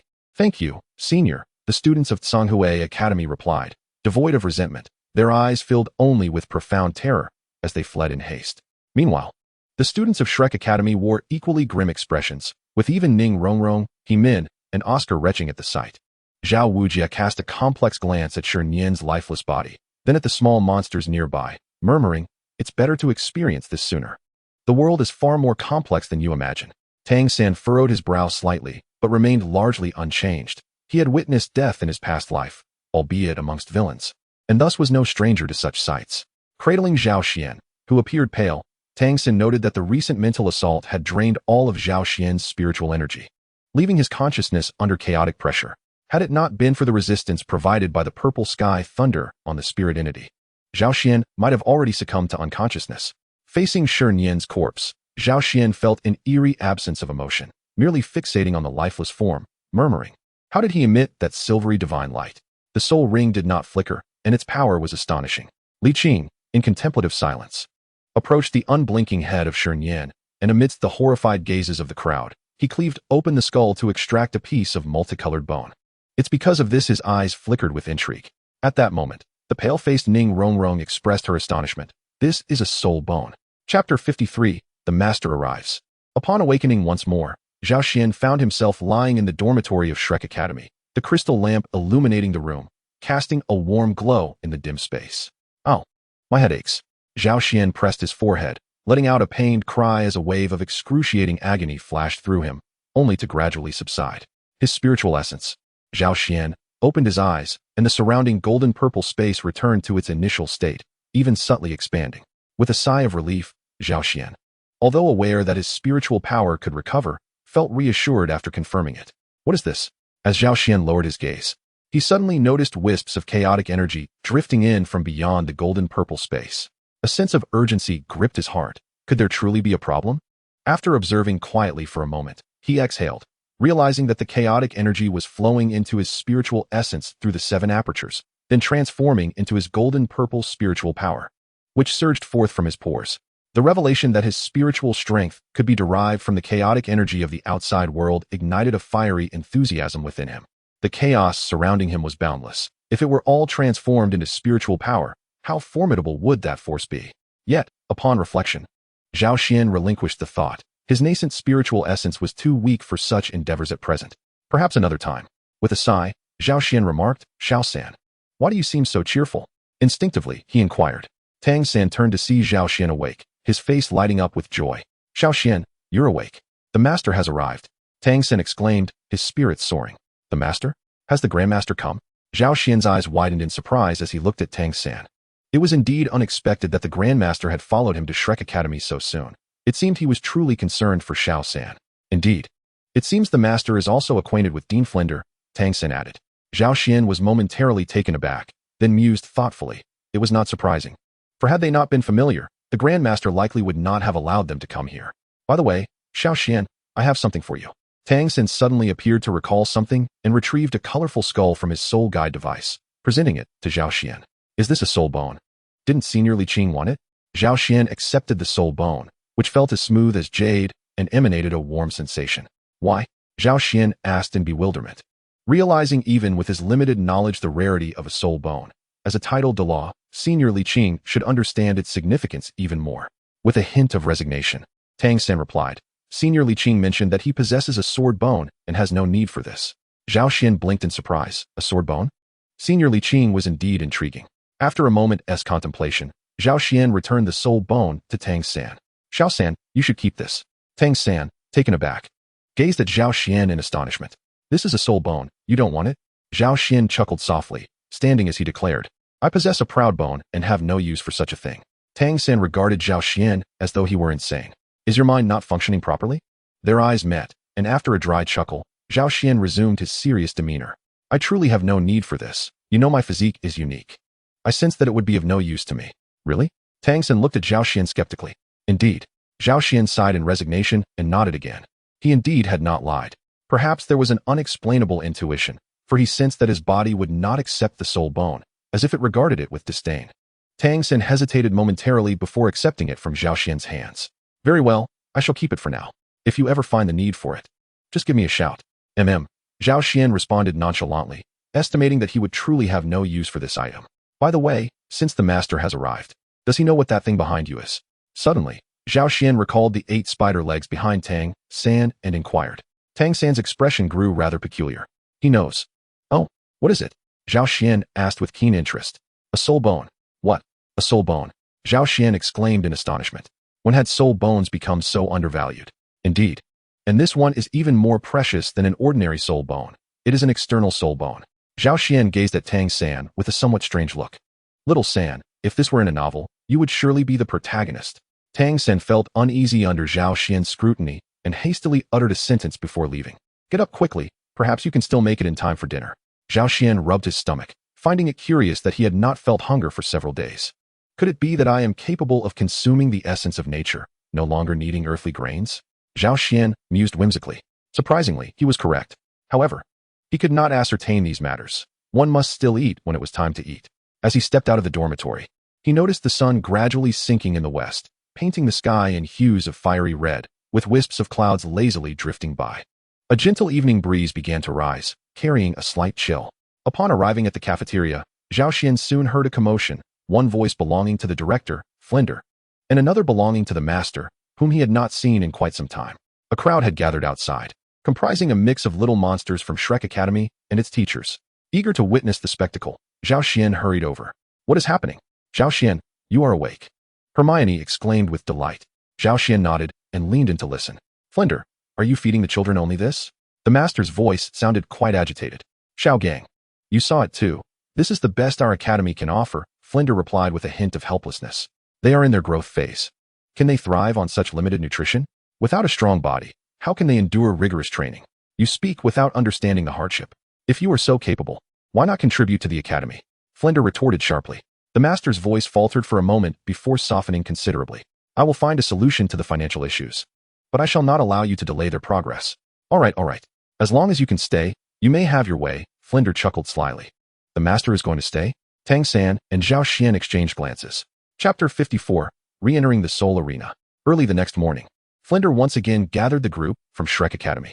On the vast playground stood a sparse assembly of a dozen people, including both teachers and students. This was the entirety of Shrek Academy's roster.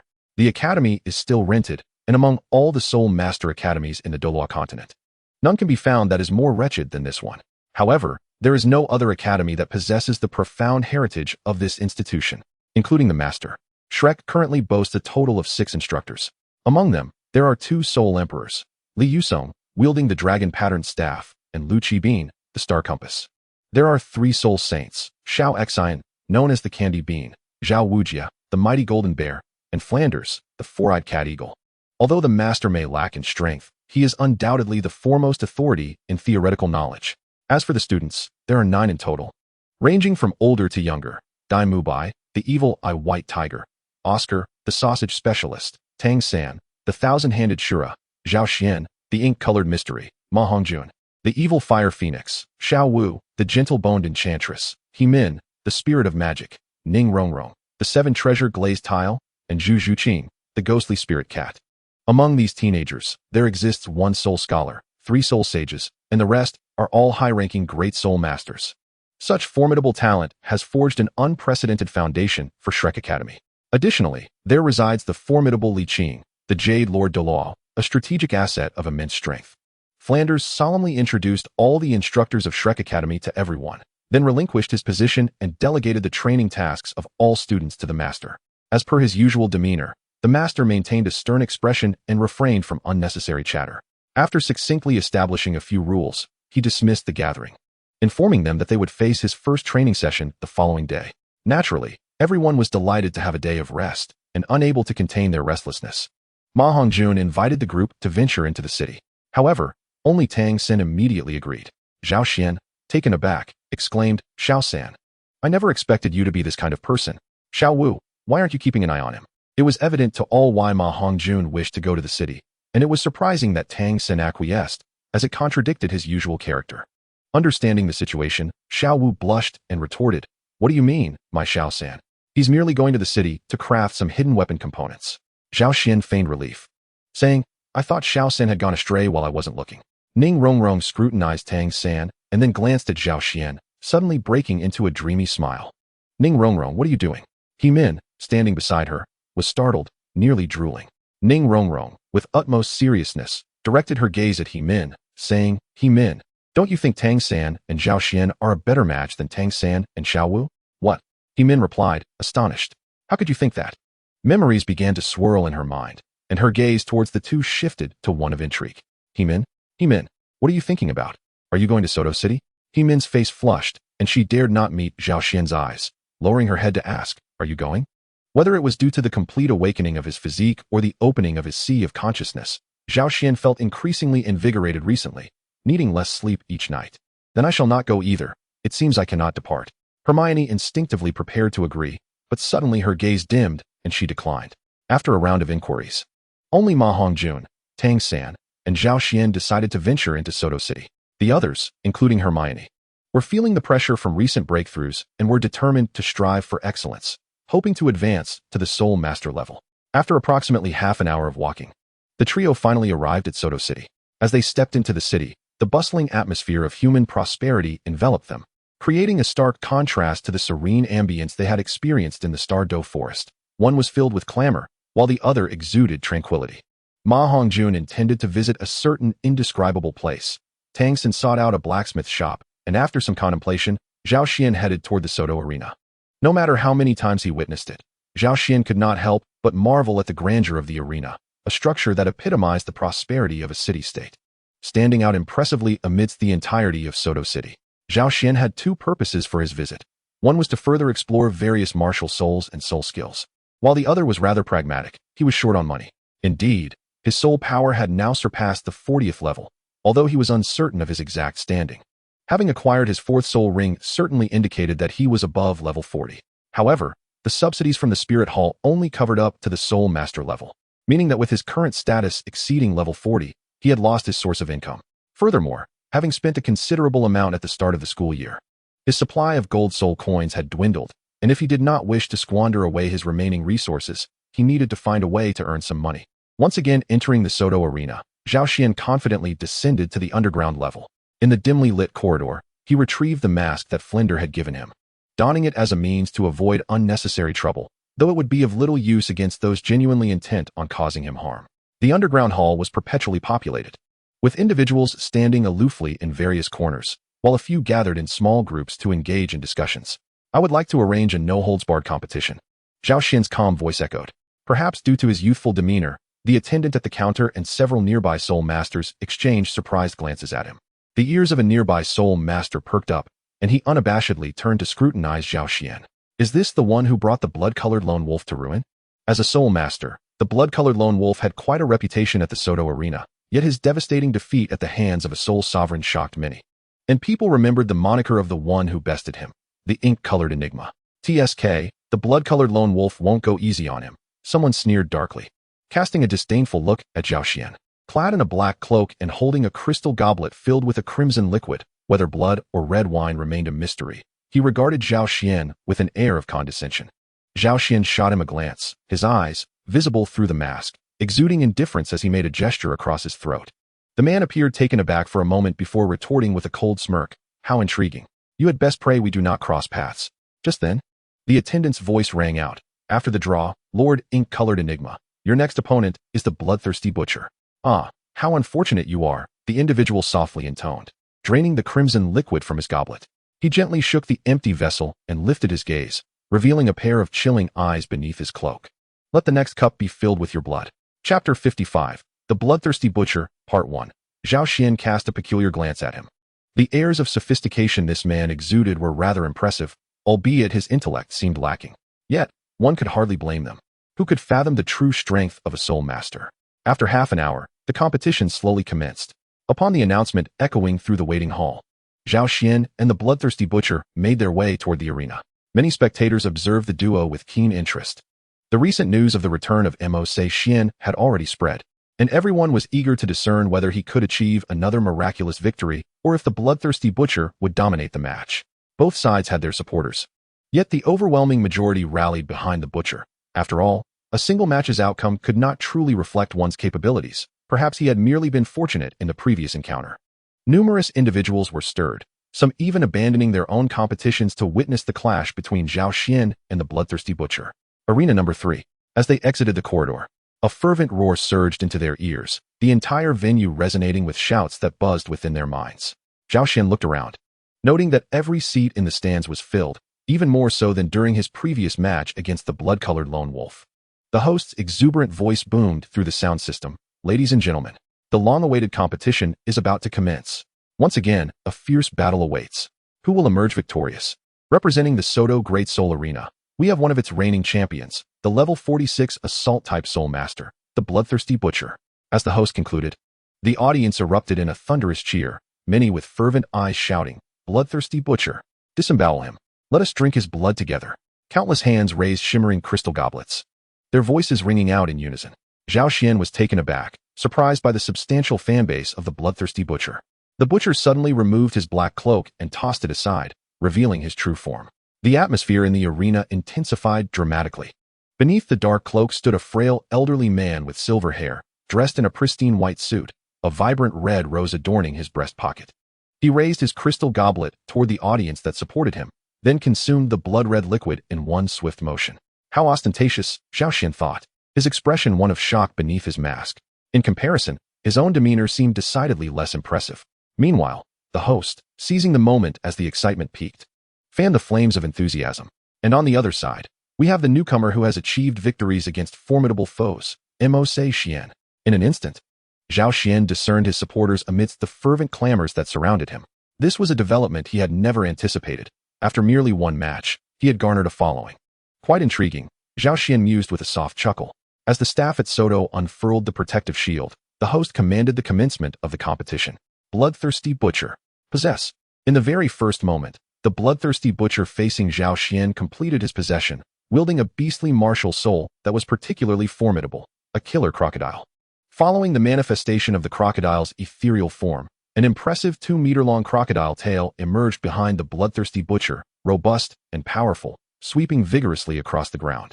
Simultaneously, four soul rings, yellow, purple, and purple, gradually materialized beneath his feet. Zhao Xian raised an eyebrow, pondering whether it was exhausting for him to maneuver such a massive tail.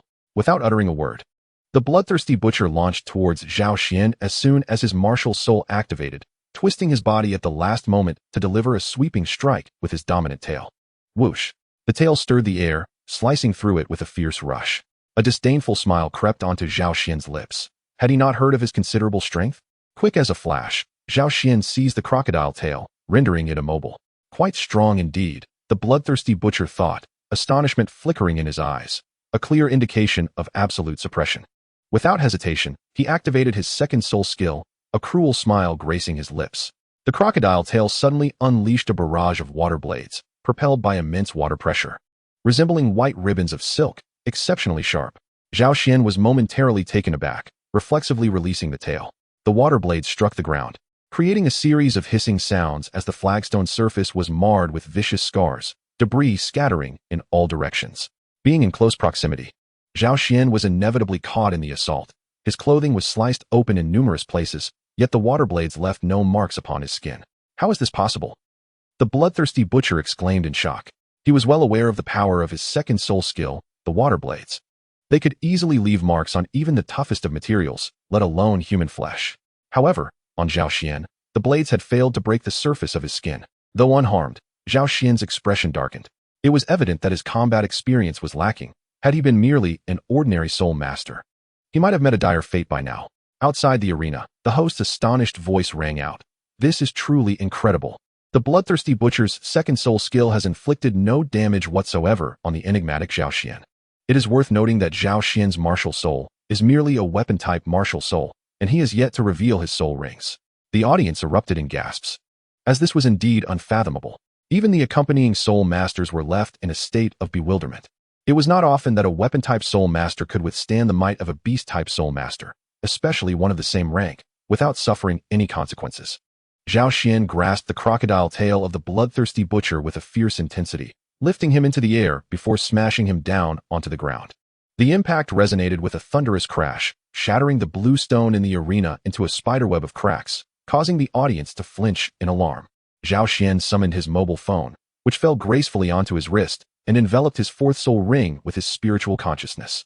After all, he had only recently attained the 34th level.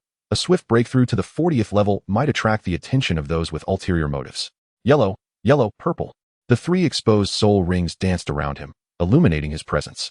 As Zhao Xian's third soul ring gleamed, it left behind a phantom that possessed merely 10% of his strength, while his true self concealed itself with spiritual awareness. He need not engage directly against the soul sect. Chapter 56, The Bloodthirsty Butcher, Part 2. The illusion, reflecting Zhao Xian's true strength, boasted the physical prowess of a nearly 40th level beast martial soul master. Unless it suffered a catastrophic injury, it was unlikely to dissipate. Most of the audience's attention was fixated on the bloodthirsty butcher, with few noticing the flickering of Zhao Xian's third soul ring. Even those who did notice attributed it to mere optical illusion, failing to discern any anomalies. However, this did not include the more formidable soul masters present, who had come specifically to observe the duel. They furrowed their brows in confusion, scrutinizing the scene. Based on Zhao Xian's previous battle against the blood-colored lone wolf, his third soul skill should resemble an illusionary technique. Yet why was he the only one present? These individuals harbored doubts, while some dismissed it as mere visual distortion. Their skepticism would not dissipate as easily. With a powerful thud, the bloodthirsty butcher slammed the ground, rising to his feet. In that moment, his gaze was unnaturally calm. Despite the blood and dust smeared across his face from the impact, his once pristine white suit was now cloaked in grime. He lowered his head to remove the crushed rose from his chest, placing it gently on the ground. In the next instant, his figure began to dissolve like sand swept away by a gentle breeze. An afterimage, Zhao Xian's eyes narrowed as he swiftly leapt away from his previous position. A withered fist crashed down where he had just stood, sending a cloud of dust billowing into the air. Turning around, Zhao Xian observed the bloodthirsty butcher. His sallow skin glowed faintly red, and the gaunt surface was laced with prominent blue veins, pulsating with the furious flow of blood. Had he succumbed to madness? A soul master in the audience, reclining with a crossed leg, scrutinized the frenzied state of the bloodthirsty butcher. The killer crocodile martial soul possessed a peculiar trait, whether deemed a blessing or a curse, wherein a soul master in a state of rage would trigger a berserker condition. This process would last several minutes, during which the soul master would lose their rationality, yet their physical attributes would surge by approximately 30%. Failing to land a blow, the bloodthirsty butcher pivoted and charged at Zhao Xian once more, his third soul ring beginning to shimmer ominously. A vibrant crimson energy began to coalesce from his mouth. The illusory Zhao Xian could sense that should he be struck by that energy blast, even if he were to survive, he would likely find himself bettered for a fortnight. Without hesitation, he unleashed his second soul skill, Unlinked. The bloodthirsty butcher, who was in the midst of gathering energy, suddenly felt a mysterious interruption in his soul power, causing the energy mass he was forming to become unstable. The unsteady energy mass erupted unexpectedly a few meters in front of the bloodthirsty butcher. The explosion affected not Zhao Xian, but rather the butcher himself, who was propelled backward by the force of the blast. The audience erupted in astonishment. How could the bloodthirsty butcher sustain injury from his own soul skill? The host, equally taken aback, quickly clarified, "We just witnessed a distinct flicker from the second soul ring of Mo. Say Xian, as the bloodthirsty butcher activated his second soul skill. We have every reason to believe this is indeed the influence of Mo. Say Xian's second soul skill." The expressions of the other soul masters grew considerably solemn. It must be said that Mo. Say Xian was quite peculiar, possessing physical attributes beyond the ordinary, and his soul skills were equally bizarre. Empathizing with their predicament, they acknowledged that they too would not fare well. However, the audience, largely composed of ordinary individuals devoid of soul power, including nobles, wealthy merchants, and landowners, were there solely in search of excitement. In their understanding, a soul sect should surpass a soul master. Thus, they could not comprehend how the bloodthirsty butcher, a soul sect member, repeatedly faltered against a soul master. Consequently, the butcher's fans began to stir, erupting in vitriol, oblivious to Zhao Xian's formidable and enigmatic nature. The butcher regained some clarity. The shards from the unstable energy blast grazed his face and body, causing crimson blood to flow from numerous wounds. Seizing the opportunity, illusory Zhao Xian, unrelenting in his pursuit of victory, trapped the butcher's body with his first soul skill, immovable, before charging directly at him. In an instant, he delivered a flying kick to the butcher's face, leaving him utterly defenseless as his body rolled across the arena. Blood streaked the ground, evidencing the butcher's inability to retaliate against Zhao Xian's relentless assault. In the next moment, Zhao Xian chose not to pursue further. Instead, he stood his ground, facing the bloodthirsty butcher, taunting, "Where is the bravado you displayed at the beginning?" The butcher, now lying on the ground, stirred and eventually rose to his feet. His body was smeared with blood, and his gaze darkened as he extended his short, sharp claws, preparing to attack once more.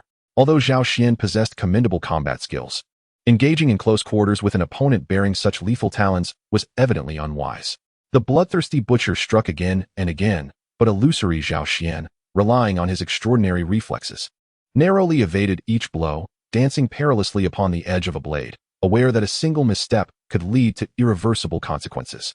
At this moment, even the raucous audience held their breath, intently observing the two competitors engaged in combat. Suddenly, the bloodthirsty butcher's claw hesitated, and the tail of an alligator abruptly swept toward the phantom Zhao Xian. With all his attention fixated on the bloodthirsty butcher's claw, the phantom Zhao Xian was unable to react to the incoming tail swipe. The alligator's tail struck him midsection, sending him flying, and he lost all sensation in his left arm. "Has my left arm broken?" Zhao Xian, concealed nearby, murmured softly. The bloodthirsty butcher's gaze was a crimson haze, and in that moment, his fourth soul ring flickered. The ground beneath the phantom Zhao Xian began to ripple like water. Oh no! The phantom Zhao Xian's heart sank as he realized he had underestimated the swift charge time of the bloodthirsty butcher's fourth soul skill. It was now too late to interrupt. From beneath the ground's waves, a menacing alligator mouth erupted, opening wide to swallow the phantom Zhao Xian whole. The exposed half of the alligator's head was immense, roughly 4 to 5 meters in diameter, appearing somewhat ethereal. It was a creature composed entirely of soul power, within which soul energy surged violently. Even soul masters slightly more advanced than the bloodthirsty butcher had met their demise here. A triumphant smile broke across the bloodthirsty butcher's disheveled face. "I have won." The audience supporting the bloodthirsty butcher erupted in cheers, brandishing crystal cups and shouting in wild abandon, "Let us drink together." Yet, Some soul masters, having sensed something amiss, remained skeptical. As the alligator's head slowly dissipated, the bloodthirsty butcher cast a proud glance, only for his smile to freeze. Simultaneously, a playful voice whispered in his ear, "It is I who has won." Bang! The bloodthirsty butcher was sent flying by a kick, blood splattering everywhere. Left uncertain of his fate, the cheers of his fans abruptly ceased, and silence enveloped the venue. Observing the unscathed Xiao, a soul master murmured, "What a terrifying individual." The host quickly regained composure, exclaiming, "The victor of this match is..." Chapter 57, The Fat and Thin Wanderers. As Xiao exited the Sodto Soul Arena, he found an additional 20 or so gold soul coins in his soul guide. The attendance for this indiscriminate competition was astonishingly high, delighting the supervisor of the Sodto Great Soul Arena, who raised Xiao's reward by 50%. Walking along the bustling streets of Sodto City, the sounds of vendors hawking their wares filled the air, occasionally interrupted by the thunderous rush of horse-drawn carriages, their hooves clattering while passers-by shouted in discontent. Xiao deftly sidestepped the speeding carriage, muttering irritably, "Why are they rushing so? Are they hurrying to the afterlife?" He turned back to scold the now distant carriage before slowly resuming his path toward the outskirts of Sodto City, a glimmer of intent flashing in his eyes. Who were those two? As he walked toward the city's edge, Xiao narrowed his eyes in contemplation. Since he left the Sodto Great Soul Arena, those two individuals had been following closely behind him. If it were mere coincidence, it might be excusable, but even after he deliberately took a longer route through the city, they remained steadfastly at his heels. Moreover, it seems that these two individuals possessed some sort of barrier against spiritual probing, as Xiao's senses were significantly diminished, allowing him only a vague impression of their strength, which appeared to be around level 70. A slight smirk curled at the corner of Xiao's lips as he mused. "I hope you two do not provoke me." Relaxing, he ambled through Sodto City while remaining vigilant of the movements of the two behind him, not making any deliberate effort to shake off their pursuit. However, it appeared that those two had resolved to follow him, trailing closely behind. Suddenly, Xiao lost interest in his leisurely stroll and chose to exit through a city gate that led away from the direction of Shrek Academy. Along the quiet, tree-lined path, a seldom trodden route, verdant blue-silver grass thrived, gradually encroaching upon the edges of the pathway. Xiao halted his steps and turned to the two who had no place left to conceal themselves, inquiring, "Might I ask what you two are intending after trailing me for such a long time?" The pair behind him was a contrasting duo, one tall and lean, the other short and stout. Their appearances were unremarkable, clad in simple brown linen garments. Upon Xiao's halt, they too came to a stop. The short, plump man, wearing a troubled expression, turned to his taller companion and remarked, "I told you he had noticed us long ago, yet you refused to believe it." The slender man wore a gloomy countenance and replied in a low tone, "That shouldn't be the case. He is merely a soul sovereign. Yet, if he hadn't discovered us, how could he have come this far?" The stout man looked worried, having already recognized the desolation surrounding them. Xiao regarded them with curiosity, sensing no malice in their demeanor, implying they were not there to cause trouble. He couldn't help but inquire, "What is it that you two seek?" The stout man inclined his head slightly in greeting before producing a token. Xiao's eyes narrowed. Was that a token from the Spirit Hall? The token bore 5 distinct emblems, placing it among the more valuable insignia in the Spirit Hall's collection. "I am Ushi, a wandering soul master from the ascetic hall of the Spirit Hall," the stout man introduced. The tall, lean man added coldly, "I am Mushire. The Spirit Hall? I haven't committed any transgressions, have I? What reason do you have to approach me?" Xiao questioned, perplexed. "Not at all." The stout man quickly waved his hand, eager to clarify. "We are merely soul masters from the ascetic hall. Even if you had committed an offense, it would not fall under our jurisdiction." "Indeed," the tall soul master coldly echoed. Xiao's confusion deepened as he gazed at the pair. "If you are not here to confront me, then what is your purpose in seeking me out?" The stout soul master, relieved that Xiao was receptive to their explanation, continued, "You see, as soul masters of the ascetic hall, we traverse the continent to broaden our knowledge and enhance our cultivation. We witnessed your remarkable performance at the Soul Arena and specifically wish to seek your guidance." A look of surprise crossed Xiao's face as he cast a glance at the token in Mushi's hand before fixing his gaze upon him. The implications clear. "You, a soul master wielding a 5-emblem token, wish to seek advice from me, a mere soul sovereign?" Seeing the change in Xiao's expression, Mushi's face turned slightly red as he hurriedly replied, "I will suppress my own strength. Moreover, there will be compensation." A tall, slender man stood to the side, coolly interjecting, "Indeed, there is also compensation." The stout man looked at Xiao with eager anticipation. Xiao's gaze towards the two shifted to one of mild peculiarity. His impression of the spirit hall was far from favorable, yet he had not anticipated such an intriguing group within its ranks. He smacked his lips and inquired, "How much compensation are we talking about?" The stout man glanced at the tall one, then cautiously replied, "How about 10 gold soul coins?" "That sounds acceptable." Zhao Xian agreed without hesitation. After all, who would refuse money that was so readily offered? The tall man, Mu 12, couldn't help but lightly kick the stout man. Mu 11, with a cold remark, "I told you to start low.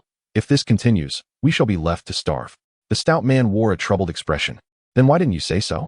The tall man merely huffed softly, remaining silent. Zhao Xian stroked his chin, suspecting that the tall man might be afflicted by social anxiety. "Now, who among you shall step forward? Let us establish that I will only accept the challenge from one of you. Oh, by the way, I am a soul sect member, so feel free to exhibit your full capabilities." The duo's eyes widened in astonishment. How old could this lad be? He appeared no older than 15 or 16, yet he possessed the cultivation of a soul sect member? The stout man marveled. Indeed, one must traverse this world to uncover its wonders. But isn't he merely a soul master? The tall man furrowed his brow. Soul masters can also break through. The stout man retorted disdainfully, casting a glance at the tall one. The tall man shot a sidelong glance and promptly delivered a light smack to the stout man's head. "Ouch!" the stout man exclaimed, crouching down while cradling his head. The tall man murmured. Previously, he seemed to be merely at level 34. The stout man scoffed. That was an indiscriminate arena. Concealing one's true strength is entirely normal. Perhaps he was at level 39 before. The tall man seemed swayed by his words, casting a glance at Zhao Xian. He truly is a cunning little fellow. Who will take the lead this time? The stout man inquired. "Very well, I am quite intrigued by his soul skills," came the response. Chapter 58, A Victory with Ease. After a brief, animated discussion, the stout man stepped forward. "Allow me to seek your guidance." Mu 11 bowed once more to Zhao Xian. "Then let us begin." Zhao Xian summoned his mobile spirit, which enveloped his wrist, while 4 soul rings slowly emerged from beneath his feet. Mu 11's pupils constricted as he beheld Zhao Xian's dark purple 4th soul ring, exclaiming, "No wonder you were able to effortlessly defeat that bloodthirsty butcher." Zhao Xian smiled silently. Defeating that butcher had not required much effort on his part. "Wave Slicer Blade, come forth." Mu 11 gestured in the air with his right hand, summoning a large blade into his grasp. The blade measured 3 feet in length, with a width akin to that of a palm, its surface glimmering coldly, adorned with wave-like patterns that radiated a haunting blue hue. Simultaneously, 7 soul rings, yellow, yellow, purple, purple, black, black, black, rose slowly from his feet. Zhao Xian feigned shock as he gazed at Mu 11. "Are you cheating? You are a soul sage." Mu Shi chuckled lightly. "It's all right. I shall utilize the soul power of my 40th level soul master and the first 4 soul rings. According to your earlier assessment of my combat prowess, it should not be too difficult." Zhao Xian, with a furrowed brow, lamented, "It truly is a challenge to earn 10 gold soul coins." He cast a cold glance at Mu Shi, warning, "Should you lose, prepare to go hungry for the next few days." Seeing Zhao Xian's demeanor, Mu Shi felt a pang of anxiety. He was uncertain of his victory while wielding only the soul power of a level 40. Nevertheless, having already invested the money, he resolved to take action. "I shall take the initiative," Mu Shi declared. Without warning, his first soul ring illuminated, and he swung the wave-cutting blade through the air. Zhao Xian's awareness sensed a disturbance in the atmosphere surrounding the blade, and suddenly, an invisible wave of pressure enveloped him, rendering him immobile as if trapped in a quagmire. Mu Shi charged toward him, surprisingly agile despite his corpulent frame. Meanwhile, Mu Shire remained vigilant, anxious about any unforeseen developments. What in the world? Zhao Xian, astonished by his inability to move, instinctively activated his 3rd soul skill, Telecommunication Scam. As Zhao Xian's 3rd soul ring shone, Mu Shi altered his attack, shifting from the back of the blade to strike at the illusion Zhao Xian had left behind. Swish! The great blade sliced through, cleaving the illusion in 2, dispersing it into fragments. "Have you gained eyes in the back of your head?" Zhao Xian couldn't help but exclaim. Do not underestimate the battle awareness of a soul sage. Your soul power fluctuations after using a soul skill are far too conspicuous. Mu Shi chuckled, refraining from further attack and instead opting to explain to Zhao Xian. "I stand corrected," Zhao Xian replied earnestly, then without hesitation released his first soul skill, Immovable. Upon witnessing the flicker of Zhao Xian's first soul ring, Mu Shi's expression changed dramatically. He had previously encountered the peculiarities of this skill. Indeed, as Zhao Xian activated his first soul skill, the surrounding space seemed to solidify, rendering Mu Shi immobile. Unlike his own first soul skill, Air Slash, which manipulated air pressure to restrict Zhao Xian's movements and create an opportunity for a strike, Zhao Xian's soul skill was far more terrifying, directly binding him with a duration that appeared substantial. Even though he had suppressed his power, his own soul power remained intact at over 70 levels. Despite his extensive experience traversing the continent, he had never witnessed such a formidable soul skill, especially one belonging to merely a century-old soul master. Zhao Xian, relentless, lunged forward, first delivering a kick that sent Mu Shi's wave-cutting blade flying, then leaping to ensnare Mu Shi's head between his legs. Mu Shi's expression shifted dramatically. "What are you doing?" Zhao Xian grinned. "Allow me to demonstrate Sister Xiao Wu's gentle techniques." With a sudden exertion from his waist, he leaned back, creating an astonishing arc. Mu Shi felt a tremendous force emanating from his head, propelling him backward into the air, rendering his 200-pound weight utterly ineffective. He displayed a look of terror, his 200-pound body tracing an arc through the air. Beside him, Mu 12's eyes twitched, and he slowly closed his eyes, unable to bear witnessing the scene. It was truly tragic. Bang! Mu 11's body crashed to the ground, crushing a substantial expanse of verdant blue-silver grass. While the agile Zhao Xian felt the tremor beneath his feet and blinked in surprise. Had he exerted too much force? However, it was evident that he was merely overthinking. As Mu 11 quickly rose to his feet, his flesh quivering, and aside from a bit of dirt and grass clippings clinging to him, he was none the worse for wear. A cold sweat trickled down Mu 11's brow as he remarked, "Fortunately, my skin is tough and my flesh resilient. Otherwise, it would have been disastrous." He waved his hand, causing the broken wave blade, which had landed nearby, to tremble before soaring towards him. There exists a connection between weapon spirits and spirit masters, allowing for communication through soul power. Zhao Xian's expression suddenly shifted as an imperceptible layer of a lightning net enveloped his feet, and he kicked towards the broken wave blade that was flying toward Mu 11. Both Mu 11 and Mu 12's expressions changed simultaneously. Was he seeking death? Just as Mu 12 was about to intervene, he observed that the broken wave blade, when still a distance from Zhao Xian, seemed to encounter some resistance, and the entire blade flew back at an accelerated pace. Experienced the might of an electromagnetic cannon. Zhao Xian murmured.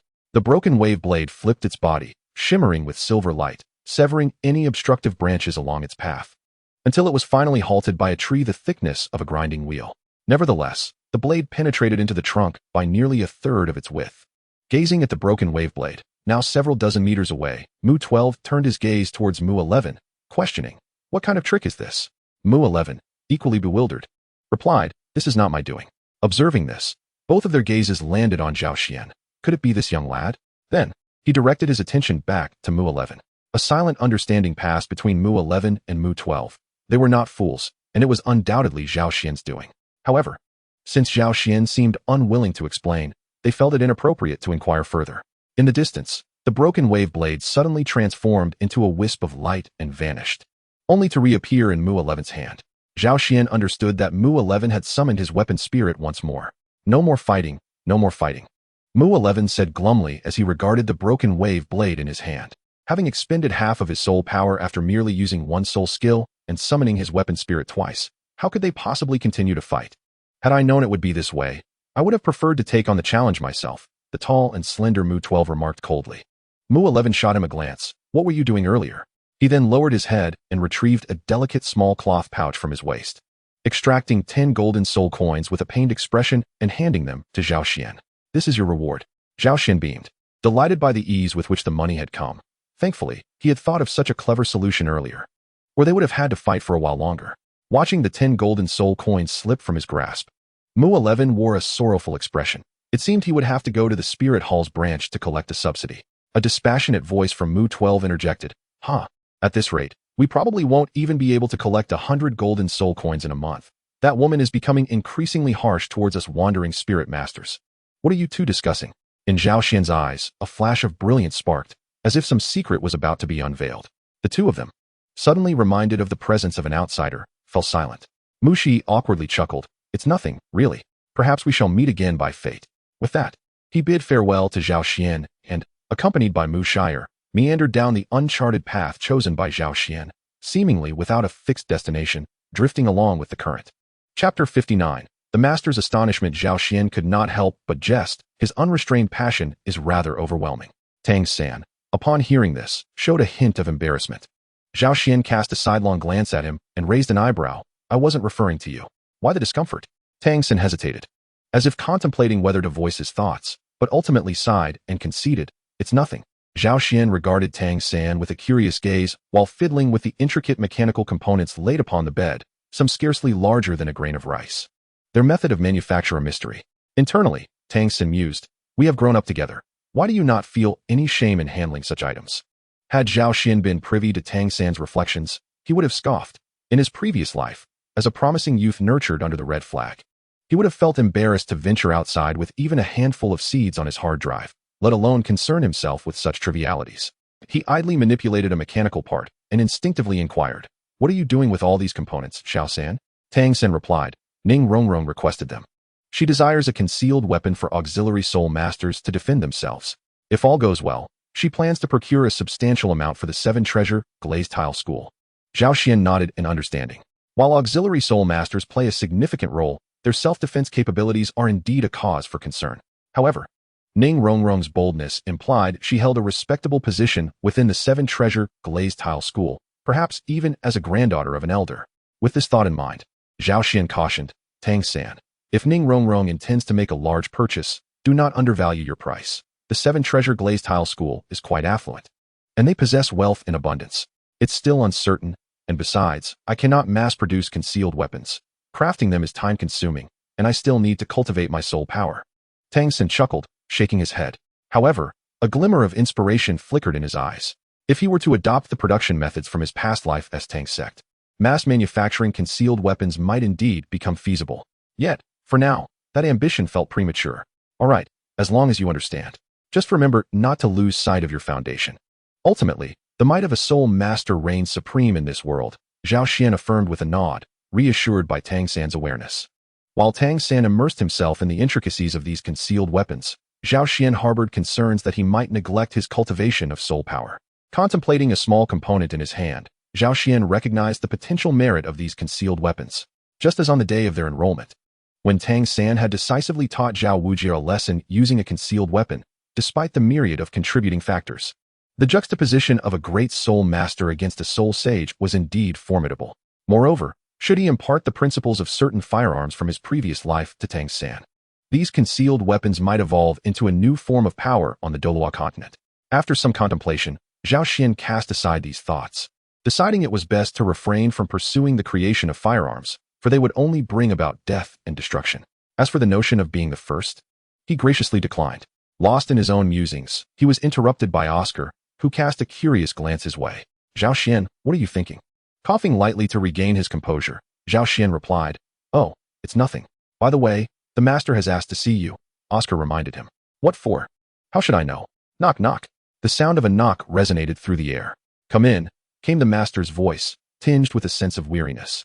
What does the master need me for? Zhao Xian inquired as he pushed the door open and strode in. The master's room resembled that of a student, albeit slightly smaller, containing only a bed, a wardrobe, a desk, and a bookshelf. A crystal lamp on the desk emitted a soft glow, illuminating the master as he diligently wrote. Upon seeing Zhao Xian enter, the master paused, shifting his gaze to him, lingering momentarily on the mark on his forehead. Please, have a seat, he said instinctively. Feeling somewhat awkward, Zhao Xian glanced around and replied, Master, it seems you don't have a chair here. Where should I sit? Realizing his oversight, the master gestured to the bed, his tone calming. Apologies, I'm still adjusting. You may sit on my bed. Very well. Once Zhao Xian settled in, the master focused intently on the mark upon his forehead and asked, has there been any change in that mark recently? Under the gentle light, the mark emitted a faint purple-gold glow, accentuating Zhao Xian's fair complexion, creating an almost sacred aura. The master nodded, then suddenly fixated on Zhao Xian's eyes. Does this mean you've experienced other changes? Indeed, my physical prowess has significantly enhanced, Zhao Xian replied. To what extent? Senior Li Qing indicated that it was akin to the strength of a level 91 title Douluo after the beast martial soul's manifestation. Clatter. The master's pen fell to the floor, his gaze toward Zhao Xian brimming with astonishment. Time seemed to freeze in that moment, and Zhao Xian felt uneasy under the master's penetrating stare, shifting nervously. After a long pause, the master exhaled deeply. Are you certain you're at the level of a title Douluo? His voice trembled slightly. Scratching his head, Zhao Xian admitted. I'm not entirely sure what a title Douluo's strength entails, but that's what Senior Li Qing stated. After a considerable pause, the master regained his composure. Since it was the Douluo Yujun who said it, it must be close to the truth. Yet, he remained incredulous about the title Douluo status. Such a peak was the lifelong aspiration of countless soul masters, and yet a mere 12-year-old had effortlessly attained it? Waving his hand dismissively, he instructed, "You may go and rest now." Understood. Zhao Xian exited the room. Once Zhao Xian departed, the master remained in a daze for quite some time, lost in thought. Before turning back to his desk, he opened his notebook and crossed out the section pertaining to Zhao Xian's training plan, then lifted his pen, pondering over the blank pages before him. In his mind, there was a complete void. Chapter 60, The Special Training Commences. The following day, at the Shrek Academy cafeteria. Today's breakfast was remarkably more lavish than usual, for with the master's decisiveness, once a decision was made, it was promptly executed.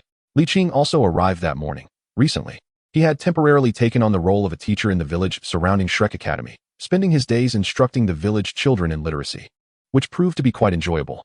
However, he occasionally found himself exasperated by the mischievous antics of the village's rascals, a situation that would likely be unparalleled among the titled Douluo. In the cafeteria, Ma Hongjun's plate was laden with several large buns, eggs, and a generous bowl of meat porridge. Upon the master's arrival, it felt as if he had transformed from a realm of despair to one of bliss. "Xiao Wu, bring me 2 more sausages," he exclaimed, as he heartily devoured his porridge and buns, a look of contentment gracing his features. Oscar stealthily glanced at Flinder in the corner, whose expression had darkened, and, shrinking his neck, he whispered a spell to conjure 2 large sausages for Ma Hongjun. Flinder raised an eyebrow, casting a menacing glance at the oblivious Ma Hongjun. What does that brat mean? Is he implying that my management was akin to hell? Faced with Flinder's dangerous gaze, Oscar hastily bowed his head to sip his porridge, silently praying for Ma Hongjun's safety. "Ma Hongjun, it's not that I want to help you, but daring to provoke the petty-minded dean in such a manner, even a god could not save you," he thought.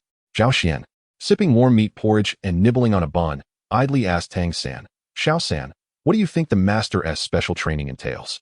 Without lifting his head, Tang San replied, "How would I know?" After a sip of porridge, he lightly sniffed the air, murmuring, "There are 5 types of medicinal herbs in total." Zhao Xian rolled his eyes at Tang San, then continued to diligently finish his porridge. "Xiao San, Xiao Xian." At that moment, a cheerful voice from the doorway caught their attention. Turning to look, they saw a group of young ladies gracefully making their way in. Upon spotting the master in the cafeteria, Xiao Wu's lively steps momentarily halted as she respectfully greeted him. "Master, good morning." The master nodded, his expression as stoic as ever. This was not intentional, merely a reflection of his character. The breakfast had been tailored to each individual's needs, and after receiving her portion, Xiao Wu quickly seated herself across from Tang San. Hermione, who also recognized the master, after all, he was a friend of her grandfather, politely greeted him before unhesitatingly taking a seat opposite Zhao Xian. After a sumptuous breakfast, the master wiped his mouth with a napkin and slowly announced, "Once you have finished, gather at the playground immediately." The few who had not yet completed their meals hurriedly finished, scampering towards the playground. Today marked the master's first class, and no one wished to leave a negative impression. Though the master's strength was not particularly high, his stern demeanor could be quite intimidating, especially with Dean Flinder present to maintain order. At the playground, the 9 students lined up in accordance with their ages, with the master standing before them. With a somewhat indifferent gaze, the master surveyed the crowd before speaking. "I have come to understand each of your martial souls and capabilities. From this day forth, I shall initiate a specialized training regimen for you all. I expect your compliance with my directives. However, if you have any dissenting opinions, feel free to voice them." With a shift in tone, the master's voice turned cold. "However, should any unruly individuals arise, you will be presented with 2 options. Either withdraw from Shrek Academy on your own accord, or confront your dean, Flinder, in a duel. Should you emerge victorious against Flinder, you may dictate your own schedule. Do I have any objections?" The defiant Dai Mubai showed no sign of complaint. Perhaps his personal life was somewhat unruly, yet he was undoubtedly a diligent student. The master nodded slightly, his gaze lingering on Zhao Xian, a flicker of helplessness crossing his eyes. "Zhao Xian, step forward." Zhao Xian complied, looking at the master in confusion. "This training will not be of much benefit to you. Instead, I suggest you seek counsel from several instructors at the academy." "Counsel on what?" "Combat." Thus, Zhao Xian eagerly made his way to the quarters of a few instructors. With the number of students at Shrek Academy already sparse, the instructors had previously enjoyed a leisurely existence, and with the master's arrival, their idleness had only intensified. Li Yusong reclined in a rocking chair, leisurely swaying back and forth, with a small tea table beside him holding a steaming teapot. Upon arrival, Zhao Xian saw Li Yusong squinting in the sun, basking in its warmth. "Teacher Li," Zhao Xian called out. Li Yusong opened his eyes aslit, glanced at Zhao Xian, and then chuckled. "What brings you here instead of participating in the master's special training?" Zhao Xian grinned. "I came to spar with you." Li Yusong poised to savor his cherished tea, nearly spilled it upon hearing Zhao Xian's words. You wish to spar with me? Indeed. The master said I wasn't suited for that training. So he directed me to you. And here you are? Zhao Xian shrugged, a hint of resignation in his tone. The master's arrangements are quite something. He doesn't seem concerned about wearing us old bones out. Li Yusong feigned annoyance, yet a smile graced his face. Then, Li Yusong stood up and said, very well. Let me contribute a bit more to the academy. Just be gentle, you little monster. I don't want to end up like Xiao Wu, who can withstand such blows. Zhao Xian's eyes sparkled, and he complimented, you underestimate yourself. You are as vigorous as ever, and I was hoping you would show some restraint. Li Yusong turned to Zhao Xian, his expression a mix of amusement and disbelief. How did I not realize you had such a sweet tongue? Zhao Xian chuckled, but remained silent. Suddenly, a profound wave of soul power emanated from Li Yusong, and a long dragon-patterned staff materialized in his grasp. With 6 soul rings, 1 white, 1 yellow, and 3 purple, slowly rising beneath him. With a thud, the dragon-patterned staff struck the ground, causing the earth to tremble slightly, and Zhao Xian distinctly felt the vibrations beneath his feet. Boy, quickly reveal your martial soul. This old man needs to stretch his limbs. My body is nearly rusted. All right. Zhao Xian's gaze flickered, and in an instant, his phone adhered to his wrist. Simultaneously, a barely perceptible flash of purple lightning danced between his fingers. Chapter 61, The Millennium Soul Technique. The two figures, standing back to back, traversed approximately 30 meters before turning to gaze at one another from a distance. A gentle breeze swept through, causing the blades of grass to sway delicately, as Zhao Xian narrowed his eyes. In the next moment, he dashed towards Li Yusong, his form swaying unpredictably, leaving behind a series of fleeting shadows along his path. Engaging in combat with the Soul Emperor, Zhao Xian naturally did not rely solely on a fraction of his strength, yet he refrained from unleashing his full power, instead maintaining his force at roughly 30%. Li Yusong, wielding the dragon-patterned staff, showed no hesitation as Zhao Xian closed in. With a swift motion, he swung the staff forcefully to the left. Bang! Zhao Xian delivered a kick that sent the dragon-patterned staff flying. The crisp sound resonated, revealing that the staff was neither metal, wood, nor stone, but rather an oddly peculiar jade-like material, albeit with a somewhat coarse surface. At that moment, Li Yusong's third soul ring illuminated, emanating a powerful suction from the staff, drawing Zhao Xian's foot back with sudden force. Zhao Xian's expression changed to one of surprise, caught off guard by the unexpected pull. Observing this, a glimmer of amusement sparkled in Li Yusong's eyes as he wielded the dragon-patterned staff, sending Zhao Xian hurtling away. Though his balance was disrupted, Zhao Xian swiftly regained his composure mid-air, stabilizing himself with remarkable control over his body. Well done, you are still as formidable as ever, Zhao Xian remarked. Refraining from further aggression, Li Yusong chuckled heartily. Not bad, but I am far from my youthful prime. Suddenly, Zhao Xian's first soul technique flickered to life. And while Li Yusong maintained his smiling demeanor, his body became immobilized. The first soul technique, immovable. A flicker of astonishment crossed Li Yusong's eyes, followed by a touch of resignation. Zhao Xian approached him with a playful grin and gently nudged his body, causing Li Yusong to topple to the ground. Mid-fall, the binding effect of the first soul technique dissipated, allowing Li Yusong to swiftly use the dragon-patterned staff to propel himself upward like a spring. You little rascal. Trying to play tricks on me, Li Yusong exclaimed, his beard trembling with irritation. You show no respect for your elders. I simply cannot afford to give my opponent any openings, Zhao Xian replied with a smile. Then why didn't you continue your assault earlier? I must leave a chance for my esteemed teacher, Zhao Xian quipped. Li Yusong was momentarily speechless, realizing the sharp wit of the young man before him. Narrowing his eyes, he resolved to reveal his true abilities. Having discerned Zhao Xian's tenacity from their earlier exchange, he recognized that the young man had yet to exert his full strength. Winning might be a challenge, yet he could not afford to lose too embarrassingly. With a determined mindset, Li Yusong unhesitatingly unleashed his sixth soul technique. The deep, dark Millennium Soul ring shimmered, and the dragon-patterned staff in his hand appeared to grow in size, its patterns and colors shifting, while faint golden currents began to swirl around its surface. Deep within Zhao Xian, a subtle thrill stirred. This was his first encounter with the soul skill of a 10,000-year soul ring. With a surge of determination, he unhesitatingly invoked his fourth soul skill, Time Eternal. After Li Yusong executed his sixth soul skill, he observed Zhao Xian's movements, only to be astonished by the revelation that Zhao Xian possessed 4 soul rings. It had escaped his notice until now, but the brilliance of the fourth soul ring finally illuminated the truth. When did this boy quietly ascend to the rank of soul master? Zhao Xian, oblivious to Li Yusong's shock, merely smiled and beckoned. Teacher Li, come quickly. Li Yusong, enveloped in uncertainty, noted the eerie stillness after Zhao Xian unleashed his fourth soul skill. However, remaining in this stalemate was not an option. The sixth soul skill demanded immense soul power, a considerable burden. Without delay, he swung his dragon pattern staff downward towards Zhao Xian. Zhao Xian felt the pressure around him tighten. The impending strike seemed to siphon the very air from his surroundings before crashing down upon him. Meanwhile, sharp gusts of wind began to slice through his skin, leaving behind a series of small, jagged wounds. Recognizing the urgency, Zhao Xian swiftly employed his third soul skill, Phantom Body, to evade the onslaught. Li Yusong prepared to relent, but sensing another presence behind him that belonged to Zhao Xian, he unleashed a merciless strike with the dragon pattern staff. The Phantom Body offered no resistance and shattered into shimmering fragments, while the staff struck the ground, causing the soft earth to yield beneath its weight, sinking several meters around it. However, as Zhao Xian reappeared behind Li Yusong, he noticed that a field of faint golden currents was expanding outward around his opponent.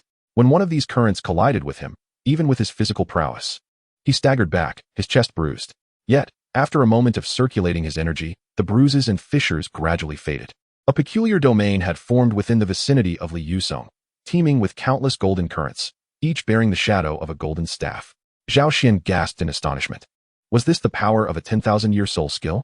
How could one even contend against such a force, feeling akin to a porcupine in the face of danger? Come on. Then, Li Yusong sneered, his demeanor brimming with bravado. Weren't you quite arrogant just moments ago? Zhao Xian remained unfazed, his brow furrowing as he detected an anomaly. This was a sixth soul skill. The consumption of soul power must be considerable, and the old man could not maintain it for long. Calmly, he crossed his arms, positioning himself just outside the range of Li Yusong's sixth soul skill, refraining from any offensive action. You little rascal. Li Yusong observed Zhao Xian's stance and immediately grasped his intentions. Yet, Zhao Xian's passivity did not deter Li Yusong from attacking. With a sudden burst of energy, he propelled himself and the swirling golden currents directly toward Zhao Xian. Zhao Xian's heart raced as several currents surged toward him, striking him with forceful impacts that compelled him to retreat hastily. These currents resembled small, ferocious dragons, their power formidable. Truly, a crafty adversary. As Zhao Xian deftly evaded, he observed the self-satisfied Li Yusong reveling in the currents of air. Rolling his eyes, he thought, let us see how you fare when your soul energy is depleted. Indeed, it wasn't long before the smile on Li Yusong's face gradually faded. Zhao Xian halted in his tracks, a mischievous grin spreading across his face. Since the esteemed opponent had run out of tricks, it was time for him to retaliate. The fourth soul ring around Zhao Xian shimmered once more. And unlike the earlier calm, a multitude of air currents suddenly materialized around him. Li Yusong stared in astonishment, his eyes wide. Meanwhile, Zhao Xian's heart raced. He realized the consumption of his soul skills was alarmingly high. Chapter 62, Peerless. Within him, the soul energy cascaded down like a waterfall tumbling from a precipice, terrifyingly depleting. This startled him, prompting an urgent need to regulate the output of his soul energy. By the end, only a few slender currents remained around Zhao Xian, a stark contrast to the overwhelming tempest of air surrounding Li Yusong. Within these currents, purple lightning flickered, emitting a breathtakingly beautiful glow. Once Zhao Xian managed to stabilize the air currents, he exhaled in relief and explained to Li Yusong, "This is my fourth soul skill, which allows me to imprint the enemy's soul skills and transform them into my own." Li Yusong was taken aback, then sharply inhaled. He internally exclaimed, "What on earth are your soul skills?" Although Zhao Xian had yet to develop an offensive soul skill, the four he had acquired thus far were astonishingly formidable. Truly a prodigy. Li Yusong gazed deeply at Zhao Xian before breaking into a smile. "Such a unique talent belongs to Shrek. Let me witness your peerless domain." He called out to Zhao Xian, his eyes gleaming with anticipation. So, this soul skill is called the Peerless Domain? Zhao Xian realized, observing the air currents around him. Instead of the golden shadows of a staff, he saw strands of resplendent purple-gold divine thunder, an essence uniquely his own. This sixth soul skill was acquired when I hunted a shadow beast, a creature that exists only in a perilous area to the west of the continent. It is a place shrouded in darkness, nearly devoid of life, and the shadow beast is the sole soul beast inhabiting that desolate realm. This beast is extraordinary, initially. It bears no characteristics of a soul beast, but only begins to imprint the soul traits of others upon encountering another soul beast or soul master. After imprinting my dragon pattern staff, it became like a shadow of my staff, achieving a remarkable synergy. Upon slaying it, I gained this soul skill, which I call the Peerless Domain. Li Yusong mused, nostalgia washing over him as he recalled the events of yesteryears. Boom! A gust of air struck beneath Li Yusong's feet, and the purple divine thunder erupted, instantly creating a deep crater in the ground. Enough reminiscing, teacher Li. Hurry up. If you don't come soon, I will exhaust my soul energy, Zhao Xian exclaimed, his face contorted in discomfort. Li Yusong shot him a glance, muttering, "You little rascal. You show no respect for your elders." Yet, in the next moment, Li Yusong brandished the dragon pattern staff and plunged into Zhao Xian's peerless domain. Within Zhao Xian's unparalleled domain, the air swirled gracefully. The moment Li Yusong burst in, all currents seemed to come alive, rushing towards him with wild abandon. With a swift motion of his dragon pattern staff, Li Yusong created a formidable wall of staff shadows, dense and unyielding. When one of the air currents collided with this wall, it produced a cacophony of crackles, causing Li Yusong's expression to shift dramatically as he was forced to step back. Simultaneously, a tingling sensation coursed through his body, akin to paralysis. Was this thunder? Wasn't your martial soul some kind of mobile phone? When did it transform into lightning? As the air currents continued to strike against the staff wall, although their power was minimal, the resulting numbing effect gradually robbed Li Yusong of sensation in his hands. Eventually, his hands grew rigid, and he instinctively released the dragon pattern staff. The staff clattered to the ground, and the unimpeded air currents surged towards Li Yusong. One particularly forceful current struck his chest, unleashing a purple lightning that exploded, tearing his garments into shreds. Startled, Li Yusong hastily summoned his soul power to resist. Yet the purple lightning was uncanny, seeming to possess a life of its own, relentless and extraordinarily resilient. After exerting considerable effort, he finally managed to dissipate it. Recognizing the gravity of the situation, Zhao Xian quickly dispersed the unparalleled domain and hurried to Li Yusong's side. "Teacher Li, are you all right?" Zhao Xian inquired with concern. Li Yusong glanced down at the large gash in his clothing and chuckled wryly. "I'm fine, really. That's a relief," Zhao Xian sighed, feeling a weight lift from his shoulders. Yet, just as he began to relax, a hand unexpectedly rested on his shoulder, startling him. "Zhao Xian, come to my room," came the voice of the master. Turning to look, Zhao Xian saw the master, hands clasped behind his back, already departing. When did the master arrive? He wondered aloud. "I'm not sure, but if the master has summoned you, you should hurry," Li Yusong replied, setting aside his myriad of questions for the moment. In the master's room, he cast a sidelong glance at Zhao Xian and spoke softly. "Your fourth soul ring and the inexplicable emergence of lightning power." "Oh, that. It's quite a long story," Zhao Xian replied. "Then let us make it brief," the master retorted, narrowing his eyes at Zhao Xian. "Are you deliberately trying to provoke me? The breakthrough with my soul power was rather unanticipated. I happened to hunt a soul ring in the Sodto forest. But as for the divine thunder, it just appeared out of nowhere." As thoughts raced through his mind, Zhao Xian chose to conceal the truth of these two matters. The phenomenon of a martial soul generating its own soul ring for another to utilize was too bizarre. He feared the master might dissect him for research if he revealed it. As for the divine thunder, it involved matters from a past life that he could not divulge. "Is that so?" The master regarded Zhao Xian with skepticism. His explanations seemed rather superficial.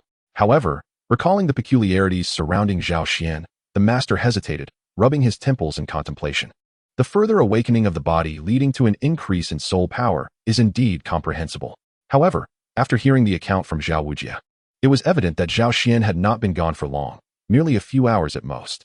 The notion that one could absorb a soul ring within such a brief interval is truly astonishing. Yet, considering Zhao Xian's formidable physical prowess, such a possibility cannot be entirely dismissed. Nevertheless, the purple thunder remains a mystery. For some reason, the master feels an inexplicable connection between it and the purplish golden mark upon Zhao Xian's forehead. He is filled with an overwhelming desire to delve into Zhao Xian's mind and uncover its secrets. Gazing intently at the mark on Zhao Xian's brow, the master murmurs instinctively. Zhao Xian's expression shifts dramatically, disbelief washing over him. Could it truly be that terrifying? Suddenly, a spark of inspiration ignites in the master's eyes, transforming his gaze towards Zhao Xian into something fervent. Zhao Xian trembles, calling out, "Tang-san, where are you? I am so frightened." Chapter 63, The Third Martial Soul. At times, the master can evoke a sense of dread, particularly in situations like this, reminiscent of the mad scientist depicted in literature from previous lives. Perhaps the master possesses traits akin to those deranged scholars, a fervent passion for his studies, and an insatiable curiosity for the unknown, an unsettling curiosity indeed. As the saying goes, curiosity killed the cat, and in this scenario, Zhao Xian embodies that very cat. Thus, with trepidation, Zhao Xian inquires, "Master, are you all right?" The intensity in the master's eyes ebbs like a receding tide, replaced by his usual stoic demeanor, imbued with an inexplicable seriousness. He scrutinizes Zhao Xian for a considerable time, causing the latter to feel uneasy, before finally speaking in a deep tone. Follow me. The master, efficient and decisive, leaves with those words, striding towards the door. Zhao Xian hastily follows. Master, where are we going? To the forest south of Sodto City.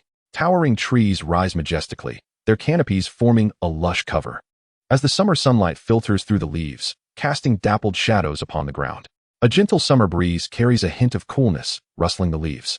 Master, what is our purpose here? Zhao Xian queries, perplexed, as he trails behind the master. The master gestures for silence and begins to wander through the forest. Zhao Xian, uncertain of the master's intentions, obediently follows. After meandering aimlessly for quite some time, the master suddenly halts. Master, do you see that wild boar ahead? He points to a leisurely wandering wild boar not far off. The wild boar? Zhao Xian turns to look, spotting the creature ambling beneath the trees, occasionally nibbling on berries from the low shrubs, savoring its feast. With Zhao Xian's current strength, capturing such a small wild boar would be exceedingly effortless. In a flash, he appears behind the creature, which, blissfully indulging in the berries, suddenly senses a cool breeze behind it.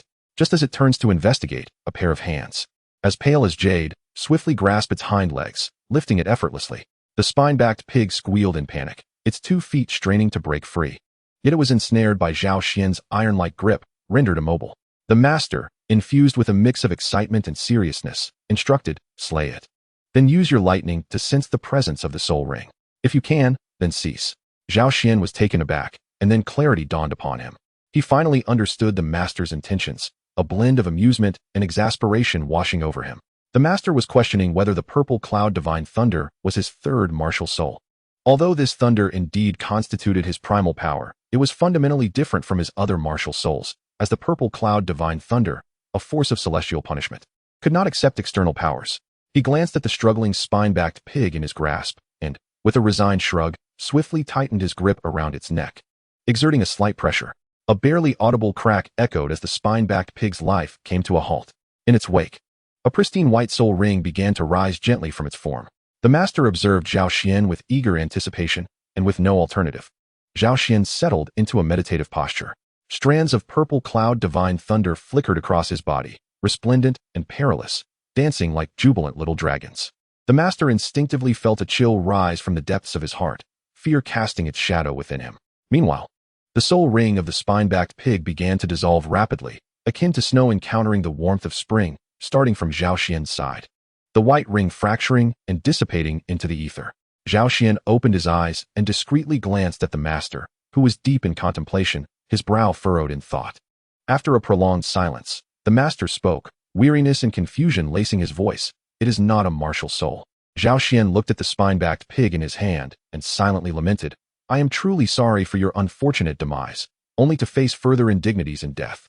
Yet, recalling the exquisite taste of the previous spine-backed pig, he couldn't help but think, delicious. Upon returning to the academy and handing over the spine-backed pig to the cafeteria, Zhao Xian approached the master with a query. Master, what of Xiao San and the others? The master took a sip of hot tea to alleviate his stress and replied slowly, they have gone to receive punishment. Their combat awareness is severely lacking. While Xiao San shows promise, he has many issues to address. As for you, I have observed your battle with teacher Li Yusong. Your reactions were commendable, yet you still lack practical experience.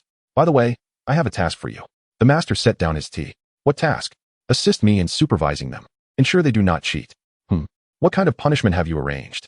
Zhao Xian's eyes twitched, sensing the premeditated nature of the master's plan. For he had evidently prepared in advance. After all, not everyone possessed Zhao Xian's physical prowess. Even Dai Mubai, with his beast martial soul, did not exhibit significantly superior physical qualities prior to martial soul manifestation, and even then, it consumed soul power. Speaking of which, I actually intended to prepare something for you as well. The master suddenly interjected, pinching the bridge of his nose in distress. A person endowed with the formidable spirit of a soul Douluo, possessing exceptional physical prowess, found himself at a loss regarding the appropriate method of punishment. Zhao Xian chuckled awkwardly, pondering whether even the master was at a standstill in dealing with him. Chapter 64. 9 individuals, united in their endeavor. As the journey was not lengthy, Zhao Xian awaited the arrival of the others at the entrance of Shrek Academy. The master procured a wooden tub from the cafeteria and prepared a suitable saline solution. As they had not yet progressed to the more strenuous activities, the group retained ample energy. And it was not long before their figures appeared within Zhao Xian's line of sight. All 8 of them were present, including Ning Rongrong and Oscar, the auxiliary soul masters. who approached carrying a woven basket. Seeing Zhao Xian waiting outside the academy, Ma Hongjun couldn't help but taunt. Zhao Xian, have you also been punished? Zhao Xian crossed his arms, regarding Ma Hongjun with a bemused expression. The master gestured for everyone to come forward. Let us first hydrate. The group promptly gathered around, forming an orderly queue to drink the saline solution prepared by the master. Ma Hongjun glanced at Zhao Xian, only to find him still maintaining his earlier expression, which caused a flutter in his heart. Surely, my elder brother is not so petty? Zhao Xian, however, was not being petty. Rather, he suspected that Ma Hongjun was the most likely to attempt any form of cheating. In the past, he might have included Ning Rongrong in this suspicion, but recent changes in her demeanor had not gone unnoticed by him. To prove herself, it seemed unlikely she would resort to such actions. As for the others, he discerned an unusual thirst for power in Dai Mubai and Zhu Zhuqing, while Xiao San's resolve was particularly steadfast. Xiao Wu displayed remarkable resilience, and Oscar possessed an inexplicable tenacity. As for Hermione, he cast a sidelong glance at the girl, whose beautiful golden hair cascaded like a waterfall, shimmering in the sunlight, her brown eyes reflecting a determination rivaling that of Tang San. Noticing Zhao Xian's gaze, the girl exhibited a fleeting glimmer of surprise before swiftly adopting a fierce expression, her silver teeth barely visible as she shot a piercing look at Zhao Xian. Alas, Zhao Xian mused in perplexity. How many laps have we completed? The master inquired. The 5th lap, Tang San replied, slightly out of breath. Then let us continue, came the resolute response. As they progressed towards their destination, each individual carried their respective baskets, their gazes imbued with determination, save for Ma Hongjun. This fellow's eyes flickered with uncertainty, appearing as though he were on the brink of collapse. Had Zhao Xian not been watching, he might have conspired with others on how to cheat. However, upon witnessing Ning Rongrong and Oscar, both auxiliary soul masters, persist in their efforts, Ma Hongjun clenched his teeth, a look of unwillingness crossing his face, and silently trudged forward. Lap after lap, even though soul masters possessed far superior stamina compared to ordinary individuals, there remained a limit. Gradually, exhaustion began to set in, each breath turning laborious, as if flames engulfed their lungs, and their feet felt as though they were encased in lead, heavy and cumbersome, forcing them to move forward with a sense of numbness. The sun gradually ascended to its zenith, casting a fiery blaze upon the earth. The scorching rays poured down, and the sweat of several individuals fell like raindrops. Oscar, a support-type soul master, along with Ning Rongrong, were particularly affected, feeling dizzy and lightheaded, as if they might collapse at any moment. Yet, an inexplicable determination sustained them. Xiao Ao, hand me your stone, Tang San commanded in a firm tone. Oscar, struggling, cast a weary glance at the equally drenched Tang San. Xiao San, you, enough chatter. Tang San's voice was resolute, leaving no room for refusal. Simultaneously, Dai Mubai extended his hand toward Ning Rongrong. Zhao Xian, this isn't against the rules, is it? Dai Mubai gasped, his voice low. Zhao Xian, holding a lotus leaf plucked from the pond, leisurely strolled behind them, its verdant canopy shielding him from the sun. He chuckled softly, of course not. In fact, Zhao Xian seemed to welcome their actions, having discerned the master's intent, and Tang San and the others naturally understood, for none among them were fools. The burden carried by Oscar and Ning Rongrong was transferred to Tang San and Dai Mubai, causing their bent backs to sag significantly.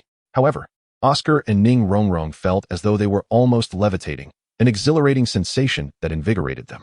Together, they supported one another, persevering through countless laps. As the sun in the sky gradually shifted westward, their steps slowed, each movement growing increasingly laborious, as if they might leave an imprint in the ground with every step. Though their willpower had begun to wane, they remained steadfast, each individual teetering on the brink of exhaustion. Every stride taken was a triumph. Their sweat had long since soaked the earth beneath them, yet none halted their relentless march. The group was utterly drained, relying solely on their fading resolve for support. Zhao Xian trailed behind, silently observing the ground beneath them, where the yellow soil bore mottled stains, remnants of their perspiration.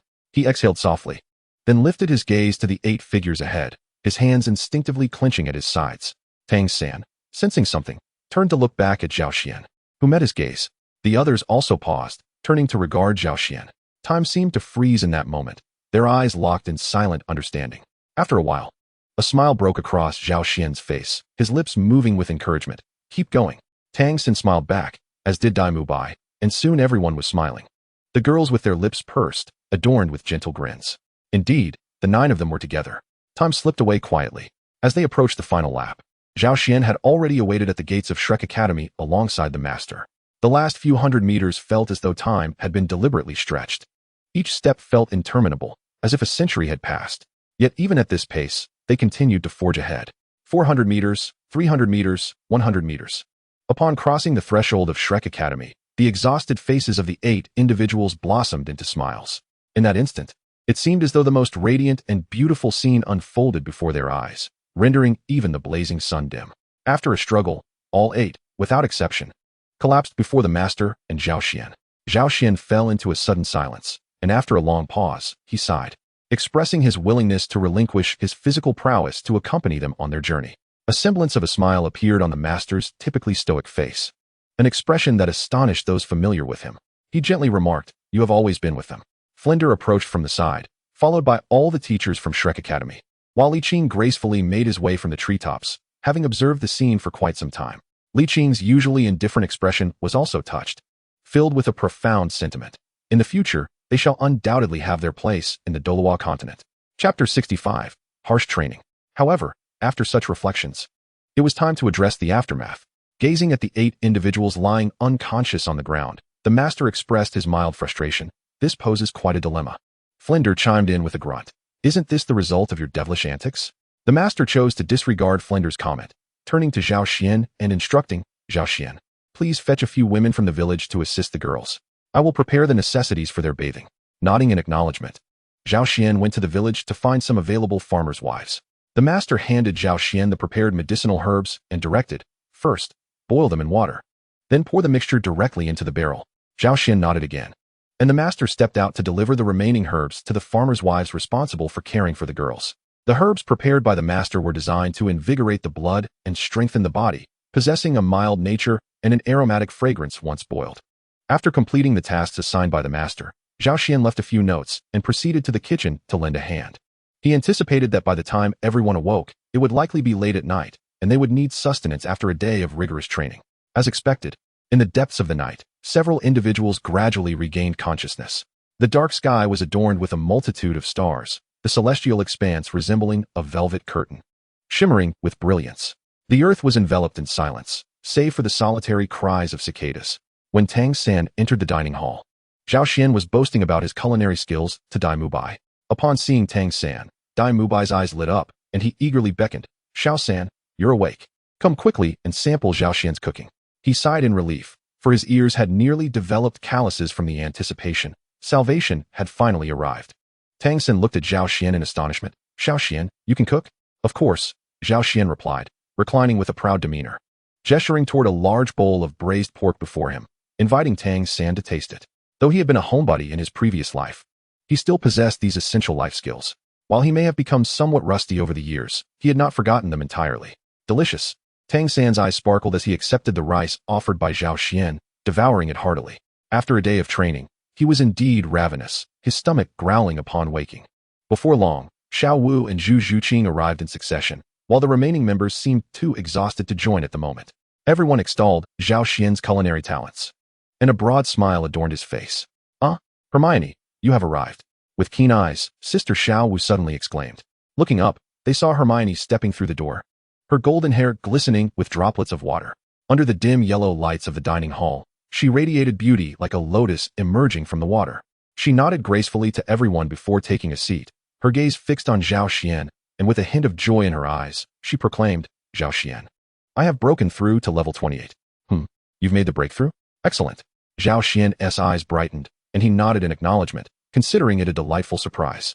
The others, upon hearing this, congratulated Hermione sincerely, sharing in her joy.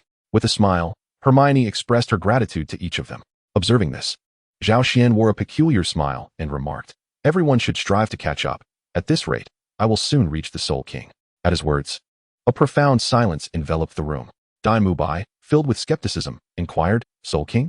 Zhao Xian nodded lightly and replied, "In fact, I broke through during our last expedition to the Sodto forest. My physical body underwent transformation, and my soul power increased significantly, along with obtaining a soul ring, allowing me to advance to the soul zone." Clatter.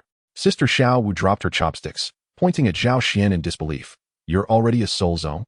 "Indeed." Hermione's smile faded, casting a sidelong glance at Zhao Xian before sulkingly consuming her food. This must have been intentional. The others also felt a wave of unease. Dai Mubai was flabbergasted, Realizing not long ago Zhao Xian's soul power had been several levels beneath his, yet he had silently surpassed him.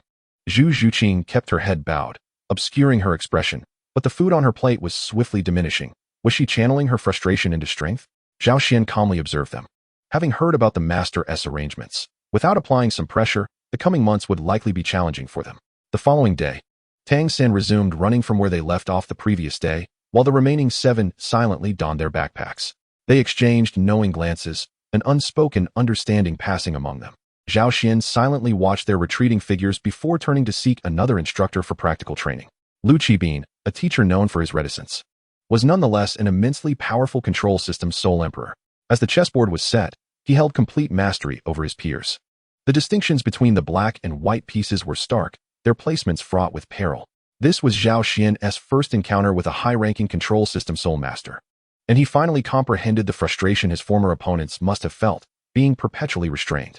However, compared to Zhao Xian's internal discontent, Lu Qibin's frustration was even greater. For control system soul masters, their greatest fear was facing another of their kind, especially one as unreasonable as Zhao Xian. Although Zhao Xian only exhibited strength at the level of a soul emperor and lacked the combat experience of his opponent, his soul skills were exceedingly troublesome. In the end, Zhao Xian narrowly triumphed against an opponent of equal standing. Lu Qibin departed in silence, while Li Yusong approached with a jovial demeanor, patting Zhao Xian on the shoulder and chuckling. What he values most is his pride. Losing to a 12-year-old must be quite disheartening for him. Curiously, Zhao Xian asked, "Don't you feel anything about it?" Li Yusong's smile faded. "You have no idea how much that stings, do you?" In the ensuing months, the little monsters of Shrek engaged in relentless battles, 1-on-1, 1 against 2, and 2 against 2. Through this continuous combat, their skills rapidly advanced. Zhao Xian, too, was no exception. Li Yusong, Lu Qibin, Zhao Wuji, and Fran all participated in these skirmishes, with even Li Qing occasionally joining in. However, when faced with the formidable Li Qing, who was at level 90, Zhao Xian found himself somewhat overwhelmed. Ultimately, his soul power was too feeble. Despite possessing bizarre soul skills, his limitations were substantial. On a particular day, the master summoned Zhao Xian before the Shrek group. Chapter 66, Internal Strife, Part 1. Over the course of several months, everyone had made significant progress, not only in cultivation but also in combat ability. Like an unrefined jade, without the process of polishing, its true brilliance would remain hidden. The master's rigorous training served as that refining process. The 8 stood in a line, each exuding confidence and vitality, imbued with a robust spirit. The master stood before them, nodding in satisfaction, and then spoke with meticulous seriousness. "In these past months, you have come to understand one another. Today, your task is to engage in battle with Zhao Xian as a team of 8. The group stared in astonishment, and Zhao Xian mirrored their surprise as their eyes met. "Is there a problem?" The master's expression remained stern, his tone indifferent. "No." The response was unanimous. "The rules are simple. Zhao Xian may utilize all his soul skills and soul power, but his strength must be restrained to the level of a soul master. Moreover, Tang San is not permitted to use hidden weapons. Any questions?" "No." The 9 replied in unison. As the cold wind whispered through, Zhao Xian, facing the eager opponents before him, felt a sudden urge to recite a poem, his heart laden with despair. Facing 2 or 3 would be manageable, but against 8? Although his soul skills were extraordinarily powerful and his physical prowess commendable, his soul power was a mere 45, and his strength was curtailed. He was bound at every turn. In contrast, the opposing 8 had made tremendous strides during these months of intense training. Dai Mubai at level 36, Tang San at 32, Xiao Wu at 32, Oscar at 31, Ning Rongrong at 28, Zhu Zhuqing at 29, Ma Hongjun at 29, and Hermione at 28. Throughout their rigorous training, their soul power had been exhaustively consumed and replenished, with many achieving breakthroughs. Ning Rongrong even ascended 2 levels, reaching 28.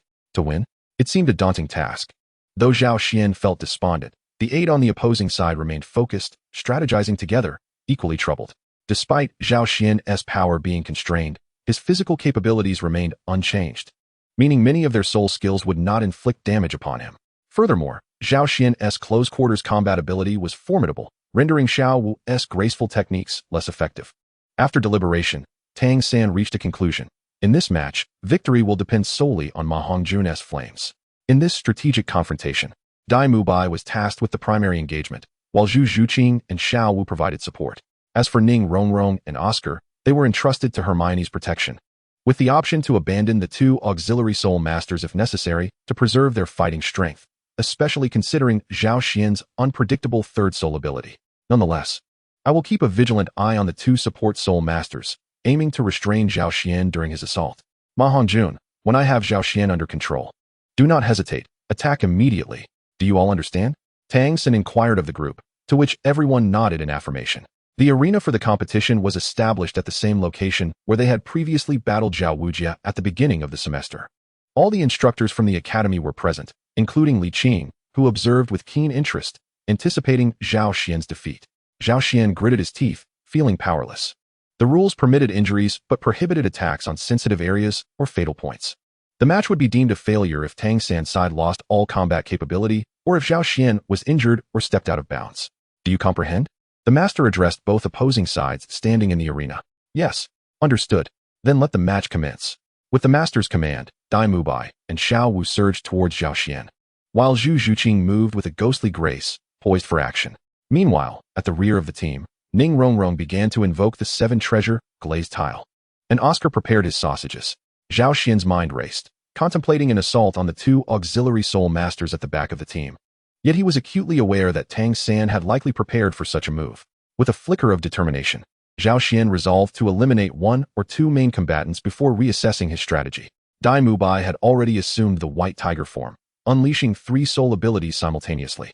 With a surge of energy brewing in his mouth, this was an attempt to exhaust my soul power, Zhao Xian discerned immediately. In an instant, a brilliant pink light sparked in Xiao Wu's eyes, and her second soul ring glowed brightly. The second soul ability, Charm. The pink radiance enveloped Zhao Xian's gaze, awakening the primordial spirit within his consciousness. A purple golden light surged forth, racing through time and space, colliding and dissolving with the pink glow. Xiao Wu shuddered, sensing a fleeting purple golden light pass through her vision, causing her mind to buzz. Dai Mubai, noticing Xiao Wu's condition, unhesitatingly released the energy sphere from his mouth. Zhao Xian did not flinch, his hands enveloped in soul power, striking directly at the energy sphere. With a resounding boom, the energy sphere erupted into myriad glowing particles, dissipating like fireworks.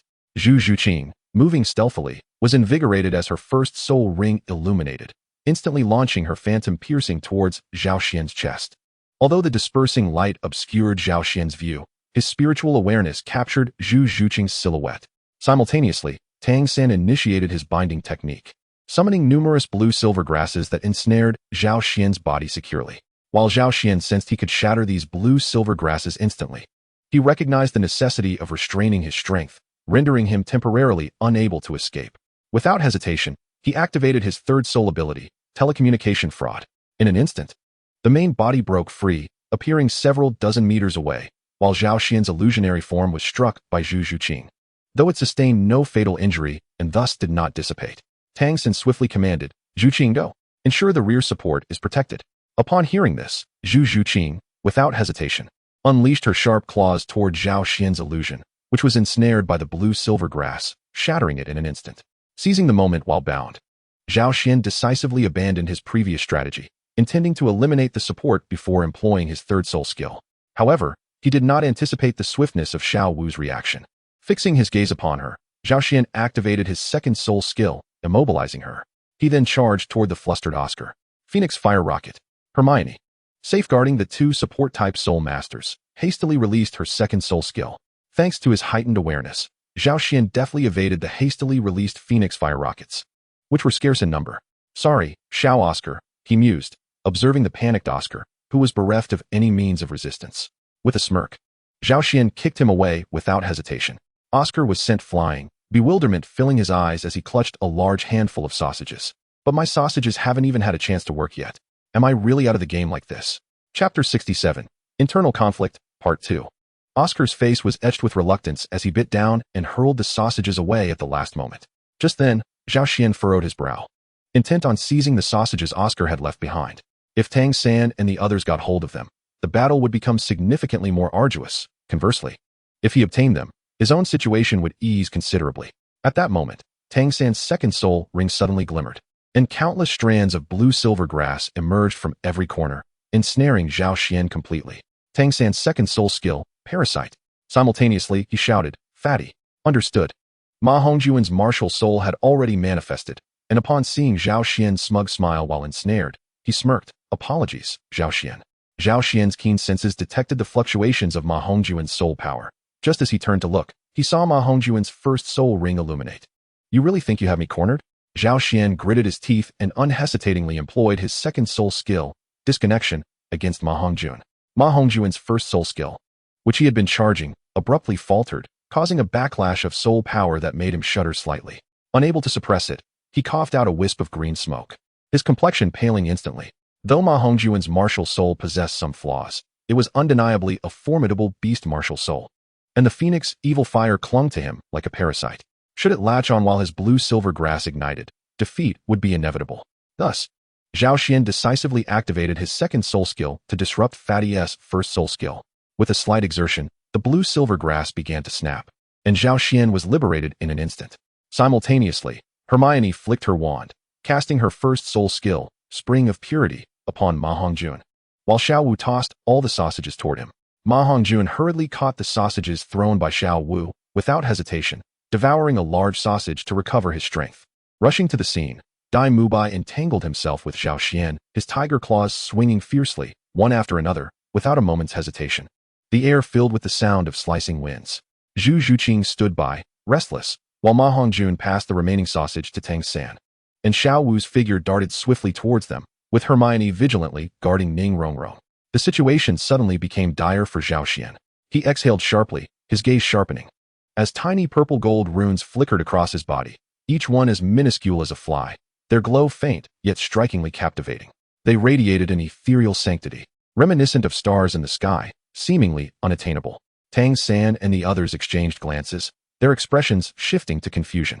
A purple-gold lightning bolt shimmered in Zhao Xian's hand, gradually morphing into a spear of lightning, which he hurled towards Dai Mubai. Caught off guard by the oncoming lightning spear, Dai Mubai instinctively sensed danger and couldn't help but curse, retreating without hesitation. Zhu Zhuqing and Xiao Wu hesitated, uncertain of what to do. The expressions of Dai Mubai and the others changed dramatically as they turned their gazes sharply towards Zhao Xian. His innate talent already instilled a sense of despair. And if he truly possessed a twin martial soul, they would have to lament the unfairness of fate. Only Tang San wore a peculiar expression, apart from the master. He alone knew that Zhao Xian possessed a twin martial soul, yet the other soul was not this one. A thought struck him. Could it be a triad martial soul? Tang San's eyes widened in astonishment as he stared at Zhao Xian. Zhao Xian rolled his eyes, irked. Enough with the chatter, let's move. You all had your fun. Now it's my turn. Outside the arena, several teachers looked at the master with curiosity. Master, is Zhao Xian really a twin martial soul? The master pinched the bridge of his nose, feeling a headache coming on, unsure of how to respond. After a long pause, he finally said, sort of. The teachers were taken aback, their gazes now fervently fixed on Zhao Xian, recognizing him as a true prodigy.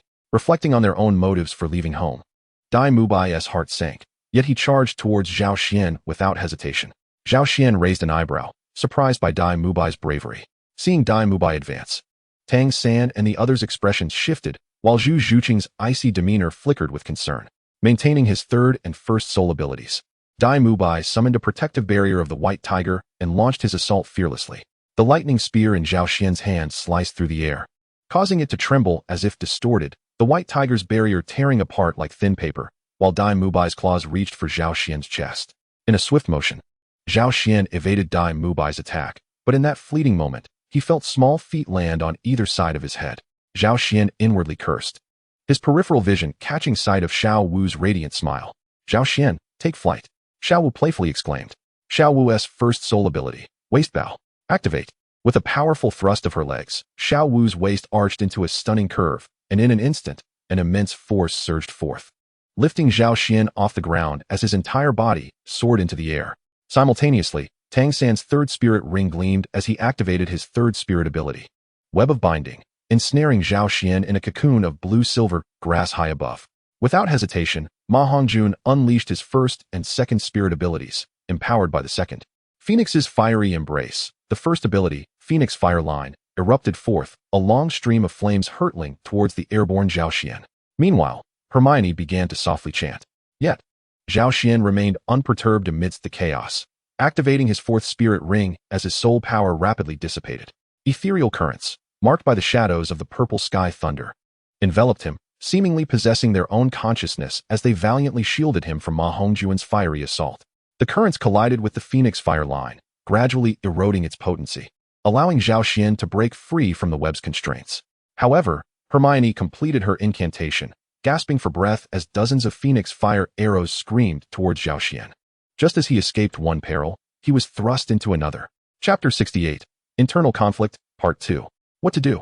In midair, Zhao Xian's mind raced as he beheld the approaching arrows, his expression shifting dramatically. Though his physical prowess was formidable, he was not invulnerable to the harm wrought by flames. As the master had stated, any injury would signify his defeat in this contest. With his first spirit ability still in cooldown, he could not employ it. Thus, he waved his hand, laying down layers of lightning nets in the path of the incoming arrows. However, the Phoenix Fire arrows, lacking a tangible form, seemed to diminish in brightness, yet broke through the lightning nets, absorbing the ambient fire elements and hurtling towards him. The striking crimson tails of the arrows were breathtaking, yet concealed within them was peril. In a moment of inspiration, as he descended, Zhao Xian gathered a substantial amount of purple sky thunder into a sphere and hurled it forcefully to the ground. Observing this, Dai Mubai and the others quickly dodged, just as the thunder sphere detonated with a thunderous boom upon impact. Dust billowed, and the earth trembled, sending shockwaves that rippled outward, felt by all standing upon the ground.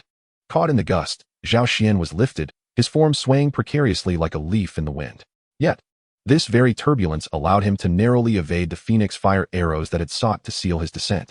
The arrows grazed his hair, the faint scent of singed feathers causing him great dismay. His precious locks. Could it truly be so? The little monsters of Shrek stared in astonishment, marveling at his ability to evade such peril. Suddenly, Tang Xin cried out, "Watch out, Zhao Xian." The group jolted, realizing that Zhao Xian's trajectory was directly towards Ning Rongrong. Faces turned pale with alarm, yet it was too late. Zhao Xian had already locked onto his target, charging straight towards Ning Rongrong. Under the gaze of Ning Rongrong's terror and Oscar's anxious concern, Zhao Xian gently pushed, and Ning Rongrong was sent flying out of the arena. Simultaneously, Dai Mubai and the others charged recklessly towards Zhao Xian. Tang Xin tossed a large sausage to Hermione, devouring one himself, and gestured for her to hasten towards Dai Mubai and the others. Dai Mubai and Zhu Zhuqing re-engaged Zhao Xian, forcing him to halt his attempts to eliminate Hermione. Bang! Bang! Dai Mubai's claws danced, glimmering with a chilling light that sent shivers down Zhao Xian's spine. He could only rely on his considerable agility to block, crossing his arms as gusts of wind swirled around him. Zhu Zhuqing preserved ample soul power and stamina, occasionally launching distractions that vexed Zhao Xian. Even more infuriating was the fact that whenever he attempted to withdraw, Dai Mubai would ensnare him once more. "When did you become so clingy with men, Dai?" Zhao Xian grumbled. "As long as I can defeat you, I suppose a little clinginess is tolerable." Dai Mubai chuckled, his breath heavy, for he was the one exhausting the most energy in the arena. Although Zhao Xian had restrained his strength, his stamina remained unaffected. Furrowing his brows, Zhao Xian gritted his teeth. Let us see who can outlast whom. However, his greatest concern was still the few individuals lurking behind, regaining their soul power. Once Tang San, Hermione, and Ma Hongjun recovered, he could not guarantee he would remain unscathed from their subsequent onslaught. Zhao Xian's remaining soul power was only sufficient to unleash one of his first 3 soul skills, as Zhao Xian fought and retreated. The absence of Ning Rongrong as support diminished the effectiveness of Dai Mubai and his companions significantly, yet their months of cooperation had forged an extraordinary synergy among the trio. Whenever one faced danger, another would leap to their aid. Despite Zhao Xian's formidable strength, he could only exert a fraction of it, though this fraction surpassed Dai Mubai's. It was not overwhelmingly so. Each time Dai Mubai was pushed back, he would quickly return to entangle Zhao Xian once more. When Zhao Xian was cornered at the edge of the arena, a glimmer of brilliance suddenly flashed in his eyes. His 3rd soul skill was activated silently, leaving an illusionary form to entangle the 3 while he himself dashed towards their rear. Even as an illusion, Dai Mubai and the others could not escape, for the strength of the illusion was derived from the main body, which possessed the combat prowess of a titled Douluo. The illusionary Zhao Xian retained self-awareness, a smirk gracing his lips as he proclaimed, "You all better step up your game. I've even suppressed my strength for the illusion." Dai Mubai and his companions darkened. Even Zhu Zhuqing's brows furrowed. Xiao Wu clenched her teeth in frustration. This is utterly infuriating. Cunning. At that moment, they realized that Zhao Xian's retreat was merely a ruse to create distance between them. The tides had instantly turned. Where Dai Mubai and his companions had once entangled Zhao Xian, it now became Zhao Xian who ensnared the 3. However, while the illusionary Zhao Xian possessed the strength of a level 40 beast martial soul master, he was merely a vessel of power. lacking the offensive capabilities of a beast martial soul and relying solely on his own combat skills. Although the phantom form of Zhao Xian entangled 3 individuals, it could only achieve that level of entanglement. Meanwhile, Zhao Xian's true self swiftly maneuvered to the back row, prompting Tang Sen's expression to change. Everyone, be cautious. At that moment, the first soul skill was activated in an instant, ensnaring Zhao Xian. The thunderous power emanating from Zhao Xian flickered, instantly severing the blue-silver grass that clung to him. Hermione and Ma Hongjuan's faces turned grave, instinctively bracing themselves, but to their astonishment, Zhao Xian's target was none other than Tang San. Zhao Xian's movements were so rapid that Tang San had no time to react, and he was struck by a powerful elbow strike, causing him to stagger. Before he could regain his balance, a swift kick landed squarely on his chest. Tang San's expression shifted as he prepared to utilize the ghost shadow anomaly to stabilize himself. However, after years of companionship, Zhao Xian had long understood Tang San's capabilities. He swiftly executed a downward kick aimed at Tang San's legs, followed by a forceful push, sending Tang San hurtling backward. A fleeting sense of helplessness crossed Tang San's face. Yet he quickly employed the dragon capture and crane control technique to propel the remaining 2 mushroom sausages towards Hermione and Ma Hongjun. The duo caught the sausages and hastily consumed them, thin wings of light sprouting from their backs as they took flight. Goodness! Zhao Xian couldn't help but exclaim in frustration. How are we supposed to continue like this? Chapter 69, the finale. However, the others had begun to mimic their actions and were now converging towards this location. Once they gathered, it was likely they would launch an assault on Zhao Xian's true form. At that moment, being besieged from above and below would leave him with no means of escape. A flash of light illuminated Zhao Xian's hand, where a purple-gold lightning spear materialized. This divine thunder originated from his own power, thus requiring no soul energy. However, each use depleted a significant amount of physical stamina. With his soul power only at a modest level, he found himself at a disadvantage compared to Tang San and the others. Hence, he had always relied on his abundant stamina as a trump card, avoiding weaknesses. Now, he was at the brink of a final struggle. Simultaneously, he contemplated the need to further develop the might of the divine thunder. Aside from his physical prowess, his offensive options were painfully limited. Hovering in the sky, Ma Hongjun caught sight of the lightning spear in Zhao Xian's grasp, and then glanced at the massive crater created by the previous lightning strike, his complexion turning pale. Hermione's expression was equally grim. After an intense battle, fatigue weighed on her, and beads of sweat glistened on her brow. Fatty, just hold on a little longer. Dai and the others will be here to support us soon, Hermione urged through gritted teeth. Ma Hongjun swallowed hard, casting a mournful glance at Zhao Xian below. It's not that I don't want to hold on. The problem is that Zhao Xian has been fixating on me this whole time. Below, Zhao Xian indeed fixed his gaze on Ma Hongjun with ill intent. Oh, weren't you quite proud at the beginning? With the lightning spear coalescing in his hand, Zhao Xian hurled it towards Ma Hongjun. The spear crackled and surged forth, its trajectory erratic and serpentine. Once released from Zhao Xian's grasp, it transformed into a bolt of lightning. The speed of the lightning was astonishing, leaving no time for response before it struck with a thunderous crash. The lightning illuminated the pallid visage of Ma Hongjun, instilling a profound sense of dread within him. Suddenly, a sharp crack jolted him awake, causing him to shudder in fear as he began to plummet towards the ground. However, Zhao Xian's lightning spear was not aimed at him, but rather at the wings behind him. Upon striking the wings, the spear erupted with a thunderous blast, obliterating both in an instant. With the grace of a dragonfly skimming the water's surface, Zhao Xian swiftly reached the spot where the plump figure was descending and effortlessly seized his collar, hurling him out of the arena with minimal effort. Outside the arena, Tang Sen caught the bewildered Ma Hongjun and patted him reassuringly on the shoulder. Startled, Ma Hongjun turned to Tang San, his face a mask of despair, and exclaimed, "Xiao San, that was terrifying." Tang San, sporting a resigned smile, merely shook his head. Meanwhile, Zhao Xian's gaze shifted skyward towards Hermione, the corners of his mouth curling into a slight smirk. Hermione blinked, her expression instantly souring. Nonetheless, she continued to maneuver in the air, hoping that Zhao Xian's lightning spear would miss its mark.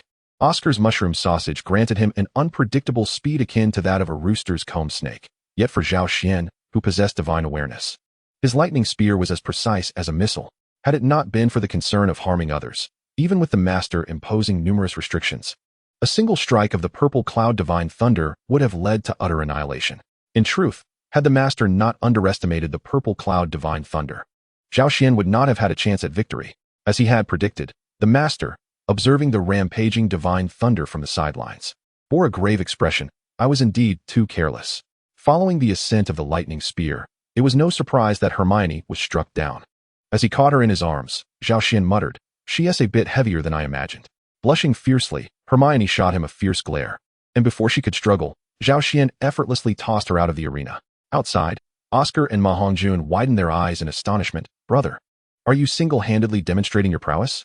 At that moment, Dai Mubai and the others finally reached Zhao Xian's side, simultaneously disengaging from Zhao Xian's illusion and advancing towards him. However, "Stop!" The master's voice rang out, halting them in their tracks. The master slowly approached the arena and addressed Dai Mubai and the others. "Mubai, you have lost." Dai Mubai, upon hearing this, hung his head in silence, his fists clenched tightly, his face etched with frustration. Xiao Wu, gritting her teeth, retorted, "It's not over yet. Who knows what might happen?" Zhu Zhuqing remained silent, contemplating the situation. Even if they won, what did it truly signify? 8 individuals against 1 peer. With 5 already eliminated, was this a legitimate victory? Moreover, Zhao Xian had yet to unleash his full potential. The master cast a glance at Xiao Wu, who promptly fell silent. He then surveyed the massive crater left by the thunderball and sighed, "A loss is a loss." I failed to consider the extent of Zhao Xian's divine thunder. Zhao Xian's expression darkened. If even the purple cloud divine thunder were to be restricted, what was left for him to engage with? He might as well surrender outright. In the Shrek Academy, the little monsters gathered together, their faces devoid of smiles, Zhao Xian included.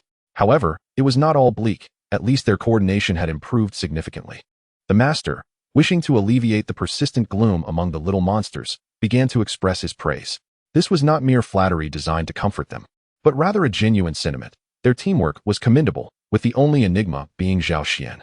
The sole drawback was the erratic behavior of Ma Hongjun, who lost his composure at the slightest hint of adversity. Had it not been for this singular flaw, the contest would have been quite admirable. Contemplating this, a semblance of a smile appeared on the master's otherwise stoic face as he addressed the group with a resonant voice. "Congratulations, you have successfully passed my training." Perhaps it was an illusion, but Zhao Xian sensed a collective sigh of relief from everyone present. Chapter 70, The Thunderous Longbow. Following the master's announcement of a 7-day break, the little monsters of Shrek let out a profound sigh of relief, collapsing onto their beds to savor this rare moment of leisure. Zhao Xian, however, was invigorated, persistently challenging the titled Douluo Jun, Li Qing, as he sought to familiarize himself with his burgeoning power. The intensity of their battles resonated like thunder, each clash reducing vast stretches of earth to ruins, a testament to their control over their strength. Otherwise, the entire academy, or even the village, would have been devastated. The villagers, terrified and sleepless, suffered for several nights, leading to a heated exchange between the two combatants, resulting in an uneasy truce. Li Qing remarked with a hint of nostalgia, "Zhao Xian's combat prowess now undoubtedly rivals that of a level 91 beast spirit Douluo, if not surpassing it." This proclamation left the room in stunned silence. The little monsters of Shrek, invigorated by this revelation, resumed their training with renewed vigor after a day of rest.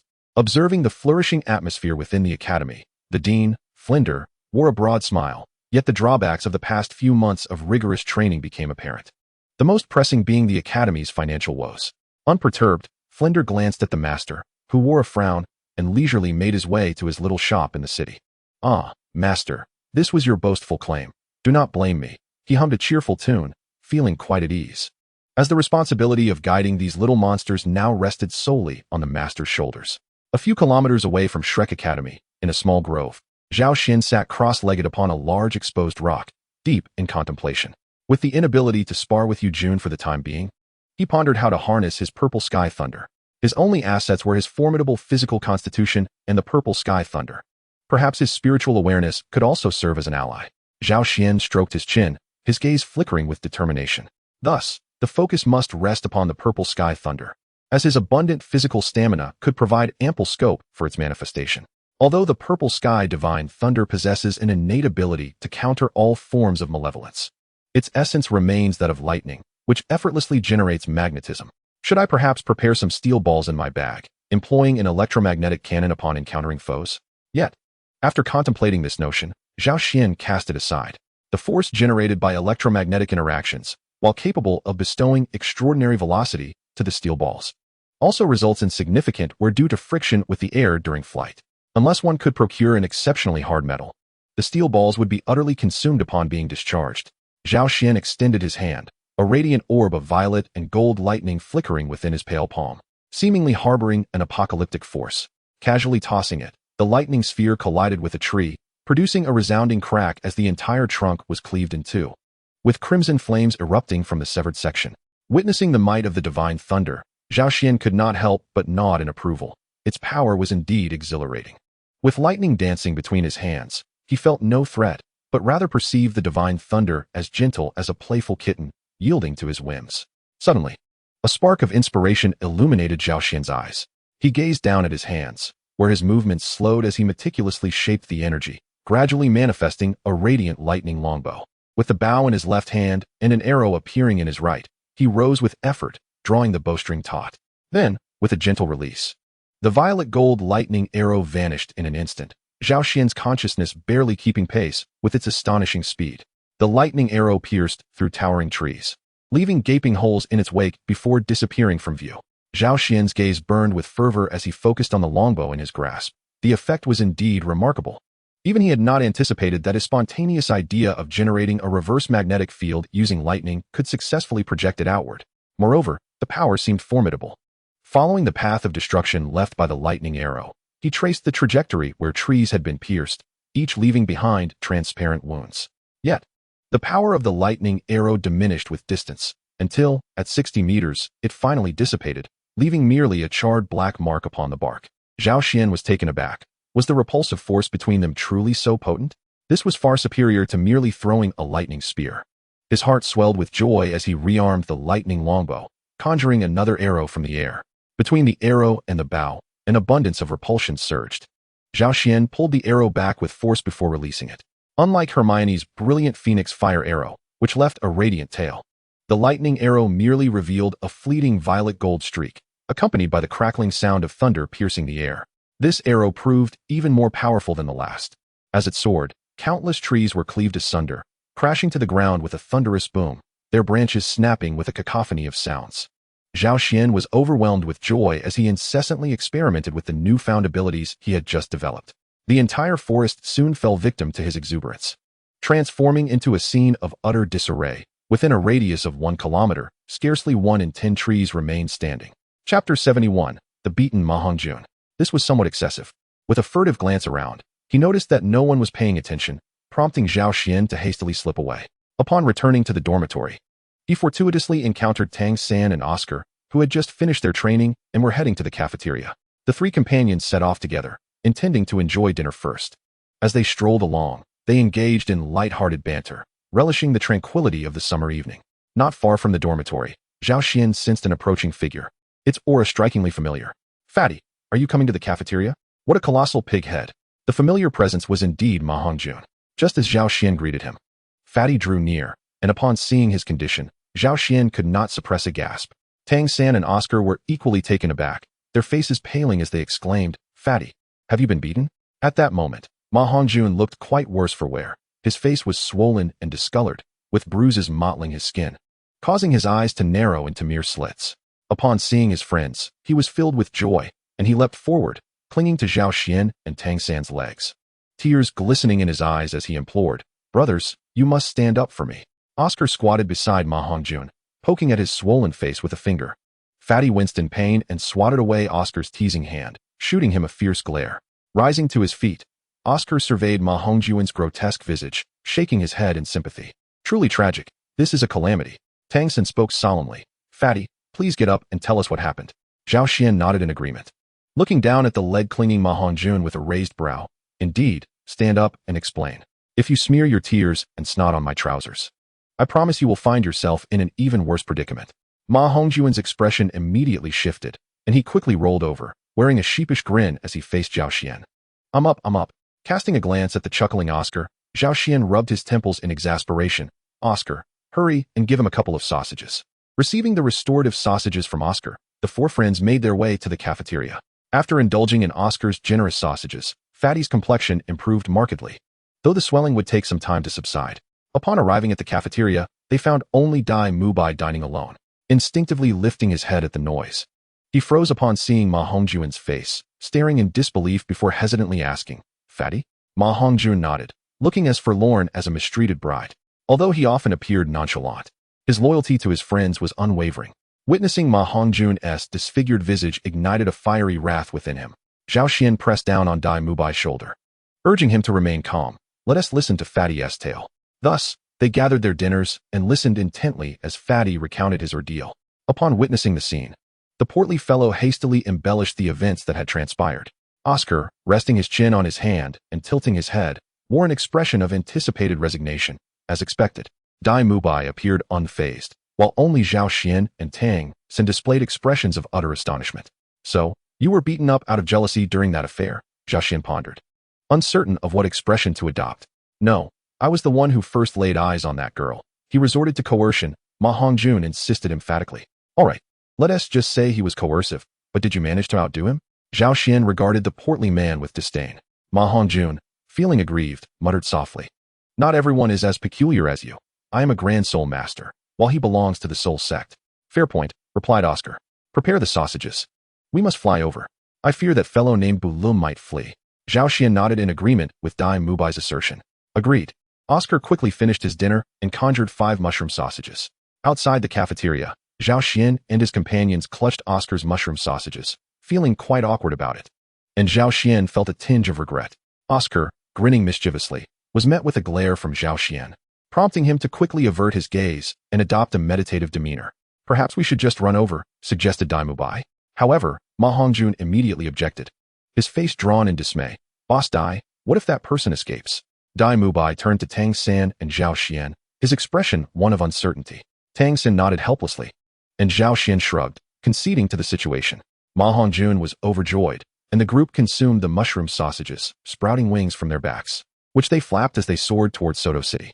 Their luminous wings were particularly conspicuous against the nighttime sky. As they passed the academy, Xiao Wu had just emerged from her training room, and, upon seeing them, called out, Zhao Xian, where are you going? Taking little San out for a night on the town. Zhao Xian laughed heartily. What? How dare you? Xiao Wu was momentarily taken aback, her cheeks flushed with indignation. As she watched the figures vanish into the horizon, the recently emerged Hermione caught hold of the flustered Xiao Wu, exclaiming, You actually believe them? They were merely jesting. Do you not trust Zhao Xian, nor Tang San? Xiao Wu paused, then calmed herself, realizing the logic. How could the innocent Tang San possibly venture into such establishments? At that moment, Ning Rongrong exited the building, instinctively remarking, Are you certain? He possesses the strength of a tidal Douluo.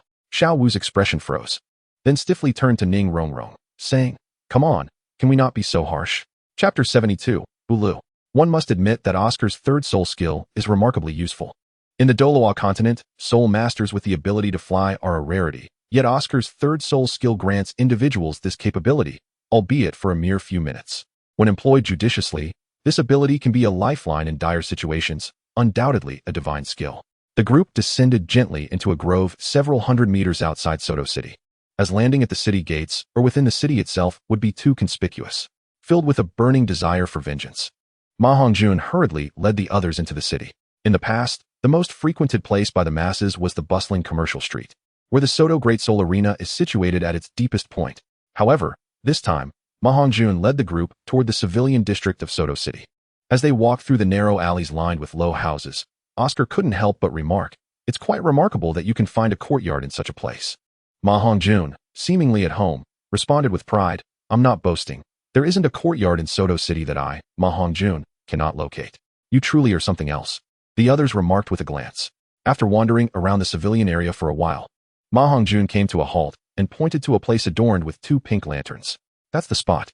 The group looked curiously ahead, and Zhao Xian's eyelids twitched involuntarily. Ma Hongjun, do you often come to places like this? Indeed, why? The group fell silent as they observed several heavily made-up women soliciting customers beneath the pink lanterns, with men occasionally entering and exiting. However, the age of these women seemed rather advanced, didn't it? Noticing the expressions of his companions, Ma Hongjun pouted and said, I can't help it. My monthly allowance is limited, and I still have to eat and pay tuition. By the end of the month, there's hardly anything left. And when my urges surge, I can only come here. The quality may be lacking, but it's affordable. I've found a real gem this time, but here? Ma Hongjun's voice faltered, turning into a grimace. All right, enough of that. Is the person who beat you still around? Dai Mubai glanced at Ma Hongjun helplessly and added, I'll go ask. Concerned for himself, Ma Hongjun became exceedingly eager, darting towards the entrance. As if a frequent patron, he approached the few women standing at the door and casually inquired, returning with an excited expression, They said they haven't left yet. The group nodded. and the women seemed to have noticed Zhao Xian and the others, their eyes brightening as they cast flirtatious glances towards them. The three men stiffened, feeling a wave of nausea, as if their recently consumed dinner might soon make a reappearance. They quickly retreated into a dim alley to hide. Ma Hongjun muttered enviously, "Having a beautiful appearance is truly wonderful. If I had such a visage, I wouldn't need to come here. And then I would have to deal with you." Zhao Xian retorted coldly. Ma Hongjun shivered and promptly fell silent. The five of them crouched in the shadowy alley, surrounded by unpleasant odors. With an unmistakable hint of urine wafting through the air, Dai Mubai couldn't help but wrinkle his nose and shot a glare at Ma Hongjun. "What do you plan to do to repay us?" Ma Hongjun shrank back, tentatively suggesting, "How about I treat you all to a meal?" Before he could finish, the expressions of the four darkened to an ashen hue, prompting Ma Hongjun to exclaim loudly, "I mean a meal. A meal at a high-end restaurant in Sodto City." A few individuals wore smiles, while Ma Hongjun secretly lamented, feeling a pang for his wallet. Now that a decision had been made, the primary concern among them was how to deal with the aftermath. Tang Sen proposed, "How about we have Xiao Xian standing by as backup, while the go fatty and I take him on together? It would serve as a good exercise." "Agreed. I will certainly beat that guy to a pulp," Ma Hongjun declared through gritted teeth. Dai Mubai showed no hesitation, even appearing eager, his eyes brimming with fierce determination.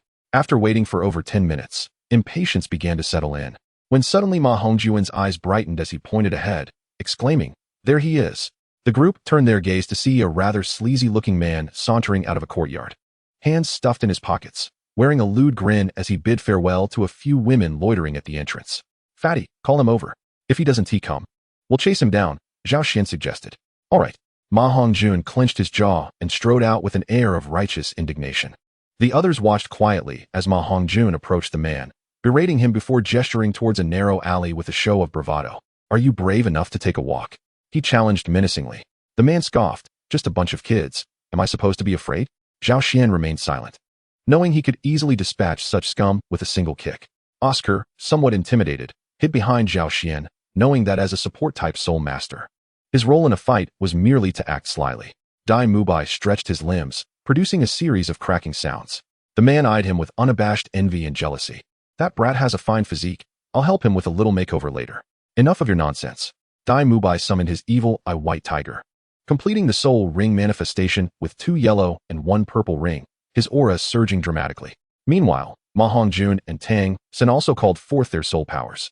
The man's pupils constricted, and his expression shifted to one of caution. "You've indeed come prepared, but today, no matter how talented you are, I shall show you your place." In an instant, for soul rings, 1 white, 2 yellow, and 1 purple, rose beneath his feet, and the phantom of his soul manifested above him. Heavenly dual shield. At the rear, Zhao Xian and Oscar couldn't hold back their laughter, bursting out in mirth. "Haha, fatty, now I understand why you can't compete. His soul has an innate advantage." Oscar chuckled behind Zhao Xian, unable to contain his amusement. Zhao Xian also erupted in laughter, primarily due to the absurdity of the man's soul. Heavenly dual shield. It sounded quite legitimate and even somewhat imposing, provided one didn't observe the soul itself. The three in front stood in stunned silence, with the more reserved Tang Sen blushing slightly. Ma Hongjun gazed at the soul, which resembled any ordinary soul, murmuring, "I concede defeat. I acknowledge my shortcomings." So close in proximity, Douluo inevitably heard the voice of the rotund figure, which ignited his fury. "How dare you mock me, you pathetic creature?" Douluo's lascivious gaze scrutinized the rotund individual, and with a disdainful curl of his lip, he retorted, "You call yourself a phoenix? Even my hens are more appealing than you." By heavens, the rotund one could not contain his expletive, and thus, in a fit of rage triggered by mere words, his first soul ring shimmered to life. Phoenix Fireline. He inhaled deeply, his chest swelling as if filled to the brim, and then exhaled forcefully. A stream of crimson flames erupting from his mouth, hurtling towards Douluo. Douluo regarded the soul skill with contempt, scoffing audibly as his second soul ring suddenly glowed brightly. Instantly, a protective barrier enveloped him, radiant with an ethereal pink light that dazzled the eyes. The flames unleashed by Ma Hongjun collided with the barrier, splitting into 2 and dispersing harmlessly to the sides, leaving Douluo unscathed within his protective cocoon. As the flames dissipated, the barrier surrounding Douluo opened, and his taunting voice echoed once more. "I called you a pathetic creature, yet you refused to acknowledge it." Ma Hongjun's eyes burned with anger. The one thing he despised most was being labeled a weakling. "This is a phoenix. A phoenix, do you understand?" Tang San's first soul ring quietly illuminated, prompting Douluo to adopt a wary expression. This boy was no trifling weakling. He was a soul master. However, after casting a cautious glance around, he discerned no immediate threat. Yet, in the next heartbeat, the blue-silver grass sprouting beneath him ensnared his ankles, lifting him upside down. Damn it! You're playing dirty. Don't let me fall. Douluo exclaimed in alarm, though he continued to shout defiantly. It's not that simple. Dai Mubai swiftly completed the possession of the evil eye white tiger, brandishing his claws with a handsome yet fierce countenance. Upon witnessing Dai Mubai's movements, Douluo was engulfed in cold sweat, struggling to break free from the binding blue-silver grass, while simultaneously attempting to control his soul skill. With the activation of his third soul ring, Douluo unleashed his celestial shield, which surged towards Dai Mubai. The sight of the shield, reminiscent of a barrier, darkened Dai Mubai's expression, and he unhesitatingly dodged. Yet, in a mere instant, the shield expanded dramatically, engulfing the unsuspecting Dai Mubai entirely, sealing him within its grasp. Damn it! Dai Mubai's voice echoed from within the shield, filled with indignation. When had he ever been ensnared by such a thing? To his surprise, the shield proved extraordinarily resilient. Even his tiger claws could not breach it. At that moment, Douluo managed to liberate himself from the blue-silver grass's grip and leaped down. A wicked grin plastered across his face as he glared at Ma Hongjun and Tang San. You two little brats, watch how I deal with you. However, just as he took a step forward, he stumbled, nearly falling flat on his face, feeling as if his body had gone numb. It dawned on him with horror. Is it poisoned? Ma Hongjun chuckled as he gazed at the now vulnerable Douluo, his two soul rings illuminating simultaneously. The blazing phoenix empowered the Phoenix Fire Line, amplifying its potency exponentially. Phoenix Fire Line. He unleashed a stream of flames, even thicker than before, surging towards Douluo with searing heat. Drink. A furious shout echoed, causing Douluo's complexion to pale dramatically as his gaze darted toward Dai Mubai. The dual protective barrier enveloping Dai Mubai shimmered with a pinkish glow, yet at that moment, the light flickered erratically before the barrier shattered with a resounding crash. Douluo was propelled backward by the explosive force, fortuitously evading Ma Hongjun's soul technique. Amidst the rising smoke, Dai Mubai emerged, panting heavily. With his second and third soul rings still aglow, clearly having exerted his utmost effort. Struggling to rise, Douluo, pale and incredulous, exclaimed, You, a soul master, actually broke my skill. Dai Mubai exhaled deeply, raising his gaze to meet Douluo's with a chilling glare. You insolent wretch, I shall render you powerless. His voice was cold as he charged toward Douluo. Fear washed over Douluo. His martial soul was shattered, and he could not summon it in time. Furthermore, his body was paralyzed, rendering him incapable of escape. Zhao Xian, Tang San, and the others were taken aback. Dai Mubai was clearly intent on killing. Just then, a short blade hurtled from the distance, obstructing Dai Mubai's path, causing him to falter. Who? Seeing the blade, Douluo's spirit revived, and he cried out in a shrill voice, Old Goose, Tianya, save me. In the distance, two figures rushed toward them, evidently drawn by the commotion. Chapter 74, Collapse Without Combat. The two figures swiftly approached. Aside from Zhao Xian, only Tang San discerned their forms. Upon landing before Douluo, the individuals known as Old Goose and Tianya scrutinized him for several moments before glancing at the others nearby. You, beaten to such a state by two soul masters and a great soul master, remarked the man with a deep, resonant voice, his disheveled hair giving him a wild appearance. Yet his eyes were squinted, detracting from his overall image. Tang San's gaze sharpened. This man was undoubtedly far more formidable than Douluo. You're speaking without understanding the situation. These youngsters are rather peculiar. Douluo, now feeling considerably better, had managed to expel the paralyzing toxin from his body through sheer will. He took a few tentative steps, a flicker of delight crossing his face, before casting a venomous look toward the Shrek members. Old Goose observed Douluo's disheveled state with amusement. He appeared even more unkempt and unscrupulous than Douluo and the stout man. His pupils yellowed, and the wrinkles at the corners of his eyes seemed capable of trapping a whole swarm of flies. Douluo felt a twinge of anger. This was indeed embarrassing. However, upon noticing Tang San and the others' vigilant stances, a smug grin spread across his face, reveling in their dismay. He cast a glance at Ma Hongjun and remarked, Now it's settled. We can engage in a 3-on-3 match. Oh no, your two little friends can join in as well. A 3-on-5 scenario poses no issue. Cursed chicken. Ma Hongjun's expression was peculiar, yet he paid little heed to the exclamation.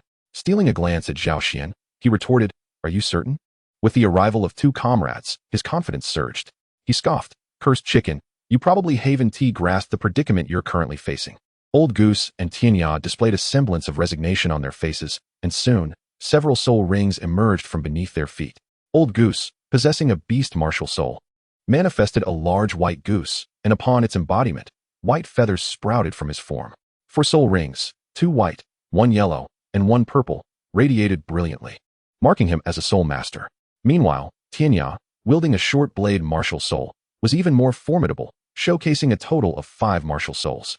His soul rings, white, yellow, purple, and black, sparkled resplendently. This was indeed a soul king. Ma Hongjun gritted his teeth in disbelief. What sort of world was this?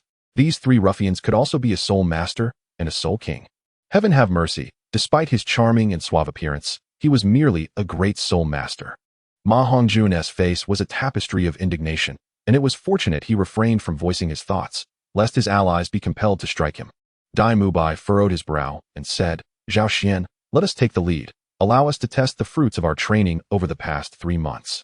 Tang Xin nodded in agreement with Dai Mubai's sentiment. Unexpectedly, Zhao Xian shook his head and replied, No. Tomorrow, the second round of Master S training commences. If any mishap occurs that prevents us from training, it would be a grave loss. Upon hearing this, Dai Mubai paused, then exchanged a glance with Tang San. After a moment of contemplation, Tang Xin nodded. Facing 2 soul masters and 1 soul king, they stood no chance without employing hidden weapons. If they were to sustain injuries, it would spell trouble. Thus, he reluctantly conceded, very well. Dai Mubai sighed heavily, but was acutely aware of their capabilities. Although the trio before them appeared rather unremarkable, they were, after all, 2 soul masters and 1 soul king. Even if they had the upper hand previously, the peculiarities of their martial souls held significant merit.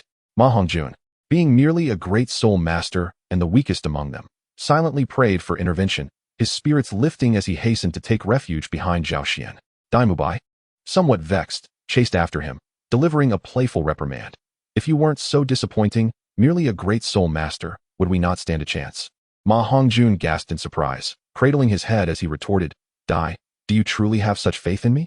The opposition comprises at least 2 soul masters. Even if I were to break through, I would only be 3 soul sages at best. Dai Mubai fell into contemplative silence. He understood this truth. He simply felt woefully inadequate. Casting a glance at Zhao Xian, he inwardly envied him. When would he attain such nonchalance? The trio of Bulu exuded an air of confidence, and upon seeing Zhao Xian standing alone, he sneered, Have you given up? You send forth merely this pretty boy to take a beating.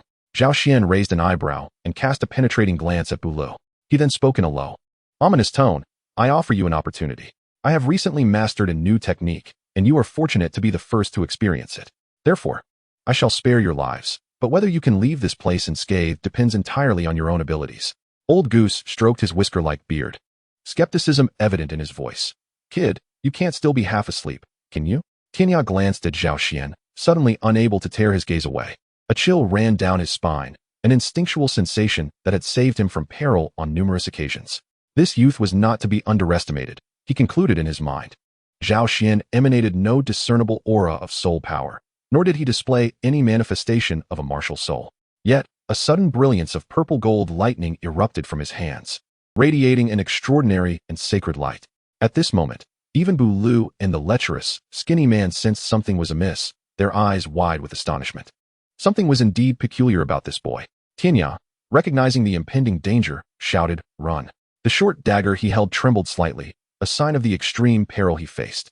Bulu and Old Goose, well acquainted with Tianya, understood the warning inherent in his martial soul's vibrations.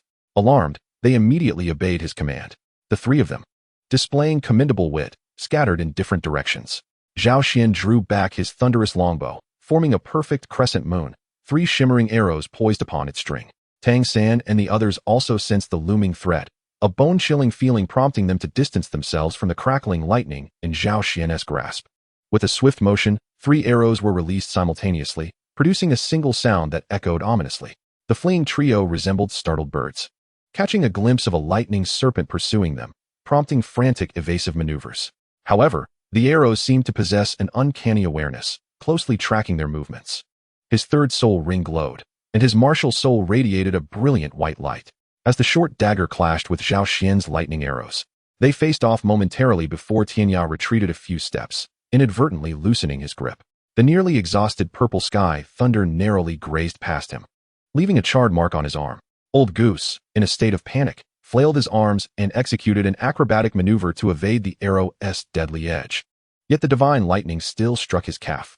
Douluo activated his second soul skill, encasing himself within the heavenly dual shield. But while it might withstand the rotund man's flames, it could not halt the purple sky thunder. The lightning penetrated through the gaps beneath the heavenly dual shield, unleashing a cacophony of anguished cries.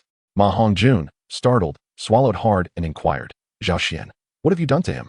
Zhao Xian replied nonchalantly, "Isn't he competing with you for women? I've ensured he can no longer vie for them." Ma Hongjun paused, then suddenly recalled something, his complexion paling as he instinctively shielded his groin. "That's ruthless." Chapter 75, the second phase of training. The trio of miscreants, having endured their trials, swiftly vanished without a trace.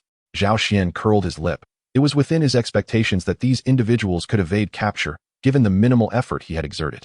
However, he was disheartened by the rapid depletion of his spiritual energy, noticing that he had lost a tenth of his spiritual power in an instant.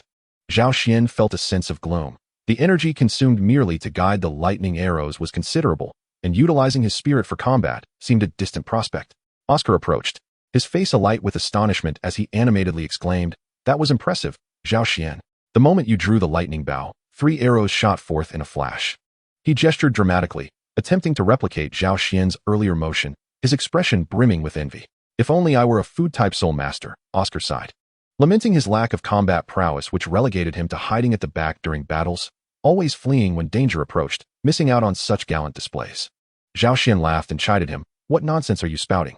Your talent is something many soul masters would envy. A support-type soul master with innate full soul power is truly one of a kind throughout history." At that moment, Tang Xin joined them, furrowing his brow in confusion as he asked, "Xian, what is this thunder you wield?" Hearing this, Oscar, Ma Hongjun, and Dai Mubai perked up, intrigued. The purple gold lightning was indeed terrifying. Could it be Zhao Xian's second martial soul? Zhao Xian wore a troubled expression, feigning distress as he replied, "I do not know. This ability emerged suddenly. Last time, the master thought it was my martial soul, but when he attempted to attach a soul ring to it, the ring dissipated upon contact. Such a phenomenon exists." The others widened their eyes, as if they were hearing an outlandish tale. Could there be powers beyond one's martial soul? They were perplexed, marveling at Zhao Xian's extraordinary fortune. "Well, I have a mushroom sausage," Oscar nodded, promptly conjuring one. The next day, the familiar bell rang, prompting everyone to hasten from the dining hall to the playground. 7 days, neither long nor short, had passed, and everyone had sufficiently rested. Though they had not relaxed their training during these days, it was far less grueling compared to the torturous 3 months prior. While those 3 months had been arduous, they also bore fruit, with each person making some degree of progress. In the early morning, as life began anew with the sun rising just above the horizon, a palpable warmth filled the air. On the playground, the little monsters of Shrek gathered, with the master and Dean Flinders standing before them. Indeed, the master nodded, affirming their understanding.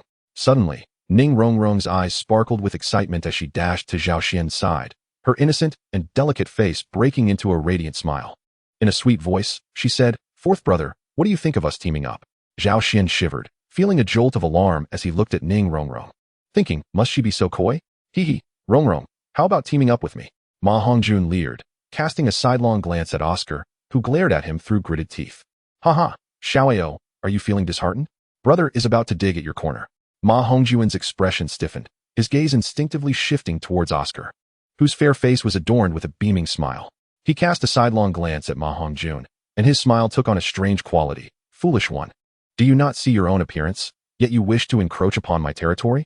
Returning to the girls' team, Ning Rongrong observed the fervent gaze of Hermione, as if she were about to devour her, and she chuckled softly before enveloping Hermione in a hug.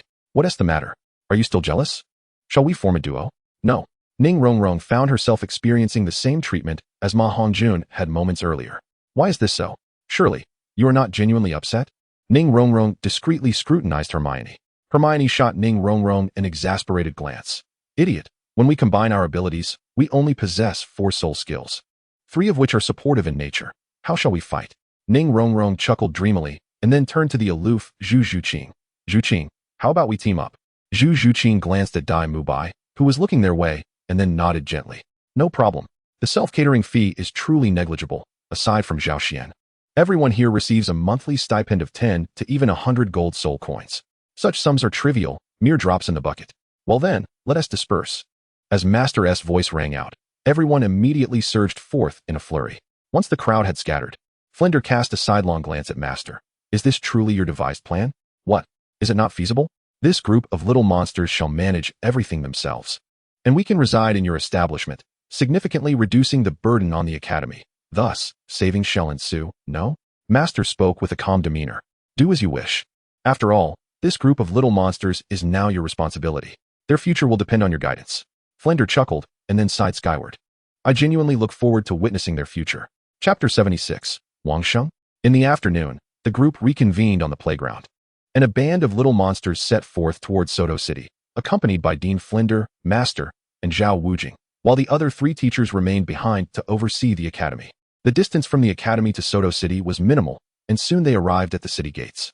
Sodto City remained vibrant and bustling, adorned with splendor.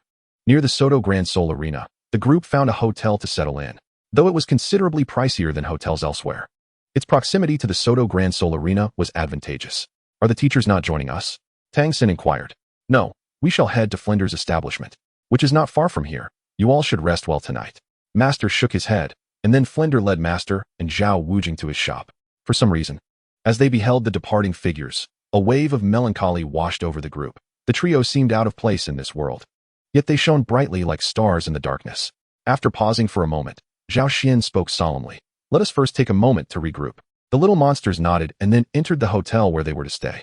After tidying up their belongings, Ma Hongjun hurriedly dashed out, recognizing the lecherous grin that promised mischief.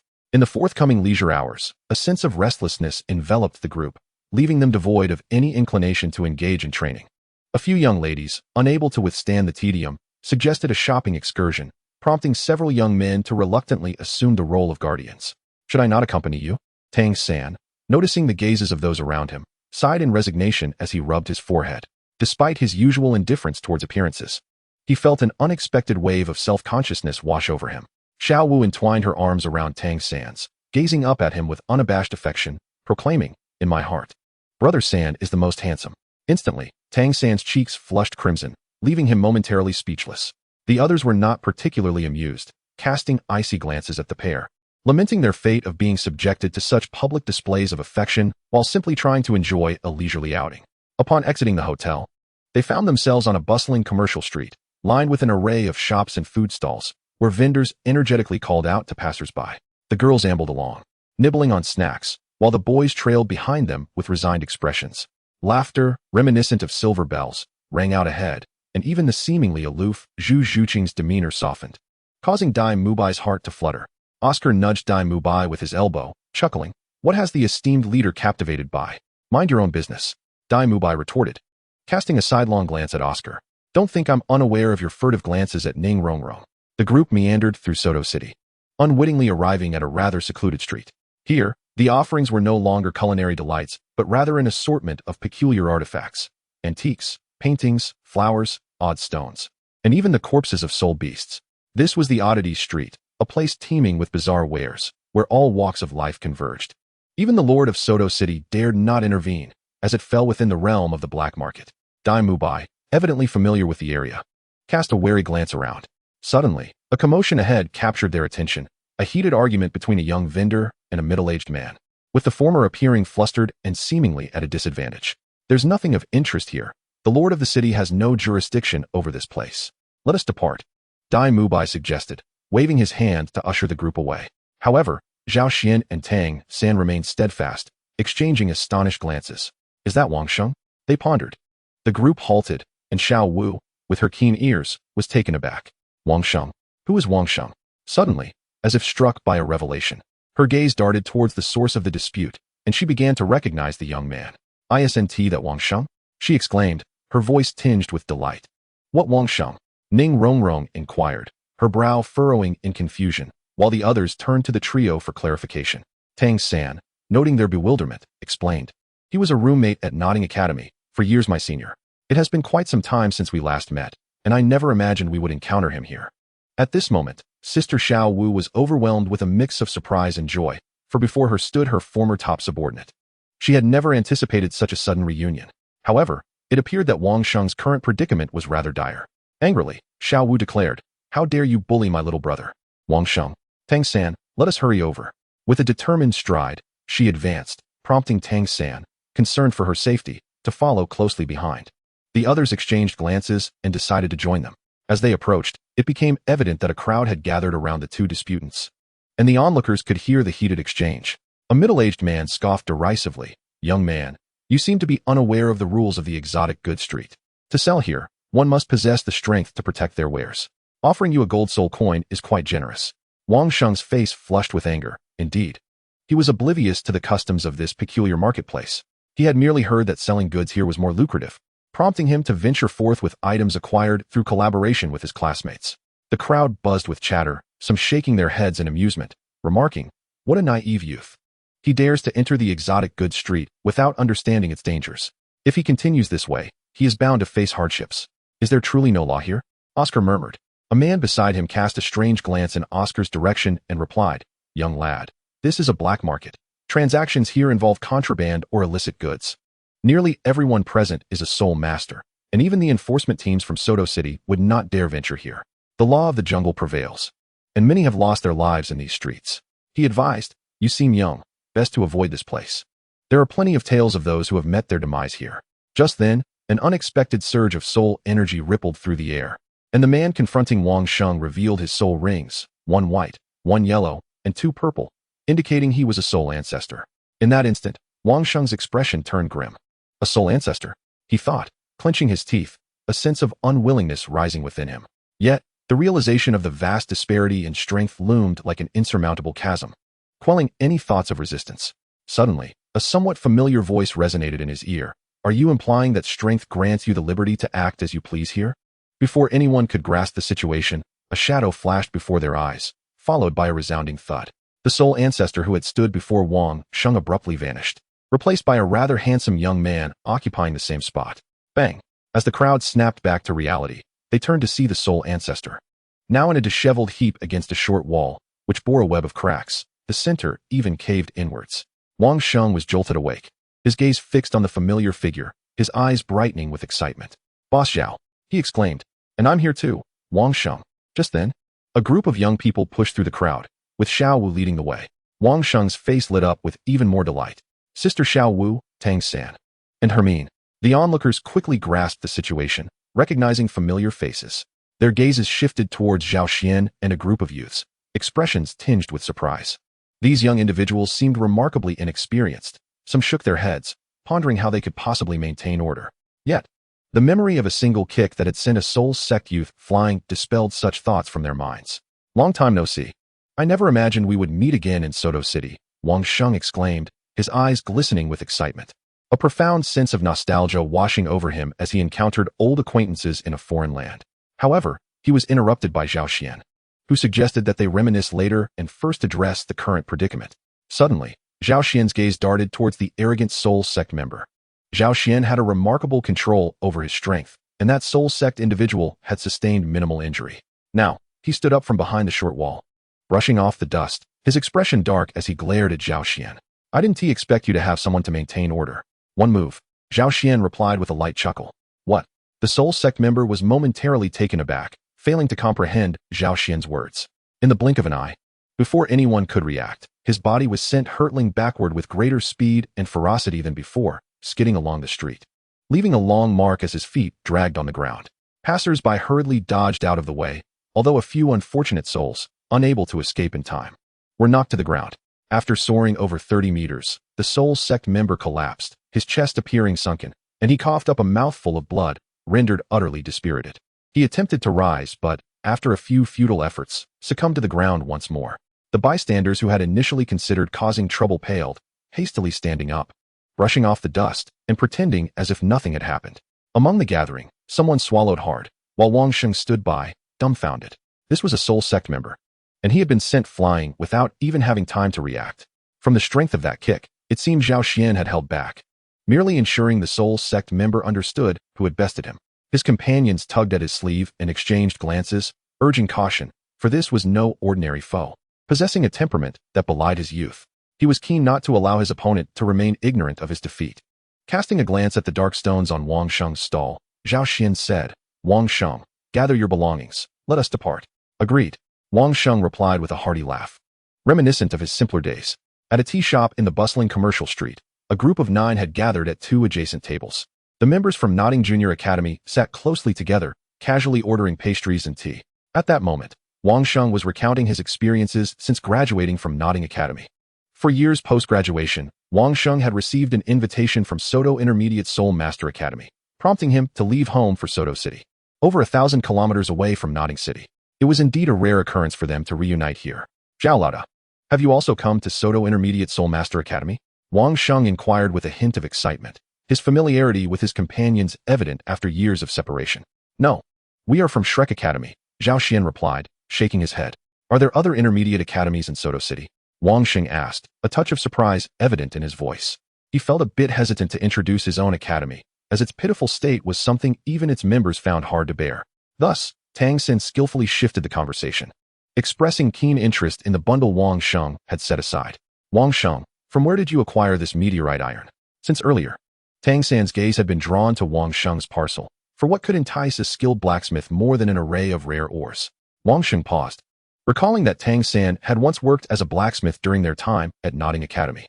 He placed the bundle on the table, opening a corner to reveal the ore within. The ore was a deep black, its surface adorned with a few glistening particles. Although ordinary blacksmiths held little esteem on Douluo Continent, those capable of forging divine weapons were certainly an exception. Likewise, while common ores may lack value, rare ores commanded a high price. Naturally, meteorite iron belonged to the category of precious materials. This ore seemed to have undergone intense thermal processing, possessing a hardness that surpassed even refined iron. Upon catching sight of the exposed meteorite iron, even Zhao Xian, seated opposite Tang San, sensed the fervor in his eyes. Zhao Xian couldn't help but smirk. Indeed, this fellow was the son of a blacksmith, his passion for such materials ingrained in his very being. "This is star meteorite iron," Tang San murmured, his gaze ablaze with excitement. "Star meteorite iron? What is that?" Wang Sheng inquired curiously. He had stumbled upon this meteorite iron during an adventure with his companions, initially assuming it to be merely ordinary meteorite iron. Now, it seemed far more valuable than he had imagined.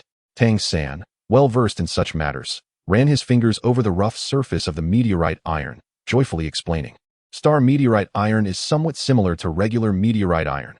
However, it contains remnants of unburned extraterrestrial substances, much like these glistening particles on the surface. These act as a unique catalyst. When extracted, they can be added to more challenging ores during the smelting process, facilitating the melting. Interestingly, the true worth of star meteorite iron lies not in the iron itself, but rather in these extraordinary extraterrestrial materials." "I see," Wang Sheng nodded, though he didn't pay it much heed, as he was neither a blacksmith nor a wielder of weapons. Thus, the star meteorite iron held little allure for him. At that moment, Tang Xin suddenly lifted his head, a serious expression on his face. "Wang Sheng, how much are you selling this star meteorite iron for?" "I would like to buy it." Wang Sheng was momentarily taken aback, then hesitated. "Originally, my companions and I planned to price it at 300 gold soul coins. However, since it's you, third brother, I'll let it go for 200. Tang Xin smiled. "Let us stick with 300. I can afford a few gold soul coins." Wang Sheng looked at Tang San in astonishment, surprised to learn that Tang San had become quite wealthy. Zhao Xian explained, "Little San is now a soul master, receiving a monthly stipend of 100 gold soul coins, so he certainly is not short of money." Upon hearing this, Wang Sheng was taken aback, causing the pastry in his hand to tumble onto the table. "Is San now already a soul master?" he exclaimed in shock. A hint of bitterness crossed his face. Being 4 years older than Tang San, he had only just reached the 19th level, still hoping to break through to a great soul master this year. How could it be that Tang San had already ascended to the 30th level? It was truly infuriating to witness such disparity among peers. Tang San sighed and shook his head, a trace of similar bitterness etched upon his features. "This is nothing. After all, Little Xian is already a soul sect." Wang Sheng felt as though a sharp sword had pierced his heart. Tang San's words struck again at his fragile spirit. He had always known that Zhao Xian was quite extraordinary, but he never anticipated that he had already reached the soul sect. Perhaps he should have foreseen it, considering the previous soul sect had not been Zhao Xian's match. Nevertheless, such combat prowess seemed exceedingly formidable, even within the same rank. He could vanquish opponents with a mere kick. If memory served him correctly, wasn't Zhao Xian still under 13 years of age? Truly, Zhao Xian was impressive. Wang Sheng managed a bitter smile. Zhao Xian chuckled lightly. "Oh, it's nothing extraordinary." The others at the table fell into a contemplative silence, and even Dai Mubai and the others nearby became subdued, feeling an inexplicable sorrow. "Brother, please stop. If you consider this ordinary, what are we to do?" After reminiscing, the group finally parted ways. The evening was drawing close, and after spending an afternoon indulging in tea and pastries, they were not particularly hungry. Oscar, wearing a lewd grin, remarked, "Will this guy wake up tomorrow as a soft-footed shrimp?" Dai Mubai glared at him, admonishing, "Oscar, refrain from such comments." Oscar nodded sheepishly, suddenly feeling like crying under Ning Rongrong's disdainful gaze. He wished to slap himself for such foolishness. He had just managed to build an image, and now it crumbled. Zhao Xian shook his head in disbelief, recognizing this as a classic case of no harm shall befall those who do not court disaster. Although this training was considerably easier, it was also perilously more intense. After all, this was competition. A moment's distraction could lead to injury. Maintaining peak condition was imperative, lest one be caught off guard by an opponent. On the following day, as the group participated in various competitions, such as 1-on-1, 2-on-2, and team battles, the scheduling was predominantly in the evening. These formats lent themselves well to strategic gameplay, making them ideal for public viewing. Those who worked during the day could only attend in the evening. Consequently, the Sodto Great Soul Arena arranged the majority of these strategic matches for nighttime to maximize profit. Unlike the indiscriminate competitions Zhao Xian had previously participated in, which were more dangerous and bloody, these events typically attracted wealthy merchants, nobles, and soul masters, who had ample time during the day. Hence, such matches were frequently held at all hours. As dusk approached, the Shrek team entered the Sodto Great Soul Arena, a striking group of 12, notably because 9 of them wore masks. While it was not uncommon for soul masters to conceal their identities in battle, it was rare to encounter a team where nearly everyone donned a mask. Amidst the incessant chatter of the onlookers, the members of Shrek remained oblivious, for the master was delivering his instructions with utmost seriousness. The first rule is to commit yourself entirely. The second is to fiercely protect yourself. Do you understand? He stated gravely. Understood. The group replied in unison, their eyes ablaze with determination. As the one-on-one competition was about to commence, the little monsters hurriedly altered their titles to conceal their true identities before registering. Zhao Xian, observing the scene, made his way directly to the underground arena of Sodto, as there was still ample time before the team battle commenced, allowing him a chance to explore the underground soul arena. Upon Zhao Xian's entrance into the underground hall, countless gazes turned towards him, tinged with surprise. Is this the mysterious ink? Has he returned? His reputation had grown significantly in the Sodto underground arena after 2 battles, and many soul masters who had signed up for the indiscriminate competition felt their hearts race, hoping to avoid encountering this enigmatic figure. Chapter 79. The Queen of Flowers. Zhao Xian wore an expression of indifference, disregarding the murmurs of the surrounding soul masters. Indiscriminate competition, he announced as he approached the counter, addressing the attendant. Her cheeks flushed slightly, a hint of excitement evident. After all, this was the mysterious ink, a powerful soul master who had effortlessly triumphed against opponents of higher ranks. She had not anticipated that today she would be the one to receive him. Having heard tales of this mysterious soul master, who was still quite young yet possessed formidable strength, she pondered what lay beneath his mask. Stealing a glance at Zhao Xian, she was caught off guard when he turned to her, prompting her to hastily lower her gaze, her face tinged with embarrassment. Zhao Xian, slightly surprised, touched his own cheek, feeling the cold hardness of the mask. I haven't revealed my face. What could be her reason for such a reaction? He mused, glancing curiously at the attractive attendant, utterly oblivious to the innocent thoughts swirling in her mind. Is the mysterious ink truly a soul master now? He wondered. Has it only been a few months? How did he ascend so quickly? Was he not just at level 34? The soul masters in the hall, known for their keen perceptions, were drawn to the attendant's exclamation. Their attention now focused on Zhao Xian. Realizing her outburst had garnered the attention of many, the flustered attendant quickly apologized. I truly apologize. That's quite all right. Zhao Xian replied nonchalantly, waving his hand dismissively. Earlier, when Tang San and the others had changed their titles, he had taken the opportunity to reassess his soul power level, resulting in astonishment. His soul power had reached an impressive 44. The benefits from his physical transformation were still unfolding, and his soul power continued to grow rapidly. However, to avoid raising too many eyebrows, he had concealed part of the results during the test, settling for a recorded level of 41. Nevertheless, this revelation still left others in shock, considering that not long ago, Zhao Xian's soul power had only been 34. Have you truly become a soul master? The attendant inquired softly. Zhao Xian, with a clever glint in his eye, responded, yes, I had previously concealed my soul power. In reality, I was already at level 39 before, and I have been breaking through these past few months. Many eavesdropping soul masters sighed in relief, their eyes lighting up with understanding. So that was the reason. No wonder the soul power was rising so swiftly. It was unexpected that the dark-hued mystery was quite insidious. However, the opponents he had faced previously were all soul sect members, and he had not resorted to treachery against them. At that time, he was merely a soul venerable. It was astonishing that he had triumphed over 2 soul sections. Perhaps this time, it was the inability to conceal his soul rings that led to his exposure. The crowd buzzed with discussion, yet no one accused Zhao Xian of violating any rules, as his participation had been in indiscriminate competitions. Even in a fair one-on-one match, the adversaries he faced were merely soul venerables of the same rank. Your opponent has been determined. She is the Flower Queen. The Flower Queen? Such a title exists? Zhao Xian found the name rather peculiar. Nevertheless, the others fell silent momentarily. After a while, the hall erupted with an overwhelming murmur. The Flower Queen. She is one of the 3 Soul King-level powerhouses in the Sodto City Soul Arena. Has the dark-hued mystery just broken through to Soul Sect and now encountered a higher-tier opponent? One could hardly tell whether to consider his luck good or ill. Some looked at Zhao Xian with schadenfreude, while others expressed pity, as if encountering the Flower Queen meant certain doom for him. Indeed, it is the Flower Queen, murmured the counter-attendant before Zhao Xian, her complexion pale. It seemed she was also a fan of the dark-hued mystery, but unexpectedly, she had drawn a certain defeat. Zhao Xian remained unfazed. To be honest, he did not regard Soul King-level powerhouses with much concern. Yet, it appeared that the Flower Queen was truly formidable. A queen? Surely she must be a female soul master. Observing the counter-attendant, who looked somewhat dazed, Zhao Xian inquired, is the Flower Queen quite renowned? Her martial soul is called the Emperor Flower.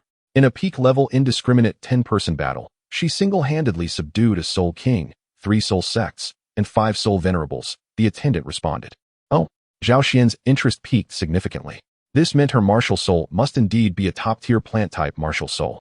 How intriguing, Zhao Xian instinctively murmured. For this was precisely what he desired, to witness more soul skills and martial souls, to meet more powerful or fascinating individuals. The counter-attendant, noticing his reaction, hastily exclaimed in caution, do not take this lightly. She is a Soul King-level powerhouse. He cast a bemused glance at her. How amusing. You seem more anxious than I. The one directly involved. The attendant's face turned crimson, and she softly replied, I am your fan. Zhao Xian was taken aback and then burst into hearty laughter. Surprised to learn he even had a female admirer. Just then, an announcement echoed through the broadcast, declaring Zhao Xian's title. Please, the dark-hued mystery. Proceed to Arena 12 marked in yellow. Hearing this, Zhao Xian strode confidently towards the passage leading to Arena 12. Behind him, the counter-attendant lamented with a worried expression. How bothersome. Why must I be on duty now? I wish to watch the dark-hued mysteries match. A middle-aged woman behind the counter gently tapped the attendant's head. If you're not on duty, who will pay your salary? Stay focused. Pouting, the attendant replied in a soft voice, Understood, supervisor. In the grand arena of Sodto. The moment Zhao Xian stepped out, his gaze was immediately captivated by a figure across the way. It was a graceful young woman adorned in an opulent red gown, exuding elegance and radiance, standing there like a resplendent red lotus, her serene eyes fixed upon Zhao Xian as he slowly approached. Zhao Xian felt a flicker of surprise. Was this not the same woman he had encountered during his previous visit to the Sodto Underground Soul Arena? In Chapter 80, titled The Imperial Flower, it appeared that every opponent he faced possessed an extraordinary allure, or rather, each soul master who managed to survive in the arena commanded a considerable following. As the only female Soul King among the 3 renowned Soul Kings of the Sodto Great Soul Arena, the Flower Queen's popularity was indeed formidable. The stands surrounding the combat arena were filled to capacity, with even the aisles crowded, a bustling sea of voices chanting in unison. Queen, Queen, we adore you, Queen. Zhao Xian regarded the scene with bemusement. These individuals resembled fervent fans from a bygone era, with the Flower Queen as their idol, transforming the arena into something akin to a fan meeting rather than a battleground. Countless spectators, including numerous women, gazed excitedly at the composed figure of the Flower Queen. Welcome, everyone, to the live event of indiscriminate competition at the Sodto Great Soul Arena. Today, we will witness a match between our undefeated Flower Queen and the rising star. Mose Xianji, the host's voice resonated, momentarily quieting the exuberant crowd. The Flower Queen has achieved an impressive 56 consecutive victories, making her the most successful contestant at our arena, while Mose Xianji has secured 2 consecutive wins, both against Soul Masters of the Soul Sect. Now that he has broken through to the realm of Soul Master, will he be able to once again prevail against the Soul King? Let us await the outcome. Upon hearing the host's words, many in the audience scoffed. While it was indeed challenging for a Soul Master to defeat a Soul King, it was not entirely impossible. However, to triumph over a Soul King as a newly ascended Soul Master seemed nearly unattainable. In the stands, there were not only fans of the Flower Queen. In fact, Zhao Xian had garnered quite a following as well. Before each competition, announcements would be made at the Great Soul Arena, drawing countless fans eager to support their beloved soul masters. When the long-absent Mo Se Xianji made his reappearance, the excitement among the audience was palpable. This was a soul master who treated adversity as commonplace, having defeated numerous illustrious soul masters from the soul sect with effortless grace, attracting a significant number of admirers. Yet, upon entering the arena this time, Zhao Xian discovered that Mo Se Xianji's opponent was none other than the Flower Queen, leaving many fans despondent and even causing them to forget their earlier cheers.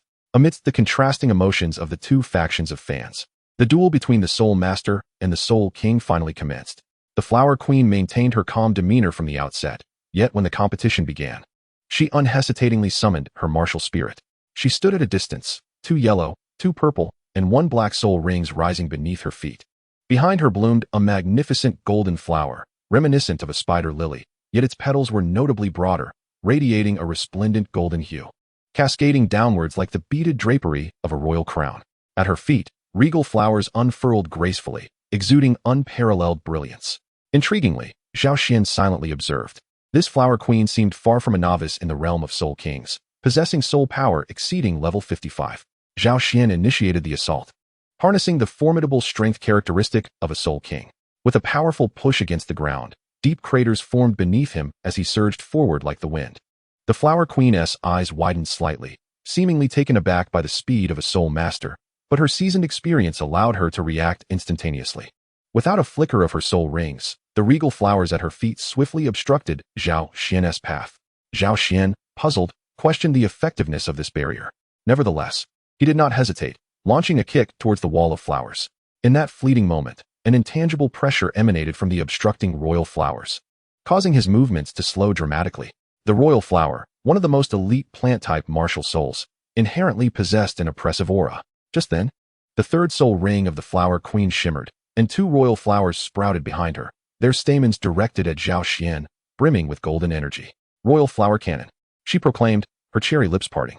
With a powerful burst, 2 streams of golden light shot towards Zhao Xian. Without a moment's hesitation, he swiftly employed his 3rd soul skill to evade, leaving an illusory figure that was instantly obliterated by the Royal Flower Cannon. The long beams struck the ground, emitting a hissing sound, leaving behind 2 charred marks, revealing the cannon's astonishingly high temperature. Turning his gaze back to the Flower Queen, this stately lady stood amidst a sea of royal flowers, solitary yet commanding, akin to a regal queen directing countless troops. Only misnamed titles exist, not misnamed monikers. A phrase suddenly flashed in Zhao Xian's mind. His brow furrowed slightly as he charged once more at the Flower Queen, yet she remained composed, seemingly indifferent to his advance. However, Zhao Xian, with his keen perception, sensed the petals of the royal flowers around her slowly lifting, aimed directly at him. Her 2nd soul ring flickered, and Zhao Xian felt a surge of soul power beneath his feet. Without hesitation, he sidestepped. A royal flower emerged from the hard bluestone, treating it as mere soil, its petal edges glowing with white light as it swept outward. The rushing wind testified to the sharpness of the petals, rivaling that of a keen blade. From below, royal flowers bursting forth, aglow with white light, though merely a century-old soul skill, could achieve effects comparable to those of millennium or even 10,000-year skills when one's strength reached a certain threshold. Zhao Xian evaded incessantly, seemingly experiencing such disarray for the first time. The arena was adorned with over 100 royal flowers swaying gracefully, their petals slicing through the air like blades. How could she possess such abundant soul power? Zhao Xian cast a perplexed glance at the composed Flower Queen. Were he not to unleash the strength of a Soul King, he would likely have succumbed under the might of an ordinary soul master long ago. As he extended his spiritual sense, an unusual revelation dawned upon him.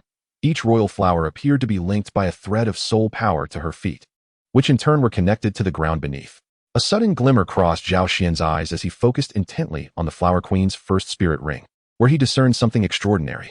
It seemed that her 1st spirit ring had already activated, its faint glow nearly imperceptible, which was why Zhao Xian had failed to notice it. With each flicker of this spirit ring, a peculiar energy surged from beneath the earth into the Flower Queen's body, replenishing her depleting soul power. What kind of soul skill is this? Zhao Xian was astounded. However, he understood that to disrupt this soul skill, he would need to force the Flower Queen from her stationary position. In the battlefield, the royal flowers resembled soldiers wielding swords, fiercely defending their queen. Given the overwhelming number of royal flowers, Zhao Xian found it immensely difficult to maneuver. Left with no choice, he employed his 4th soul skill, time stasis. Previously, this skill had replicated Li Yusong's 6th soul skill, dual domain. Upon activating his 4th soul skill, Zhao Xian's unique domain unfolded instantly, enveloping him in currents infused with divine thunder. Simultaneously, he activated his 1st soul skill, binding the Flower Queen in place. The previously composed expression of the Flower Queen shifted dramatically, her eyes reflecting a flicker of shock. How could a soul master's 1st soul skill restrain a soul king? She attempted to break free using her soul power, but found no point of escape. It was as if an invisible rule had immobilized her. A change stemming from the very essence. Zhao Xian surged forth with relentless momentum, surrounded by countless currents of energy, annihilating every royal flower that crossed his path with the unstoppable force of divine thunder. The ground lay in disarray, for the purple sky divine thunder served as heavenly retribution, possessing immense power over any entity of the 5 elements. Although the royal flowers were elite plant-type martial souls, they were not exempt from the punitive reach of the divine thunder. Though the Flower Queen was a stunningly beautiful woman, captivating countless admirers, Zhao Xian, a steadfast individual, did not hesitate to deliver a decisive kick. After all, this was an arena. Anyone standing before him was an adversary. Those who showed mercy to their opponents were fools. In the stands, countless spectators watched in wide-eyed astonishment. The Flower Queen's fans were particularly anxious, exclaiming, "Are you even a man? How could you kick such a beauty?" Conversely, Zhao Xian's previously silent admirers were now exhilarated, their eyes gleaming. Yes, exactly. It mattered not whether she was beautiful. Delivering that kick was undoubtedly the right choice. A flicker of urgency crossed the Flower Queen's eyes, but it quickly transformed into resolve. Though her body was bound, her soul power remained unrestrained. The 4th soul ring shimmered, and the expression of the Flower Queen became petrified. A radiant light erupted from her, and she transformed into a colossal emperor flower, the very trunk that Zhao Xian had inadvertently kicked. In the distance, a surge of soul power emanated, and from the ground emerged another enormous emperor flower. Its golden petals, initially closed, gradually unfurled upon breaking the surface. A graceful figure materialized, revealing the Flower Queen, who had shed her former guise like a golden cicada. Her expression retained its previous tranquility, though her delicate brows furrowed slightly with concern as she softly commanded, "Release." Within the colossal emperor flower before Zhao Xian, energy began to coalesce, aimed directly at him. This was reminiscent of the effects of the Flower Queen's 3rd soul skill. Yet this particular flower was larger and possessed far greater power. A torrent of energy, as thick as a wrist, surged forth, and even Zhao Xian, with his impressive physical constitution, felt an intense heat radiating from it. The immense flow of light ruthlessly surged forward, causing the very air to tremble. Suddenly, a portion of the audience turned pale as the energy blast from the emperor flower hurtled directly towards them. Many were left dumbfounded, their bodies trembling uncontrollably. They had witnessed the earlier attack, which was no thicker than a thumb, and now this beam, thick as a wrist, promised utter devastation if it struck. However, just as it neared the edge of the battlefield, a transparent, arched shield materialized. The energy beam collided with the shield, causing it to ripple like water. Yet it could not penetrate through. Within moments, the energy dissipated, and tranquility returned, as though the earlier peril had never occurred. Nonetheless, the terrified expressions of the audience bore witness to the reality of what had transpired. At that moment, the startled host received a prompt and hastily addressed the audience. "Ladies and gentlemen, please do not be alarmed. In every competition, we have specialized soul masters to ensure your safety, and what you just witnessed was the intervention of our soul master." In the corners of the arena, several figures hidden beneath black robes gasped for breath, exchanging wry smiles as they regarded one another. Who could have anticipated that a Soul King's battle against a soul scholar could escalate to such intensity? Observing Zhao Xian's effortless demeanor, one muttered, "Could it be that this soul scholar will actually defeat him?" This thought echoed in the minds of many in the audience. Some displayed expressions of urgency, urging, "Come on, Queen. You are a Soul King. How could you be defeated by a mere soul scholar?" Conversely, others expressed delight, shouting, "Go, Mo Xian." This roar was akin to a drop of water splashing into a pot of hot oil, instantly igniting the atmosphere. "Queen, go. Xian, go." The fans of both sides fervently cheered for their respective soul masters, and though Zhao Xian's supporters were fewer in number, the fervor of their energy matched that of the opposing side. Zhao Xian, who was vigorously attempting to uproot the colossal emperor flower, glanced around in bewilderment. Did he truly have so many fans? The battlefield lay in disarray, far more chaotic than in any of his previous 2 matches. Aside from the remnants of the regal flowers, there were traces carved out by the white glowing imperial flowers. Upon closer inspection, it became evident that the entire battlefield was devoid of any intact ground. Approximately 30 meters away from Zhao Xian, the Flower Queen wore a grave expression, her breath coming in shallow gasps. Zhao Xian suddenly noticed that the imperial flowers, which had previously escaped the ravages of divine thunder due to their distance, now drooped down, their white radiance gradually fading. Furthermore, the first soul ring of the Flower Queen had truly ceased to shimmer. Zhao Xian narrowed his eyes, and indeed, while the Flower Queen's first soul ability might lack offensive power, remaining stationary enabled her to draw energy from the earth to replenish herself. Much like ordinary plants, they can absorb energy from beneath the ground in addition to sunlight to facilitate their growth. Observing the Flower Queen, now stripped of her support, a smirk crept upon Zhao Xian's lips. It was time to conclude this battle. The Flower Queen stood atop the magnificent imperial flower, resembling a sovereign upon her throne, and from her elevated position, she could clearly discern Zhao Xian's expression. Her delicate brows furrowed, and she pressed her lips together in a display of distress that captivated her countless admirers. Zhao Xian had already unraveled the secret of her first soul ability. Without it, her second soul ability became utterly ineffective, much like a monarch bereft of soldiers, significantly diminishing her power. Nevertheless, a monarch remains a monarch, without formidable strength. How could she command respect? The Flower Queen swiftly masked her troubled expression, her exquisite features regaining an air of inscrutable calm. Her emerald eyes gazed steadily at Zhao Xian, and for the first time, she spoke, her voice as gentle as a spring breeze, warming the heart. In the past, even a soul king would find no advantage in her presence, yet Zhao Xian's soul abilities were so astonishing that even she, a soul king herself, could not evade the inevitable consequences. Truthfully, as Zhao Xian beheld the Flower Queen, he was struck by her captivating beauty, his gaze drawn to her with a sense of awe.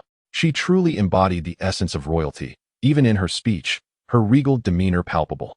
However, you are merely a soul master. Before I unleash my fifth soul ability, you may surrender, the Flower Queen stated calmly. Hearing her serene voice, Zhao Xian chuckled.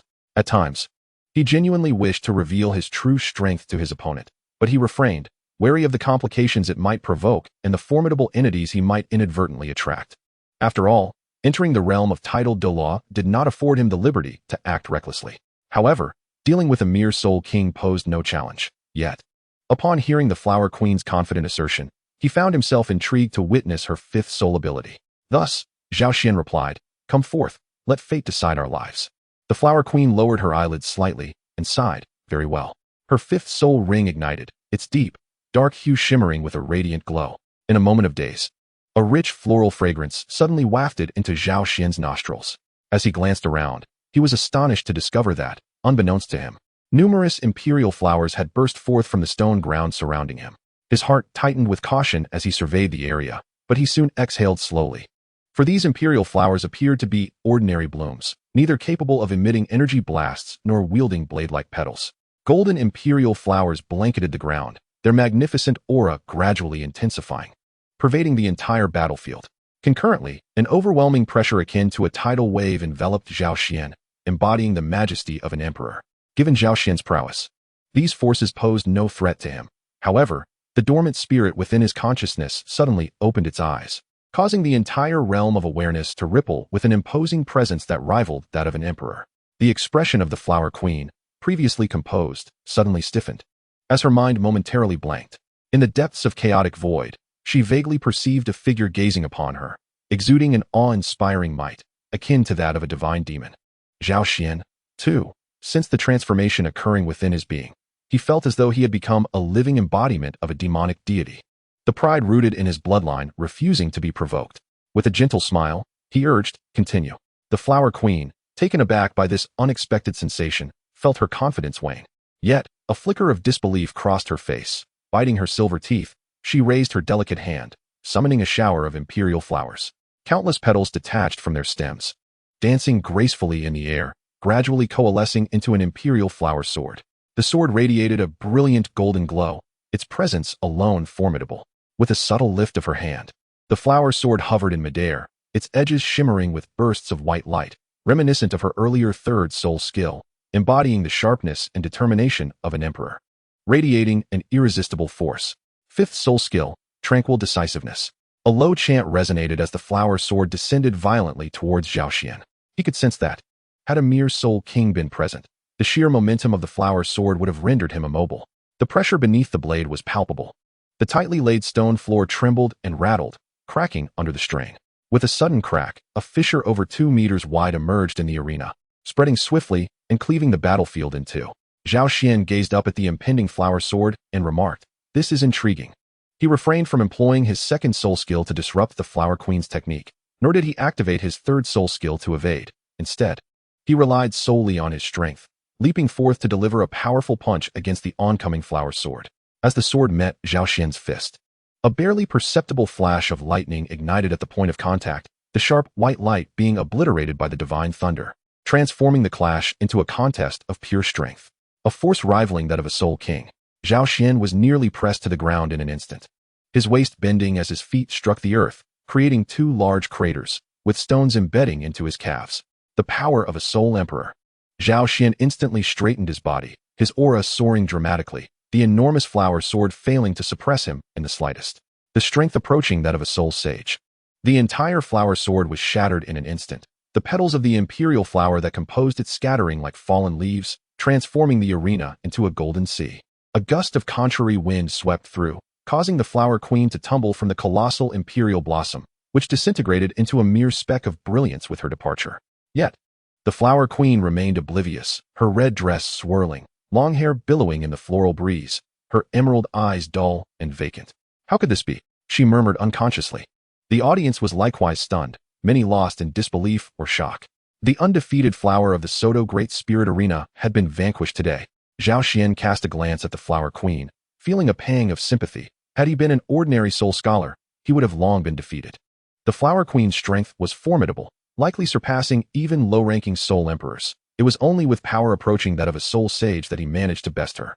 However, this did not imply that the Flower Queen possessed power near that of a soul sage. After all, he had merely utilized pure strength to counteract her 5th soul skill. As his words settled, the arena fell into a profound silence. Not only did the supporters of the Flower Queen struggle to believe, but even those backing Zhao Xian were taken aback. Today, a soul scholar triumphed over a soul king? The Flower Queen suddenly lifted her gaze towards Zhao Xian, dispelling the glimmer of disappointment in her eyes, and inquired, "Are you truly a soul scholar?" Zhao Xian smiled, gesturing to his 4 soul rings. "Indeed, without a doubt." Amidst the anguished cries of some audience members and the exhilaration of others, this battle came to a close. Chapter 83, The Flower Matriarch. As this uneven battle concluded, it was astonishing to learn that the novice soul scholar, Mo Se Xian, had defeated a powerful soul king. As news of this began to circulate among the departing audience, countless individuals were left in astonishment. Many ordinary spectators expressed their surprise, but the soul masters were utterly aghast. The soul scholar had triumphed over a soul king? Surely, this must be a jest. Some insisted vehemently that Mo Se Xian must have cheated.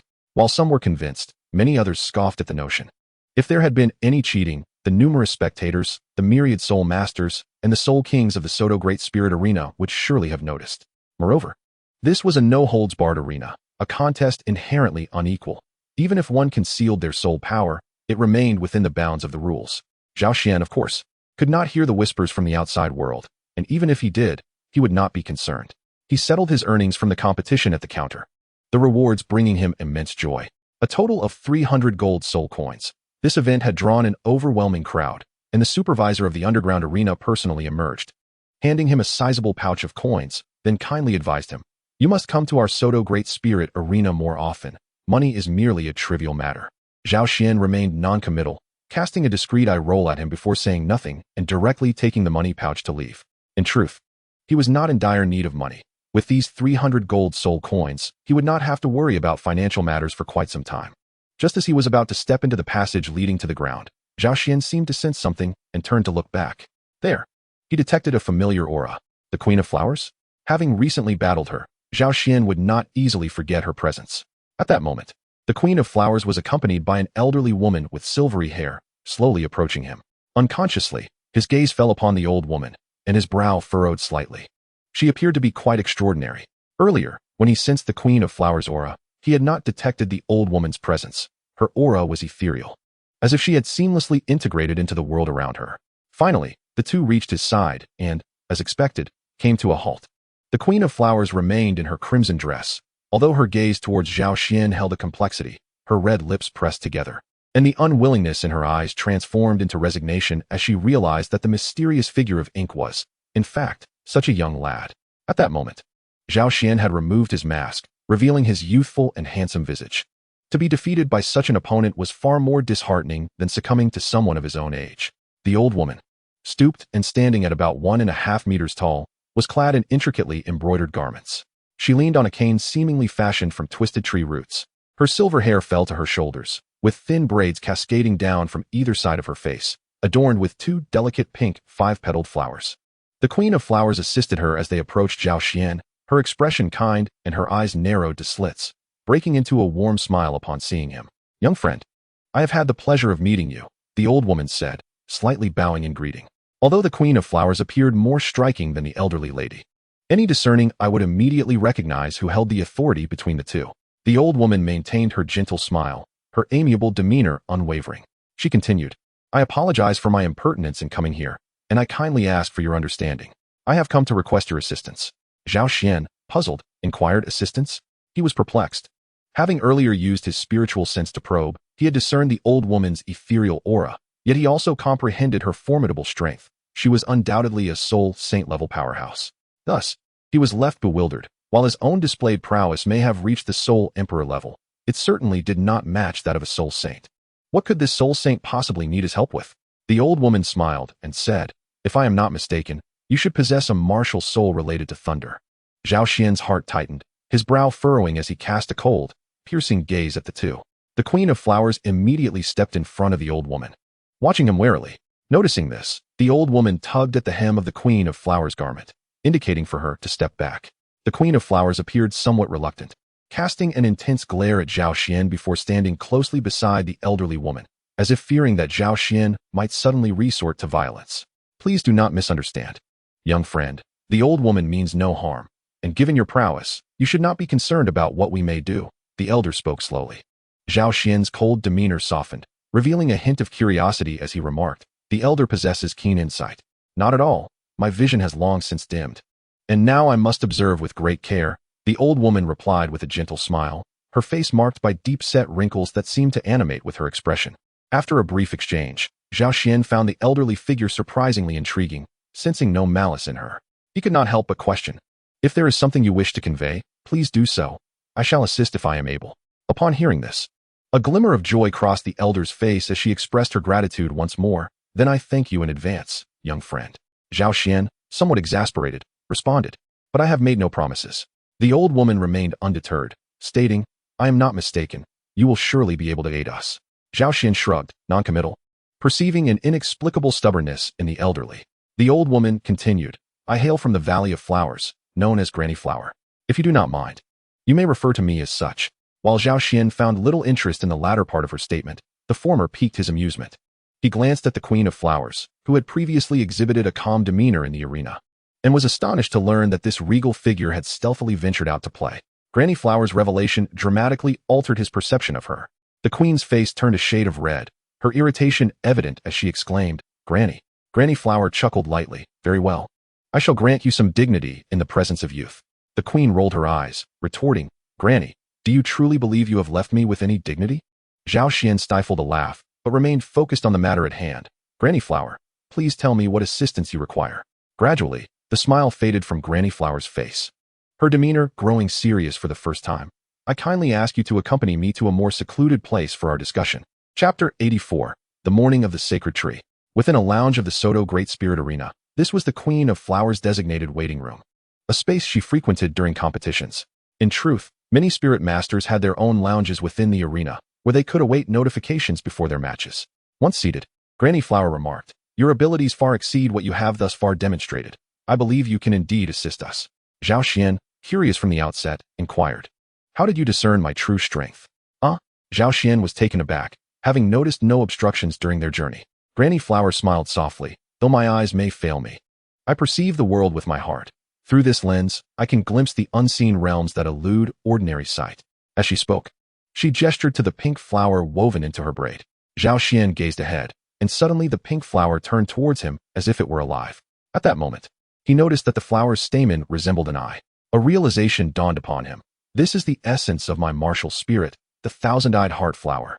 As the flower matron explained, "With this, I am able to perceive many things that ordinary people cannot. including the terrifying thunder hidden deep within you, my young friend. For the first time, a peculiar expression flickered across the flower matron's face, one of apprehension tinged with a hint of anticipation. Zhao Xian took a deep breath, marveling at the wonders of this vast world. Who would have thought that a martial spirit could serve as a means of sight? Realizing that the flower matron's interest lay in his purple cloud divine thunder, he could not help but inquire, "What does the matron intend to do with my thunder?" The flower matron replied earnestly, "To save the sacred tree of our flower valley." At that moment, the flower queen, who had remained silent for a long time, exclaimed, "Matron, surely you jest. Outsiders are not permitted to enter our flower valley." The flower matron smiled kindly. "Rules are rigid, but people are alive." After a sigh, she continued gravely, "Moreover, if we do not save our sacred tree soon, once it perishes, the flower valley shall follow suit." The flower queen pressed her lips together, her emerald eyes glimmering slightly, sealing her lips in silence. Zhao Xian found himself perplexed. Setting aside the nature of this sacred tree, why did the flower matron believe that his purple cloud divine thunder could save it? Thunder represented destruction. Once unleashed, it could obliterate all life. Fortunately, the flower matron elaborated, "Our sacred tree is a plant-type soul beast that has existed for 100,000 years. Zhao Xian shuddered, his eyes wide with astonishment. A soul beast of 100,000 years. Indeed, young friend, you heard correctly. It is a soul beast of 100,000 years, known as the wisdom tree, said to have been planted by the goddess of wisdom herself. Matron, are you jesting? A deity? Zhao Xian questioned in disbelief. Certainly, the flower matron replied, her demeanor serious as she nodded earnestly. Zhao Xian pursed his lips, his gaze flickering. The flower matron did not appear to be deceiving him. But could such divine beings truly exist in this world? Suddenly, a conviction arose within him. If he could be reborn, then it was not surprising that strange phenomena existed in this world, including deities. The flower queen interjected, of course they exist. This sacred tree possesses intelligence comparable to that of humans. Zhao Xian remained silent, disregarding the flower valley's ruler, whose age did not prevent her from frolicking about, and turned his attention back to the flower matron. The flower matron stated, no, the sacred tree is a rare plant-type spiritual soul beast, having developed intelligence rivaling that of humans since 10,000 years ago, capable of speech after 50,000 years, and by 100,000 years. Its wisdom is as immeasurable as the sea. Is it truly so miraculous? Zhao Xian could not help but exclaim, for this was astonishing indeed. Setting aside whether the wisdom tree genuinely possessed such formidable intelligence, the mere concept of a soul beast being capable of speech was enough to leave him astounded. Absolutely. The flower matron affirmed with conviction. Then why do you still require my assistance? Zhao Xian's gaze suddenly became resolute. How could such a formidable soul beast still require his assistance? Granny Hua took a deep breath and divulged this secret information about humanity. Each soul beast with a cultivation of 100,000 years continues to grow. Their power is not confined to the present moment. Although the sacred tree has achieved a cultivation of 100,000 years, its strength is perpetually advancing. Moreover, for soul beasts with a cultivation exceeding 100,000 years, every increase of that magnitude incurs a heavenly tribulation aimed at curbing this seemingly defiant act. It is said that once a soul beast surpasses the million-year threshold, it can ascend to divinity. Ascend to divinity? Zhao Xian felt disoriented. Everything in this world is not without foundation. Perhaps in his previous life, he was a skeptic. But since his reincarnation, everything has been challenging his former worldview, pushing him from the realm of science towards the enigmatic. Granny Hua continued, stating that when the sacred tree faced its tribulation, its uniqueness resulted in an even more formidable heavenly punishment. Although the sacred tree's power is on par with any titled Douluo in the world, the might of the heavens is truly terrifying. It remains uncertain whether the sacred tree has successfully overcome this tribulation. While the thunderstorm has dissipated, the remnants linger upon the sacred tree, preventing its wounds from healing. At this moment, Zhao Xian had gained some understanding of the overall situation. Yet he still did not grasp Granny Hua's intentions. What connection did this have with his purple sky divine thunder? Voicing his confusion, Zhao Xian inquired. To which Granny Hua replied, with my martial soul, I can sense the formidable thunder within you. Although it seems incredible, I feel it is even more terrifying than the thunder lingering on the sacred tree. In this world, distinctions exist between high and low, akin to the differences between ordinary martial souls and those of the highest caliber. The thunder you possess surpasses that of the tribulation. Thus I wish to see if your thunder can disperse the remnant tribulation on the sacred tree. Upon concluding her words, Granny Hua rose and bowed deeply to Zhao Xian. Then said, I kindly ask for your assistance for our flower valley. Regardless of the outcome, we will offer our profound gratitude. A momentary pause followed. And then she added with a hint of regret, however, if you are unwilling, we shall not impose. Zhao Xian, seated, furrowed his brow and fell into contemplation. After a long while, he stood and replied to Granny Hua, very well. Instantly, joy illuminated Granny Hua's face. Chapter 85, Flower Valley, Part 1. Having agreed, communication between the two became significantly simpler. Zhao Xian suddenly posed a question. Granny, are you not afraid of my potential betrayal against your sacred tree? The Flower Queen, seated nearby, stirred slightly at his words, seemingly dismissive of Zhao Xian's concern. She thought to herself, after all, this is the sacred tree. Even if it is wounded, it remains a formidable entity, and no matter how strong he is, he would not have the opportunity to harm it. The Flower Queen felt indignant, still nursing her grievance over being defeated by this young boy. However, Granny Hua held a different perspective. She could perceive the surging vitality within Zhao Xian's body, which deepened her understanding that what one sees may not always reflect reality. It was inconceivable for a mere soul cultivator to possess such abundant life force. This vitality far surpassed her own, and although it still fell short of that of the sacred tree, it was at least comparable to the strength of a soul Douluo. Kind-hearted, Zhao Xian chuckled softly, amused by the implication that he possessed a fundamentally benevolent nature. If my young friend has no objections, shall we set forth to the Valley of Flowers tomorrow morning? Granny Hua inquired. Zhao Xian pondered for a moment. Although he held a favorable impression of her, one must always exercise caution. Granny Hua's intentions were as deep as an abyss, leaving one unable to discern her true motives. This was merely her side of the story. What if it were a trap? Was the sacred tree truly benevolent or malevolent? There were many unknowns for Zhao Xian, and while he ultimately acquiesced, he could not proceed recklessly. Thus, he asked, Granny Hua, may I bring someone along? Granny Hua was taken aback, a hint of hesitation crossing her face. Is that person present here? If I cannot ascertain their character, I cannot risk bringing anyone to the Valley of Flowers. Our valley is small and vulnerable. Allowing an evil person to enter could lead to disaster. I hope you can understand. The individual is not here at the moment, but they are not far from Sodto City, merely a few kilometers away. Perhaps you have heard of him. He is known as the Jade Monarch. Zhao Xian replied with a smile. Then that is splendid indeed. I have heard of His Excellency the Jade Monarch. Granny Hua appeared to relax slightly before continuing. May I inquire where you are currently residing? We shall come to find you tomorrow morning. Zhao Xian provided the name of his hotel, and Granny Hua expressed her gratitude once more before departing with the aid of the Flower Queen. Once the two had left, Zhao Xian's gaze deepened again. He truly wished to encounter a 10,000-year plant-type spirit beast. Tomorrow, he would summon Elder Li Qing to join him, with their combined strength. Even if the Valley of Flowers harbored ill intentions, they would be capable of handling it. Two tidal Douluo-level powerhouses attempting to escape would likely leave no one behind, especially with Zhao Xian, a soul master whose abilities could be rather troublesome. After a moment of reflection, Zhao Xian made his way to the arena to seek out the master. At that moment, a 7-on-7 battle was underway, and Oscar was not participating. He and the master were observing from the sidelines. Zhao Xian approached the master and whispered, Master, please follow me. The master cast a curious glance at Zhao Xian. Noting the seriousness in his eyes, his expression sharpened, and without further inquiry, he tucked away his notebook and followed Zhao Xian to a secluded area. Flinder and Xiao Wu exchanged glances, feeling somewhat perplexed, with Xiao Wu muttering, What is this kid up to? Acting all mysterious. Once in a quiet spot, Zhao Xian recounted the earlier conversation to the master in detail. The Valley of Flowers houses a 10,000-year soul beast, the Wisdom Tree. He stroked his chin thoughtfully. The revelations shared by Zhao Xian were truly astonishing. He had previously been unaware of the secrets that existed in this world. Upon hearing Zhao Xian's account, he felt an overwhelming urge to immediately travel to the so-called Valley of Flowers. However, the master shook his head, uncertain of the dangers that might await in the valley. If he accompanied Zhao Xian, he could easily become a burden. The fervor in his eyes waned, and a bittersweet smile emerged on the master's face. Indeed, his lack of strength rendered many aspirations unattainable. He cautioned, If you truly wish to go, remember to take Lady Yujun with you. Do you understand? Understood. Zhao Xian replied with a smile and a nod. The following day, Granny Hua, accompanied by the Flower Queen, arrived early at the hotel where Zhao Xian was staying. The breathtaking beauty of the Flower Queen nearly left Ma Hongjun and the others in a state of awe. How could Zhao Xian possess such extraordinary luck with women? Hermione narrowed her eyes suspiciously, casting a wary glance at the Flower Queen, questioning her origins. The master had not disclosed this matter to anyone, and before their departure, he reiterated his warnings. Exercise utmost caution.